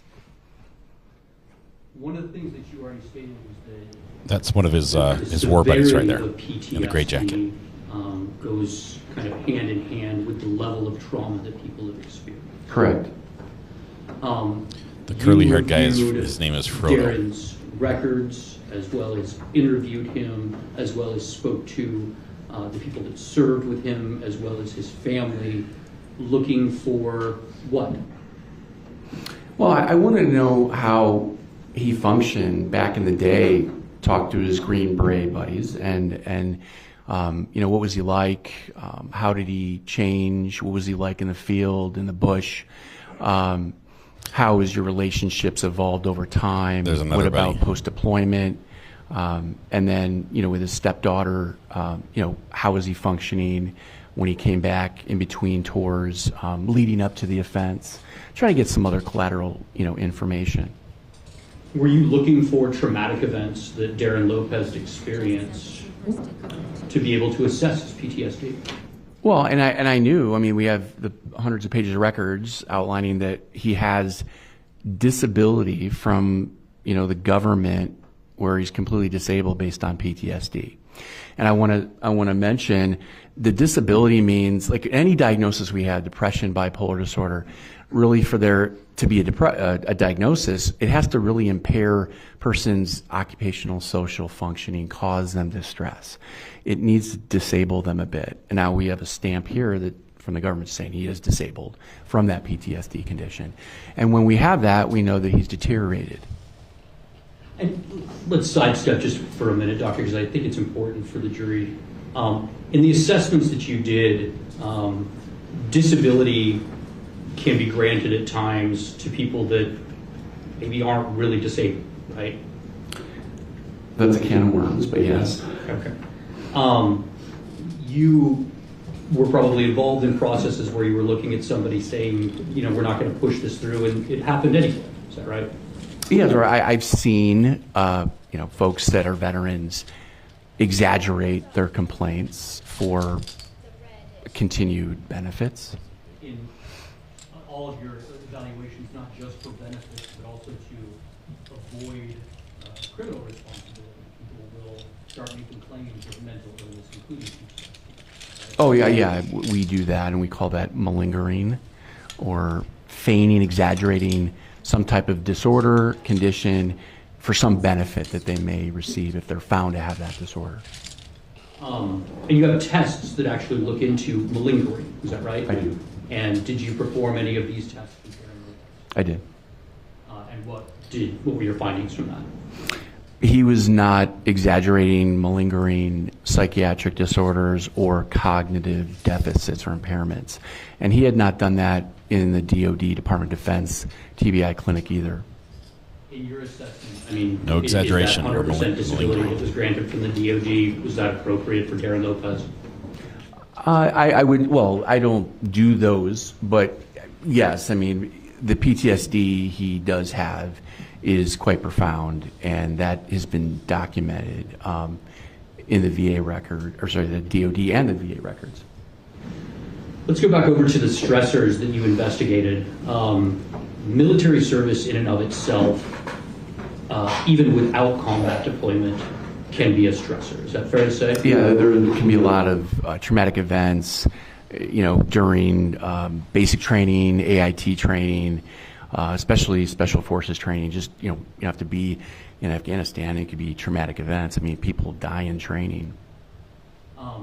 Because what are we essentially doing when we're taking an 18-year-old civilian and turning them into a soldier?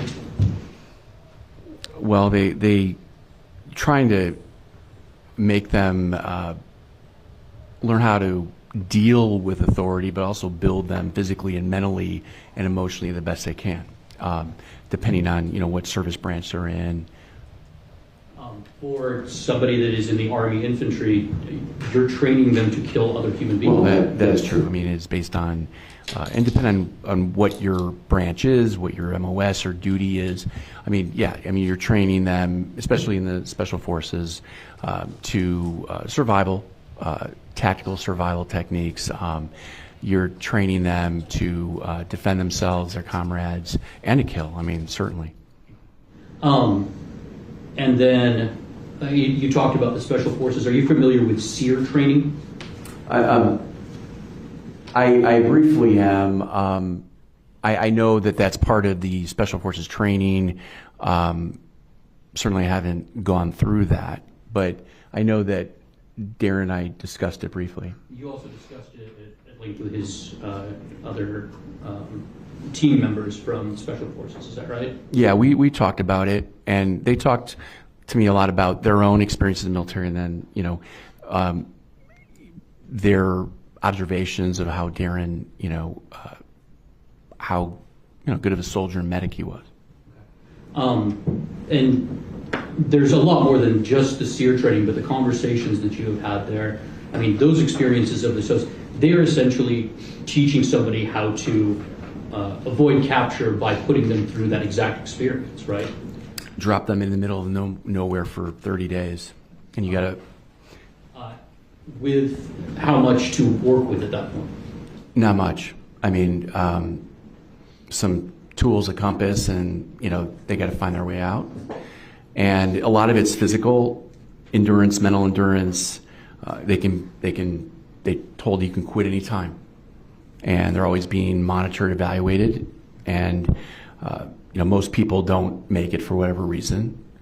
So it is quite an enduring program. I mean, is it hard for somebody who is a civilian to understand what that training alone does to an individual? It is. I mean, unless you really do it, and I have my own questions, and I work a lot with vets. I mean, but you really don't know it until you do it and succeed at doing it and fail at doing it. I mean, it's very, very difficult. I know with the Special Forces, they do focus a lot of, there's a lot of different roles they do. And so it's not only survival and tactical training, but it's gathering information, working with the locals, which is really gathering the intel is what they often do. And they're literally changing the way that these individuals think to be able to do their jobs in these combat zones. Right, and these missions I'm going to object at this point as far as to what the military does. This is, he's here for psychological, neuropsychological testing. All right, I'll allow you a little bit of leeway on this one subject matter, then let's bring it back to why we're in court today. Go ahead. Let's move it past, the military training unit itself. That is then compounded by combat deployment. Is that right? Correct. How many times was Mr. Lopez deployed to a combat zone? I have 6 times that he had talked to me about, and 6 in the DoD records. And on which deployment was it that he was blown up? It was somewhere around the 3rd. So he was deployed 3 more times after having that specific acute instance of disability or of injury and trauma. Yes. Right? In fact, did you learn that? During this, he almost wasn't deployed for the 6th time. Is that right? That is correct, and they were able to adjust his deployment and his role and duty based on his condition. So he's more in the K-9 unit. Why would somebody do that to themselves? I'm going to object at this point, Your Honor. It's just speculation. I think we're just going with... He's an expert. He can't speculate. Based on your interviews with Mr. Lopez and your experience with veterans, as well as the interviews with the other Special Forces and the members of Darrin's team, have you found a psychologically similar outcome of people forcing themselves back into traumatic situations? Absolutely. Okay. Why? Love of the game. So there's a few of them. Passion about country, just being a patriot.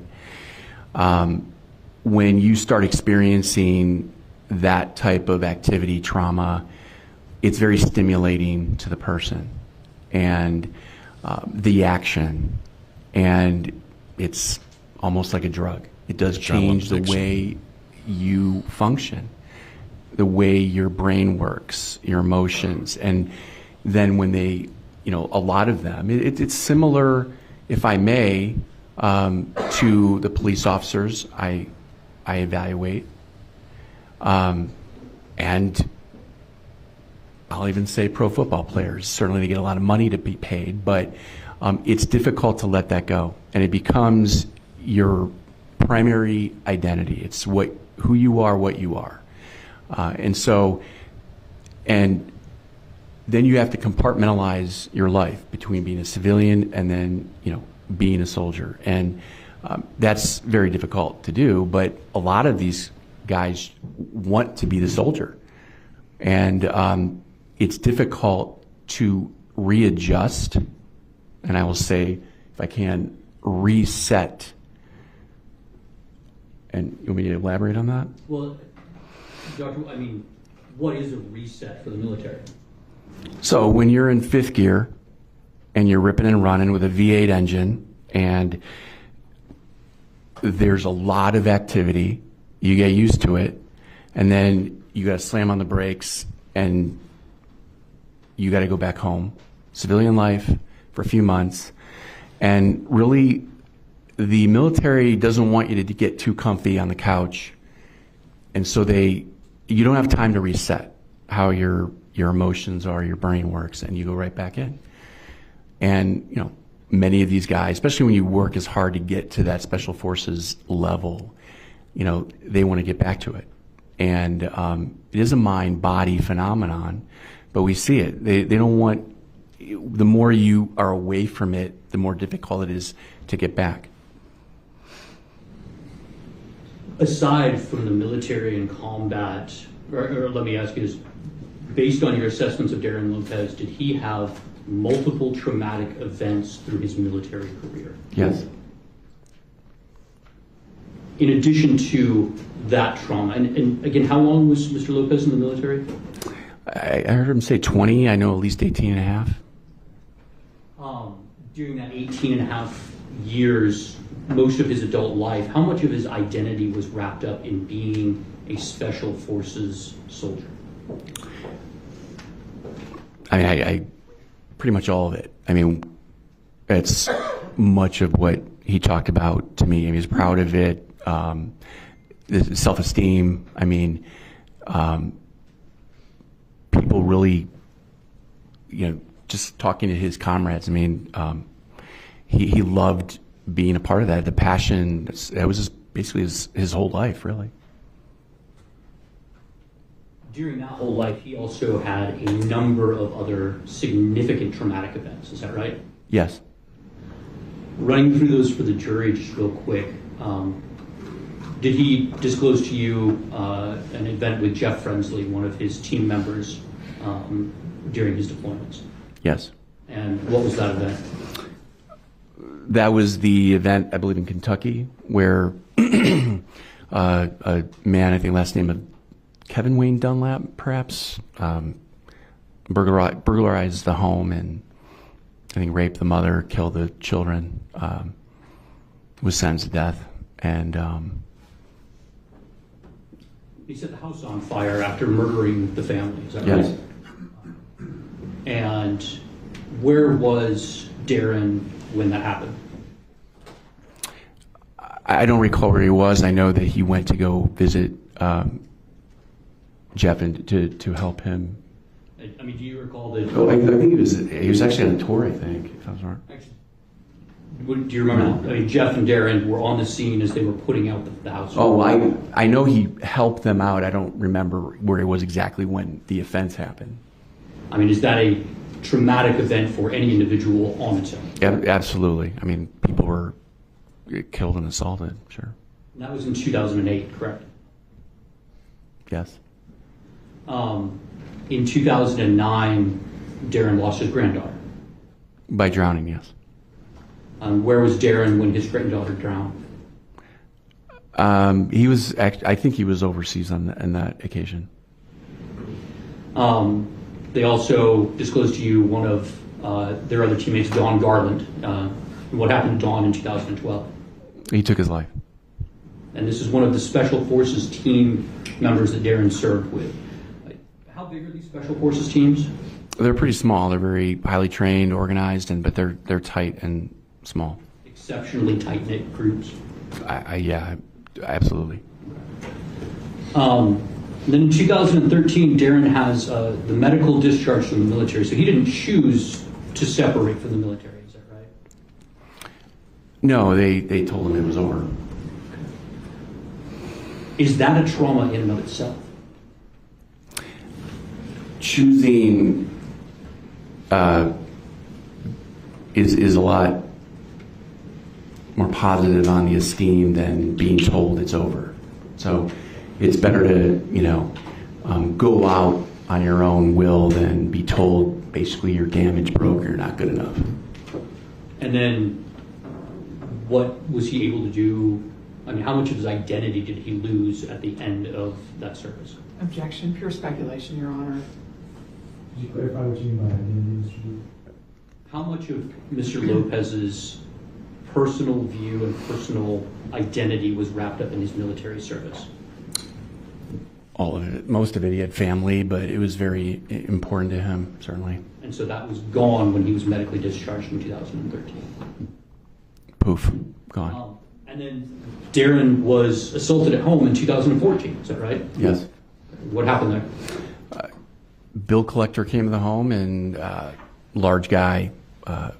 He had, I think, stated over 6 foot, 300 pounds. They got into an argument, and he was beat up pretty bad, knocked out. I think brief loss of consciousness, orbital fracture, and if he broke some ribs, he had to go to the hospital. That's a rough bill collector. Darrin. Darrin, yes. That took the beating from the debt collector at that point. Yes. Got whooped by a bill again, collector. On its own, a traumatic event going through something like that. Yes, another concussion. And then what happened to his marriage in 2018? It dissolved. I mean, he and Rebecca, his wife, just became estranged, and she had moved out. Doctor, what happened in March of 2020? He's like, I don't remember. A lot of things happened in March of 2020. That was a terrible question. Yeah, he's like, I don't know. What happened to the entire world at one time in March of 2020? COVID. Based on, I mean, your work experience, how much traumatic stress have you seen just in general from the effects of what COVID did to the world? World change. I mean, there's a lot of effect of COVID on a lot of folks, and I've had, in part, more business, unfortunately, due to COVID. People that I would never see, I have seen. Just that event on its own, you've seen a marked increase from a number of people committing criminal activities and doing things they never would have done otherwise but for that pandemic. And yes, and even higher functioning folks in particular. Let me step on COVID at one point there. Darrin was receiving, I think we talked about, his initial testing was below average in his functioning. Is that correct? You mean neuropsychologically? Yeah, it was below average, again, with some deficits in attention and memory the first time in the TBI clinic. And then he went through a number of treatments that you kind of talked about that raised that level up, and that's based on the records that you've reviewed. Yeah, to average range, yeah. What happened to a lot of medical treatments during COVID? Well, they dissipated, certainly, and it was difficult to see folks, or it was on televideo or on phone. Is teletherapy as effective as in-person therapy? I don't know the studies really on that. I mean, but it depends on the therapy. I mean, the neurofeedback he could not do anymore. I know that, but as far as I know, he was talking to someone on the phone. He had two folks from the VA. One was doing psychiatric meds, and one was doing counseling. So we're doing it on the phone, not even on video or in person. So, and I've lost count on the number of traumatic events that we've gone through here. What is your assessment then of Darrin, of his functioning from this long-term effect of PTSD on his personality and his thought process? So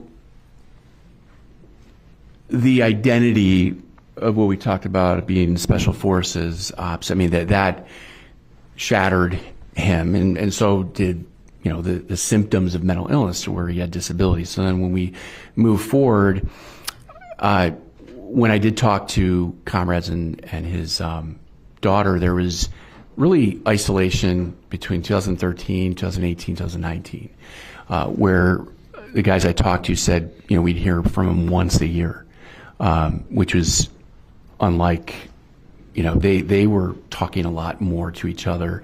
They go to these pancake breakfasts every few months and try to stay involved with each other's lives. And he just, disappeared.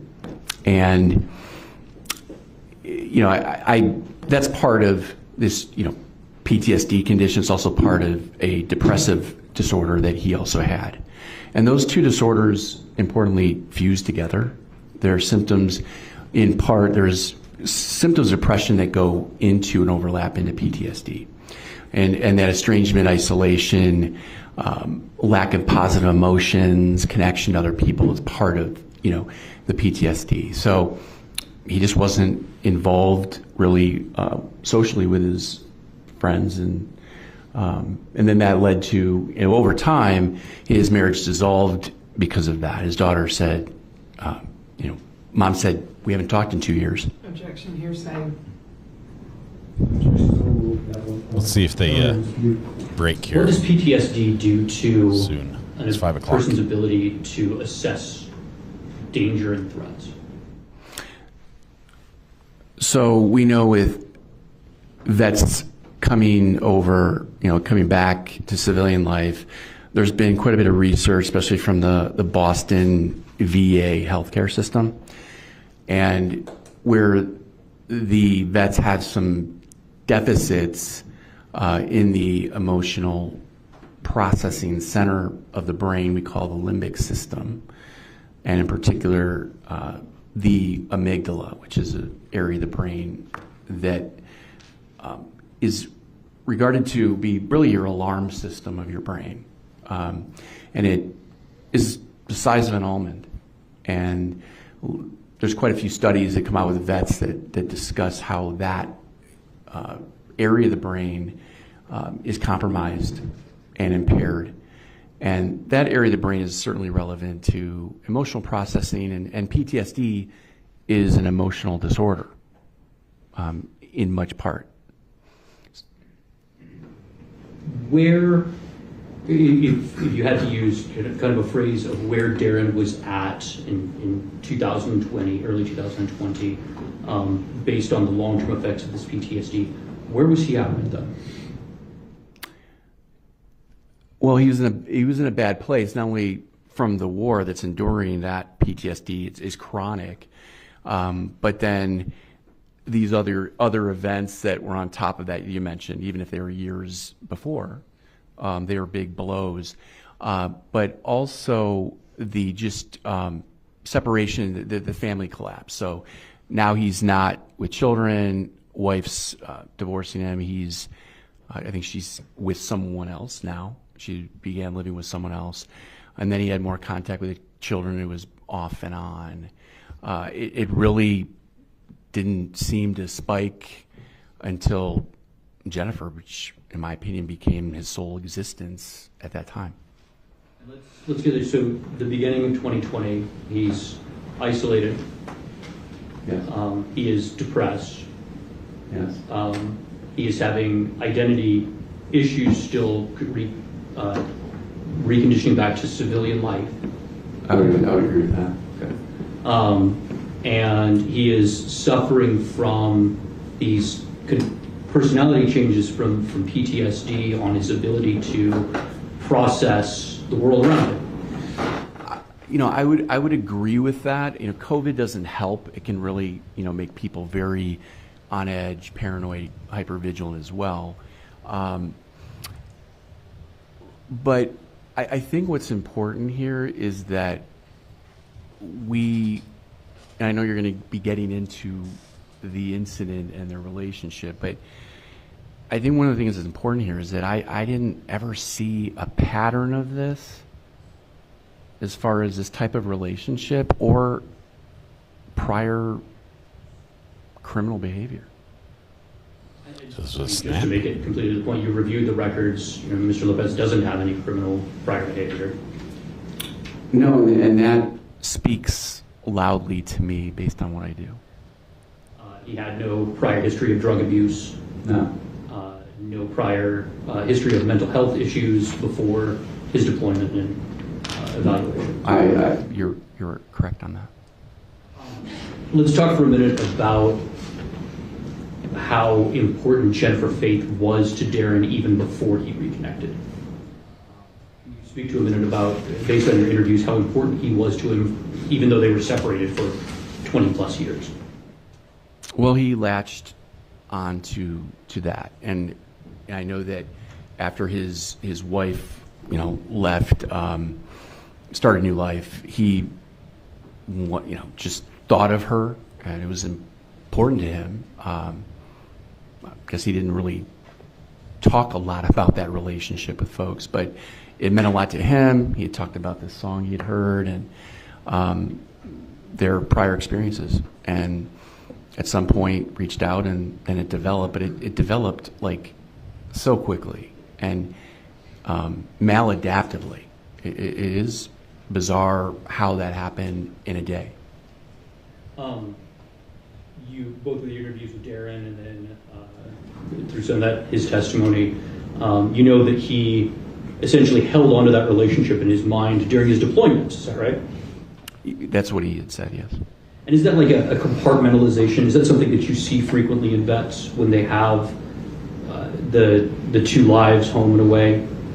Yes. Is it a coping mechanism? Absolutely. So you're trying to avoid the bad stuff and trying to sink in to think about something good, fantasy, positive memories about something. If a vet is in the war and then they're having problems at home, they may think of something, that makes, a lighter side of, makes them happy, gives them some fulfillment.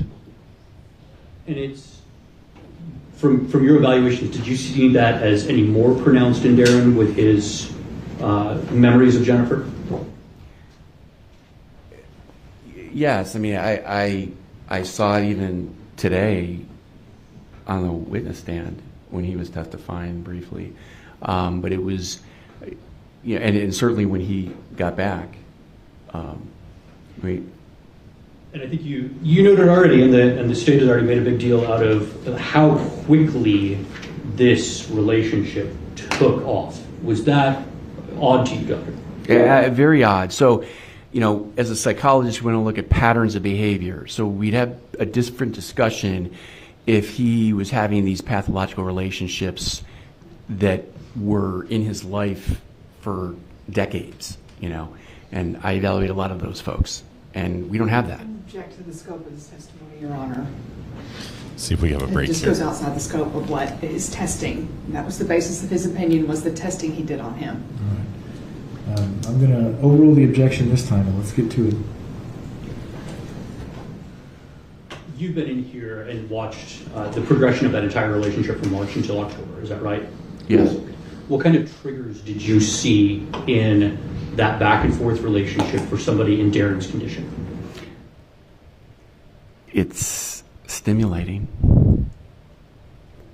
It's fast. It has a need for speed.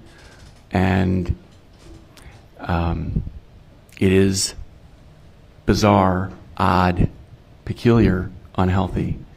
And again, that not having that pattern is important in how I conceptualize a case.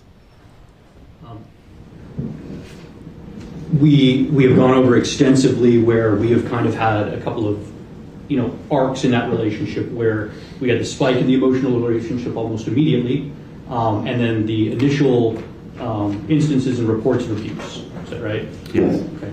And then you saw a period in between where that abuse dropped off and got fixed by the fake Rob Schmidt emails, and where Darrin felt safer in Jennifer's situation at that time.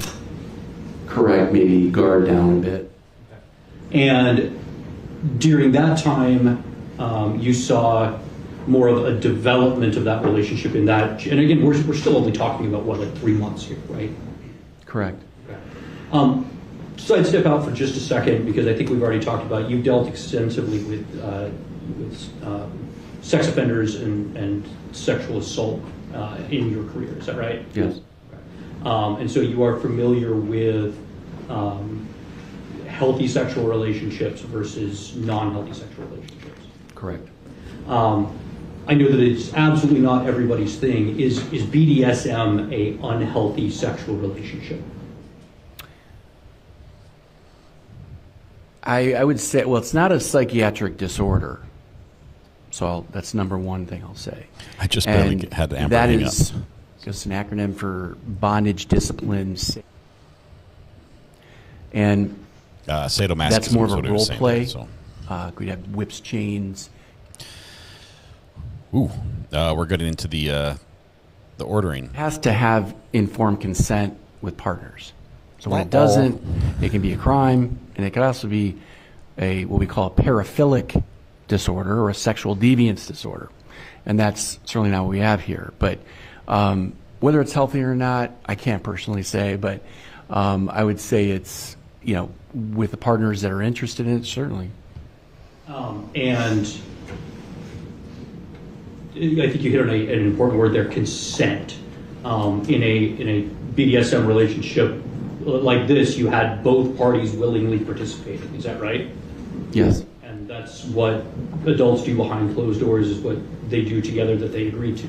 Correct. Or they're texting about it, role playing on the videos, or Is there a difference between that and a rape? that would be non-consensual sex. And so somebody could be into BDSM. So they're drawing a fine line distinction between these behaviors to see which one is okay and which one would be illegal. There's nothing about it. Did you see any concerns that you brought to our attention about any sexual dysfunction in any of Darrin? Like, did you have any concerns about his sexual activity? No, I didn't see that in the records I reviewed. Now, sexual hyperarousal is another symptom of PTSD, is that right? It can be. There's been some research recently on vets where it's sexual compulsivity, a bit more impulsive sexual acting out. And I'm not necessarily equating that in this case. But there is some research. I've seen more vets involved with sexual offenses more recently than I probably ever have.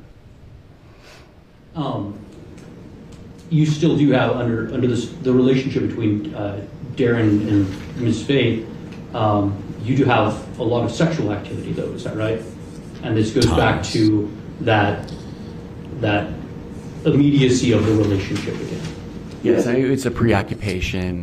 They meet each other, but there's a lot of banter and or talk about it, text about it, certainly. Let's get back to the offense itself. After you have this lull period where they're having more of this fantasy intimate relationship, what do we see that ramps back up in August and to October there? Well, I think they were getting along fine, and then there was more of the threats. And where were these threats coming from? If I remember, it was it was from, I think, Ron. What kind of effect would that have on Mr. Lopez with the status of his PTSD? He's, more comfy, cozy in the relationship, guards down, and then here we go, back up, and he's threatened again. What kind of mindset does that throw him back into? Well, he's certainly threatened by it and is alarmed and emotionally riveted by it. I think there's a fear with this, and he's not wanting, Jennifer to be harmed in any way. Part of his personality and everything that he has formed around is that he feels very strong as a protector. Is that fair? Absolutely. And Special Forces motto essentially is that. And so I think one of the hardest questions that we have to answer here is, why did Darrin wait to do something? Well, he had answered that question earlier, where he was feeling better about the situation, was counseled not to call the police. He didn't want Jamie to figure out that she called that would put her at risk. Objection, Your Honor. And he's testifying to the jury from what it has nothing to do with his psychological testing of Darrin Lopez. He's just now giving narratives about the case and an opinion, frankly. That objection is sustained as to why Mr. Lopez did something or did not.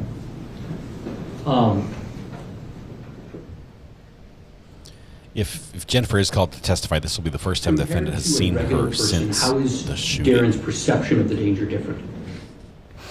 Well, for the record, I mean, I did talk to him about what happened, so I did get a self-report in my evaluation for his mental state. But as far as somebody with this level of trauma, this level of PTSD, and how it affects one's functioning, that emotional functioning can be compromised regarding just misperceiving threat and fear. So the misperception of threat, the exaggeration of fear is significant with individuals I've examined, consistent with what we see in the research. And so that, along with the enmeshment with Jennifer Faith, that extreme tie with her, what did that do to his decision-making process?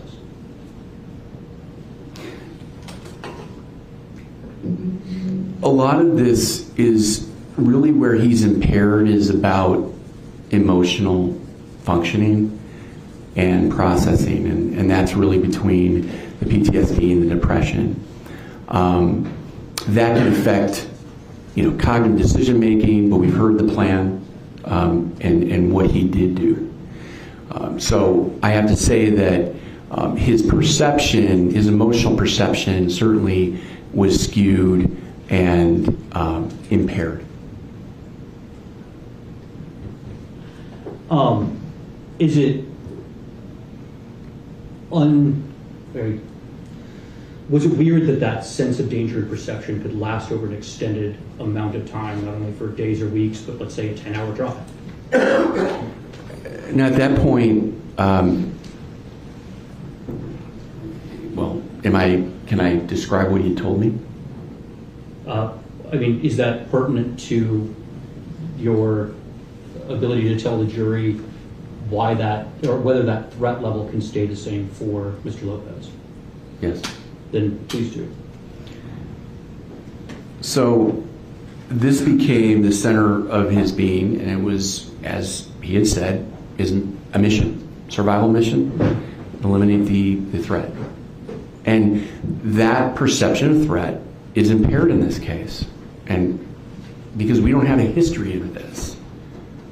And there's a context between considering Jen and what she brings to the table with this and his war experiences.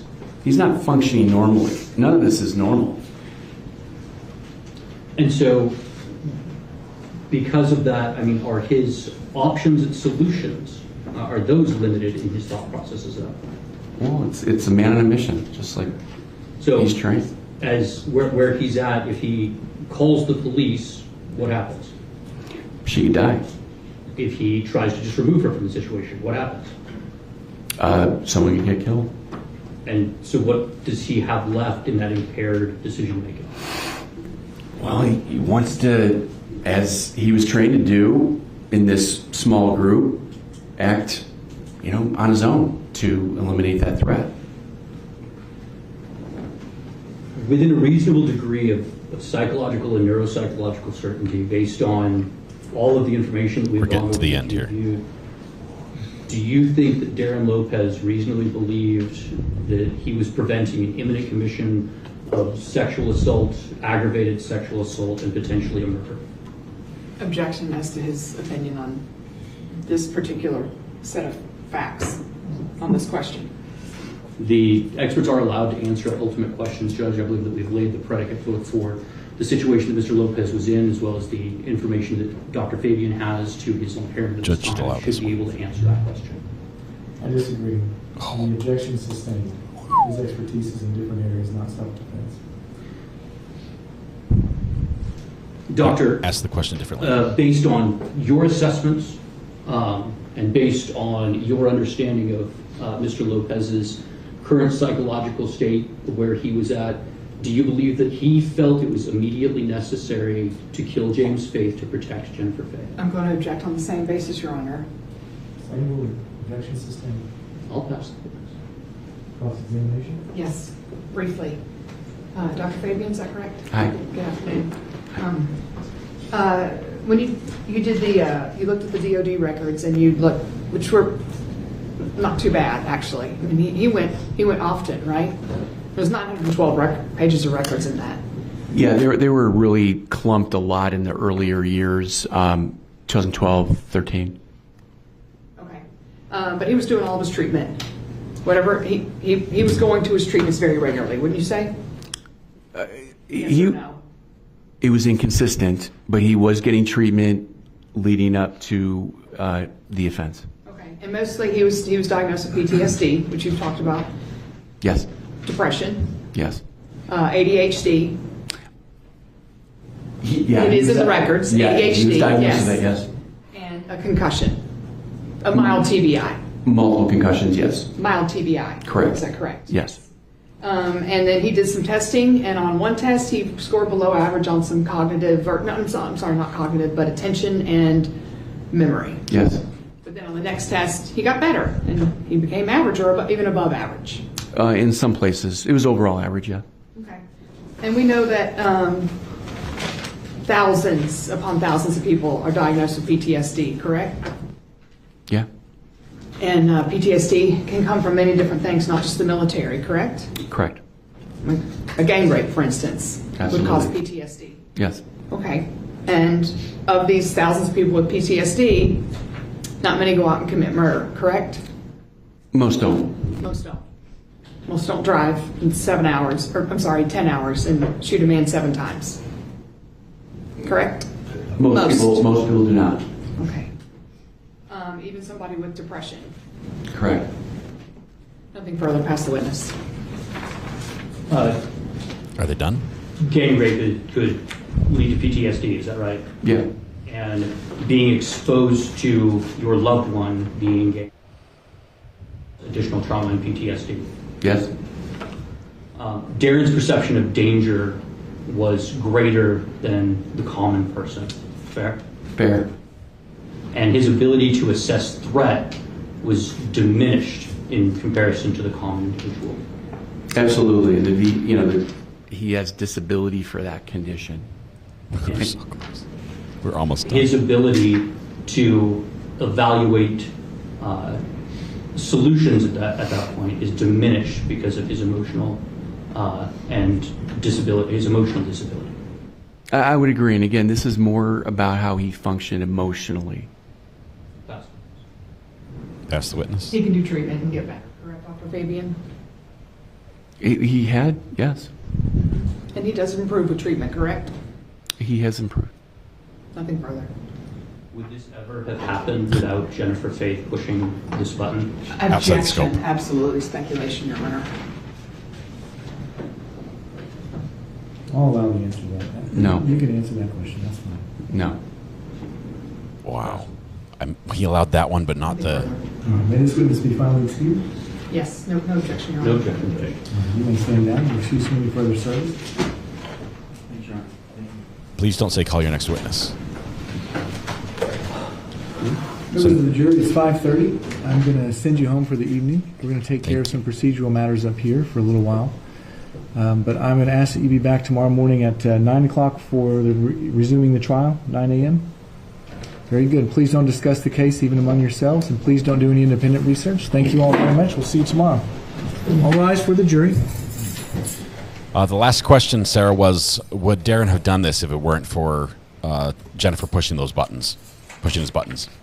And the judge let him answer and said no.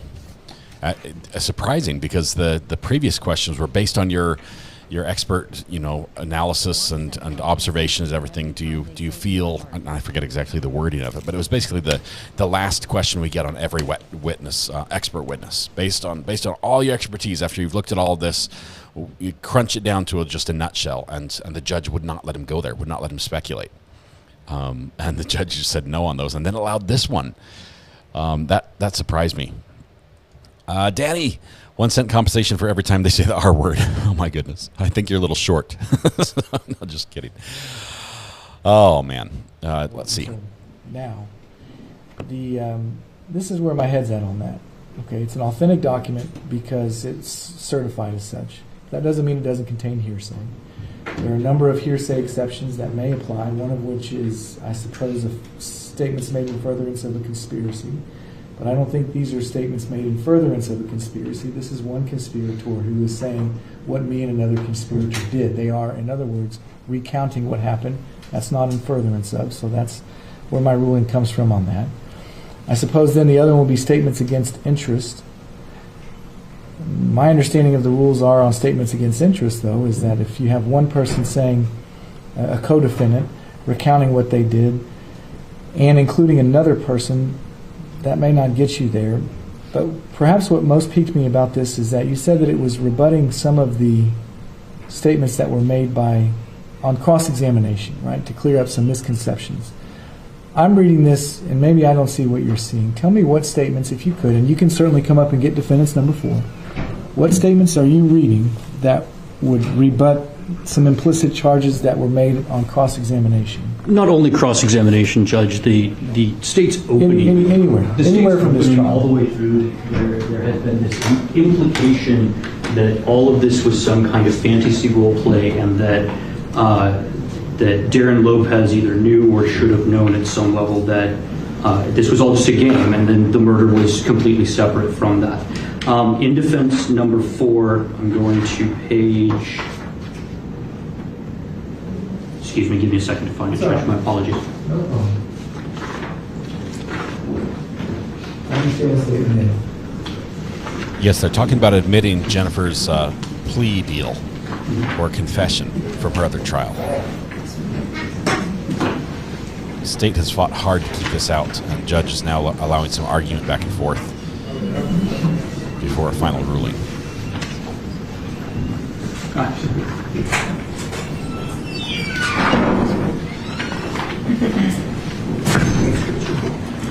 Judge, I can narrate from the record, starting on page 3 of the exhibit.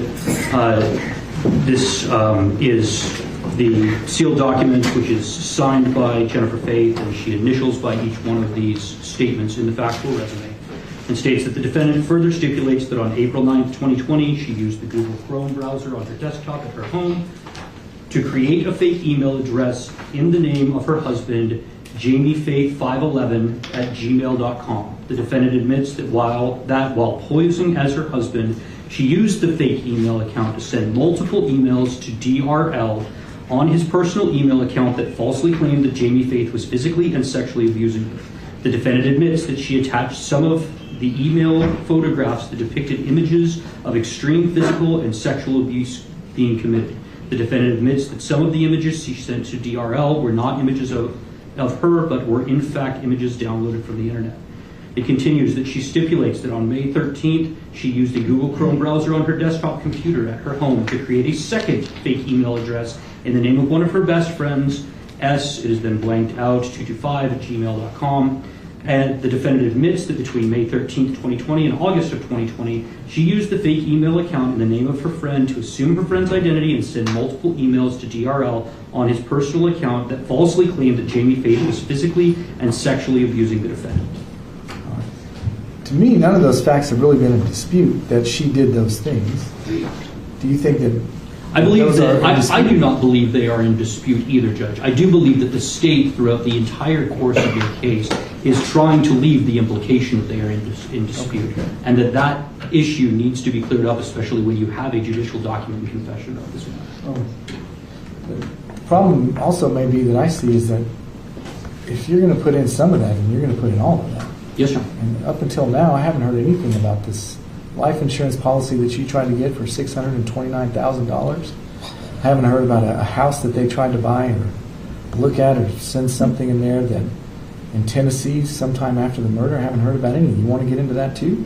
Judge, I think all of those things have been addressed, that there was a lease in question that Jennifer Faith offered credit to, Darrin Lopez testified to, and that he, although receiving the credit cards that the state has sent over, has that he did not benefit financially from this event in any way, shape, or form.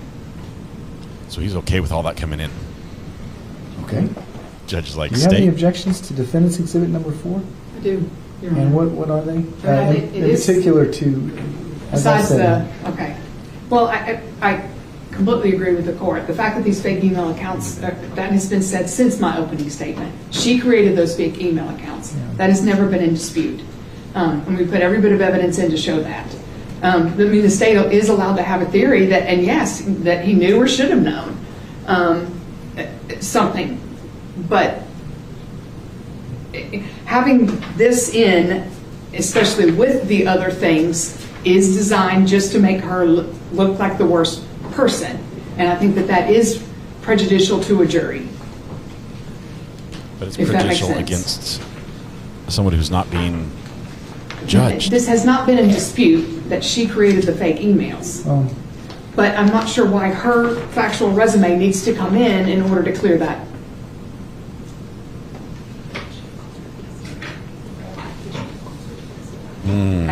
Deep thinking by the judge. Point earlier, Your Honor, that she could have been called to testify. This is only. She still could be. I'm sorry. She still can be. She still can be. But this is a poor substitute, and this is why there are these rules. How are you doing over there, Mr. Duke, Mr. And Sanchez? we have case law that says you can't put in the judicial confession of a co-defendant because it's not relevant. Could I would see be POPP, P-O-P-P, the state. But can I read that? I would like to read that case. I don't know that case off the top of my head. Did you? What's the citation? Sometimes I know these by citation and not name. 634 Southwest 3rd, 375. Oh, you really were kidding. Just kidding, like he memorizes citations. That was a joke from the judge. Mr. Duke, Mr. Sanchez, you guys are having some kind of discussion with me. You still want to go forward with this proffer? Or you want to withdraw it before I start reading cases? Because essentially I agree with you. It's not usually relevant. It's not usually admissible, however. Clear up some kind of misconception, maybe it is. And I do. The defense is in a tight spot. I'm going to stop right there and see. The defense, there's stuff in there they don't want brought in that looks bad on the defendant, and there's stuff that's good. We will withdraw the exhibit. Withdraw. Boom. Okay. Defense exhibit number 4 is withdrawn for my consideration, so I don't need to make a ruling on that. I will read the case later, though, I promise. I will later, too. That brings us to your next witness steps. Jennifer. We have a jury that's going to be here bright and early tomorrow. They're going to hear testimony, or they're going to hear you all rest. What are they going to hear tomorrow morning? I'm going to need to discuss that with co-counsel judge. We may have a re-urge of some additional testimony at that time, and just review and make sure there's nothing else there. I think that we are pretty much done at this point. Is there any way we can handle the re-urge right now? If you'll give me 10 minutes with counsel, just to kind of go over what we have put this out day there will and never see if we end. can see anything. Okay. I would really like to, if we can, sort of get everything squared away until tomorrow morning when, if it's going to be that we're going to have arguments, that we can go straight into the arguments. I understand I'm keeping y'all late, and it's because of me this morning, so I'm not trying to rush you. No, I can't actually, and I apologize I didn't send this to counsel earlier. Ms. Paver and I have been working on the jury charge, Judge. I have a draft that I just completely spaced to send back to her, and I apologize. Fine. I can do that now while Mr. Lopez and I chat so that she can review that, and then we can kind of see where we're at for the charge. Tell you what, why don't we take a recess?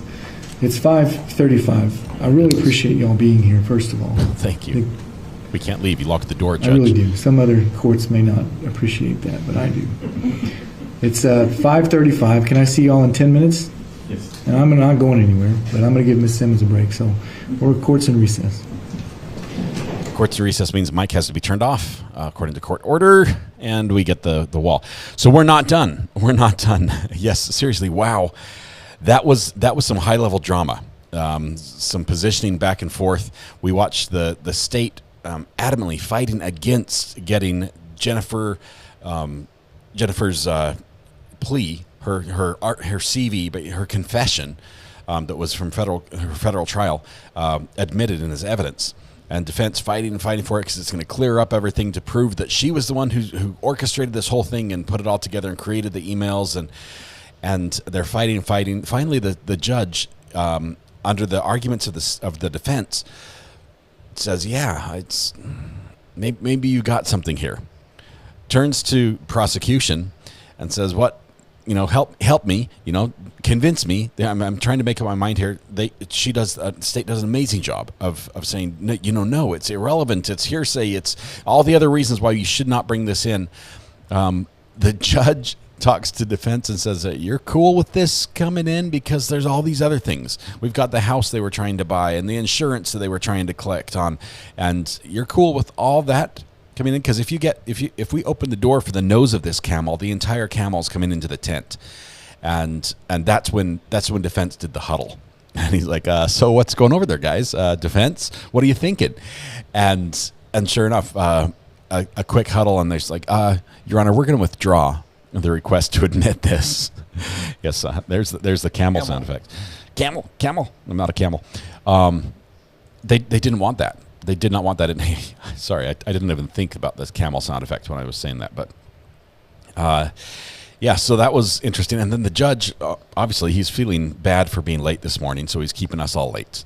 I don't know how it works out in your head. Usually, you feel bad. You show up late for work. Where I worked, if I showed up late for work, it was expected that I was bringing donuts. Okay, it's like if you're gonna leave the team hanging and everyone who needs you to be there, if you're just not going to show up until you better have a treat or a dang good reason. Here, the judge shows up late for work, and as a reward, he holds everyone else later in the day to make up for his missed time. I guess only in the judge's courtroom can he do that. But all right, let's see what you guys think about this. He said he wasn't going to live with her at the house just to pay the bill. Somebody had asked the question, what was that last question the judge sustained? I want to kick back, taking it easy. There's more camels happening. What was the last question that they sustained? And that question was, would none of this have happened if it hadn't been for Jennifer pushing Darrin's buttons? And defense is like, Your Honor, stand up, the eye roll, arms up in the air. Of all questions, this one we object to for obvious reasons. The judge is like, no, overruled. Go ahead and answer that one. When they wouldn't let the expert speculate on his expert opinion because it had to do with a decision about self-defense. I really think they could have the defense could have reworded that question to not be, I guess it wasn't self-defense, but defense and protection of somebody. They could have reworded that to allow the expert to really put that final nail in his testimony, the coffin of his testimony, which was long dead and beaten to a wet noodle. It was long, and it seemed like it didn't. The end was just like stalling for time.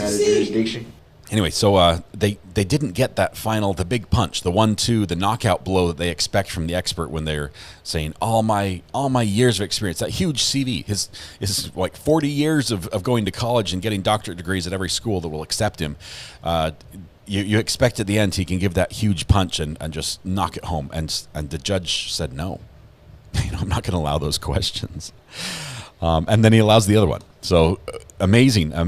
We're still not quite done. They keep toying with this idea, saying we could still call Jennifer. Jennifer is obviously in custody as she's serving life sentence without parole. Calling her is not as easy as just saying, okay, well, then we'll call her. It's the next witness. There's a lot of scheduling that the marshals, whoever it is who's going to bring her from the federal custody, would have to arrange to transport her there and everything else. It's not something you could do easily. You could probably pull it off in a pinch with a day's notice, but it would be hard pressed to be ready first thing in the morning with Jennifer on the stand. And really, she's also a bit of a wild card. It sounds like there's nothing in this plea deal that involves specifically what she will testify against Darrin, or if she will testify against Darrin. So she's not like an ace in the hole. We could always just call her and get the information we need. You ask her a question, and it might go down a rabbit hole that you don't want to go.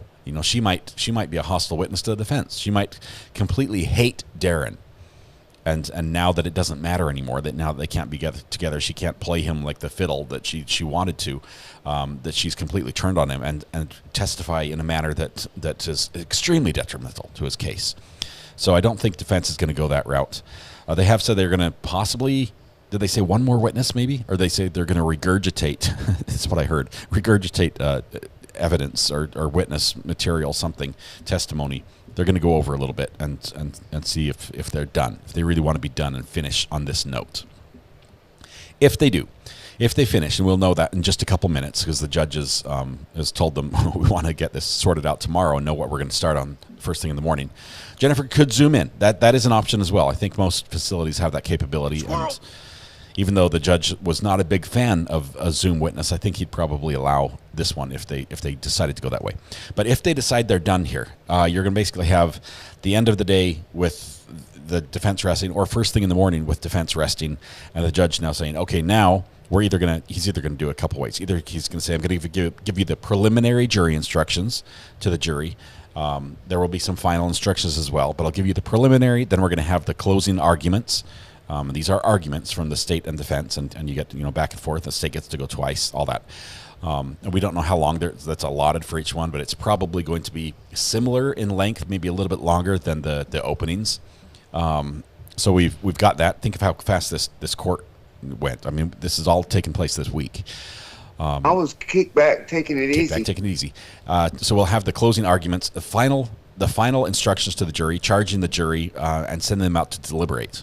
And then we're in a hold pattern, and we just circle the airport waiting for the jury to come to a conclusion. And I honestly don't know. We haven't done any polls yet. I'm waiting for a poll as far as guilt and innocence. I don't think anyone could say he's not guilty of the crime that he's being charged with.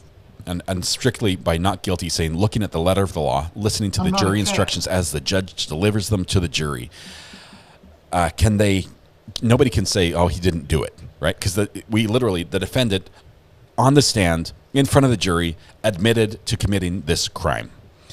His lawyer also admitted to committing the crime. He still pled not guilty. They're not changing their plea at all. I'm not a camel. But I think it would be 100% yes, he's guilty, or somebody's going to misclick. But the lesser charge, Kathleen, great question. Let's see, Adam nailed it. He's the guy. Adam, did you get the sound effects? Perfect timing. Let's see. I heard she responds on LinkedIn. Oh, my goodness. Adam, also, just amazing timing on your comments. That is really funny. All right. Is trial on tomorrow? Yes, it is. Probably answered, but just back in. Vivian, we're expecting a 10 o'clock Eastern time start, and I'm gonna be running some errands first thing in the morning, so I'm gonna come back. I think I'll be on time for that. Let's talk about the jury charge. Let's do that. I know Kaylin was working on that. I guess she'll be back in just a second. Let's be back too. They're both working now. I'm reading it too. Hey, Brandy, do you have a copy of this charge they've been working on?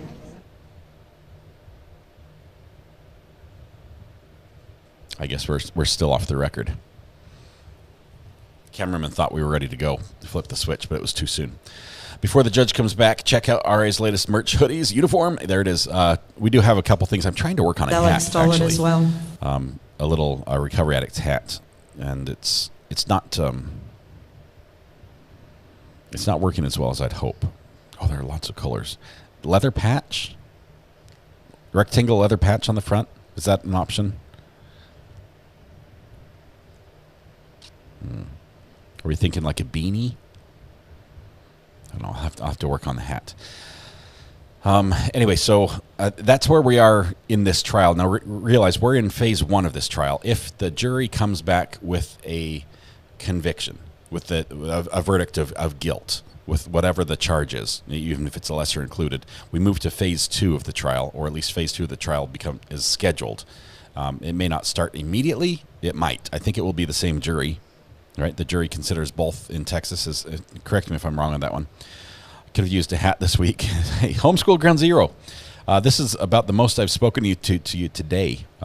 Little RA came in and was showing all the seashells that he found, and they've got about 5 pounds of seashells they've collected from the beach. That's awesome. Let's see.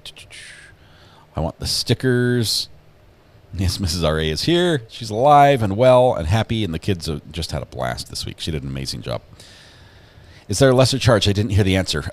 Sarah, generally we don't hear about the lesser includeds until we get to this jury instruction part. So what the judge and the counsel are discussing right now would include that, and it can change right now. They might say we might want the jury instructed on lesser charges, or other charges, other included charges.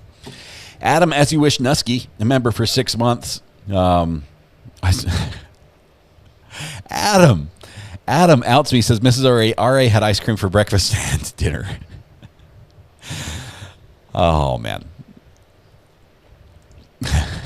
Adam, how do I put someone in timeout? Can somebody help me here? Adam, timeout. Put user in timeout. There we go. Adam, you are now in timeout.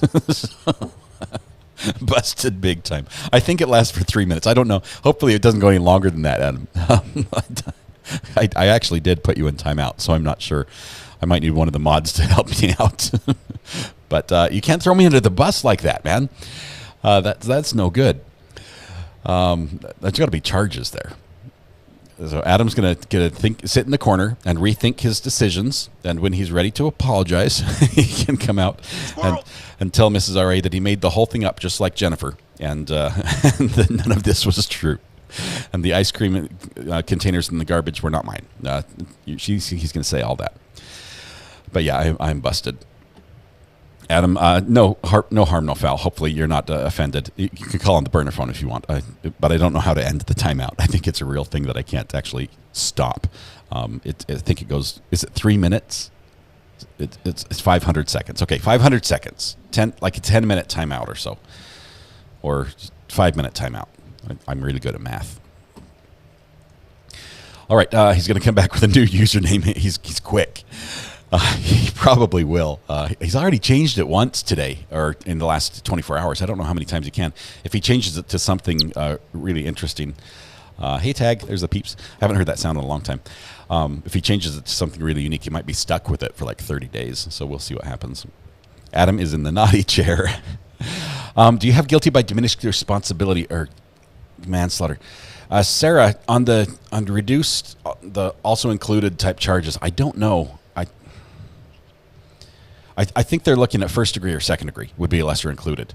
As far as the other charges that they could have on this one for the jury instructions, I don't think you can say manslaughter because you have the confession, the admission.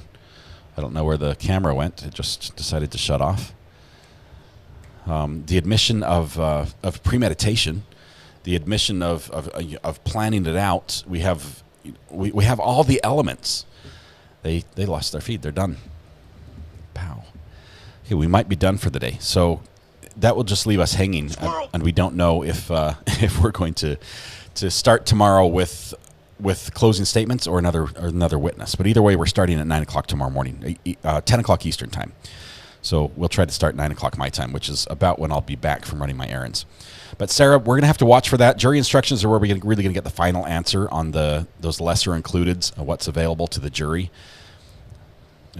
I'm worried if they don't give them lesser includeds. Honestly, if the jury only has murder one as their only option and they can't go with any lesser included, that this would either be a hung jury or they would find a not guilty. Because I think with all the different things the jury could sympathize with the defendant on, you're going to find people who say, I just can't say he's guilty because of this. And they're not supposed to consider the penalty. In this, they separate the verdict as far as guilt and innocence from the sentence, right? They're considered separately. So in the verdict, they're not supposed to consider that, if this was a death penalty case, that he could have life. He could be, this could be terminal for him. This could end his life. They're not supposed to think about that when they're deciding yes, he's guilty or no, he's not guilty. They're just supposed to look at the letter of the law as the judge spells it out to him, and it's very clear. The law is very clear. They'll say, if these elements are met, then you shall or you should find the defendant guilty. And so, yeah, I think if they follow the rules carefully, let's see, check your phone, Scott. Let me check my phone. Sorry, I was actually off looking at Matthew Harris's channel because he's got some new videos that keep dropping. Let's see, bite me, Rebecca. Ooh, let's see. We've got Buttercup, a picture of Buttercup with chickens. You got chickens, little chickens, white chickens in a little house. Buttercup looks very interested in the chickens. Hopefully the two don't cross. Okay, Adam, is your timeout over yet? Are you back? I'm not sure. It doesn't say anywhere it's a death penalty case. They normally specify in phase 1. Yeah, usually we would hear by now, for sure. Like we have in Brian Koberger's case. I believe Idaho said, yes, we're going ahead with capital on this one. It'll be death penalty. Let's see. Who's on the phone here? Hello? Hello? This is a recovery addict. Can you hear me now, AJ? AJ, I can't hear you. I cannot hear you. Audio is not working. Can you hear me now? Hello? AJ, I'm going to need you to call back. The connection just did not work for some reason. I got no sound on my end. But AJ, good to have you here. Let's see. Adam Eshuis, he's back with his pirate flag. Okay, here we go. Press it's 1. my fault. To send a voicemail, press... AJ, I apologize. I had the phone channel muted because we had Amber on there and I muted her. Typical so that you mute me. You were doing everything right. I apologize. AJ, how are you doing? It's been a long time since we've talked. Yeah, I'm doing great. I actually, I was calling to let you know in the addicts know today that I had I was called for jury duty, and today we all went in and, did the interviews to find out if we were going to be on the panel or not. Mm-hmm. And, okay, so I'm not going to discuss the case or anything like that because I didn't get picked. You didn't, or you did? No, okay. I did not, and no one that was there got picked because it was a criminal case, and the person representing themselves, the defendant, is pro se. So that was going to be. I know when they said that, I was like, oh my god, and he was like, oh my god, yeah, he was. I mean, he was like, he was a trip, and he was during his questions to the jurors, potential jurors. Mm-hmm. He kept like saying stuff about his case and the protective order and stuff like that. Oh no! And so we all got excused, and we all came back in, and the judge says you all have to leave. He's polluted the jury pool in his questionnaire. Yes, totally. And I'm like so bummed out because this is why you have a lawyer. This is why you have a lawyer. Oh my gosh, he was just like, yeah, I'm just wondering if any of you here at any of the jurors, like, have you ever like been falsely accused of anything and lost your job at your potential job at Microsoft and been incarcerated so long you don't even know what month it is? And they were like, okay, jury, we have to excuse you. Hold, please. Everybody, hold. Oh, my God. Oh, my goodness. Judges put up with so much of this with the pro se stuff that I realize there are some people that go pro se, and they do a fair job at it. I really think they're going to battle with a hand tied behind their back because it's hard work to defend somebody. It takes a lot of work just knowing the legal system and how to work it, what you can say, what you can't, when to say different things, how the court system works, how to admit evidence, everything. There's a lot to it, okay? And for that reason alone, get a lawyer. But there are some people Seriously. And you can participate in your defense. I mean, you don't have to just sit there. You can, like, help file papers and draft things, like... Yeah. Man, anyway, I thought you'd get a kick out of that. Yeah, that would have been amazing. First of all, it would have been awful for you because I'm pretty sure pro se cases tend to go much longer than cases that have lawyers. I look at Darrell Brooks. That case would have been like 2 weeks shorter had he had a lawyer representing him for sure.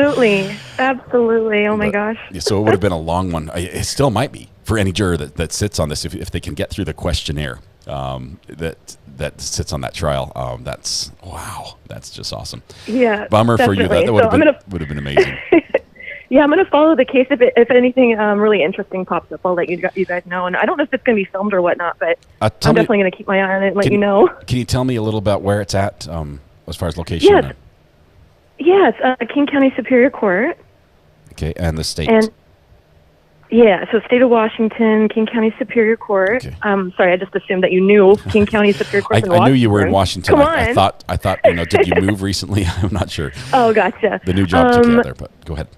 Oh, gotcha. Yeah, no, it's King County, and it's the state versus. I think I'm allowed to say because they said when I leave, they're like you can Google it. You're follow excused. The case. You can do whatever. Yeah, right? I'm excused. Yeah, and it's the state versus Kane. It's Sean Kane. No, Kane. Kane. I don't know if you can. Oh no, it's TV, but anyway. Cain and Abel type. Yeah, and he's representing himself, and like I said, I was like, oh my god, I was like trying so hard not to laugh because I was just so excited. I was like, I get to get paid for watching trials. Please. You're up there. You're clapping. You're cheering. You've got a big grin ear to ear. And he's like, yeah, I'll have that one gosh. and that one and that one. So. Oh, man, seriously. Oh, and then they were just like, you're all dismissed. I was like, oh, no, what a waste of time for everybody. You know? And that's really frustrating because it takes so much work. I don't know how many people were in that first pool, if they just brought in 12 or 75. But how many people took time out of their day, missed their job, lined up babysitters, whatever they had to do, so that they could do their civil duty and be available for that. I'm imagining half of them probably did not want to be there at least, but still. And so half of them are happy, but the rest are like, look, this is, why did you just waste my time? Why are we doing this? But yeah, and the court and everything, it's just, oh my gosh.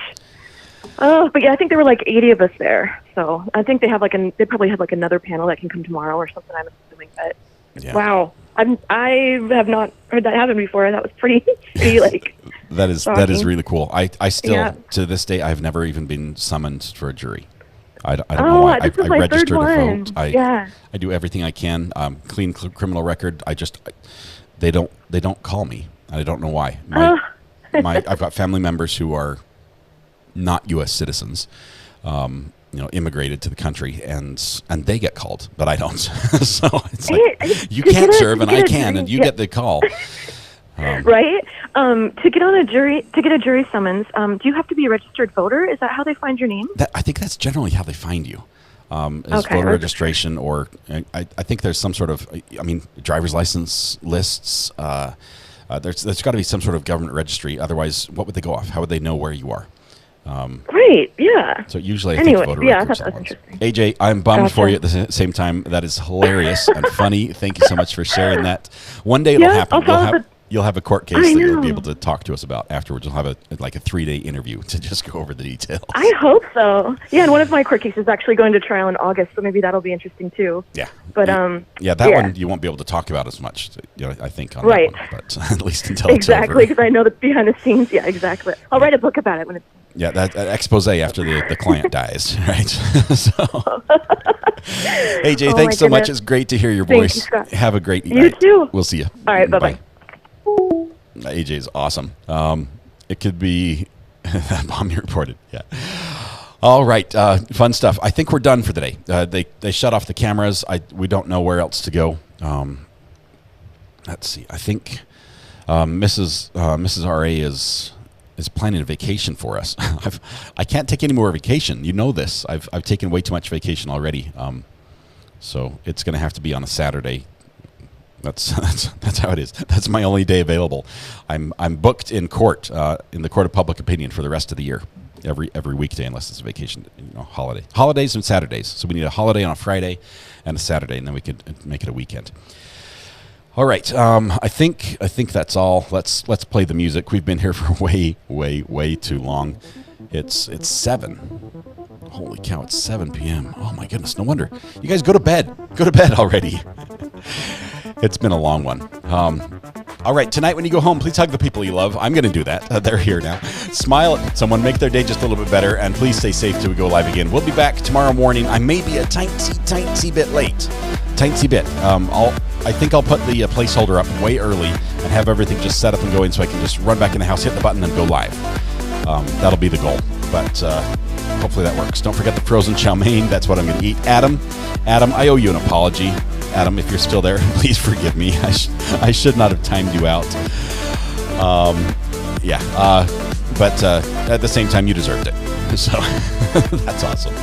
I appreciate you. Adam is if I ever went to a stand-up comedian show, I'd want them to be like Adam.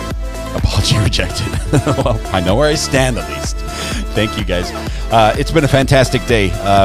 Sorry about the audio problems as they delved into salacious material that we have no interest in listening to. That's not why we're here.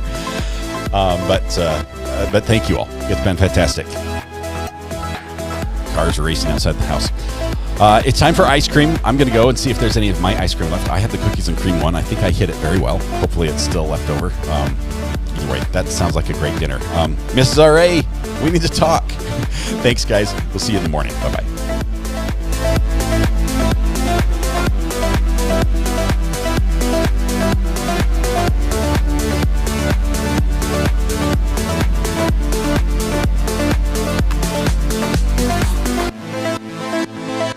kick back, taking it easy.